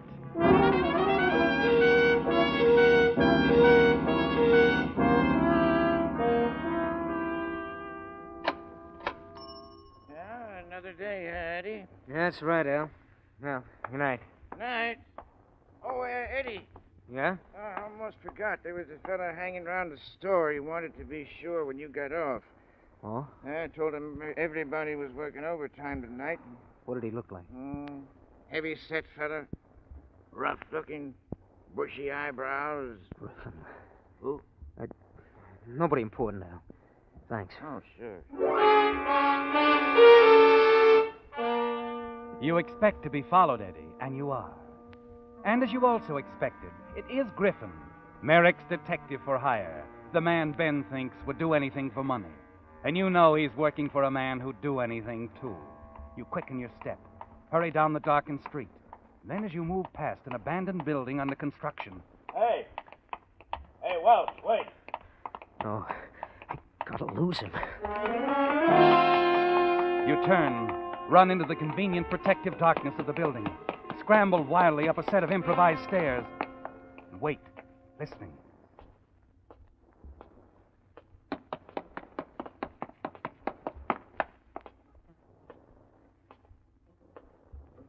You start forward again frantically. Take another flight of stairs and leaping strides to the 5th floor. At the top, you freeze, almost paralyzed with fright. The wall at the outer edge of the landing hasn't been put up yet, and you almost stepped off into space to a 5-story fall to the street. Griffin, he's still coming. Okay, brother, you're asking for it. You press back into the shadows. Wait quietly, grimly.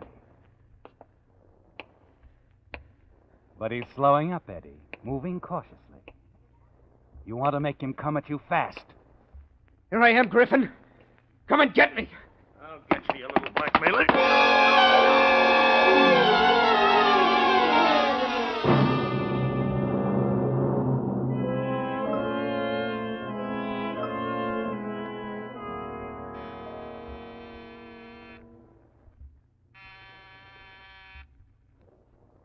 Mr. Merrick.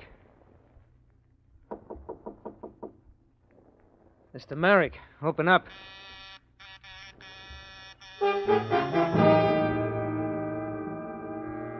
It's annoying, Eddie, that Merrick doesn't answer.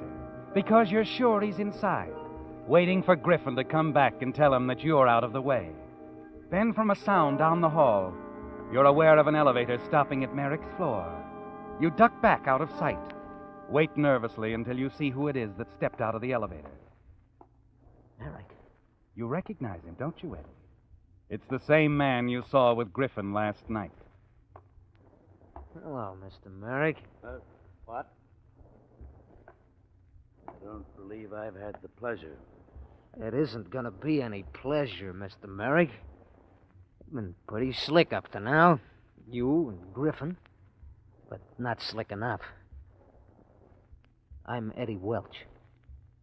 I see. Sure you do. You see plenty. Like lots of dough changing hands, huh?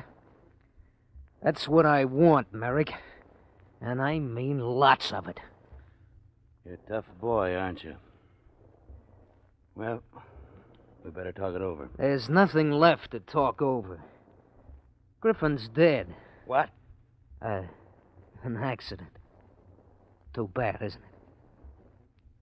Oh, don't you think it's a good idea to invite me in? All right, Eddie. You know you've got me stymied. Come on in.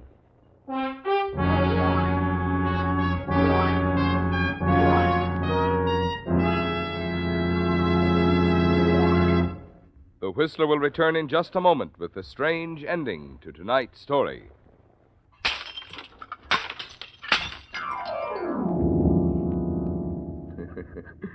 Recognize that noise? That was someone breaking a perfectly good New Year's resolution, and here it is only January 2nd.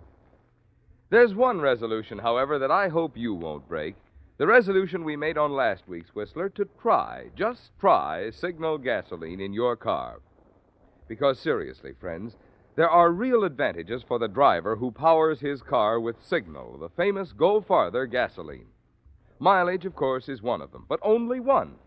For in order to give you such good mileage, today's Signal gasoline has to help your motor run more efficiently. And when your motor runs more efficiently, naturally you enjoy more exciting performance in the way of pep, power, and smoothness. That's why you'll find folks with big cars, as well as folks with small budgets, patronizing Signal service stations. They've both discovered that in gasoline it takes extra quality to go farther. And Signal is the famous Go Farther gasoline. And now back to the Whistler. You knew it all the time, didn't you, Eddie? Knew that someday that golden opportunity would present itself. The break you were waiting for, and you'd be sitting on top of the world. Then it came suddenly. Remember, Eddie, that day at the parking lot of Crandall's department store, when you saw the struggle of the two men between the parked cars, saw the killer race away in the green convertible. It was a smart move, wasn't it? Taking down the license number of the car. And a smarter move on your part not to tell the police about it. And now the killer, a man named Alton Merrick, is at your mercy. And as you sit in his apartment, facing the tall, cold-eyed man, You're waiting to discuss a financial arrangement. You know, Merrick, that was kind of cute of you, sending Griffin around to keep your appointments with me, wearing that checked coat of yours. About the same build, too. At the start, I really thought he was you, Merrick. Didn't know what you looked like until last night when I saw the two of you leave the building. Mm-hmm. You know, sending him around to knock me off wasn't such a good idea, Merrick. Not for your pal Griffin. He, wasn't very smart. You took care of him, huh? Let's say he'd still be here if he hadn't chased me into an empty building. You're a pretty smart boy, aren't you, Eddie? Smart enough to tell the police I saw a gent named Alton Merrick kill that city cop in a fight in the parking lot. Unless Mr. Merrick makes it worth my while to forget it. Got it all figured out, huh? Uh-huh. You're wrong about one thing, Eddie. I didn't send Griffin around to see you. Then who? You see, I've been trying to get Griffin myself for a long time. That's why I came here last night, when you saw me with him. We had a lot of things to talk about. Like what? You see, Eddie, my name isn't Merrick. That was Griffin's real name. Griffin and Merrick were one and the same guy. Same guy? But you... My name's Kincaid. Lieutenant Kincaid, Los Angeles Police. And I'm very glad to meet you, Eddie. Very glad.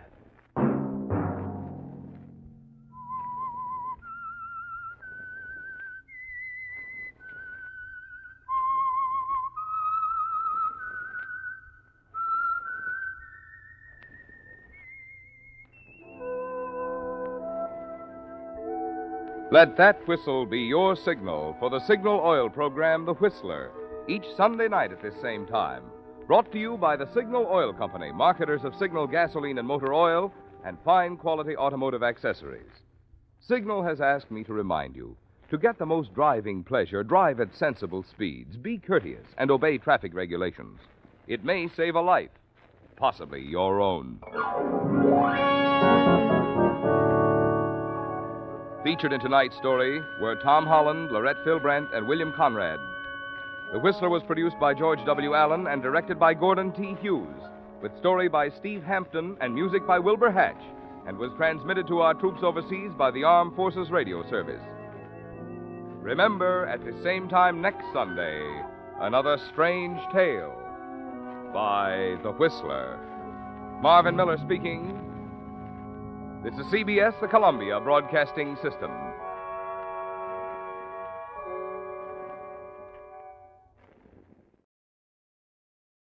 Let every go signal remind you that you do go farther with Signal gasoline.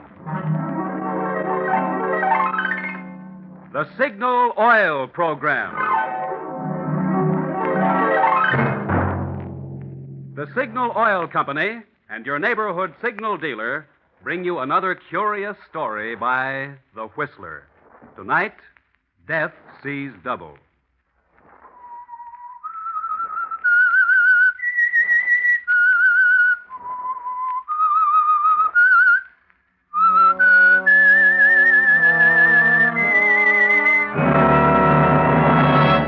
I am the Whistler, and I know many things, for I walk by night. I know many strange tales, many secrets hidden in the hearts of men and women who have stepped into the shadows. Presently I'll tell you of nameless terrors of which they dare not speak.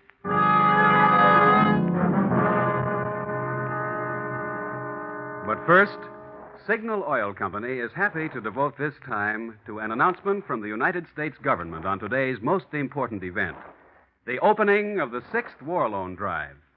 Many Americans, unfortunately, won't be hearing this announcement beside their home radios tonight. Some are crouching in rain-filled foxholes in the Philippines or Burma. Others are slogging through cold and mud in northern Italy or in France, plagued by the new German stratosphere bomb. But they're not complaining. They're just asking for the weapons they need to get the fighting over and get them home again as soon as possible. That's where you come in. It's going to take more B-29s, lots more, at $600,000 each, and M4 tanks at $67,000 each. Yes, millions and millions more dollars. But you're not being asked to give your dollars. Just invest them in the world's safest investment, a United States war bond. Make it a $100 bond this time. Your war bond dollars not only pay you excellent interest while ensuring your future security, but they say to the boys we sent over there, you're not quitting, neither am I, till it's over there. And now, the Whistler.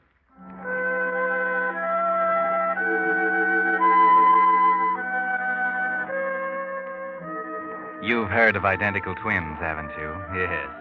You don't run across them very often, but once in a while you'll find two people who look so much alike that even their own parents can't tell them apart. And that can lead to all sorts of complications. There's one case I have in mind especially. The case of Mona and Martha Spencer, identical twin sisters. They were exactly alike. Their friends couldn't tell them apart. Their mother and father, before they died, had trouble distinguishing between them. After their parents' death, they were alone in the world. Two devoted, loving sisters. At least that's what everyone thought. Two loving sisters, beautiful, popular, surrounded by admirers. Then along came Bill Everett, handsome, successful, the catch of the season, as they say. And Mona caught him. Yes, they became engaged, and Mona bought out the stores for her trousseau. And one night, she and Martha stood in Mona's room, admiring the beautiful dresses and lingerie she had purchased. And this dress, and this robe, and... What's the matter, Martha? Oh, nothing. I think they're beautiful, all of them. Especially this dress. I wonder how I'd look in it. Well, you'd look lovely, dear, the same as I will. Why don't you try it on? Do you mean it? Well, of course. It'll be like looking in a mirror as myself. Go ahead. I'd like to see how it will look on me. Well, if you're sure you don't mind.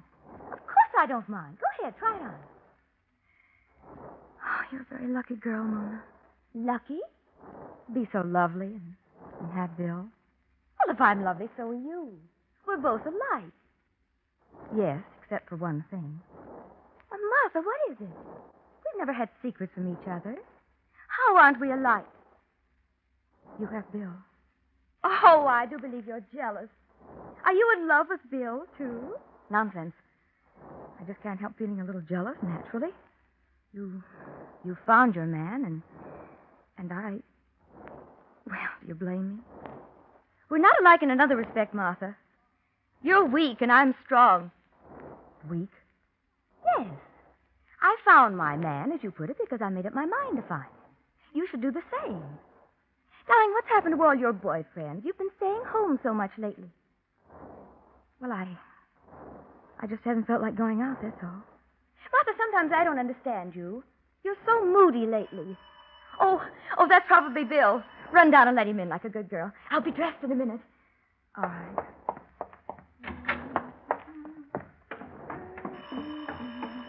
I'm coming. Hello, Bill. Hello, Mona. Oh, wearing your new dress, huh? Oh, yes, but Well, it's beautiful. Well, get your coat. We're late. Oh, but Bill, Oh, I'm sorry. I forgot. Oh, really? Well, that's hardly the way to kiss a sister. Huh? Oh. I've been trying to tell you, Bill. I'm Martha.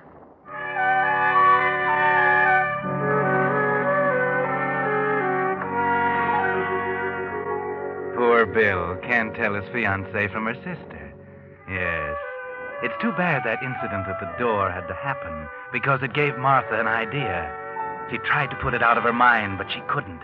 She thought about it all evening while Mona and Bill were out having a good time. Tell me from Mona. Couldn't tell me from Mona. Not even when he kissed me. He couldn't tell. Yes, that little voice kept whispering to her over and over and over again. It wouldn't go away. The thought was there, insistent, growing. If even Bill couldn't distinguish between them, why not? Why not? By the time Mona came home, the thought had grown into a plan, and Martha was waiting for her sister. Oh, hello, Martha.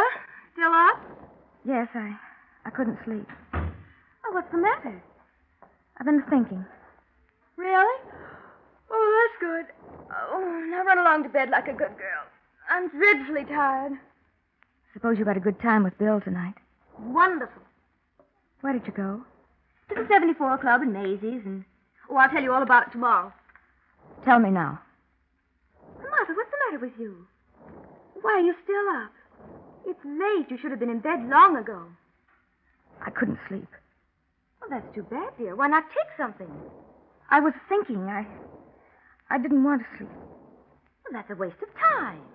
Now run along and get to bed. I'm certainly not going to stay and talk just because you don't want to go to bed. I'll tell you all about tonight in the morning, dear.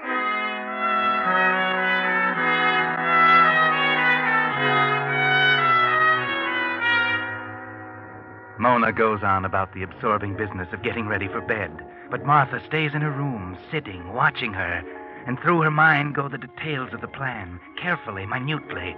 She watches her sister's beauty preparations with a stoic look on her face, but with hatred burning and growing inside her.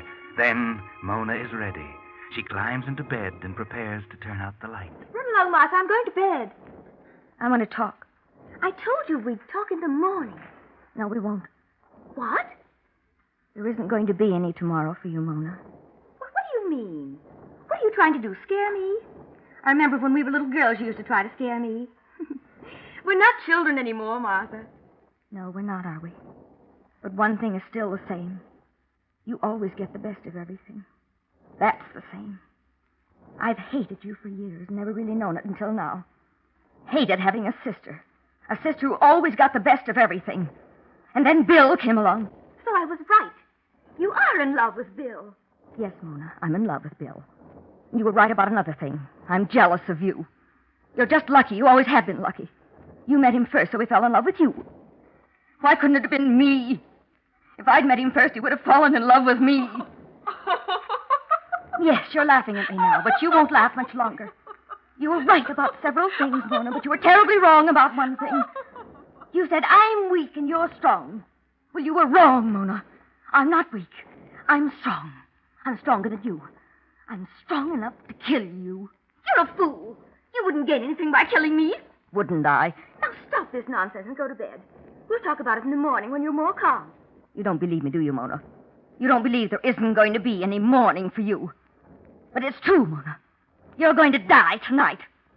I'm going to kill you. Martha! Where did you get that gun? That gun? Why don't you remember, Mona?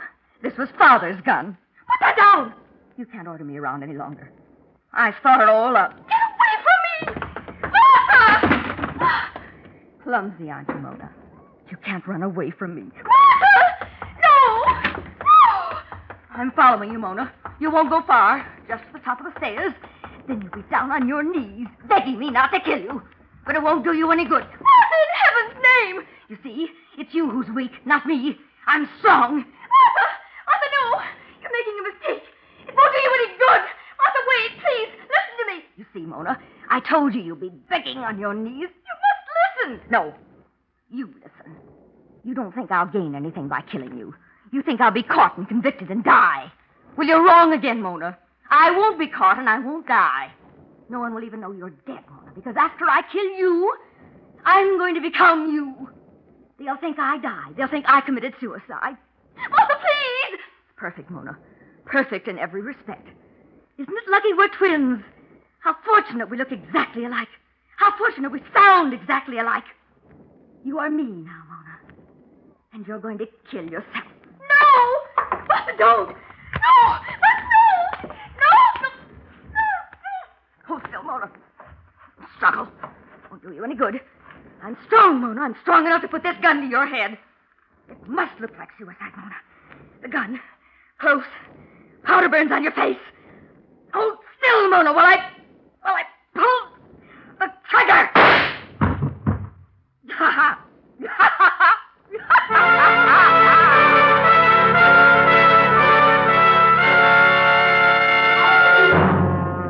So Martha Spencer killed her twin sister, Mona.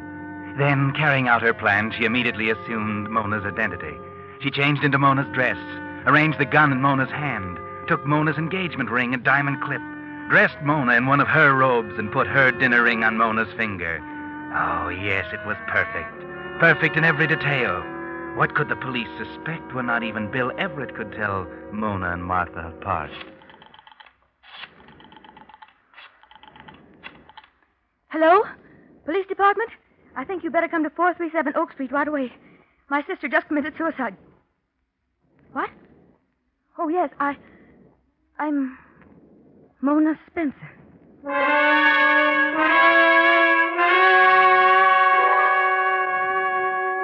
Yes, it's done now. Now there's no turning back, Martha. So don't get nervous. Keep calm and face the police just as if it really had been suicide. Nothing is going to go wrong, nothing. Not if you keep your head. Your plan is perfect. And when the police arrive, you do keep your head. They ask only a few simple questions. And Bill, who arrives soon after, is with you to keep you steady. So you carry it off rather well. I'm sorry to subject you to these questions, Miss Spencer. I know how you must feel. Poor Martha. She threatened to kill herself, but I didn't think she'd do it. Had she been depressed recently? Oh, yes, very depressed. She seemed to be losing control of herself. She was never quite the same after our parents died. Do you suppose your forthcoming marriage had anything to do with it? Well, I'm afraid it did. You see, Martha and I were always very close to each other. She had no boyfriends. I couldn't understand it. She was very attractive. Yes, just as you are. Yes.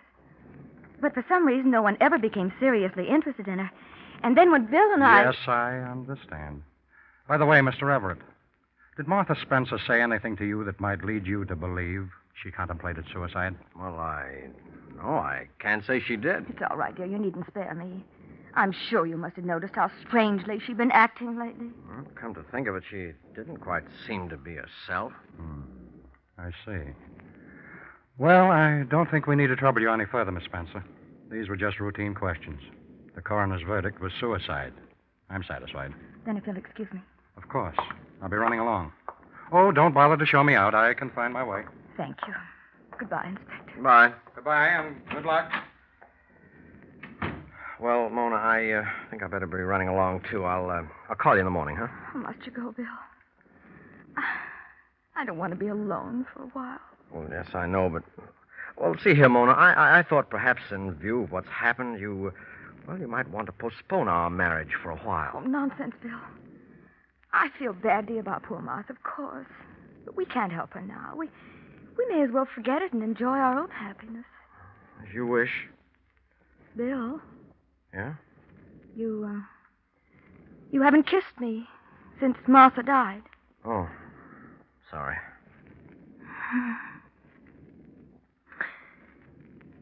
I love you, Bill. And now you're mine. Forever.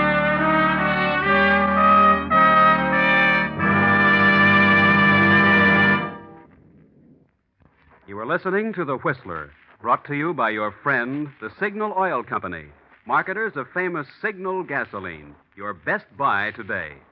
Remember to let every go signal remind you that you do go farther with Signal gasoline.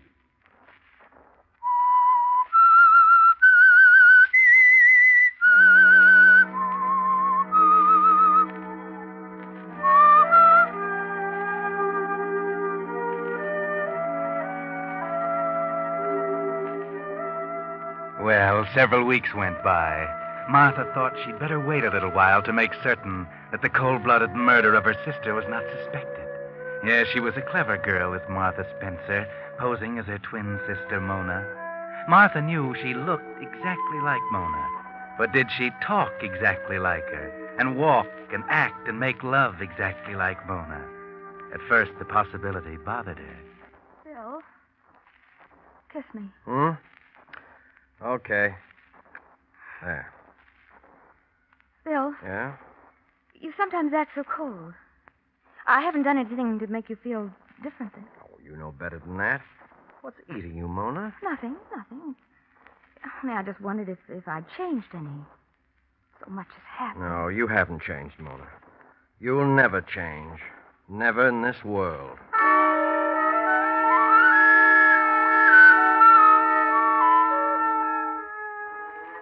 Yes, everything was going all right.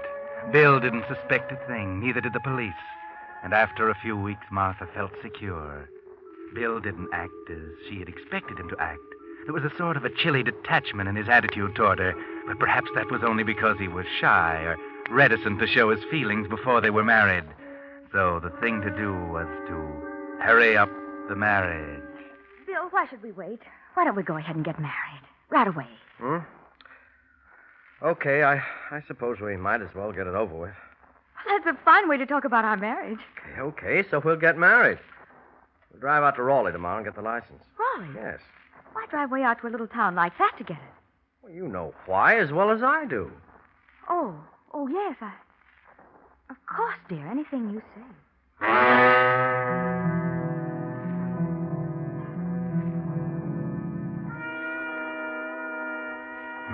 That's strange, isn't it, Martha? You don't know what he meant by that, do you? There must be some secret between Mona and Bill that you didn't know about. But never mind, it can't be very important. And he didn't suspect you.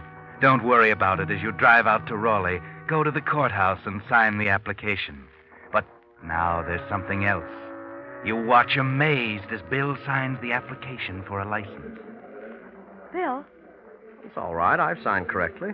Look, you can see for yourself. Bill, Stop it, Mona. What's getting into you? Next, please. Oh, yeah.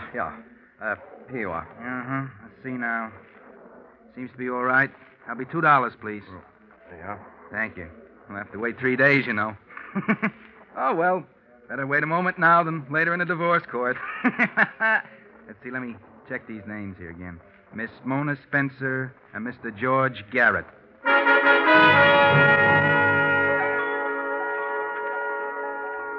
There was something wrong, something terribly wrong. Why did Bill sign the license, George Garrett? A cold chill clutched at Martha's heart, but she didn't say anything to him. On the way home, he suggested that they celebrate the occasion by going out that evening to a little roadhouse up in the mountains. She accepted, of course, and told him she'd be ready at 7. She left his car and went up the steps of her home. Yes, her home now, all hers. She opened the front door. And as she closed it, something on the stairs caught her attention. She looked at the top of the stairs. There was nothing there. She shrugged her shoulders and walked up. Just her imagination. Or was it? She paused at the top and looked at the rug. This was where she had killed Mona. She could almost see her, hear her. Martha, no! You're making a mistake. It won't do you any good. Martha, wait! Listen to me! Stop it, you fool! Yes, stop it, Martha. You're beginning to hear things. She went to her room, Mona's room. It was good to be alone, to enjoy Mona's trousseau. All those wonderful things. She slid open the closet door. Such beautiful dresses. Which one should she wear tonight? She tried to concentrate, sat down at the mirror, and there was her reflection. Mona's reflection. Oh, now isn't that a shame? Breaking that beautiful mirror and that fine bottle of perfume. She got up and paced the floor. She simply couldn't get it out of her mind. Why? Why did Bill sign his name George Garrett? And why do Mona's words keep coming back to her? You're making a mistake. It won't do you any good. Martha, wait! Listen to me! I won't think about it. I won't.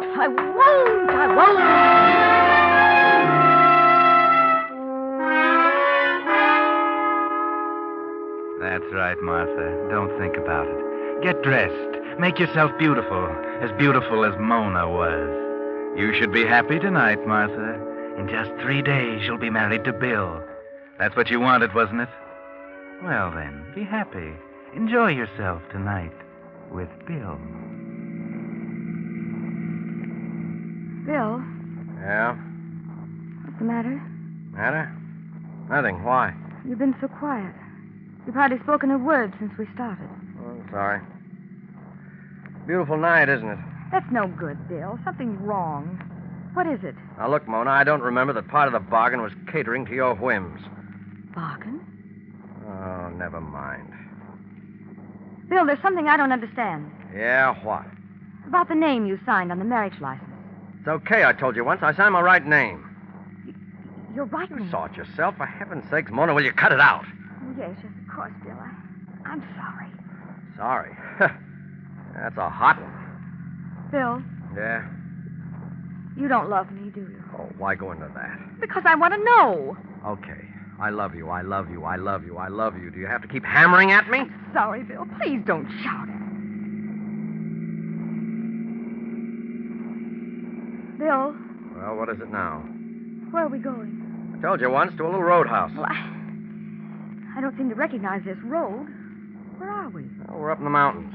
We'll be at the top soon.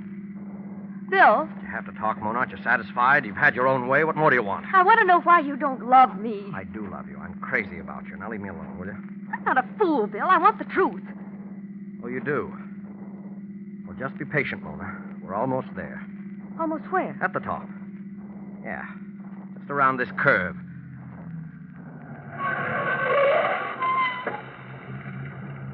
There. We're here. I don't see any roadhouse. No, there isn't any, Mona. Then why are we stopping? So you can get the truth. You're always getting everything you want. All right, Mona. Look over there. Where? Over there, while I... Bill, what are you doing? Just tying your arms. And now I'm gagging you. No, why are you doing this? There we are. No. Oh, No, neat. How does it feel to be gagged, Mona? Oh, no, Mona, it's no use. You're going to listen to me now. You had your own way long enough. Always talking, always ordering, demanding. Well, I'm not going to go through with it, Mona. I'm not going to marry you. You can only torture a man so long, and then he does something about it. And I'm going to do something about it right now. Yes, Mona. Yes, I'm going to kill you. I've tried to reason with you. I've begged, I've pleaded, I've threatened, but you've only laughed at me. You thought because you knew my secret you could force me to marry you. Well, you can't. I'd rather go to prison than marry you. No, I won't marry you. And I won't go to prison because this is going to look like an accident. I've got a perfect alibi, Mona. I can count for every minute of this evening. When they find you, they'll think you took that curve too fast, and they'll pronounce it accidental death. Perfect. This is your car, and there's nothing to connect me with even being here this evening. And I'll be rid of you, Mona. I'll be free to marry Lois. Oh, you didn't know Lois, did you? You didn't even know such a person existed, did you? Well, she does. And I'm in love with her. I love her, not you. And I'm going to marry her. Won't do you any good to beg, Mona. I can't trust you. I trusted you once with a secret, and you tried to blackmail me into marrying you. Oh, don't do anything about that. You No, got but to run down. I can't let you go over the cliff, bound and gagged. No. No, that was just to make you listen, so I could tell you why you're going to die. Wouldn't do to have them find you with your arms tied together. That wouldn't look quite like an accident, would it? Well, this is it, Mona. Now, you won't feel a thing when I bruise your pretty little head. Now, just remove the gag and the ropes. Release the brake. Engage the clutch. Start the engine.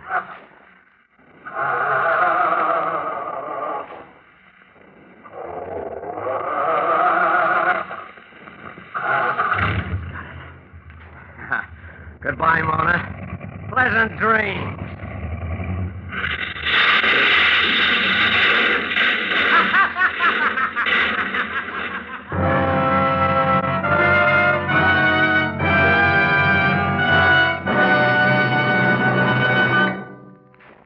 The Whistler will return in just a moment with a strange ending of tonight's story. Meantime, let's test your memory. How long has it been since you had the lubricant changed in your transmission and differential? That's an important question, because the tremendous pressure under which the gears in most modern cars operate gradually pulverizes tiny metal particles and turns even the best lubricant into a grinding, harmful abrasive. That's why, if it's been 5,000 miles or over 6 months since you had your transmission and differential lubricant changed, your neighborhood Signal gasoline dealer suggests that now is a good time to do it. Now, when you bring your car in to have its Signal Safety Chart lubricated for winter protection.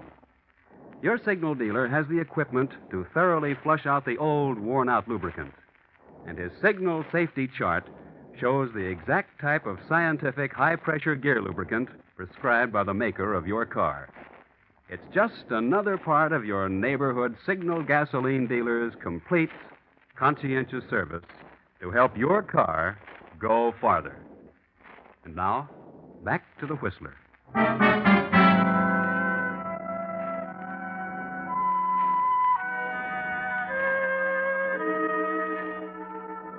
Poor William Everett, or George Garrett. That was his real name. He didn't get away with it. His alibi was foolproof enough so far as the accident was concerned. But he forgot that Inspector Dudley would check up on the marriage license and see his name signed big as life. The name of George Garrett, an escaped convict. Yes, Inspector Dudley didn't have to pin a murder on him. All he had to do was send him back to prison to finish serving a term of life imprisonment. Poor Bill. He only committed murder to protect his secret, and he never knew that it wasn't Mona he killed. It was Martha. And Martha hadn't the slightest idea that he had a secret, so she would never have given him away. Too bad Martha couldn't have known the truth before she killed Mona. Oh, well. That's what happens sometimes when you're a twin and you're in love with the same man as your sister.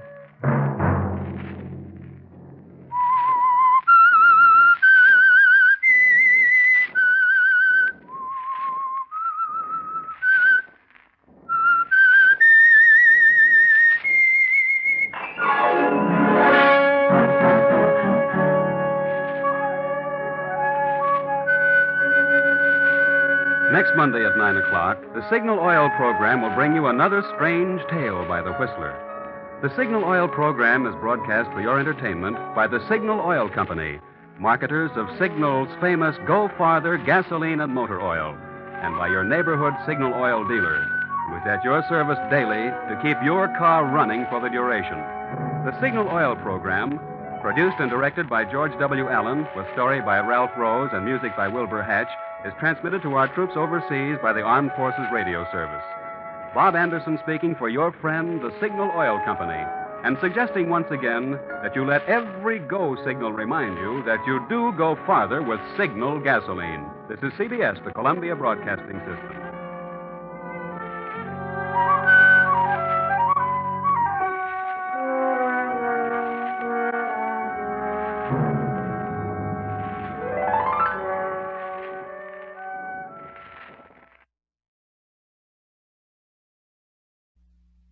The Whistler.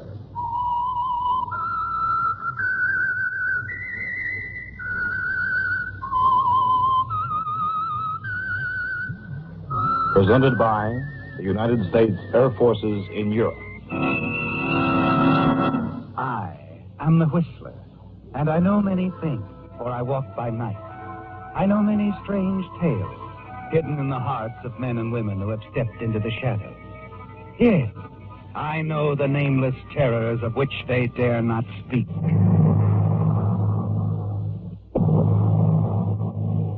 And now, the Whistler's strange story. The doll's name was Suzy.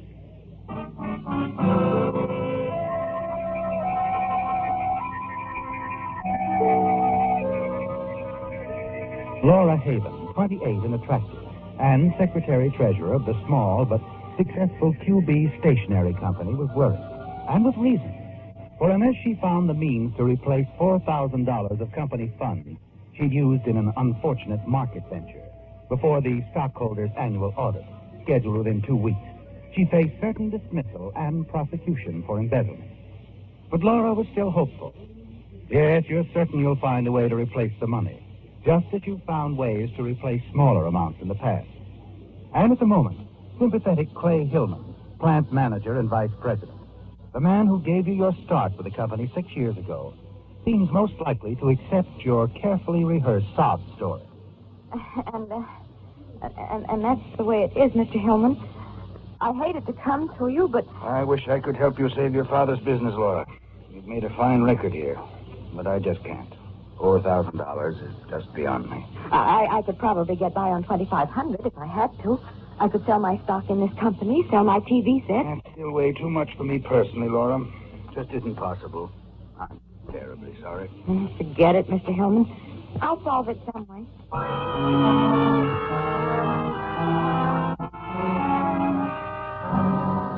I'm sorry about your dad's tough luck, Laura, but $4,000 is a lot of money. I can't think of a thing that might help. I was wondering about Lester Cranston. My boss? Surely you don't expect me to ask him. Oh, of course not. I'd get his wife Ruth to ask him if you thought there was any chance of his letting me have it. He probably would. He gives her everything she asks for, and she asks for everything. I don't think that's fair, Monica. That's because you don't know Ruth Cranston half as well as you think you do. I think I know her pretty well. She's my closest friend. You talk as though you were in love with Lester. Not me. Married men are out with me. Besides, Lester's a straight shooter, and that's more than I can say for Ruth. What do you mean by that, Monica? I mean she's no good. She goes out with other men. I don't believe you. I've seen her with one, more than once. You, know who he is? Yes. You haven't told Lester? I'm not telling anybody. Yet. I'll get it. Hello? Laura? Oh, yes, Ruth. I was just about to call you. Excuse me a second. Ruth Cranston's on the phone now. Then I think I'll drop in at the neighborhood movie on the corner. You two will be prattling for an hour. See you in the morning. Good night. Right, Monica. Go ahead, Ruth. Laura, can you meet me someplace right away? I've got to talk to you. I'm alone. Can't you talk over the telephone? No, I can't. It's too important. Oh, please meet me, Laura. It's only a little after 8. Please, Laura. I need your help. All right. How about the Blue Oriole? We can talk in a booth. I'll be there in 20 minutes. Now, relax, lady, and tell me what's bothering you. Well, first of all, everything's all over with Lester and me. I've left him. He's lost his mind completely over your cute little apartment mate, Monica Alston. That's crazy, Ruth. I live with Monica. I know her. Nobody knows her. She's only been in town a year or so. And Lester's not only fallen for her, he's let her get him involved in a diamond smuggling racket. Oh, Ruth, you're imagining things. I even found out how they worked the whole thing. Lester's firm imports a shipment of dolls from London every 3 or 4 weeks. So? And each shipment contains one special doll with 2 or 3 diamonds hidden in the doll's head. Well, now, wait a minute, Ruth. Slow down. It's true. Now, the sender in England always sends a telephone number and a password or a catchphrase along with the doll. Well, then Lester or Monica makes the phone call. A messenger picks up the doll later on. And then the next day, another messenger brings the money. Oh, well, Lester and Monica keep half of it and send the rest to the post office box in London. A different one each time. You're certain of this? Yes, I have absolute proof. This afternoon, I found one of the dolls in Lester's clothes closet. Yes? There were 2 large diamonds taped to the inside of the doll's head with heavy adhesive tape. You're positive they were real diamonds? Of course I am, Laura. And, Laura, I'm scared to death. You? Why? Because Lester came home unexpectedly today, and I didn't have time to put the doll back in his closet. And, Laura, when he saw me with it, he acted just like a crazy man. Oh, he said if I ever told anyone what I knew, he'd kill me. You've just got to do something for me, Laura. I'm desperate. And I'm afraid to go back home. Well, what do you want me to do, Ruth? Well, I want you to go to the house and get my overnight case. It's in the closet in my bedroom. Why didn't you bring it with you? Well, I intended to, of course, but I was so frightened I forgot it. I got dressed and I practically ran out of the house. Oh, I just got to have it, Laura. My rings and my billfold and everything. Yes, but suppose Lester's there. Well, he won't be. He's having dinner with Mr. Wilson. You know his business partner. But even if he comes back, it's all right. He knows you have a key to the house and that you're likely to drop in any time. You can just act surprised that I'm not there. And then find some excuse to go to my room. Oh, please, Laura. Well, I'll try, Ruth. Thank you, Laura. I knew you'd help me. I've got a bungalow at the Cliff Road Motel, and I'm registered under the name of Francis Tompkins. I'll call you in the morning.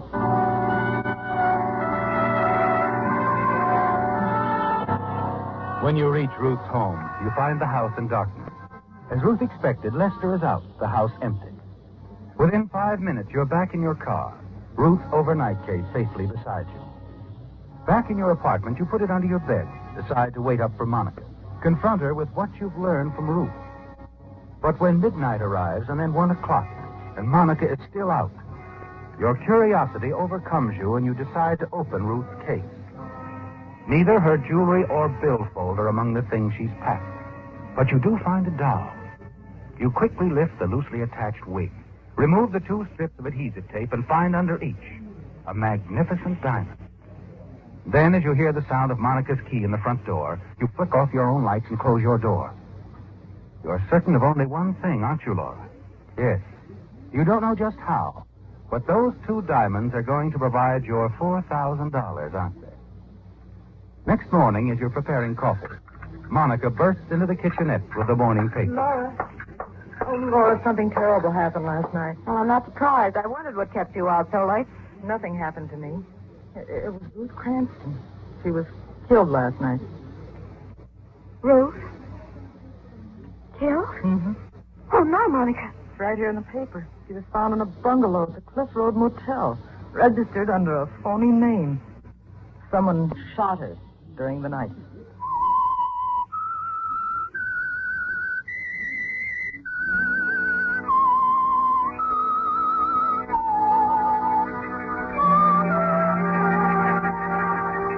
Monica's shocking announcement, tragic though it is, provides an unexpected opportunity for you, doesn't it, Laura? And you decide to say nothing to anyone about anything for the present. As soon as Monica leaves for her work, you phone Mr. Hillman at your own place of employment and obtain a week's leave from the office. Then you hurry to your room, re-examine the doll in Ruth's overnight case. A slip of paper tucked in the pocket of the doll's dress catches your attention. Phone Lake 3201 at 11:45 a.m., May 21st. Ask for Mr. Earl White. Inform him the doll's name is Suzy. It's exactly as Ruth said, isn't it, Laura? For nearly 2 hours, you weigh one idea against another. Then you reach a decision. You decide you'd be a sentimental fool not to take full advantage of this unexpected and accidental windfall. And at 20 minutes before noon, you walk 2 blocks to the drugstore and dial the Lake number. Yes? I'd like to speak to Mr. White. This is Mr. White.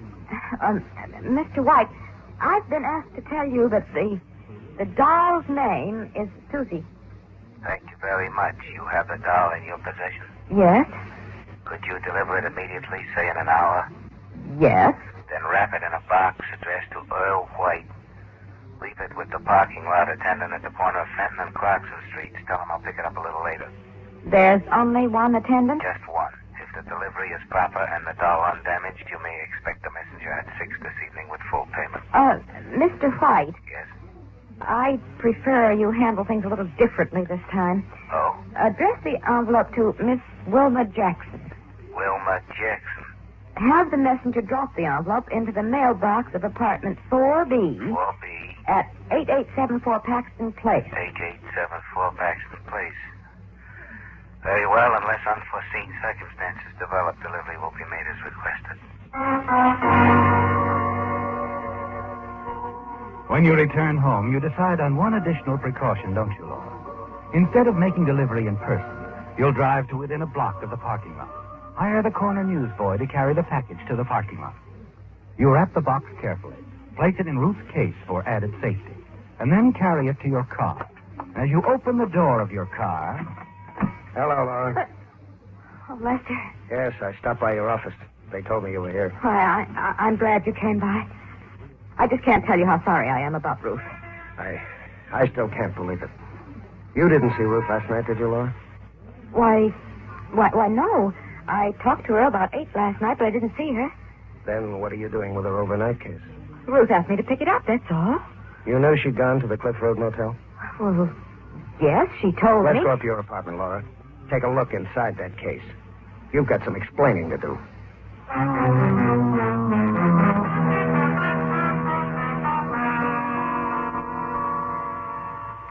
A doll and diamonds, huh? Diamonds? Oh, as if you didn't know. You're quite convincing, Laura. But I don't believe you. Honestly, I didn't know what was in Ruth's case until you opened it just now. Then you won't mind taking Ruth's case to the police, telling them everything that might help them? Of course not. Why should I? I was on the way to the police when you got here. Fine. I'll go with you. You? Yes, just as soon as I talk with my partner. I didn't want to go to the office today, so I phoned him and asked him to meet me here. That's probably Arthur now. Come on in, Arthur. You know Miss Haven, Arthur? Of course. Hello, Mr. Wilson. Lester, the police are looking for you. Oh? Well, I figured they'd want to question me. That's why I asked you to meet me here. I wanted to talk to you first. Now, you don't understand, Lester. The police don't want to question you. They're out to arrest you. They think you killed Ruth. They think I killed Ruth? Why? It seems she called them last night, told them you'd threatened to kill her. I don't believe it. It was somebody posing as Ruth. I don't think so, Lester. You see, I did see Ruth last night. She told me the same thing. That I'd threatened her life? Oh, why? Because she'd found out about your diamond smuggling with Monica. Monica? Yes, Lester. Ruth told me everything. There wasn't anything to tell. Arthur and I have known for a week that our company was being used as a diamond smuggling cover-up. But neither of us knew which of our employees was involved. Yesterday afternoon, I accidentally discovered that Ruth was involved. Ruth? Yes, I'm sorry, but it's true. I got home a little early. When I opened the front door, Ruth was in the living room. She had one of our toy dolls in her hand, and she was quite flustered. The doll's wig was on the table, and Ruth had the diamonds in her hand. She had no explanation? None. She grabbed the doll, flew into a rage, and said she was leaving me and rushed upstairs. Ruth told me a different version last night, Lester. A reverse version. She said she'd discovered the doll, but you'd hidden it. She also told me you threatened her life. You seem pretty anxious to convince my partner I'm a crook and a killer, Laura. Why? Were you working with Ruth? That's absurd. I told you I merely picked up her overnight case for her. Well, the police will have to judge that story, Laura. Come on. We better go on down to headquarters. I wouldn't go to the police for a few hours yet, Lester. You see, I think I know who killed Ruth. But I'd rather not say till I'm certain, and I'll need your help to catch him. Well, I'll meet you later. I'll only be gone for an hour or so. They won't try to hold me once I explain I'm innocent. I'm afraid they will. I'm afraid they'll also place a murder charge against you. They picked Monica up just before I left the office. Monica, she's as innocent as a baby. I'm sure she is. And if you do it my way, we'll have the right man by morning. But I do need your help. Isn't there someplace you could go for a few hours? Well, I have a key to Charlie Evers' place at the beach. Well, then you better get started. The quicker you're out of circulation, the better. But I want to make certain Laura goes to the police. Don't you worry about that. I'll see that she gets there. Then I'll drive out to the beach house and tell you my plans.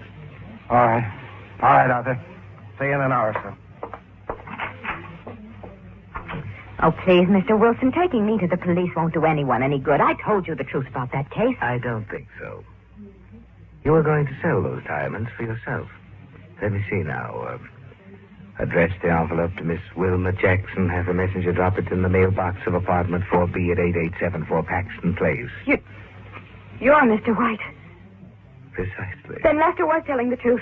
You and Ruth were behind the diamond smuggling. Lester and Monica are innocent. You killed Ruth. For a moment or two, the frightening realization that you're alone with the murderer of your friend Ruth Cranston leaves you terrified. Then as his voice penetrates your consciousness, his purpose becomes clear. He doesn't plan to harm you. He wants to make some sort of deal with you. You watch your every action, choose your words carefully, and gradually learn the real truth about Ruth Cranston and her 2-year association with Arthur Wilson in his almost perfect smuggling operation. Her callous scheme to throw suspicion on her husband Lester and his secretary, when it seemed the authorities were getting close to her own activities. How she'd phoned the police last night, even before she'd phoned you. Told them the same story she later told you at the Blue Oriole. How she'd planned to leave town, certain that when she failed to phone you, you'd open her overnight case, take the contents to the police, tell of your talk with Ruth, and provide irrefutable evidence that Lester and Monica were guilty of the diamond smuggling, leaving Ruth free to continue her criminal but highly profitable diamond operation. Finally, as your visitor pauses to light a cigarette. Why did Ruth have to be killed last night? Oh, Ruth was not only framing her own husband, she was planning to double-cross me with another man. Take over the operation. She had to be silenced. Why are you telling me all this? I could easily go to the police. You won't do that. You need money too badly. Otherwise, you wouldn't have phoned me this morning and offered to make a deal. I'm in a position to offer you a great deal of money. $5,000 for a half-hour's work. No, thanks. I don't want to end up as Ruth did. No, you won't. This is quite safe. I simply want you to go to the police, tell them what Ruth told you regarding Lester. Turn over your evidence and advise them that he's hiding out at the Evers Beach House. You expect me to help you frame my roommate and a completely innocent man for $5,000? Why not? You can't possibly help them. The evidence against them is already ironclad. By now, I'm sure the police have found the gun that killed Mrs. Cranston. They'll also find it was Lester's gun. You mean You talk like... I mean, I only want your evidence as a clincher, so to speak. Now, can you think of an easier way to pick up 5,000? You watch Mr. Wilson closely, and suddenly you get an idea, don't you, Laura? You're certain that in the long run you can outwit this man, and you make your decision quickly. You decide to accept his offer, secure the money vital to your own freedom, perhaps pick up a few additional thousands working with him during the next few weeks. Then you'll find a way to expose this man to the police and ensure the release of Lester and Monica, as well as safeguard your own future. You answer in exactly the right tone of voice. You give me $5,000 just for going to the police? And a lot more as time goes on, if you care to work with me. When? Just as soon as I read in the papers that our two friends have been arrested and charged with murder. You wait about an hour, then walk down to police headquarters. Afterward, you return to your apartment and hear nothing for the rest of the day. But the following morning, when you open the paper, the story covers the front page. Killer of Ruth Cranston captured. Husband picked up in beach house on information furnished police by late wife's friend. Killer further identified as diamond smuggler. Ballistics prove Cranston's gun, found earlier near scene of crime, was murder weapon.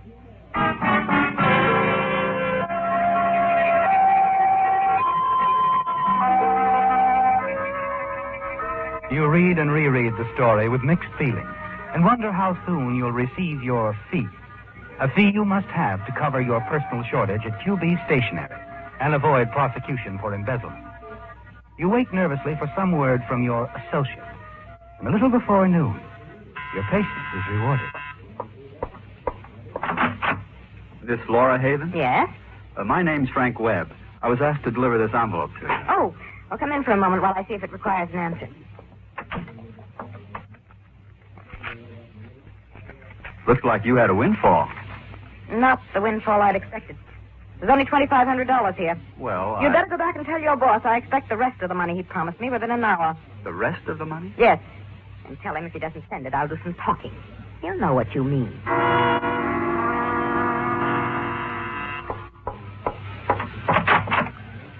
Oh. Come in. You got my message, I see. What message? Let's not be coy, Mr. Wilson. You know what message. The one I sent for the young man who brought me your $2,500. I didn't send you any money. I brought it. But he handed me an envelope containing $2,500. Who else could have It could have been the police for all I know. What'd you say to him? I told him to tell you if I wasn't paid in full, I'd do some talking. You little fool. I should have known you'd mess things up. I thought you were clever. I suppose you mentioned my name, too. No, I didn't. I just told him to go back to his boss. Good. Then there's still time to prevent your ever mentioning it. No. No, please. Wait. Help! Help!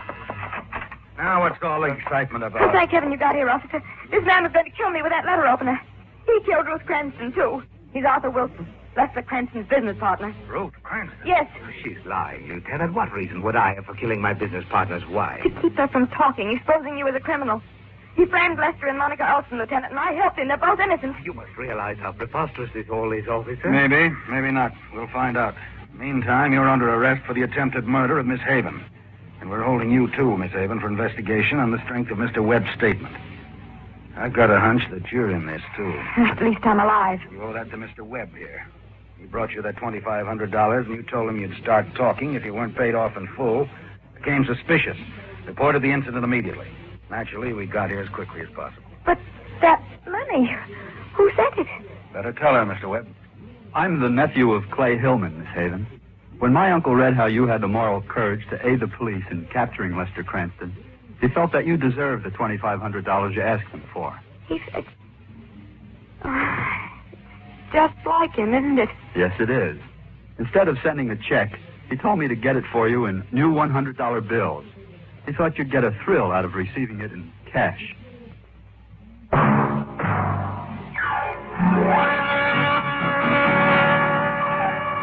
Join us again next week when once again the United States Air Forces in Europe presents The Whistler.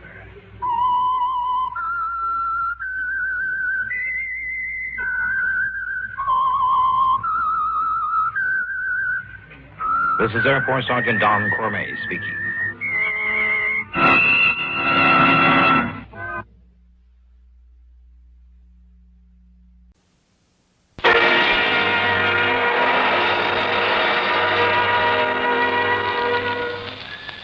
Good evening, creeps. It's Mystery Playhouse time. Tonight, the Whistler's strange story, Hit and Run.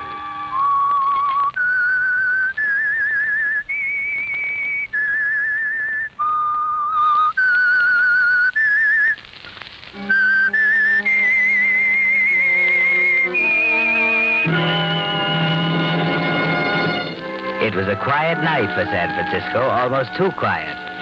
The fog, drifting in from the Pacific, had hung lazily over the city streets at first, then settled down heavily, thicker and thicker, blotting out everything.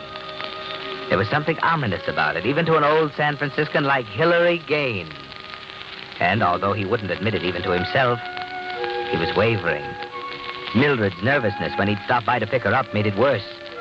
Here it was, he kept telling himself, the moment they'd both been waiting for, planning for, anticipating for so many months. The moment when she'd make the break with her husband once and for all. Pack her bag and go away with Hilary. Yet something felt wrong somewhere. Maybe it was the fog or the stillness. All right, Hilary. I guess we're ready. I put your bags in back there. Did you leave the note? Yes. You ought to be home any minute. Probably in a bar somewhere. Come on, let's go. Oh, Well, what's the matter? I don't know. Oh, now, wait a minute, Mildred, dear. I have the faintest feeling somehow. I'm afraid, Hilary. Oh, don't be ridiculous. Afraid of what? It's just it. I don't know. Neither do I. Come on, now, get in. You better roll up that window. Fog's beginning to roll in.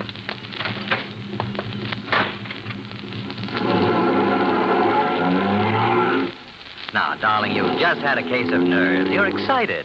I don't know. I keep feeling something's going to happen. Something has happened. You've left that no-good husband of yours. You've played nursemaid for 6 years, and now it's over. Yes, it's over. What a way to end it. Sneaking off like this, leaving a note on the dining room table. Well, what's wrong with that? Well, I might have been more above board. Oh, forget it, Mildred. You don't owe him a thing. No, I guess I don't. Maybe I should have had it out with him. Told him I was leaving and wanted a divorce. Hilary, do you think we're doing the right thing? Oh, for the love of Mike. Mildred, we've had this out a dozen times. I don't want to go over it all again. I'm sorry, dear. I didn't know I was going to feel like this. You're still not sure, huh? No. Okay, if you're not sure you want to go through with it, if you want to go back to that no-good heel, I'll take you back. No, Hilary. I don't want to go Then back. what do you want? Can't we do it some other way? As long as you don't know what you want, You're going back? I'm taking you back. And if there ever is a next time, make sure you know what you want. This blasted fog, I can't see. Slow down, Hilary. What time is it? It's 5-7. What time does George get home? 7 usually. We might make it. Now that you're going back, I'd just as soon he didn't see that note. Oh, good heavens, I forgot all about it. He's probably home by now. I know it. Oh, Hilary, if he... Look out, that man! Oh, you hit him. Here he is, over here. Mildred, it's your husband. Tommy. Oh, Tommy. Shut up. We've got to get him to a hospital. Wait a minute. No, it's too late for that. He's dead. I told you. I told you there was something wrong. It was all my fault, Hilary. It's all my fault. Mildred. Now shut up. And listen. There's nothing we can do for him now. We've got to get out of here. What? People know about us, Mildred. They'll never believe it was an accident. They'll say we killed him on purpose. Oh, come on. I'm going to take you home.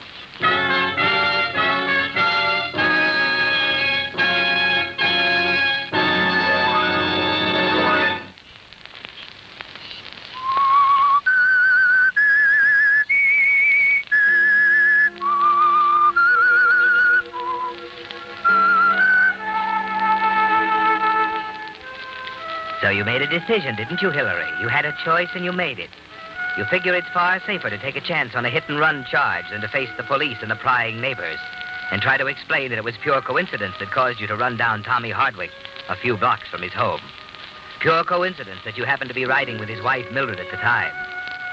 Yes, it flashes through your mind during the few seconds you and she stand there in the fog looking down at him. And you think it over carefully as you lead her back to the car and take her home. You'd better sit down for a minute. That's it. Did it really happen, Hillary? Did we do it? Is he dead? Take it easy, dear. It's going to be all right. It doesn't seem real. The fog, silence, looking down at him lying in the mud. Oh, Hillary. Mildred. I can't help it. What have we done? Listen to me, Mildred. I can't think about it I said, anymore. listen to me. Please, Hillary, please don't. I know, I'm sorry. You may as well face it. There's only one way out.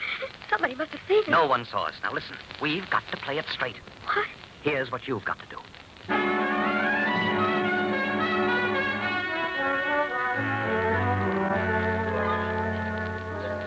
Hello? Robinson Finance Company, please. Hello? I'd like to speak to Mr. Hardwick, please. This is his wife. He's gone? When did he leave? But that's 2 hours ago. I don't understand. All right, thank you. But you see, I thought Mr. Hardwick might have stopped off at the club on his way home.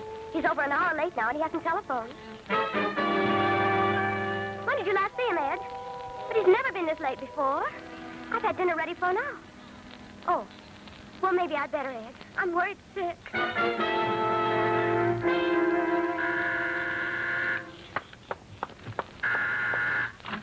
Mrs. Hardwick?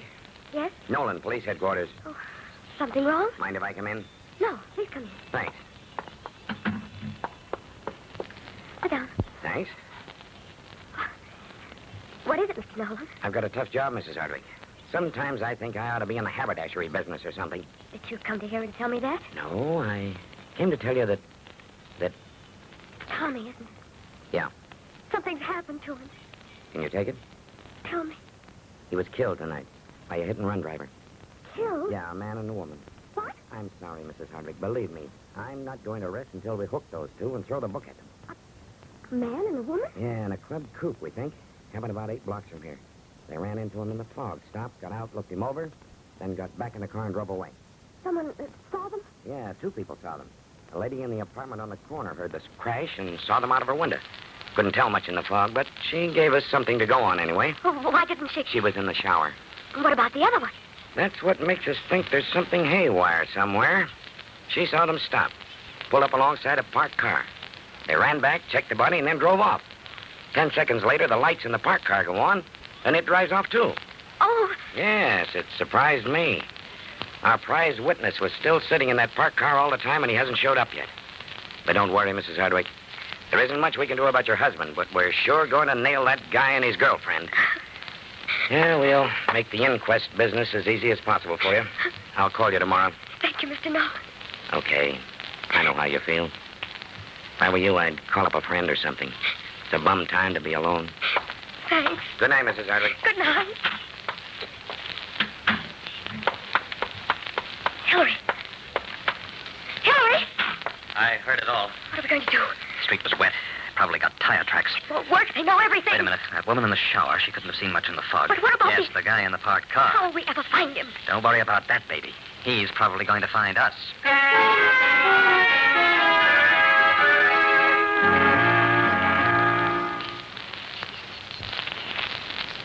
Yes, Hillary, the man in the parked car is a problem, isn't he? It's obvious he saw everything.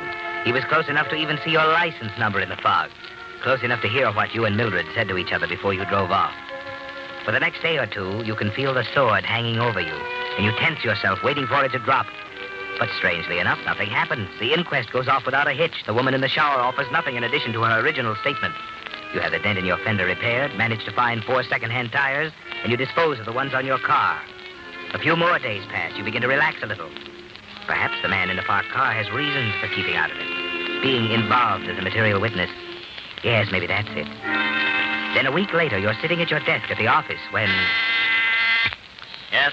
There's a Mr. Baldwin to see you, Mr. Gaines. Baldwin? I don't know anybody by that name.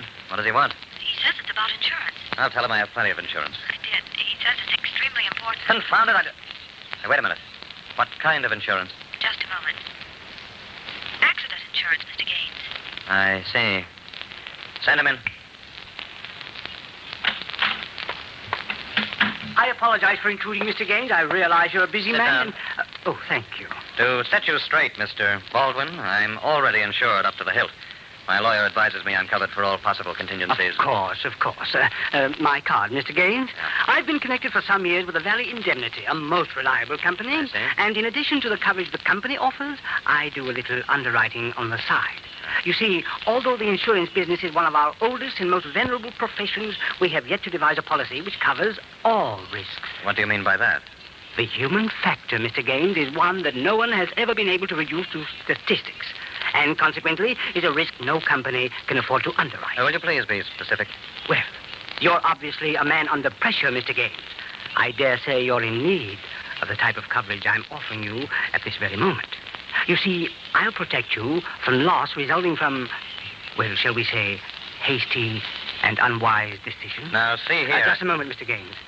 To be specific, the decision you and Mrs. Hardwick made the other night at 15th and Maple Streets. I happened to be there at the time, and I said to myself, now there's a man who needs insurance. I see.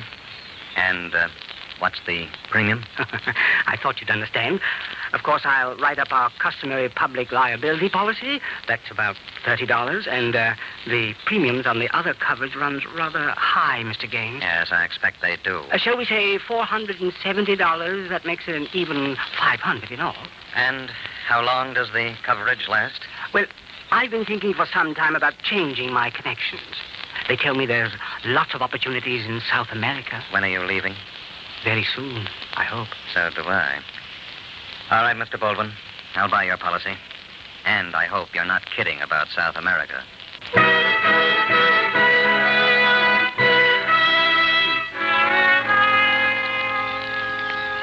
How much do you want this time? $2,000. I won't pay it. You would pay it, however, if you had my assurance that this is the last time? Yes, I expect I would. Very well. You have my word. I'll drop by this afternoon for the cash. Now, an oil well is one of the most profitable of investments, Mr. Gaines, and I'm sure you'll find this venture a wise one when you consider the future, of course. Oh, by the way, I expect to be leaving next week. $2,300. Congratulations, Mr. Gaines. You're part owner of the house. This is mine. It's too bad in a way that I've had to postpone my trip to South America until Friday, but so much the better for you. You dirty leech, get out of my office. Now, wait a moment, Mr. Gaines. I'll kill you. I knew you'd come to that eventually, so I made provision for it. You see, I've written a complete account of the unfortunate affair at 15th and Maple Streets to be opened and read publicly in the event of my death. You've thought of everything, haven't you? I'm pleased to think so. Now, I think it would be rather unwise for you to make another unfortunate decision, don't you? Especially in view of my projected trip to South America.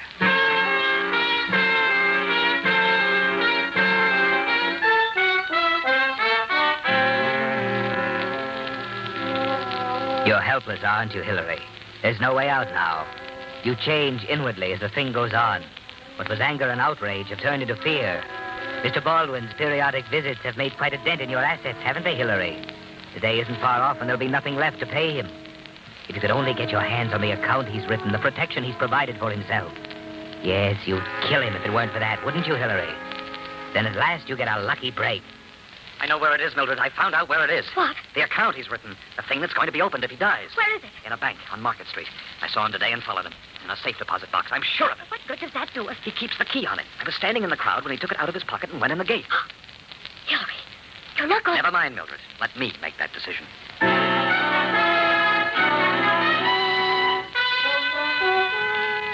You've made that decision already, haven't you, Hillary? You've known for weeks that there was only one way out. And the moment you saw him walk into the safe deposit department in the bank on Market Street, you decided to take the chance. You follow him home a few days later. Note the garage where he keeps his car. Watch him as he walks the block and a half to his apartment on the other side of the street. That's important, isn't it, Hillary? He lives on the other side of the street from the garage. You were careful to notice he wasn't recognized at sight by the guard at the bank, and gather that he hasn't been in the city long enough to be known. That fits, too, doesn't it? So it's all planned carefully when he calls you a few days later.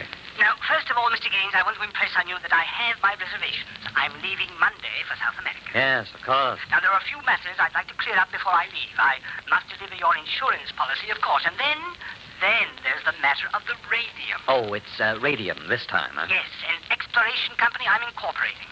I'm sure you'll be interested, Mr. Gaines. I'll call on you sometime tonight. Look, if you don't mind, I'd rather call on you. Will you be home tonight? I expect to be home later in the evening. What time? About 10 or so. Is there some reason for this, Mr. Gaines? Yes, a very important one. I'll explain when I arrive. I see. Very well, Mr. Gaines. I live at 2201 March Way, apartment 308. All right, Baldwin, I'll be there. 10 o'clock. 10 o'clock.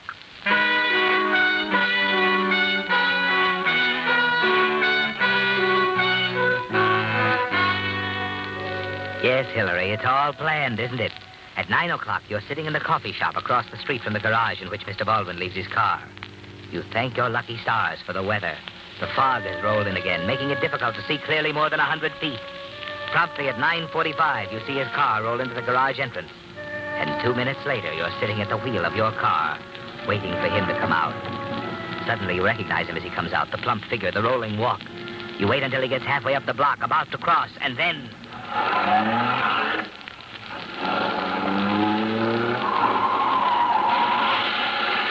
There's your payment, Mr. Baldwin. Yeah, dead all right. Now, the keys. Yeah, his wallet. There we are. Hey, what's happened here? Officer, I'm afraid Let's see. Looks like I killed him. Yeah, he's dead, all right.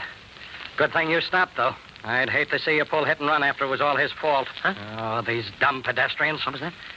I'll have to take your name, of course. Know who he is? What?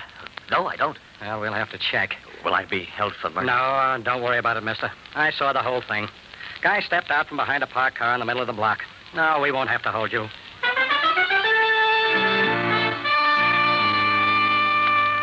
That was unexpected, wasn't it, Hillary? You can't help wondering about the unbelievable stroke of luck that night as you set Baldwin's driver's license before you and practiced his signature over and over again. 10 times, 100, 1,000. Finally, you're ready now for your visit to the safe deposit box tomorrow. Excuse me, please. Pardon me, sir. Pardon. Yes, sir? George Baldwin, box 1438. Okay. Sign here, please. You got your key? Yeah. There you are. All right. Baldwin, 1438. Now, let me see. I got a note here. A what? Just a minute here. Here it is. It's about the rental on the box, 3.5, due on the 15th of last month. Well, I'll take care of it right away. Must have slipped my mind. Okay. This way, please. Yeah, thank you.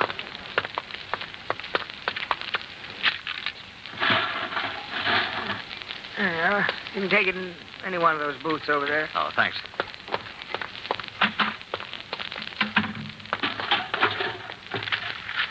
Fines. Cancel checks. Ring. To whom it may concern to be opened in event of my death. Yeah, that's it. This is to certify that on the night of May 10th, I witnessed a hit-and-run accident at the intersection of 15th and Maple Streets in which, thank heaven, I got it. I'm in the clear. They can't touch us now.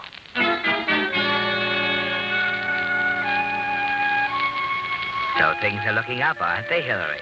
It isn't hard to find answers for the routine questions they ask you at headquarters. You obeyed the laws of the letter, didn't you? Stopped immediately, did everything you could for the victim, cooperated with the officer. You're sure now that they can't touch you, now that the letter marked to whom it may concern is gone, the wallet and the keys disposed of. Mr. Baldwin has been paid off, hasn't he, Hillary? In the only currency he understood. But a week later, when you drop by to see Mildred, you find her a little skeptical. Hillary, dear, you shouldn't have come. You know we agreed it was best to stay apart until Mr. Baldwin... Don't worry about Mr. Baldwin, Mildred. I've told you he won't be back. But how can you be sure? He's a chronic liar. Everything he's told you, everything he's promised. I told you he's through. I had it out with him once and for all. Oh, I don't believe it. He'll be back. He won't stop until you've given him every penny you Mildred, have. please, forget Mr. Baldwin, will you? How can I? He's ruined everything. Who's that? I don't know. Answer it. I'll be in the bedroom.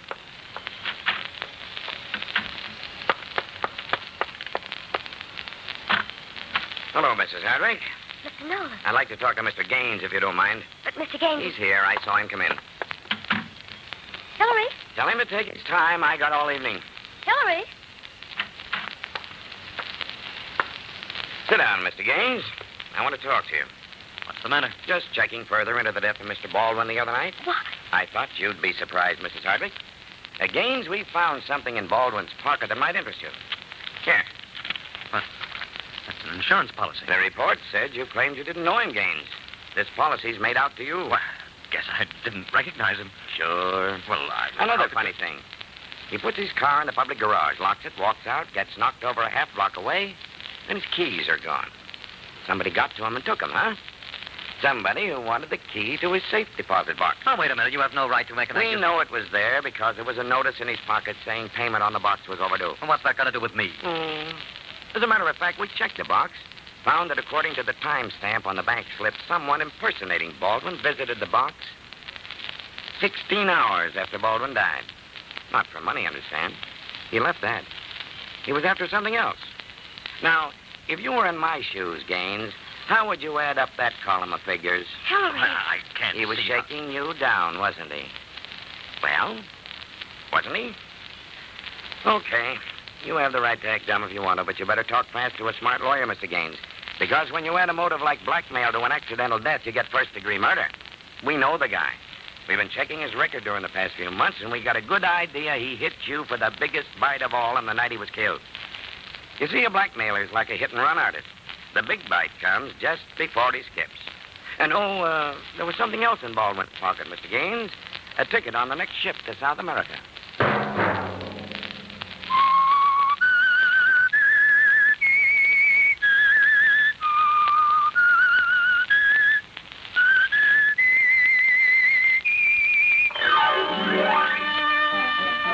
Thank you, Mr. Whistler. Now, this is Hunter Galloway saying good night. Sleep tight. And now, stay tuned for the program that is rated tops in popularity for a longer period of time than any other West Coast program in radio history. The Signal Oil program, The Whistler.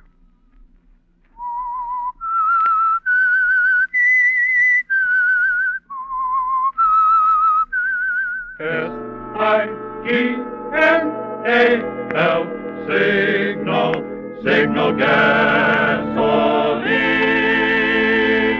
Signal, the famous Go Farther gasoline, invites you to sit back and enjoy another strange story by The Whistler.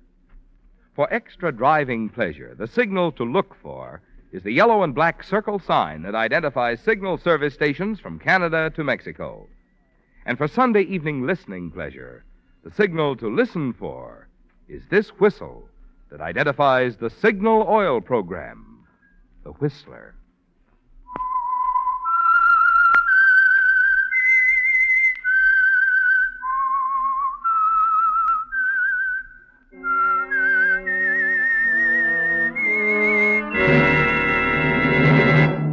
I am the Whistler, and I know many things, for I walk by night. I know many strange tales hidden in the hearts of men and women who have stepped into the shadows. Yes, I know the nameless terrors of which they dare not speak. And now, the Whistler's strange story, Final Decree.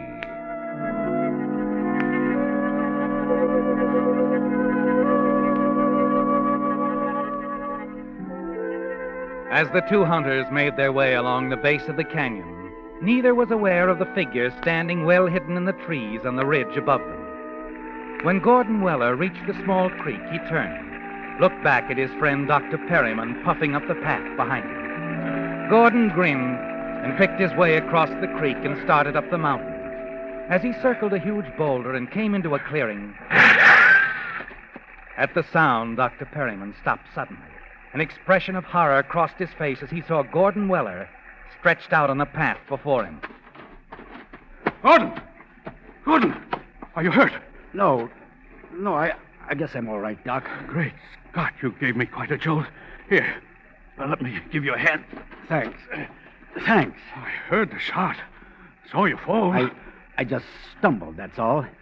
Lucky thing I did. What? Look at that tree there. That branch. Still swaying. A bullet must have nicked it. Good Lord. Shot came from somewhere up along that ridge. Crazy fool. I tell you, Gordon, some of these idiots who go hunting, I've a good mind to chase up there after whoever did this and... No, never mind, Doc. Well, I'd just like to go up there and give him a piece of my mind, by George.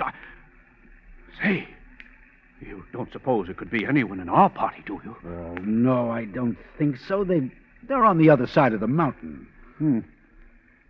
That shot could have killed you, Gordon, if you hadn't stumbled when you did. Sure. Come along, let's go back to the lodge. But doggone, I'd like to Don't get excited. It was just an accident.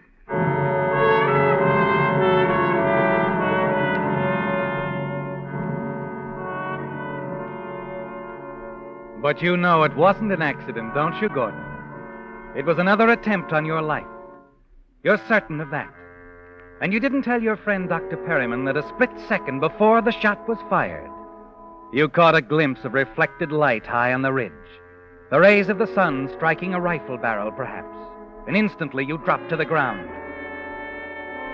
Hours later, back at your lodge high in the mountains, all your guests are assembled in the huge living room before the massive stone fireplace. The Farleys, Bill Kenny and his new wife, Betty, the Wilsons, Dr. Perryman, and, of course, your wife, Joyce. You enjoy entertaining, don't you, Gordon? The smart parties in town, the weekends here at your fashionable mountain lodge. Yes, you like having your friends around. The feeling of security that goes with it. I tell you, Joyce, this husband of yours is lucky to be alive. Well, Gordy leads a charmed life, didn't you know? Nothing could ever happen to him. Well, that was a close one, all right. Charmed life, Joyce? Perhaps it's just that I'm careful. Say, who do you suppose that fool was up there on the ridge? Didn't know there was anyone else hunting in this neighborhood outside of our own little group. Didn't see anyone. Say, Joyce, you were over there on the ridge for a while. Did you see anyone? No, I didn't, Betty. Not a soul. I'm telling you, it's getting to be quite dangerous up around this neck of the woods. Isn't a season goes by without somebody getting killed. I certainly hope something can be done about it. Any suggestions, Doc, like bulletproof suits of armor for all hunters? Oh, wonderful idea. Well, now, perhaps that wouldn't be such a bad idea. Oh, no. I'd like Say, that idea. Billy, wasn't a friend of yours killed up here last year, Martin, Martin Benson? Yeah. Yeah, that's right, honey. Well, are we all just going to stand here holding our drinks? Why don't we, Yes, let's... toast, huh? To our host and hostess, the happiest married couple I know. Oh, Billy. Outside of us, baby. Oh. To the Wellers, then. Joyce and Gordy. Thanks. Joyce and Gordy. Thanks. Yeah, they live happily ever after. Now, I'd like to drink to you, darling. To you and your miraculous escape from death. Thanks, Joyce. You were lucky, weren't you, Gordy? Not lucky, darling. As I said before, just careful. You watch Joyce as she smiles at you and then turns and walks away and mingles with the guests. A quarter of an hour later, you manage to slip away, hurry into your den, to the cabinet where you keep your gun collection. Opening it, you remove a dueling pistol. It takes only a few minutes for what you have to do. Then you step out on the terrace and stroll casually along the flagstone walk, puffing quietly on a cigarette. Then voices from the garden reach you. I didn't know. Sure, baby, sure. So you didn't know. But look, we don't mention the name Martin Benson around here. Okay, I'm sorry. It's just that Martin was Gordy's best friend. They were pretty close, and Martin's death sort of knocked Gordy for a loop, that's all. Okay, but from what I heard... And what have you heard? Well, Billy, maybe this Martin Benson wasn't such a good friend after all. What do you mean? Well, wasn't there some talk about Martin playing around with Joyce? And Gordy never knew about it. That's enough, baby. Well, that's what I heard, Billy. Okay, forget it, huh? So Gordy never found out, and it's just as well. Let's drop it. Okay.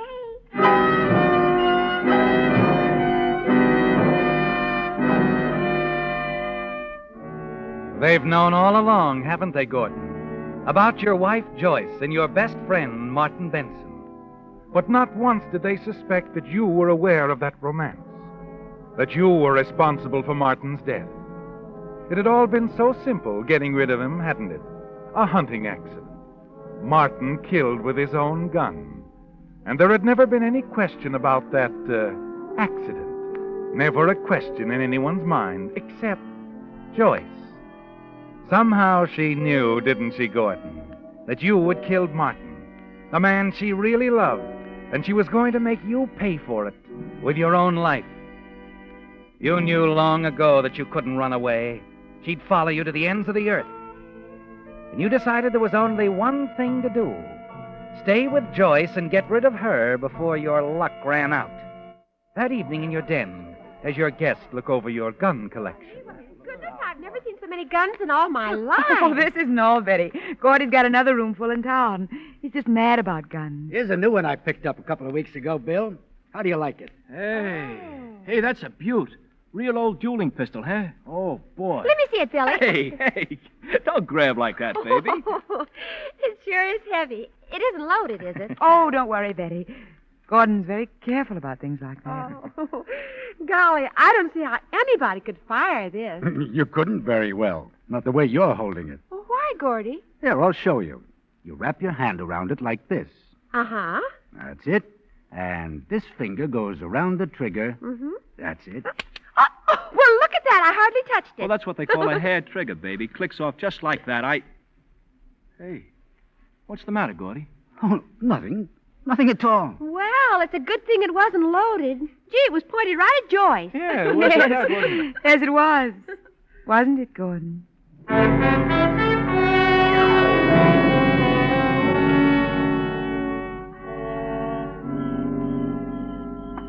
Gordon? Huh? Oh, Joyce. Darling, you're neglecting our guests. What are you doing out here on the terrace? Oh, I just wanted a breath of air. We've all decided to run down to the village for a while. Want to come along? No, thanks. I think I'll stay here if you don't mind. All right. We won't be long, darling. Don't get lonesome. Oh, by the way, Gordon, Yes? I thought you were the careful type. What do you mean? Do you generally keep loaded pistols in your collection? Of course not. That dueling pistol you were showing Betty a little while ago. It was loaded. What? That is, it was when I first looked at it. Before dinner. I took the bullets out of it then. Good thing I did. I might have been killed. I guess this is your lucky day, too. Yes. We've both been lucky today, haven't we, darling? I wonder whose luck will run out first.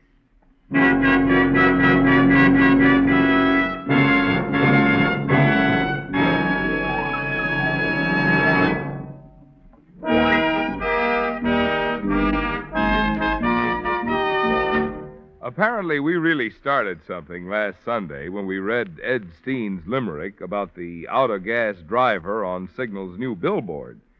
For this week, from Riley Staples of Los Angeles, we received this limerick.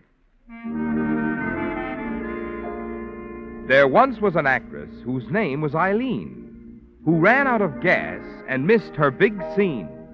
She's now washing dishes, and oh, how she wishes she'd use Signal, the Go Farther gasoline. Signal, signal, signal gasoline. Your car will go far with Go Farther gasoline. Poor Eileen. Well, fortunately for you, your choice of gasoline may not make such a sudden difference in your career. But we certainly do know that switching to Signal can make a big difference in your driving pleasure. For with your very first tankful of the famous Go Farther gasoline, you'll begin to enjoy the swift, sure pickup and smooth, silent power that go hand in hand with Signal's good mileage. So the next time your gas tank gets thirsty, treat your car to the gasoline that's packed with go. Fill up with Signal and go farther.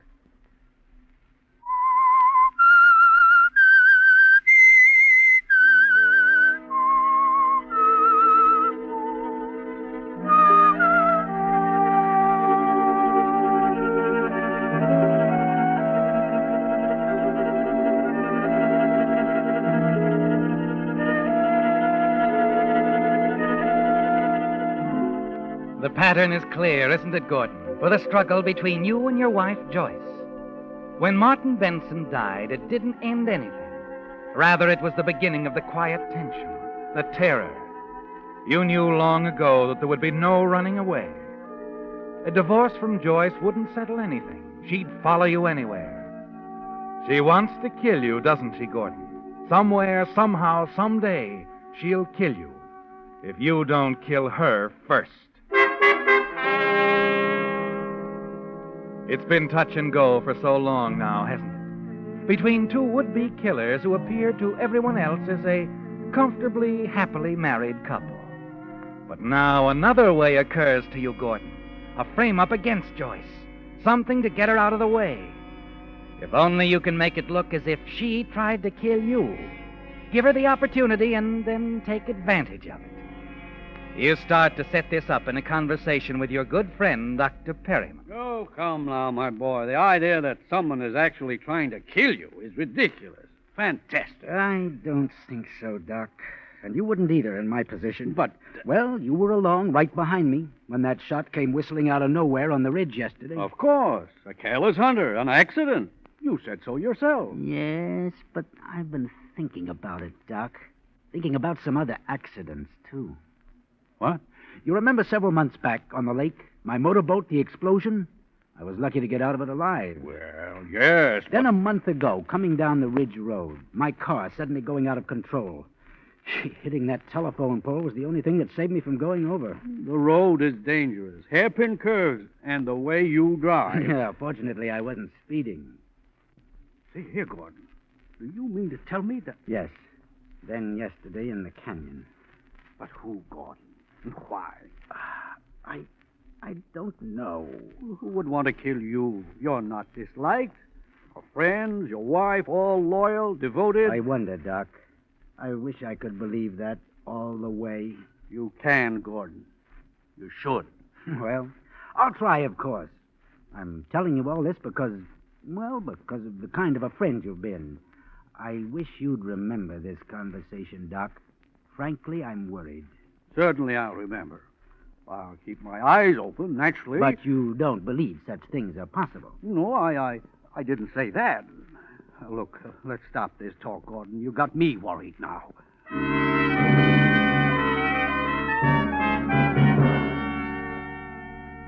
And that's all you want for the moment, isn't it, Gordon? To have Dr. Perryman concerned. Later, his suspicions will be easily aroused. Suspicions against Joyce because of what you're going to do.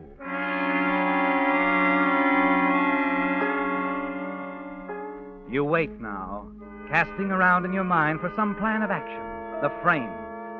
It suggests itself a few days later at the lodge, just a small thing, involving an open gas jet on a gas heater. Gordon, are you all right? Betty, shut that thing off. Mm-hmm. What? Oh, he was only asleep. What is this? What's wrong? Say, isn't that gas I smell? You bet it is. And you better have something done about this jet. It's much too loose. Something must have fallen against it. What's happening? What's the excitement, Bill? Oh, it isn't anything. Oh, yes, it is, Doctor. Gordon was asleep here in the chair, and that gas jet was open. Now, how do you suppose... Well, it's very loose. Could have been an accident. I suppose. Yeah, it's dangerous. Oh, let's stop worrying about it. Just an accident. Don't you think so, Doc? Yes. Oh, yes, of course. What's the matter, darling? You're all right. Sure. We better have this heater fixed. That's all. The jet's loose. Really? I can't understand it. Well, we must have it attended to right away. Yes. You better, Joyce.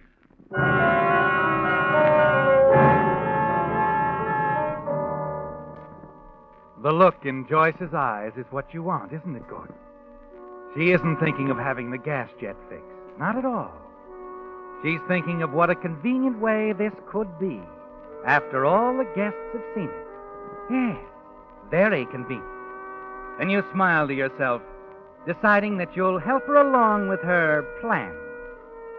The following evening, you put it all in motion. It begins as your guests prepare to leave for a party at a neighboring lodge.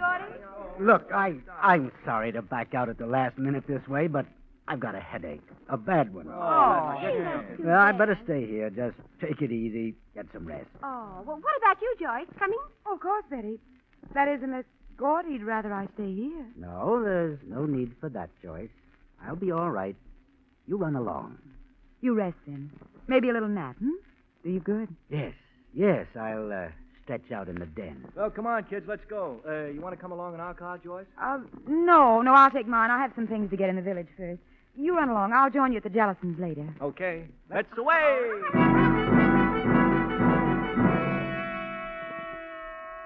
You watch them as they leave. Your guests and Joyce. A moment later, Bill's sedan roars past the lodge, starts down the grade. Joyce's neat little convertible right behind it. She's up to something, isn't she, Gordon? The way she suggested that you rest so all of them could hear. You wait quietly in the den. Wait for Joyce to come back, as you know she will. And then... In here, Joyce. You don't seem surprised, darling. That you came back? No, I knew you'd be back. I thought perhaps you'd changed your mind about going over to the Jellisons. I only wanted to see if... I still have my headache. Would a drink help? Why, how thoughtful of you, dear. Yes, it might help very nicely. I'll fix a couple. Let me. No trouble, darling. Thanks. You know, Gordy, sometimes you're hard to figure out. Oh? And you're not at all. That sounds sarcastic. Merely appraising. Joyce. Yes? What sort of sleeping pills did you pick up in the village? Sleeping pills? Whatever are you talking about? Here, your drink. Joyce, you're getting careless. Clumsy. Am I? You wouldn't want to exchange drinks now, would you? Certainly. Here. Satisfied? You anticipated that one, of course. Did I? Let's stop the game, Joyce. I know what you're up to. What am I up to? You want to put me to sleep. Fix it so I'm just sitting here, resting, as you put it. Then somehow the gas jet finds its way on again, and I'm the unsuspecting accident victim. No one will know that you ever came back here from the village. You went directly over to the Jellisons' party. You have it all figured out, don't you? Yes, and it won't work. I guess not. I wouldn't expect such a careless, clumsy plan to work. Well, cheers. Really afraid, aren't you, Gordon? Of the drink, yes. But not of you. I'm not afraid of you anymore, Joyce. Not in the least. It sounds ominous. I might as well tell you how ominous. I intend to take an overdose of sleeping pills and turn on the gas. Suicide? How nice of you, Gordon. Not suicide. Attempted murder. What are you talking about? You do have a box of sleeping tablets in your purse, don't you, Joyce? Of course. I'll only borrow a few. Put the box back in your purse after I've seen you on your way. You're out of your mind. Not quite. But it has to look good, Joyce. Your attempt on my life. You're a fool, Gordon. I'm afraid we'll both have to check our plans for a while. Not me, Joyce. But you will. You see, in a few minutes, you're going to have an accident. Your car is going off the road with you at the wheel. I see. And I'll be found that way with a box of sleeping tablets in my purse. The ones they'll believe you slipped into my drink. Oh, I fully intend to take them, you know. Then just at the right moment, I'll call the hospital. They'll find me here, unconscious, the gas on, but they'll find me just in time. After my car accident, you mean? That's right, Joyce. You have been thinking overtime, haven't you? You know, Joyce, you're forcing me to do this. Am I? If you'd only tried to understand. Understand murder? There was no other way. You could have given me a divorce when I asked for it. I didn't want a divorce. You knew I loved Martin. I thought you knew you did. You knew I did. You knew I loved him. With everything I had. That's why you killed him and made it look like a hunting accident. But you didn't get away with it, Gordon. You cheated the law, but you're going to pay just the same. I'll make sure of that. I'm sorry, Joyce. I hate the idea of punching that beautiful jaw, but you leave me no choice.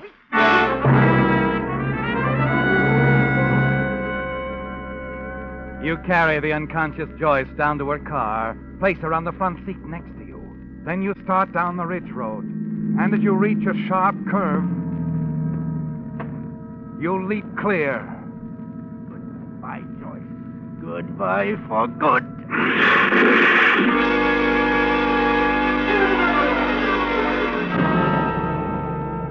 Back at the lodge, you pour yourself another drink. Dissolve the sleeping tablets in it. Then you drink. You step over to the gas jet on the heater and turn it on. Sitting in the big easy chair, the telephone at your elbow, you wait. The minutes tick by. You find yourself becoming drowsy. Then you're sinking into a warm, black fog.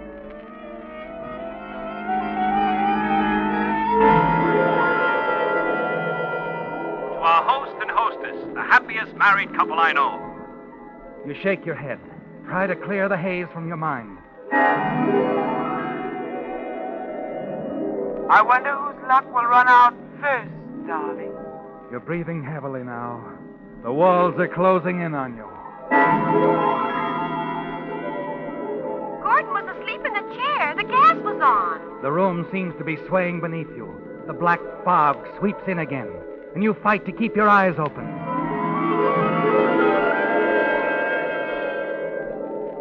Now, Gordon, now is the time. You can't wait another moment. You reach for the telephone. It's going to be close, isn't it, Gordon?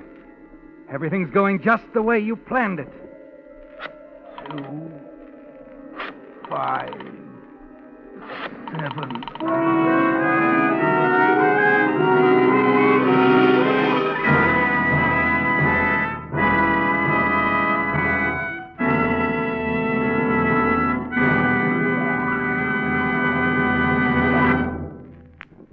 The Whistler will return in just a moment with the strange ending to tonight's story. Do you want a pleasant surprise? Then the next time you're near a signal service station, drive in and ask the dealer how much trade-in allowance he'll give you for your old tires. The chances are your signal dealer will make you such a generous offer that you'll see the wisdom of trading for safe new tires now. What's more, the new tires on which signal dealers are giving this big allowance are not substandard second-line or third-line tires. They're first-line Lee tires. You know what that means.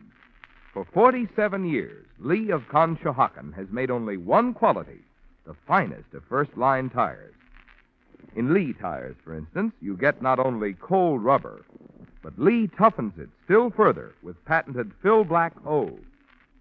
This is typical of the built-in extra quality that is making today's Lee tires actually give 30 to 40% more wear than ever before. That's why it's real news when you can save money on tires like these. To remind you of this opportunity, there's now a sign outside every signal station which says, "Biggest allowance for your old tires on top-quality Lee tires." Drive in where you see that sign and find out from the signal dealer just how little it will cost you now to enjoy carefree summer driving on safe, new Lee tires.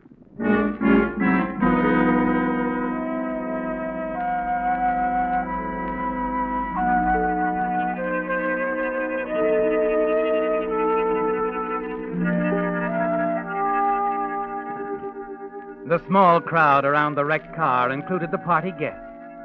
Only Dr. Perryman wasn't there as Joyce's lifeless body was lifted from the crumbled mass of glass and metal. The guests were shocked, spoke in low, nervous tones to one another, horrified by what had happened in the space of a few hours. Presently, a police car returned to the scene. Dr. Perryman and the sheriff stepped out and hurried down the path to join the others. Doc, I thought you went up to get Gordon. Where is... Up at the lodge, Bill. Well? Gordon's dead. What did you say, Sheriff? Accident, I guess. The gas was turned on in his den. It's where we found him, sprawled out on the floor. His hand still clutching the telephone. He must have tried to phone for help, Bill. But he didn't have a chance. What do you mean? The telephone lines were down.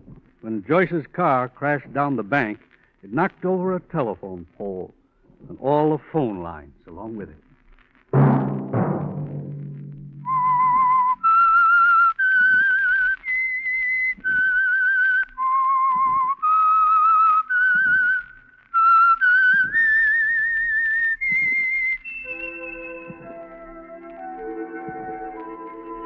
Let that whistle be your signal for the Signal Oil program, The Whistler, each Sunday night at the same time. Brought to you by the Signal Oil Company, marketers of Signal gasoline and motor oil and fine quality automotive accessories.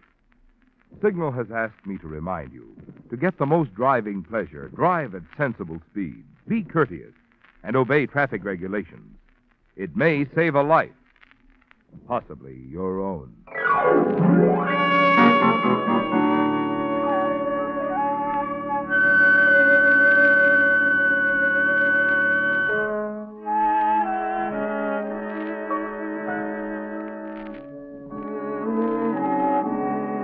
Featured in tonight's story were John Hoyt and Betty Lou Gerson.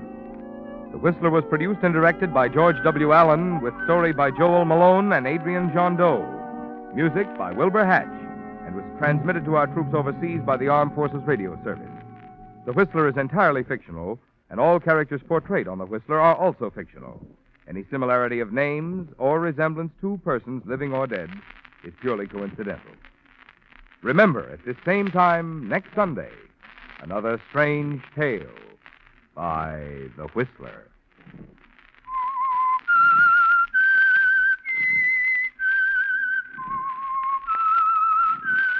S-I-G-N-A-L, Signal, Signal gasoline. Marvin Miller speaking. This is CBS, the Columbia Broadcasting System.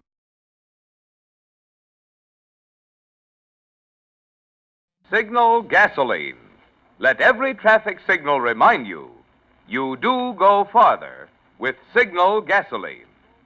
Yes, you do go farther with Signal.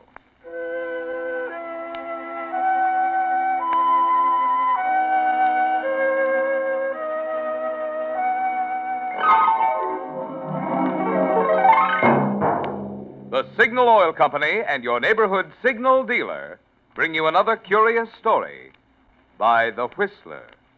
Tonight, meet Mr. Death.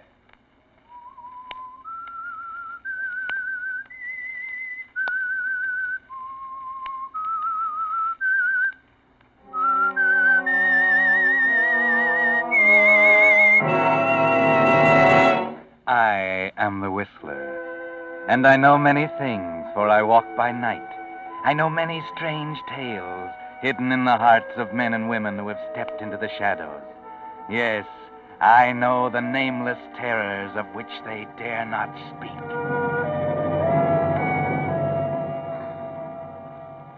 "1915 was a big year for a lot of people in New York City. Herman Arnold, for instance. Herman Arnold, the gambler, was murdered. And because of that, it was a big year for Jerry Mason, drugstore clerk.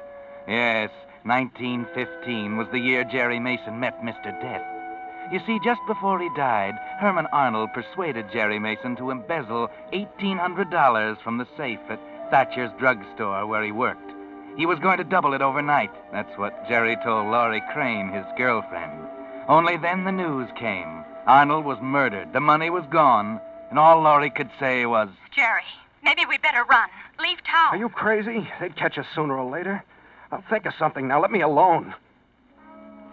yes, if it hadn't been for Herman Arnold and his foolproof scheme for doubling that embezzled money, Jerry Mason might never have met Mr. Death. But the meeting was in the cards that night in April 1915. Everything that happened was in preparation for the meeting. Herman Arnold's death, Mr. Thatcher's coming back from his vacation, and after Laurie's phone call. Hello? Oh, sorry I kept you waiting. The phone. Yeah. Got some aspirin? Yeah, sure. There you are. 25. Open kind of late tonight, aren't you? Here. Yeah, I was about to close up when you came in. That's 25 out of... Hey. What's the matter? Well, you gave me a $1,000 bill. Yeah, I know. There's something else I want to buy besides aspirin. Well, I can't make change for this. You can keep the change. Huh? And there are 4 more just like that one for you, when you deliver. I don't get it, mister. We alone? Well, wait a minute. Yeah, we're alone. You're pretty hard up for dough, ain't you? Small matter of $1,800. Who told you? Never mind, I know. There's something we want to buy, Mr. Mason. You're the only guy in town who sells it. Yeah? This ain't ordinary merchandise, Mr. Mason. I understand you have a regular customer by the name of Ted Townley. Yeah, the newspaper columnist. What's he buy here? Has his prescriptions filled. What kind of prescription? Chlorohydrate. He can't sleep at night without it. Pretty powerful drug, ain't it? Not in small doses. I put it up for him in capsules. I see. What about large doses? What do you mean? I mean, if he was accidentally to take a capsule, well, it was loaded with maybe 3 times as much as usual. Oh, well, that wouldn't happen. I'm very careful. 8 grains is all Suppose you accidentally loaded one of them capsules, Mr. Mason. Oh. Get it? I see. You want to buy a murder? It's only murder when you get caught. Now, if Mr. Townley was to be found the next morning dead with an overdose of chloral hydrate in him, what would you say? That is, if you was holding the post-mortem. Well, I'd check the rest of the capsules in the box. Uh-huh. And suppose you found them all kosher. Then I'd say he took more than one on purpose. Is it worth $5,000? I don't know. $5,000 just to load one capsule and slip it in his next prescription? All right, I'll do it. You're smart, Mr. Mason. I'll have the other $4,000 for you within an hour after Mr. Townley wakes up dead. Good night, Mr. Mason. $5,000. I'm okay. I better close up now. Pardon me. What? How'd you get in here? Well, I came in through the side door. I've been looking at the magazines over there behind the rack. I'd like to purchase this How long issue. have you been here?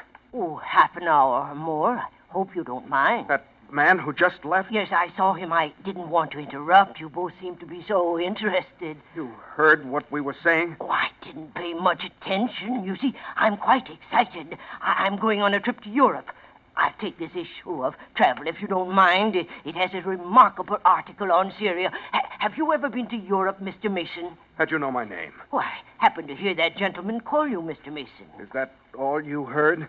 Well, what's the matter, Mr. Mason? I'm dreadfully sorry if I eavesdropped, but it was entirely unintentional. I see. Magazine's 25 cents. Yes, there you are. Thanks. I'm so excited about my trip I can hardly close my eyes at night. It's a good thing I don't do this very often. They say a large proportion of American businessmen die prematurely because they can't sleep at night. What made you say that? Why, it's true. You know, Mr. Mason, this will be the first time in my life I've left New York State, except for a trip or two to Jersey City, of course. No wonder I'm excited, eh? When are you leaving? May 1st. Oh, say, I wonder if you'd do me a favor. What? Well, the next issue of Travel has an article on English inns. I wonder if you'd be kind enough to put one aside for me. Okay, I'll save you one. Oh, I'll come in for it. Should be a week or so, shouldn't it? Well, just before the 1st of May. Thank you. Thank you so much. I'll be going Oh, now. I'm sorry about being so touchy. You know, that other customer, he kind of had me on edge, kept talking in riddles. You hear what he was telling me? Well, just a word now and then. Enough to... To what? To know it was none of my business. Good night, Mr. Mason. I'll be back on April 30th for the magazine.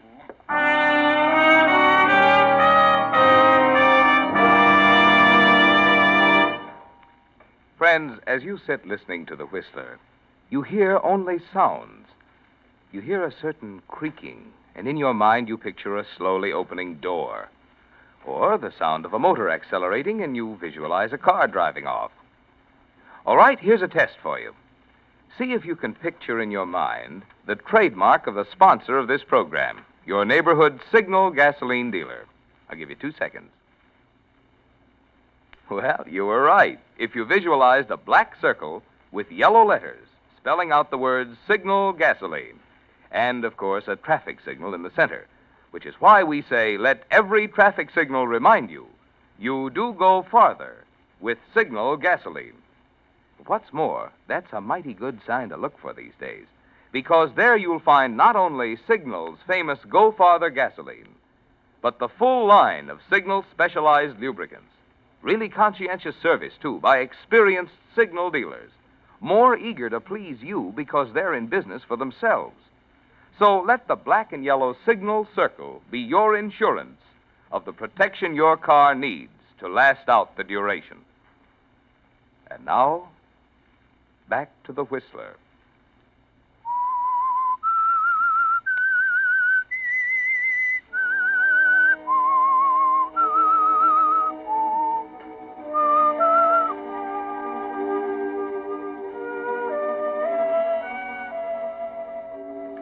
So Jerry Mason didn't close the store that night after the little man had left with his travel magazine. He just stood there at the counter thinking for a long time. Then he went back to the pharmacy department and took down a jar of chloral hydrate and a few gelatin capsules. Yes, it could be done easily. Simple as ABC. The easiest $5,000 he'd ever make in his life. Or perhaps the hardest. That little man with the travel book. How much had he heard? You watched him carefully, Jerry. There wasn't a sign he knew anything. Go home and get some sleep. Forget about Laurie waiting for you at her apartment. Forget about the little man. Just go home and get some sleep.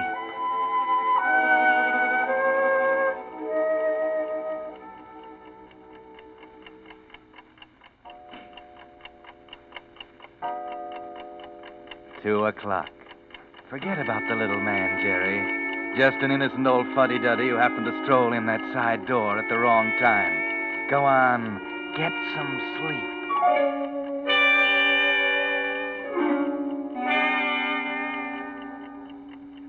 He knows. He must know. He knew your name, didn't he? If he could hear that, he could hear the rest. That is, if he was listening. Wait a minute. Get hold of yourself. Are you going to toss over $5,000 because of a crazy hunch? And go to prison for embezzlement when Fletcher starts looking for that 1800? Are you yellow? Don't be stupid. Get some sleep.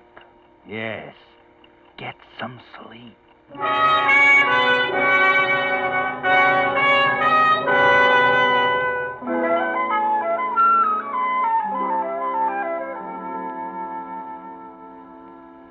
Jerry, you look like a ghost. I couldn't sleep all night. I got to decide right now. Townley will be in here for his prescription any minute. We made a wrong guess, Jerry, about the 1800. I know. I love you, Jerry. Don't let them drag you down any farther. But what about Thatcher's money? Jerry, it's murder. If I get caught, it's murder. I just can't get that guy with the magazine out of my mind. Townley's a big man, Jerry. They won't pass it off without a question. He knows too much about too many people. Well, there can only be one answer, I tell you. The guy's an addict, and everybody knows that people like that die from overdoses every day. I'm a cinch. If that little guy with the glasses is as dumb as he looks. Oh. Morning, Jerry. Oh, Mr. Townley. How's newspaper business? Rotten, thanks.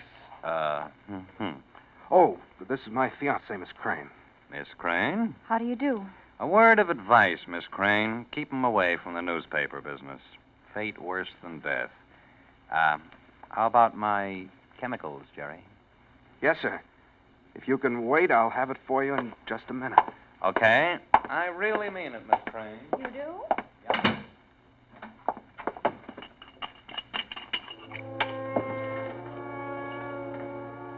Maybe she's right, Jerry. Maybe you'd better forget the whole mess. And yes, throw away $5,000. More money than you'll ever have if you live to be 100. Townley's a nice guy. Be ashamed to bump him off. Maybe Thatcher will listen to reason about the discrepancy. Let you off easy. Yes. Take that capsule out and look at it for a minute.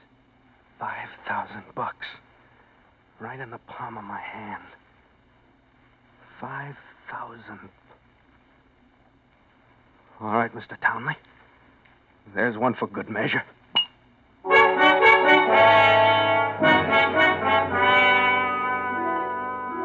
It's done, Jerry. No way of changing it now.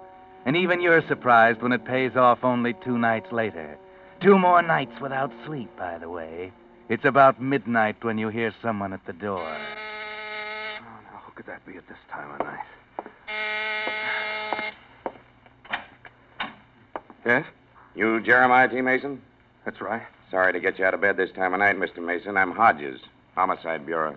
Homicide? Don't be alarmed. Just making a routine investigation. It hasn't come out in the papers yet, but Ted Townley, the columnist, was found dead in his apartment this afternoon. Overdose of sleeping powder. I see. Well, Come in, please. Thanks. Sit down. Yeah. I'll only be a minute. I understand you're employed by the Fletcher Drug Company where Townley got his prescriptions filled. Yes, as a matter of fact, I usually put them up myself. What was the drug? Chloral hydrate. Mm-hmm. How long had he been taking it? Oh, I think about 5 years. I see. Excuse me for a minute. Sure, go ahead. Hello? Mr. Mason, Yes. you did a nice job. Oh, don't apologize, Laurie.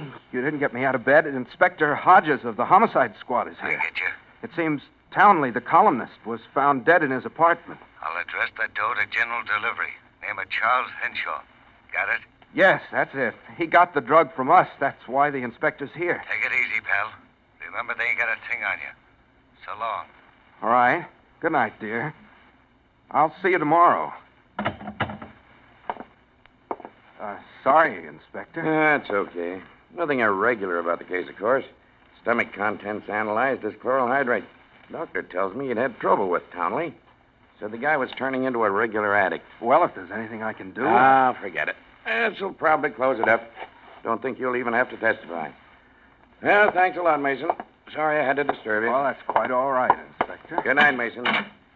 Hey, better get back to bed and get some sleep. You look like you've had a hard day.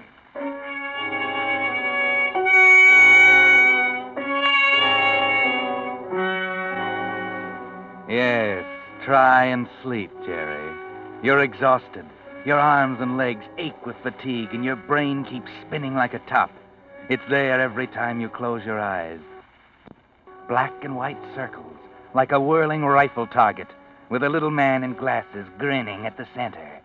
Sleep, Jerry. Sleep. Sleep.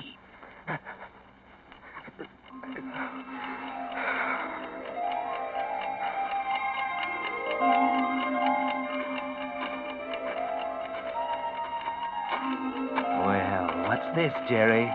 Could you be dreaming that you're walking in Central Park alone? There's not a breath of air. The leaves of the trees hang limp and motionless. It's too quiet to be real. Oh, Mason. Huh? What? Townley. Mr. Townley, you can't... Oh, yes, I can. Here, I want you to meet a friend of mine. Why, you're...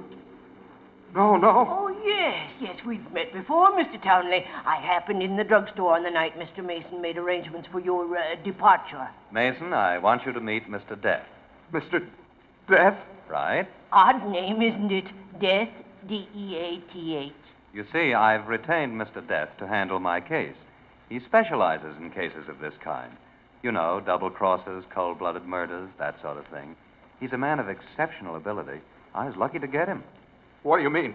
Mr. Death is what you might call a retributionist. Precisely. A retributionist. Deal in retribution, evening up old scores. Rather uncommon practice. Yes. You see, Mr. Mason, we operate on the premise that it's still murder, even if you don't get caught. No. Now, relax, Mr. Mason. You haven't a thing to worry about. Everything is taken care of. All the details can be worked out before I leave on my trip. You've seen this issue of Traveler, Mr. Mason. Remarkable article on Syria. No, you're wrong. I had nothing to do We're with not it. angry at you, Mason. For that matter, you did me a favor. I much prefer this to the newspaper business. There's no reason why we can't handle this matter of retribution as a nice, friendly little deal. Of course we will. Now, let's talk about your trip. My trip? My one passion is travel, Mr. Mason, and I suspect you have hidden leanings toward it yourself. So I've arranged for you to take a trip, too. No. It'll be a much more interesting trip than mine, I assure you. I don't have the itinerary as yet. No, go away. Go away! Go away! No, go. Go. It was a dream.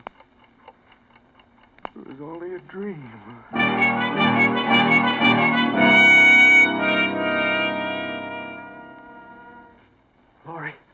Laurie, you have no idea what it was like. They both grinned at me and talked about retribution and a long trip. Well, What? I Shouldn't say I told you so, I guess. There was no other way out, Lori. I know. I suppose I'm as guilty as you are. You just aren't a murderer, Jerry. You haven't got the right kind of a mind. This was so real. You've got to get hold of yourself. It's done, and there's nothing we can do to change it. Now, where's the money? Here. I picked it up at the post office this morning. Small bill. Good. I'll return it to the safe. Mr. Thatcher might get in early. You'll have it all ready for him. And I'll be back later this afternoon. Now, you've got to get some sleep. I know, but every time I close my eyes, I see him. Forget him, will you? I told you, it's only your imagination. All right. I'll go to sleep. Oh, before you go, fix me another bromide, will you?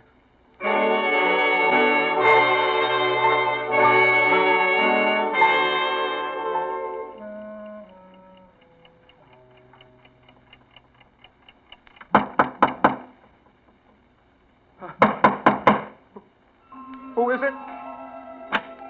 Hello there, Mr. Mason. I'm sorry to intrude, but there are still a few things we should discuss. Go away. You're not real. You're just like all the others. The others? Yes, I suppose it's just one of the problems every retributionist has to put up with. Nobody believes he's real. Purely a philosophical problem, of course. What? Depends on what you mean by real. But that isn't getting us anywhere, is it? Now, let's see. Mr. Townley left me several instructions here. Oh, by the way, he sends his apologies. He wasn't able to come this afternoon. What do you mean, instructions? Oh, of course. I haven't had a chance to explain how retributionists operate, have I? No. Well, we're like architects, Mr. Mason. Architects? Precisely. You see, we get a general picture of the client's needs, then we present a plan. Plan for what? A blueprint for retribution, of course. You see, I have yours right here. Mr. Townley has approved of it, by the way. I see.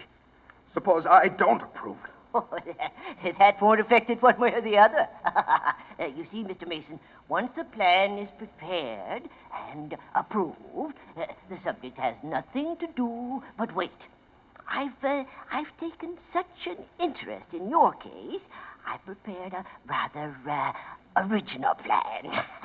If I do say so myself. You're pretty sure of yourself, aren't you? Oh, nothing is more certain than retribution, Mr. Mason. Now, let's see. Oh, yes. I wanted to discuss the time element with you. It's been rather important in your case. We usually work over a period of years, but it happens that I want to take advantage of an unusual opportunity. Your date has been set at April 30th.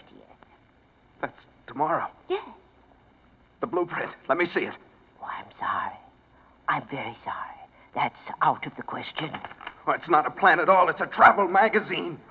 Give it to me. I said you can't touch it, Mr. Mason. Oh, no. All right. Try. What? You see, you can't touch the plan, Mr. Mason. All you can do is wait. Just wait.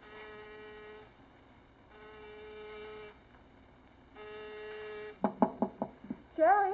What? Jerry, it's me, Lori. Open the door.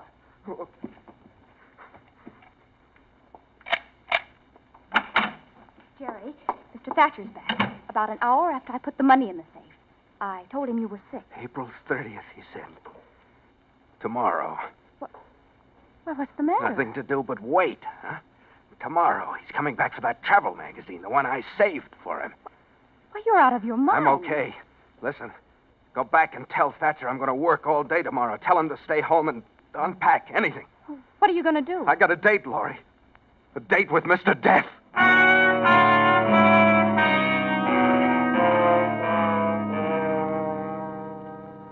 A date with Mr. Death. But remember, you were dreaming, Jerry. But now the dream's getting all mixed up with reality. That's the way your mind gets, all mixed up. You're going on your nerves now. 5 days without sleep. 5 days on double bromides. Your muscles ache, and there's a throbbing pain at the base of your skull. And though you don't sleep the rest of the night, Mr. Death's still there, grinning at you from the center of the black and white rifle target, waiting for tomorrow. He doesn't know you're not going to take it lying down, that there's something you can do besides wait, something he might not expect when he comes in as he promised he would pick up the new travel magazine. You stagger through the next day, and finally, just as before, the door opens at about closing time. Hello there, Mr. Mason. Oh, it's you. I hope you remembered about the travel magazine. Yes, I remembered. Here you are. Thank you. Thank you so much, Mr. Mason. 25. Yes. Say, where do you live? Up on East 78th Street, near the river. I live up that way. I'm about to close up now. I'll take you home. Oh, fine.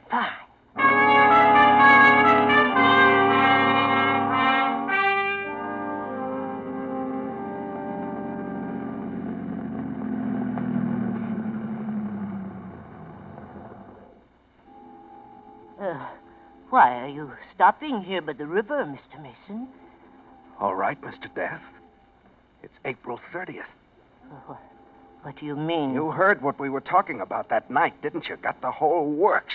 Lean back and wait, huh? Just sit around and wait for you to spring the works on the cops.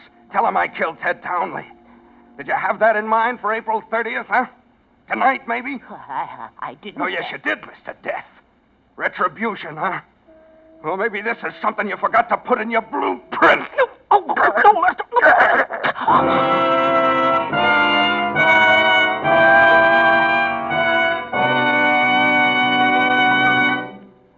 The Whistler will return in just a moment with the strange ending of tonight's tale. Meantime, a question. If you could have your gasoline tailored to order, just what characteristic would you consider most important?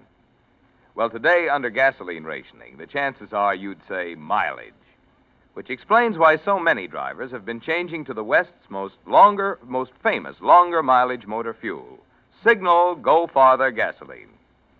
You see, for years, drivers who have kept a careful record of gasoline mileage have found they do go farther with Signal gasoline. Now, naturally, with certain gasoline ingredients reserved for war, no gasoline today can give you all the zip and anti-knock quality you found in pre-war Signal gasoline, and which you'll be enjoying again in even further improved Signal post-war gasoline. But this much you can be sure of. Just as they've been doing for the past 14 years, Signal Oil Company is still producing the finest gasoline that can be made today. And the famous Signal formula still places the emphasis on mileage. So to make sure you're getting the most miles from every ration coupon, stop at the station wearing the black and yellow Signal circle and get your best buy today. Signal Go Farther gasoline. And now, back to the Whistler.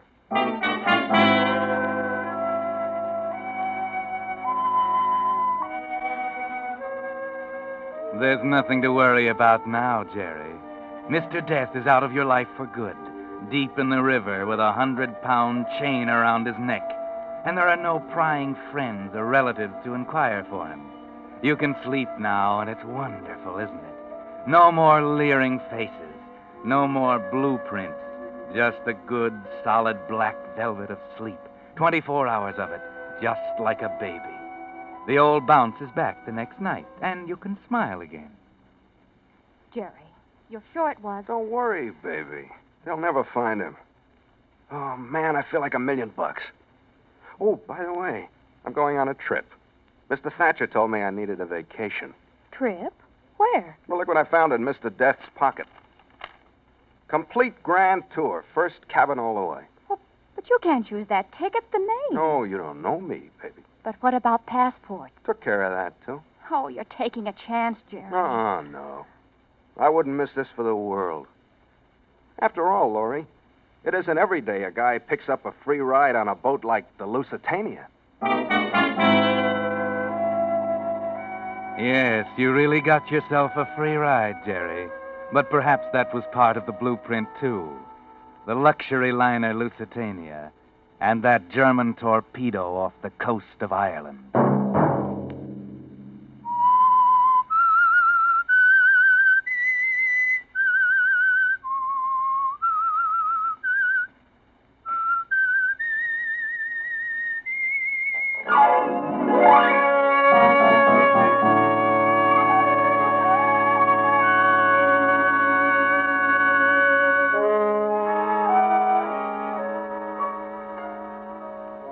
next Monday at 9 o'clock, The Whistler will bring you another strange tale.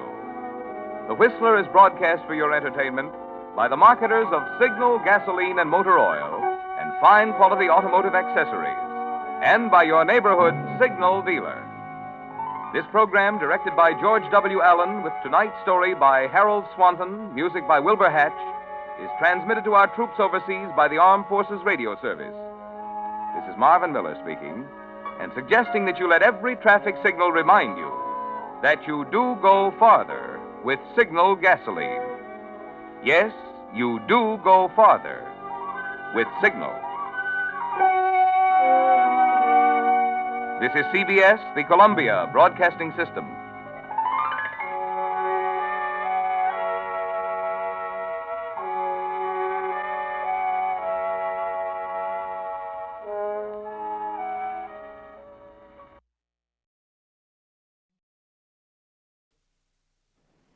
The Whistler.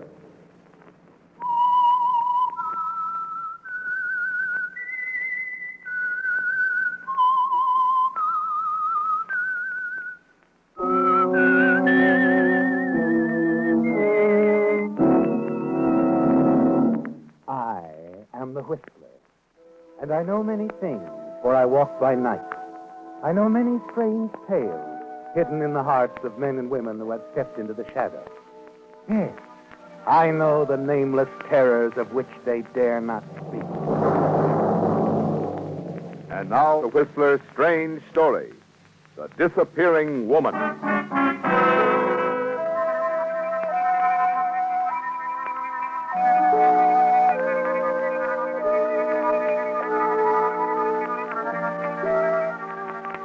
Beautiful women were very important to the great Grafton. In fact, he had always admitted that his success as a magician depended on an attractive assistant. But when Grafton arrived in Los Angeles from his South American tour and hurried across town to his agent's office, he was alone. Yes, you've been alone ever since you left South America, haven't you, Jim? It was the only safe way in view of your sideline, a sideline which had been netting you big profits. It's well after office hours when you enter the Carlson building. The elevator is automatic now, and there's no one around. But you know that your agent, Earl Crawford, is expecting you, that he'll be waiting in his office on the 4th floor. Oh, so you're back, Brett. I came here straight from the boat, Crawford. What happened in South America? Why, I did my act, played the spots you booked for me. I'm not talking about that. I know you're not. What about the money? It's a long story, Crawford. What do you mean it's a long story? You were able to get rid of the stuff down there, weren't you? I was able to dispose of most of the money, but not all of it. Oh, I see. Well, we'll settle up now. I can't settle up, Crawford. What do you mean? I haven't got it. You haven't got it? What are you talking about? I was robbed on the boat coming back.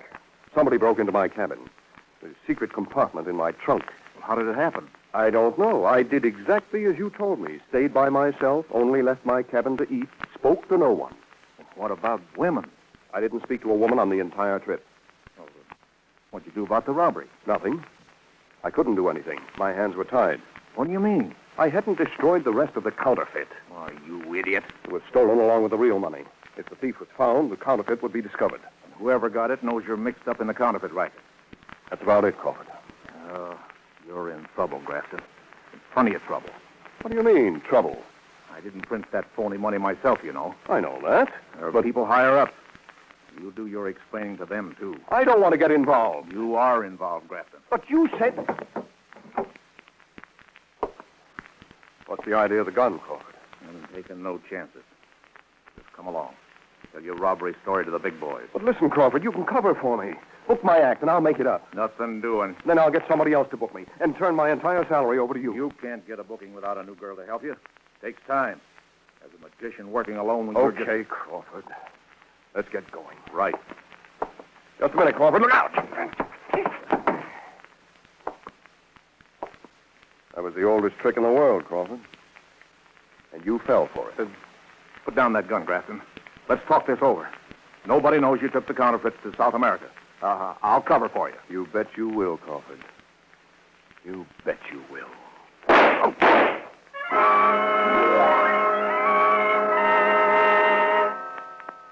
It was all unexpected, wasn't it, Jim? But you hope that you may be able to slip out of the building unseen. You wipe your fingerprints from the gun, drop it beside Crawford's body, and then turn out the light. You steal out into the hall. You snap the lock on the office door. No one is in sight. You're heading for the stairway when a young woman comes around a turn in the corridor and stands squarely in your path.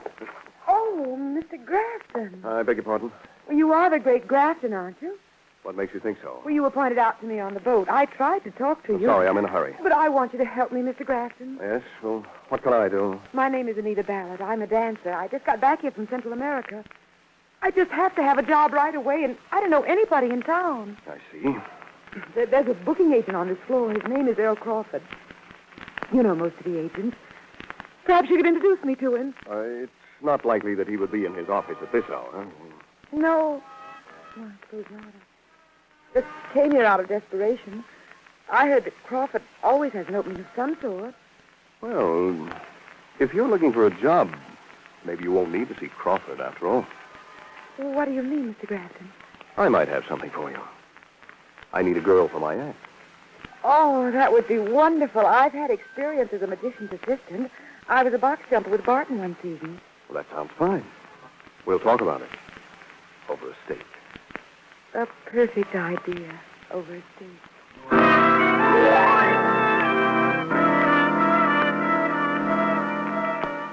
By the time you reach a nearby restaurant, you've a plan of action in mind, haven't you, Jim? Anita Ballard must disappear before Crawford's body is discovered. He must not be around to testify that she met you on the 4th floor of the Carlton building.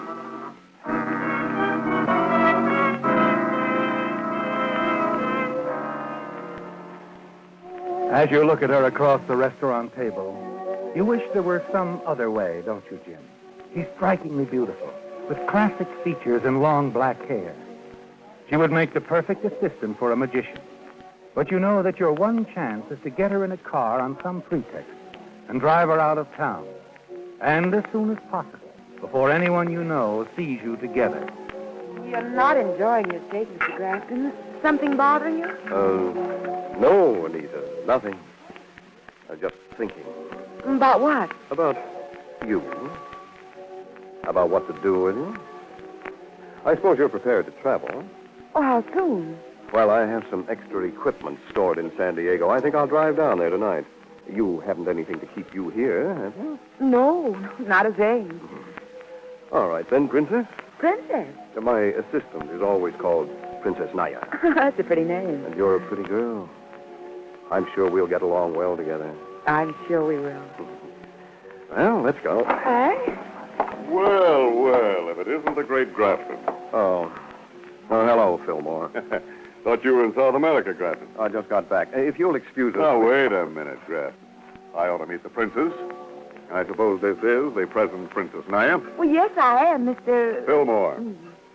Well, there have been a lot of Princess Nayas, each one more beautiful than the last. But I must say, Grafton, you've outdone yourself this time. You know, with such a lovely partner, I might be able to find you a booking. Well, you're very flattering, Mr. Fillmore. I take it that you're an agent? That's right.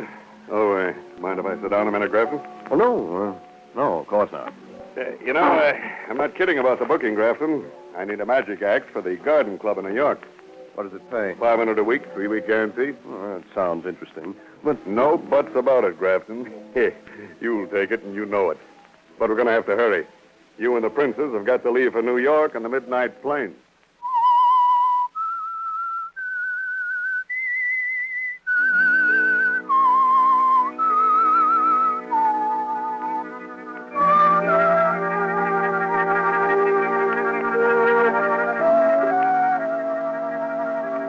Well, Jim, the meeting with Fillmore upset your plans, didn't it?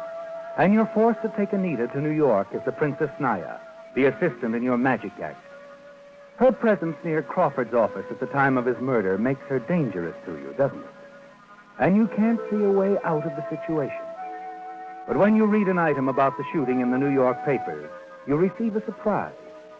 Crawford's counterfeit dealings were suspected by the police, and underworld characters are being sought in connection with his death.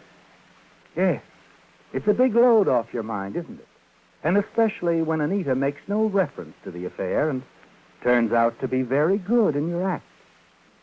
Then, at the end of your first week at the club, you knock at her dressing room door. Come in. Good news, Anita. I've been talking to the manager. He's crazy about the act. We're getting over well, aren't we? Yeah. You're doing a swell job. That's nice to hear. Oh, by the way, I got paid. Here's your salary. I wanted to talk about that. What's the matter? Isn't it enough? No, it isn't. Well, what do you want? I want half, Jim. Half? $250, half the act. But in Los Angeles, we agreed. The circumstances were different then. At that time, I didn't know that your agent, Crawford, had been murdered. Well, what's that got to do with it? Everything. You did it, and I know it. Well, that's ridiculous. Everything fits together. Crawford was probably mixed up in counterfeiting. Same as you. Counterfeiting? I don't know what you're talking about. Oh, yes, you do. Our meeting outside his office wasn't accidental. I'd followed you there from the boat. But why? Because I found out you were mixed up in the counterfeit racket. How? That's my business. And from now on, I intend to cash in on my discovery. What do you mean by that?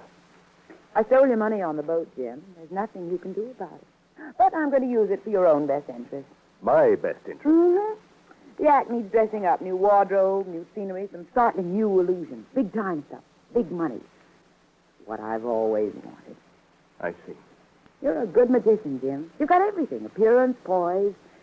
With me and a girl to double for me in the big tricks, we can be a big success. And half goes to you?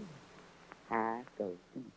And you propose to use my own money to build the act? Exactly. What about the counterfeit money you took? That I'll keep for my own protection. To see that I'm not double-crossed. Well, your frankness is alarming, Anita. Does it annoy you, Jim, to realize you're dealing with someone as ruthless as yourself? Not at all.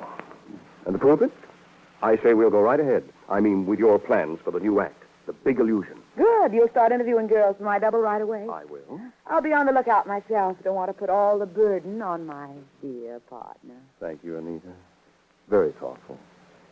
Let me know if you find anyone.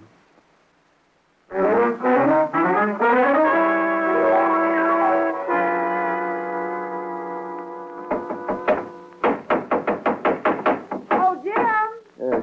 Yes, Anita. Look who I found. Connie Nelson, my new double. This is Mr. Grafton, Connie, the great Grafton. Hello. How do you do? What do you think of her, Jim? Oh, not bad. Not bad at all. She's the same height as I am, same weight. Even her features are much the same. She looks amazingly like you, Anita. Except for her blonde hair. Well, that's all the better. She can wear a black wig in the show, and off stage, nobody will know she's with the act. Any objections to traveling, Connie? Oh, no, Mr. Grafton. I'd love it. You may find it a bit lonely. You won't be able to stay at the same hotel as the Princess Naya and I, or even be seen with us in public. No one, not even my agent, is going to know that there's more than one girl with the act. Well, I see, but is that perfectly honest? How do you mean? Well, pretending I'm not with the act when I am. Well, the world of magic is based on deception, but the people love it. You'll really be contributing to the amusement of the public. Oh, in that case, I'd like to do it. Very well. Come back in the morning at 10. Thank you, I will. Goodbye, Mr. Grafton. Goodbye, Connie. Well, what do you think? Interesting. Very interesting. You mean her looks or her scruples? They're both rather unusual. Well, just so you don't become too interested, Jim. What do you mean? We don't need any complications. Such as? Either one of you forgetting there's only one Princess Naya. Me. I'm sure I won't forget that, Anita. I'll see that she doesn't. Yes, Anita. I'm quite sure that you will.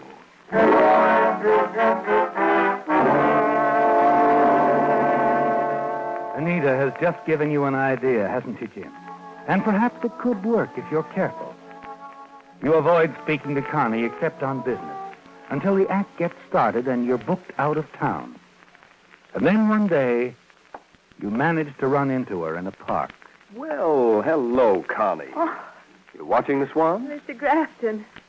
Yes, I've been here for hours. You know, I get awfully lonesome. Oh, you poor kid. I suppose you do. If only I had someone to talk to. Well, a pretty girl like you shouldn't have much trouble about that.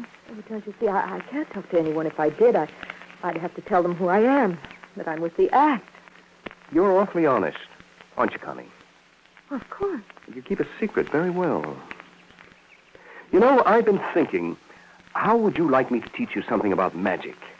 It would help pass the time for you. Oh, I'd love it. Would you do that? I'd have to arrange so that no one knew about it, not even Anita. I could teach you her part in the act. And then if she ever got sick and was unable to work, you could replace her.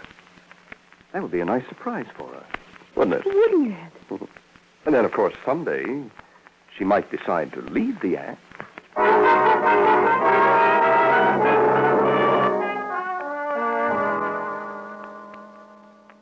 That's the beginning, isn't it, Jim? You start working with Connie in secret, grooming her to take Anita's place. For Anita is going to leave the act, isn't she? Yes, she's going to disappear. One of these days, when Connie is ready, Anita will arrive in town as the Princess Naya. But when the act leaves town, the Princess Naya will be Connie, wearing her black wig. But there are details to work out, and they're difficult. It's not until you reach the West Coast that a solution appears. And then one night, a Mr. Norman pays you a visit. He wants you to appear at a benefit to raise funds for a local charity. It's going to be a big thing, Mr. Grafton. Every performer in town is taking part. Well, I'd be glad to help out, but we're closing here Friday night. We leave for Los Angeles Saturday morning. You couldn't stay over for Saturday night? Why, I don't know. We don't open in Los Angeles till the first of the week. Well, did you ever think about making the trip down the coast by boat? By boat? Mm-hmm. Why, no, I hadn't. My wife and I made the trip a few weeks ago. It'd give you a very good rest. Yes, I can imagine. I'll tell you. There's a boat leaving Saturday night about midnight. Now, why don't you stay over and work the benefit? We'll put you on the stage about 10 o'clock, so you'll have plenty of time to get to the boat. Well, now you mention it, that's not a bad idea. I was sure you'd see it. But I'll tell you, Mr. Norman, I wouldn't be able to do my big illusion at a benefit. It requires too much work to set up. Oh, that's all right. Just do some of your other stuff, just so you make an appearance. Well, in that case, it's all set. I don't see why not. I'm always glad to help a good cause.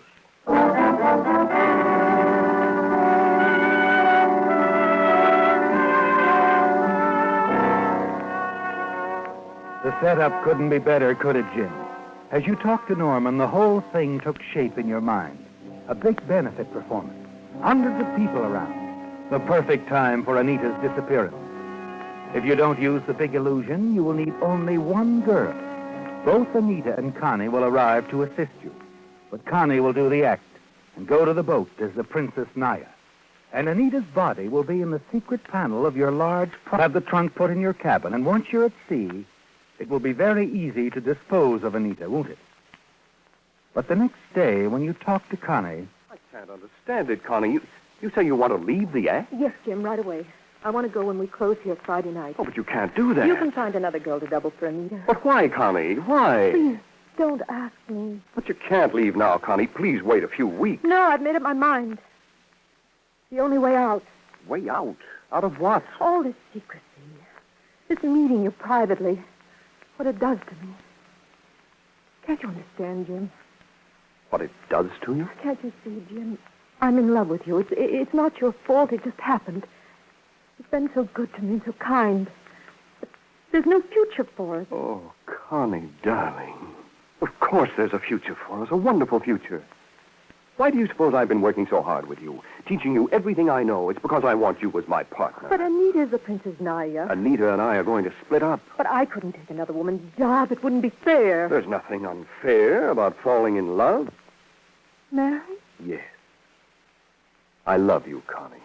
I've loved you for a long time. Have you, dear? Of course. But now, about Anita. I'm going to talk to her. When, Jim? Right away, this week. I'll make arrangements to buy her half of the act. Oh, can you do that? I think so, but we mustn't let her suspect that we're in love. Why not? Well, it's not wise. For business reasons. She might take advantage of the fact to drive a hard bargain. So we probably shouldn't see much of one another for the rest of the week. But you meet me Saturday morning in Abby's jewelry store. Oh? Abby's jewelry store? But why? You'll see, Connie. You'll see.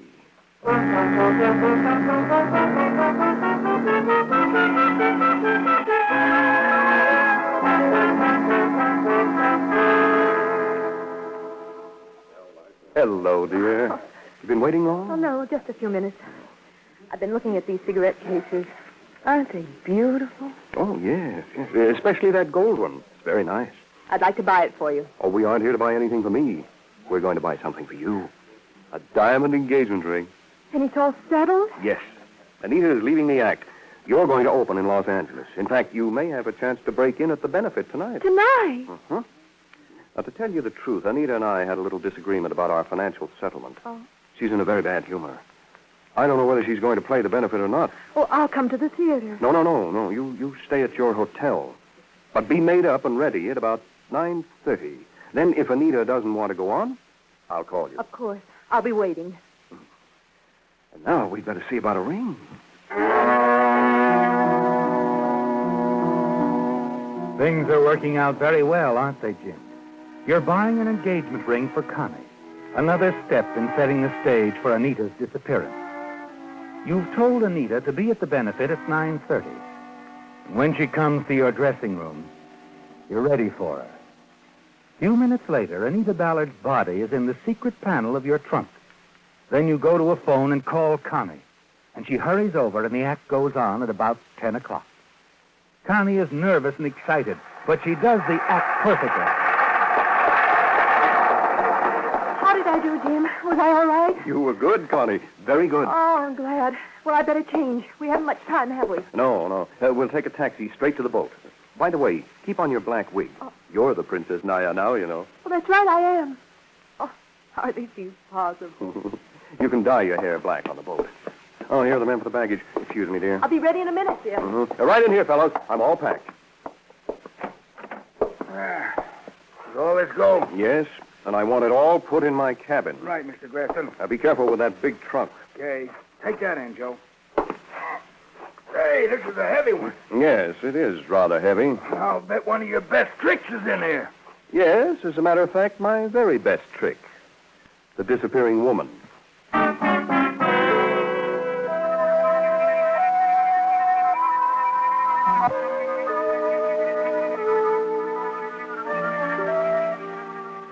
Well, Jim, when you board the boat, go to your cabin and find your luggage all in place.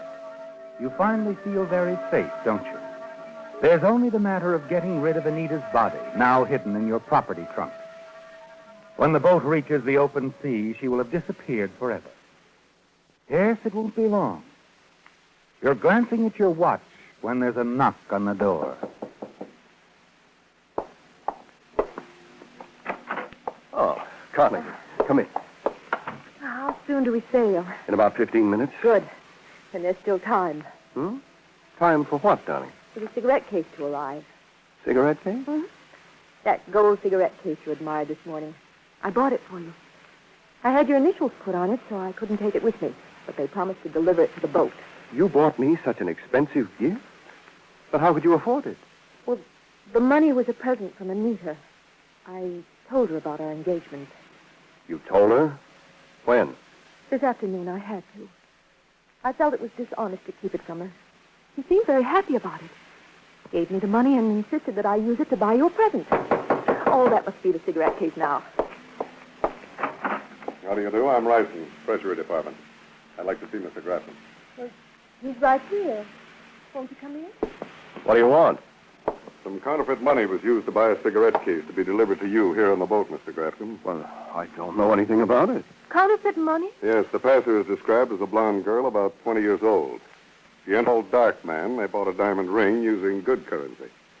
Then later, she came in alone with the counterfeit. Now, just what's your connection in this, Grafton? Well, it's all very simple. Keep out of this, Connie. Mr. Grafton is the dark man, and I'm the blonde girl. You are? Oh, yes, I'm wearing a black wig. What is this, Grafton? What are you trying to pull? Please, this is a mistake. We're honest people. I believe you when you got the money you spent for the cigarette case. That money was given to me by a girl named Anita Ballard. Mm-hmm. Where is she now? But I don't know. She's gone. Well, we'll pick her up. All right, come on. You'll both have to get off the boat. Oh, now, wait a minute. It's time to sail. I'll have the boat held until your luggage is taken off. My luggage? Well, yes, Mr. Grafton. We'll have to make a thorough search of your luggage. You know, I wouldn't be a bit surprised if we found the plates in the printing press for the counterfeit money right over there in that big property trunk.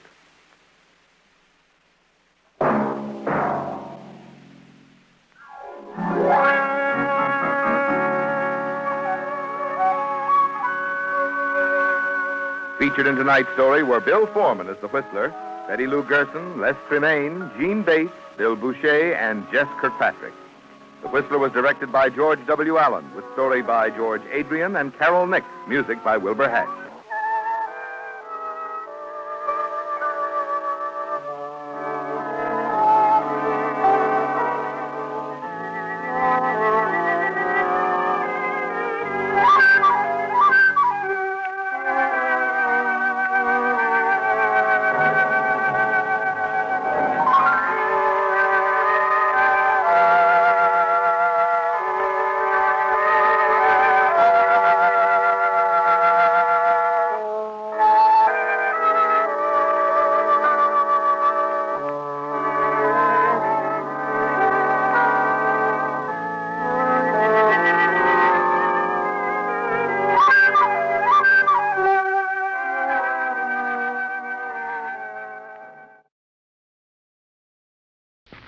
The Signal Oil Program, The Whistler.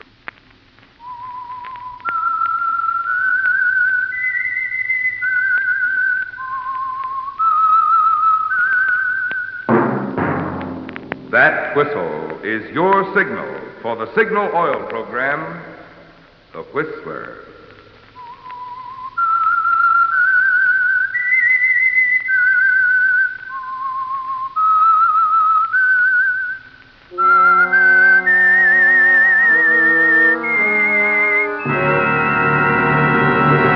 I am the Whistler, and I know many things, for I walk by night. I know many strange tales hidden in the hearts of men and women who have stepped into the shadows. Yes, I know the nameless terrors of which they dare not speak. Yes, friends, it's time for the Signal Oil Program, The Whistler, rated tops in popularity for a longer period of time than any other West Coast program in radio history. And Signal gasoline is tops, too, tops in quality. It takes extra quality, you know, to give you extra mileage. And Signal is the famous Go Farther gasoline.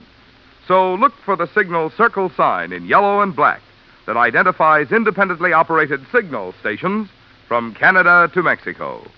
And now the Whistler's strange story. All damage covered.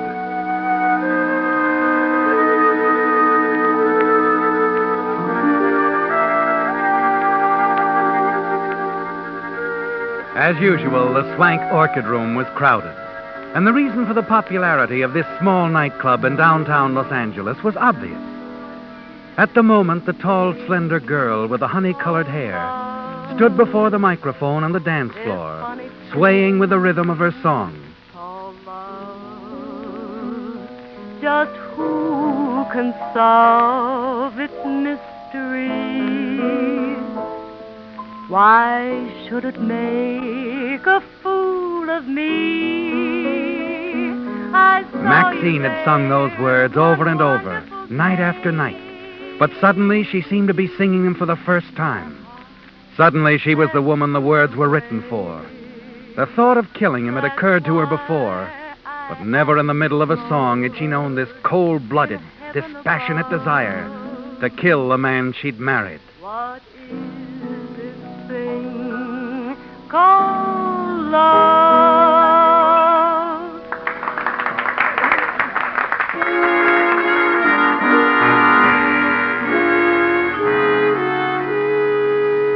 Later, in her dressing room, Maxine had changed into her street clothes when she heard a knock on the door. And she didn't have to guess who it was. This wasn't just her boss. This was Jim McCoy, a guy as real as his name. Hiya, Songbird. Hello, Jim. Oh, you were great tonight. Real great. Sounded like you meant every word of it, baby. Maybe I did. Well, keep it up. I can always add a few more chairs for the customers. Well, I got to get back to the lounge. What's your hurry? Hurry. And we usually say goodnight about this time? That's what I mean. Do we have to? Now, look, baby. We've been through all this before. Observation. The tone of your voice goes well with the cold of your shoulder. Maxine, things were different when you were a cute trick on the loose. You may be Miss Maxine to the customers, but to me, you're Mrs. Charlie Kendall. I know. But after all, what's in a name? Look, baby, Maybe they don't show, but I still have a couple of old scruples lying around. Don't kid yourself. They show something awful. Charlie needs you, now more than ever. No fun not being able to walk. Cooped up day in and day out. You're all he's got. Yeah, I guess you're right, Jim. Forget it. Yeah, I think we'd better. Well, good night, Songbird.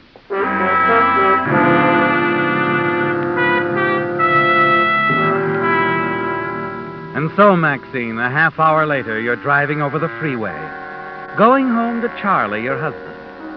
You can't help but admire Jim for turning you down, can you?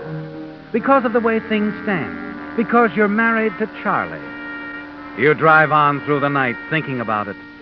And by the time you reach the outskirts of Ellenville, you've decided that there must be a showdown with Charlie. As you start to plan the things you'll say.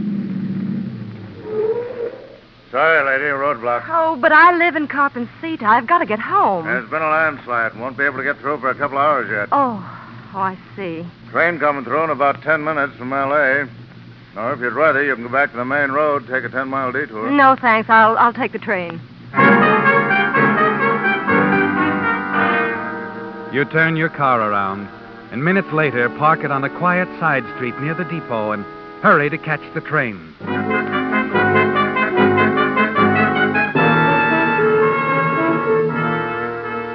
Shortly before 4 in the morning, you unlock the front door of your house in Carpencita. As you step into the living room, you see Charlie, stretched out on the couch, an empty bottle on the floor, the cane propped up against the end table, cigarette smoke curling up around the hand that dangles over the edge of the couch. It's a familiar sight to you, isn't it, Maxine? Charlie's been an invalid for 2 years now. His leg, injured again when he fell while getting off the suburban train a month ago, still hasn't mended. You hurry to Charlie's side. From his hand, you take the cigarette that's ready to fall to the floor. Charlie. Come on, sweetheart. Come to the party. Charlie. Charlie, wake up. Oh, Maxie. Hey, oh, baby. Yeah, baby's home. Must have dropped off. What time is it? Oh, a few minutes to 4. 4? Well, what took you so long, Maxine? There was a roadblock at Ellenville. Oh, that's too bad. I had to leave the car there and take the train. Sure. I had to wait 10 minutes for the train. It took 15 minutes to get to Carpencita, 20 minutes to get a cab to take me here, and now... Okay, honey. I believe you. Well, why shouldn't you? It's the truth. Sure it is, baby. Sure. You don't believe a word of it. You never do. And you want to know something? I don't care, Charlie. I don't care what you believe anymore. Don't you think I know that, Maxie? Honey, don't rub it in, huh? I know you go out on dates when you're finished at the club. I even know about the guy you work for, McCoy. I was not on a date tonight with Jim or anybody else. Sure, baby. Anything you say. I'll never ask any more questions. Just as long as you come home to me. Maybe I'm sick of coming home. Maybe I'll never come home again. Don't say that, Maxie. Why shouldn't I? I mean it. I've told you before. You'll never get rid of me. We're married and you can't change that. Don't tempt me, Charlie.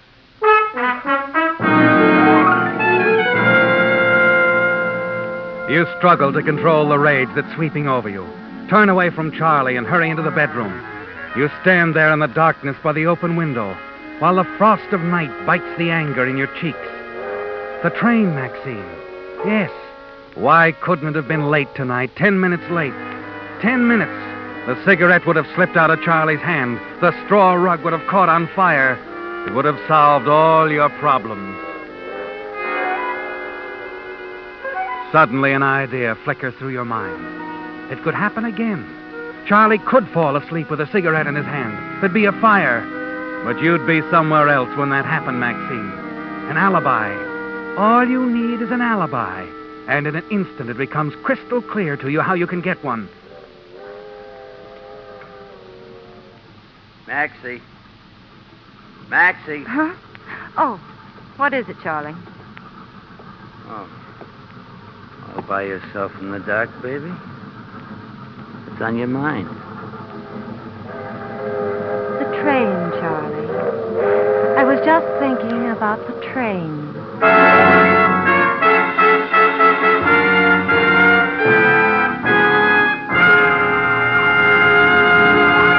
With the prologue of All Damage Covered, the Signal Oil Company brings you another strange story by The Whistler.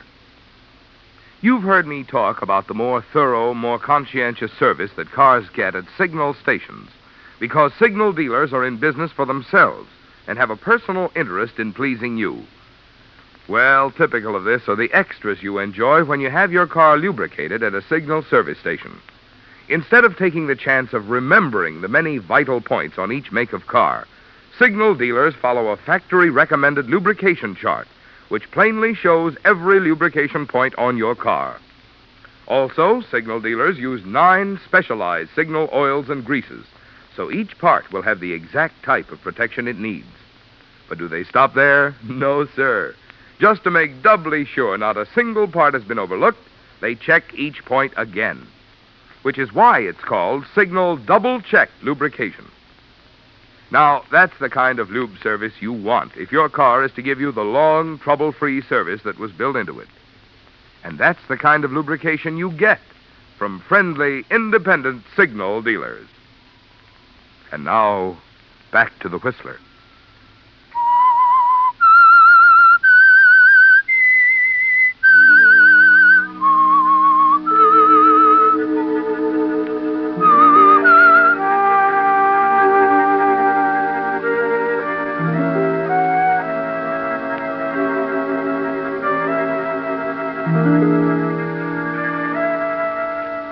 You've reached a decision, haven't you, Maxine? You're going to rid yourself of your husband, Charlie, once and for all. And you know exactly how you're going to do it. You can see it all now, the way it's going to happen. The official version of the accident. Charlie asleep on the couch. The empty bottle of liquor on the floor. A lighted cigarette dropping from his hand to the straw rug, and then the fire. And you weren't around to prevent it.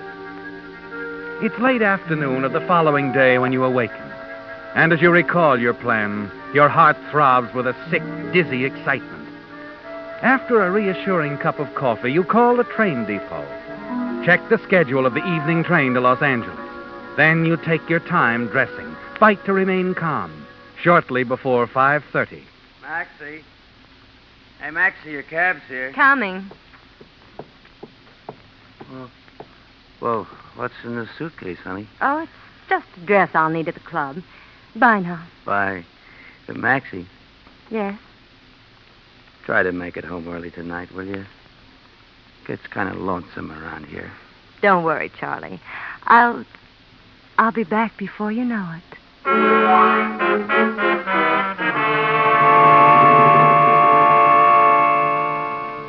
A quarter of an hour later, you reach the depot. Buy your ticket and start for the train. You're about to put your plan into operation, aren't you, Maxine? And you smile to yourself as you think of the first move. Charlie's accident on this very line put the idea into your head. As you reach the train, you start up the steps. One step and then another. And as you near the platform, you deliberately place your foot between the 2 steps and throw yourself forward. Miss, are you hurt? I don't know. Here, wait. Here, let me help you. There. You'd better sit down. The train's moving. Thank you. I'll be all right. It's terribly clumsy of me. Well, accidents do happen. They seem to run in the family. A month ago, my husband had a similar fall. Oh, Your ankle? yes. It'll be all right now, I'm sure. Well, is there anything I can do, miss? No, thank you. Well, I'm sorry. I'll have to have your name, miss. My report, you know. It's just routine. Oh, of course. Mm-hmm. Mrs. Charles Kendall. Mrs. Charles Kendall. Address, please. 752 Mapleton Drive. You smile, lean forward, continue to rub your ankle as you watch the conductor fill in the report. Everything's there, isn't it, Maxine? Your name, the date, time of accident. Yes, everything working according to plan. You've established your presence on the train to Los Angeles. As soon as the conductor is out of sight, you pick up your suitcase, hurry into the ladies' room. A few minutes later, you emerge wearing a dull, faded coat, a drab hat pulled down over your eyes. All traces of your original makeup have been removed. And in your new makeup, you've suddenly become a different woman. A plain, older-looking, unattractive woman. Bell and Bill. Next stop, Bell and Bill. As the train stops, you get off without delay and hurry away from the depot. You find your car where you'd parked it the night before, on the quiet side street, and minutes later you're racing a good 70 miles an hour along the road back to Carpencita. Luckily, your train is a slow train, because you must make up a good 35 minutes before it arrives in Los Angeles. It's dark now, and no one sees you as you arrive in Carpencita. You quietly park in an alley and then walk quickly to the rear entrance at your home and slip inside. And then you're standing in the living room looking down on Charlie, sprawled out on the couch. The sleeping powder you slipped into his drink before you left has taken effect, hasn't it, Maxine? Charlie? Charlie? He doesn't stir. Quickly, you light a cigarette. Drop it on the straw rug. In a few seconds, it begins to smolder. In strange fascination, you watch the flames begin to creep along the floor. And then you turn and run from the house.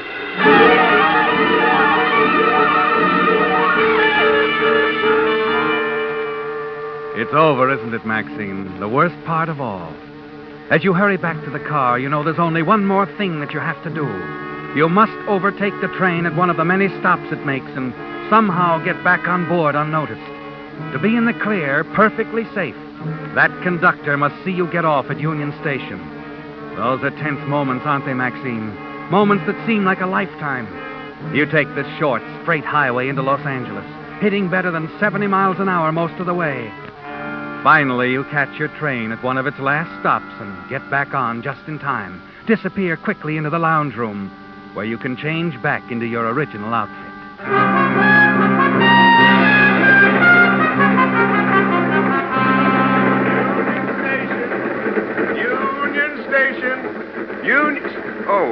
Mrs. Kendall. Ankle better, Mrs. Kendall? Yes. Yes, thank you, conductor. Oh, that's fine. Union Station. Your plan has worked perfectly, hasn't it, Maxine?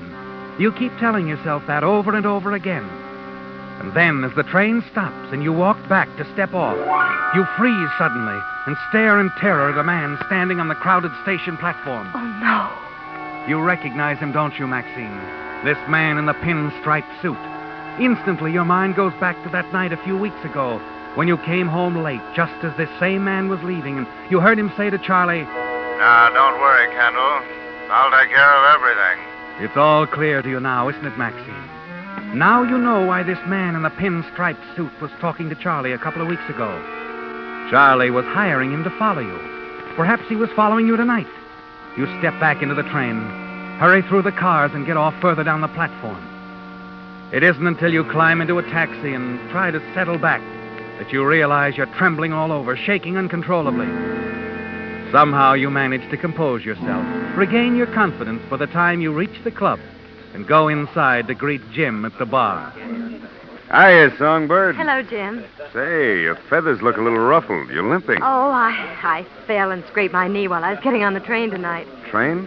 How come you took the train? I was too tired to drive all the way home last night, so I left the car in town. Well, you better take it easy. Sure you want to go tonight? Oh, don't worry. I'll make it. Okay. How's Charlie? Charlie?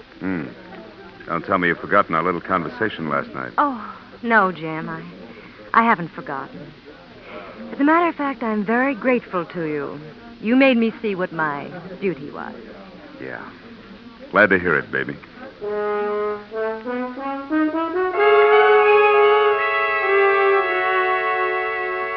That night, you deliver the songs mechanically, don't you, Maxine? Because your mind is on something else.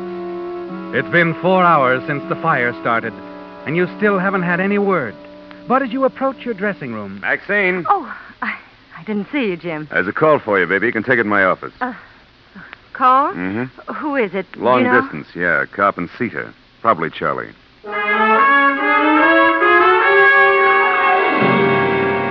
Your mind is blank for the next few moments until you find yourself alone in Jim's office. your fingers tightly gripping the telephone receiver as you slowly raise it to your lips. Hello? Mrs. Kendall? Yes, this is Mrs. Kendall. This is Captain Craig, Carpenter City Fire Department. Oh? I'm sorry, Mrs. Kendall. I have some bad news about your husband.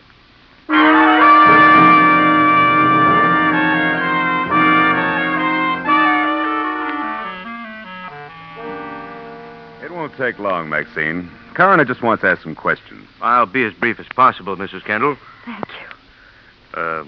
Your husband was an invalid, was he not? That's right. Smoked quite a bit, is that correct? Yes, he smoked quite a bit. And he was a heavy drinker as well. Well, drinking helped relieve his pain. Oh, don't misunderstand me, Mrs. Kendall. I'm not trying to establish that your husband was a chronic alcoholic, just that he did drink at times to a point of... Yes, he did. Oh, then I think the conclusion we drew from the evidence is correct. Your husband fell asleep with a lighted cigarette while in a state of intoxication. The cigarette fell, and that was it. I was afraid that would happen someday. I warned him so many times. Easy, Maxine. Mrs. Kendall, if you'll please sign this. What? Yes. Honey, you're trembling. Here, I'll hold it. What is it, Mrs. Kendall? Oh, nothing. I'm just upset, that's all. Oh, I'm sorry, Mrs. Kendall. Thank you for your cooperation.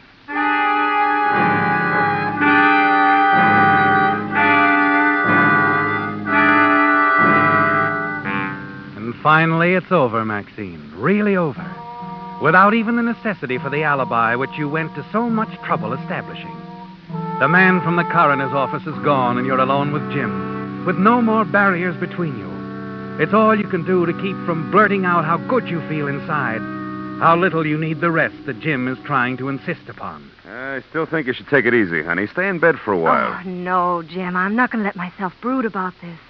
I want to work. It'll help, I know. Okay, Songbird, you win. Oh, thanks, Jim.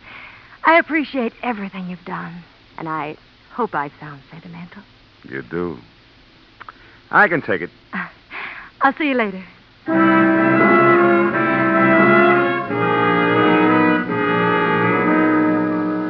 What is this thing called love? This funny thing called love. Just That night, your song is different. The nervousness is gone, isn't it, Maxine? Suddenly, you're gripped with terror, and the song dies in your throat. a fool of... Through the amber haze, sitting motionless at the bar, you see the man in the pinstripe suit. In that instant, you're certain he was hired by your husband to follow you. You don't know how long he's been following you, but in that moment of desperation, you suddenly turn, flee from your surprised audience toward the dressing rooms.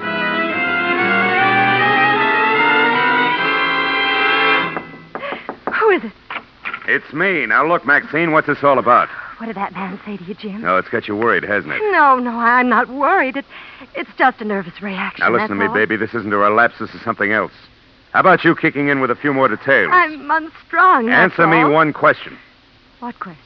What do you know about that fire? Nothing, Jim. How could I know? Answer me. There's nothing to answer, Jim. What's wrong? Why do you keep looking at me that way? Look, Maxine, I thought something was phony last night when you got that call from the fire department. When I told you I thought it was Charlie, you almost keeled over. And I think I know why, baby. You already knew about that fire. No, Jim, And if no. you knew about it, you started it. I swear I didn't. Oh, Jim, please don't tell that to him. He knows too much already, Jim. And I thought so. And to think I was in love with you. Oh, please, Jim. Please, you're all I've got. Take your hands off me. Jim. Go on and cry to that guy out front. He wants to see you. Oh, don't go, Jim. Don't leave me alone. Not now. You gotta help me. You gotta help me figure this out. Jim, you mustn't leave me. Not now. Jim! Frantically, you slip into your coat, hurry out the side door after him. But Jim's nowhere in sight, and you leap into a waiting cab. Yeah, where to, lady? Would you mind cruising around a bit? I'm looking for someone. A man. Sure, lady.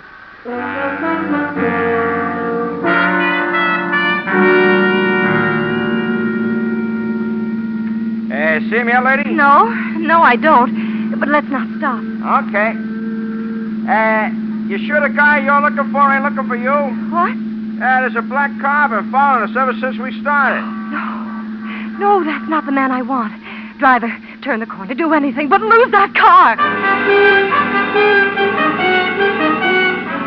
As you speed along the street, it suddenly occurs to you exactly what's happening. Yes, you ran out to find Jim, and now you're trying to escape the man in the pinstripe suit. Fear sweeps over you and crowds Jim from your mind. And you know you've got to get away from this man. The black car is only a block behind you as your cab races into the dark, deserted manufacturing district.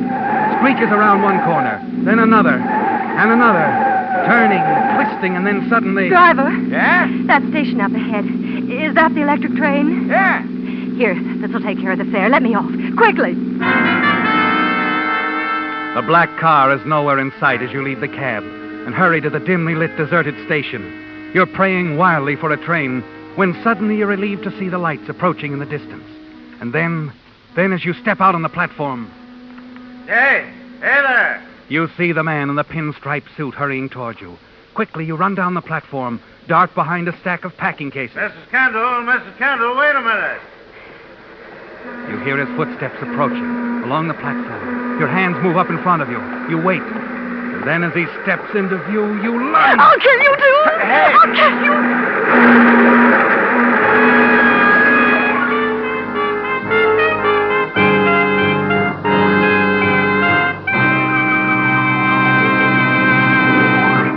The Whistler will return in just a moment with a strange ending to tonight's story. Meantime, a word about these chilly nights and mornings we've been having.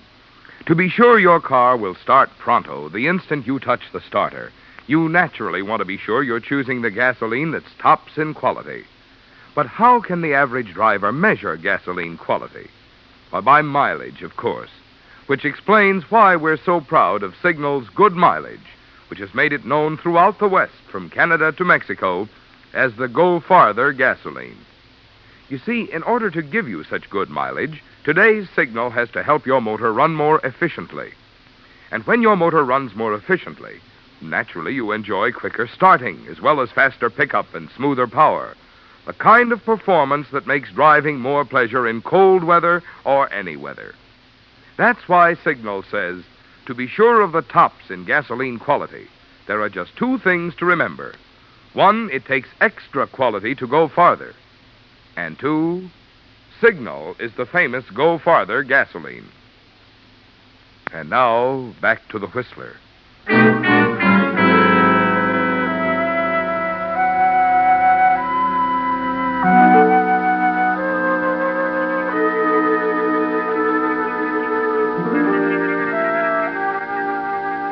The small group of passengers had gathered on the station platform. Standing around in shocked silence, they'd waited until the ambulance arrived and the police. Okay, now, let's keep back a little here. Okay, here, get back. I saw the whole thing, officer. I was sitting up front by the window. I could see just as plain as... All right, lady, all right. You'll get your turn. I want to know what the motorman has to say first. But I tell you... If you don't mind.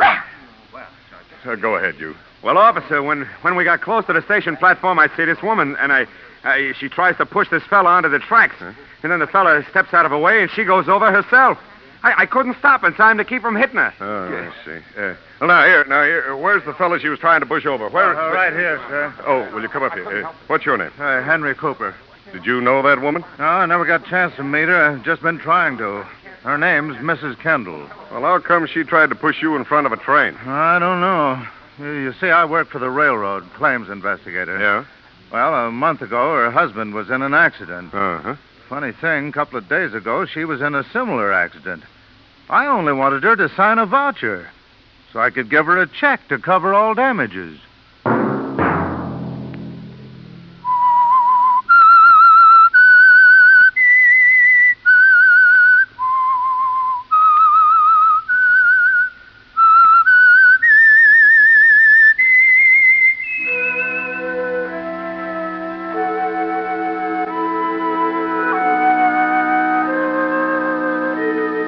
Let that whistle be your signal for the Signal Oil program, The Whistler, each Sunday night at this same time.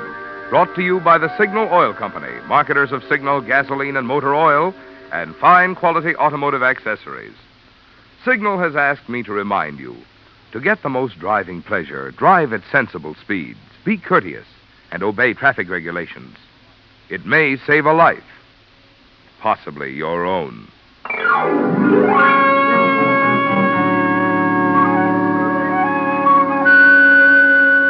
Featured in tonight's story were Doris Singleton, Gerald Moore, and Wilms Herbert.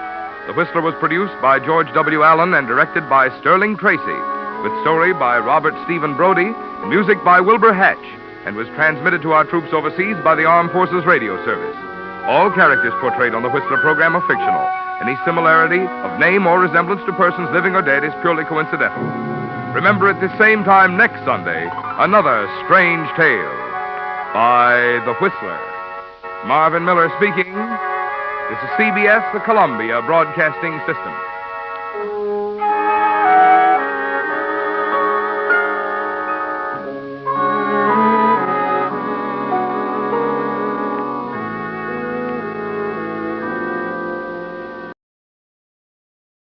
And now, stay tuned for the program that is rated tops in popularity for a longer period of time than any other West Coast program in radio history. The Signal Oil program, The Whistler.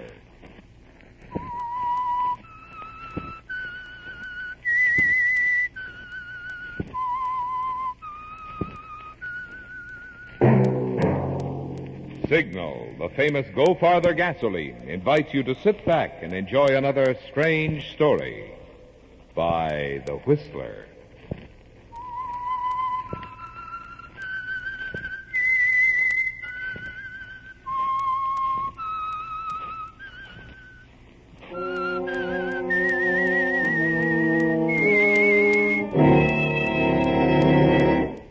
I am the Whistler, and I know many things, for I walk by night. I know many strange tales hidden in the hearts of men and women who have stepped into the shadows.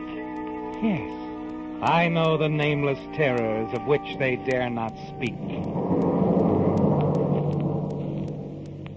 And now for the Signal Oil Company, The Whistler's strange story. End of the road.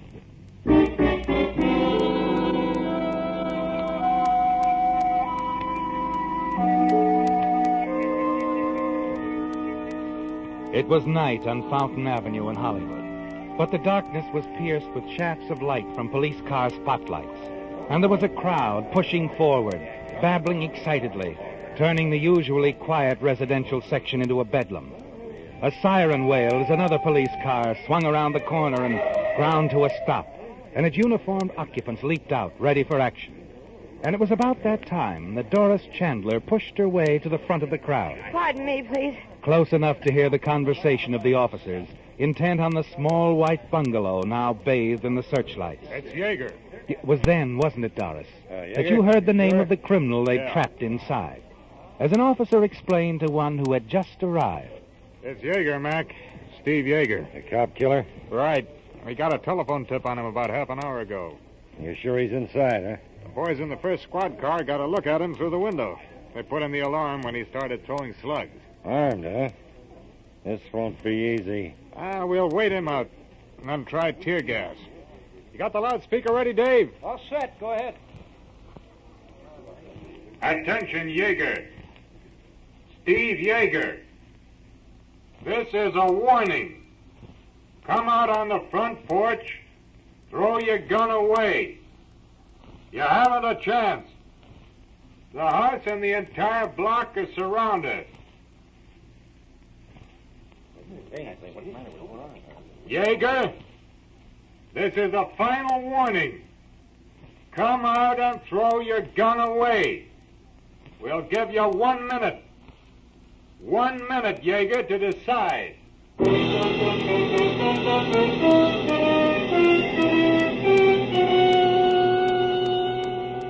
It's all you need to hear, isn't it, Doris?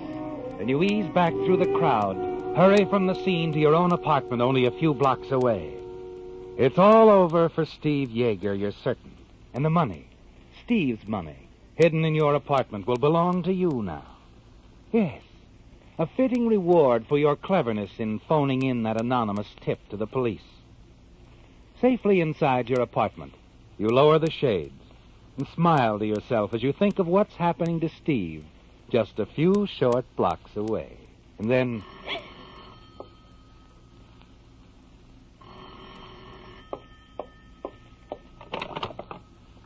Yes? Hi, sis. It's me, Charlie. Oh, Charlie. Glad you called. Just wanted to make sure my little sister's okay. Why wouldn't I be? Haven't you heard? It's on the radio, Steve Yeager. Steve? What about him? Oh, it's all right. Nothing to worry about. Only I didn't even know the guy was in town. They got him trapped in a house someplace, the cops. Steve Yeager? Trapped? Uh-huh. Good thing he didn't get in touch with you in any way, Doris. You'd have been implicated. He, didn't contact you when he hit town? Of course not. You know how I feel about him, Charlie? Uh-huh. But it was different in Seattle. You were pretty fond of him. Look, I don't like cop killers. Or payroll thieves. Now, look, Charlie, if you called me up to... Easy, sis. I told you I just wanted to make sure you were okay. Not involved. Well, I'm not. And brother Charlie's happy. Nothing to worry about. No, you can go back to sleep. Wait a minute. What?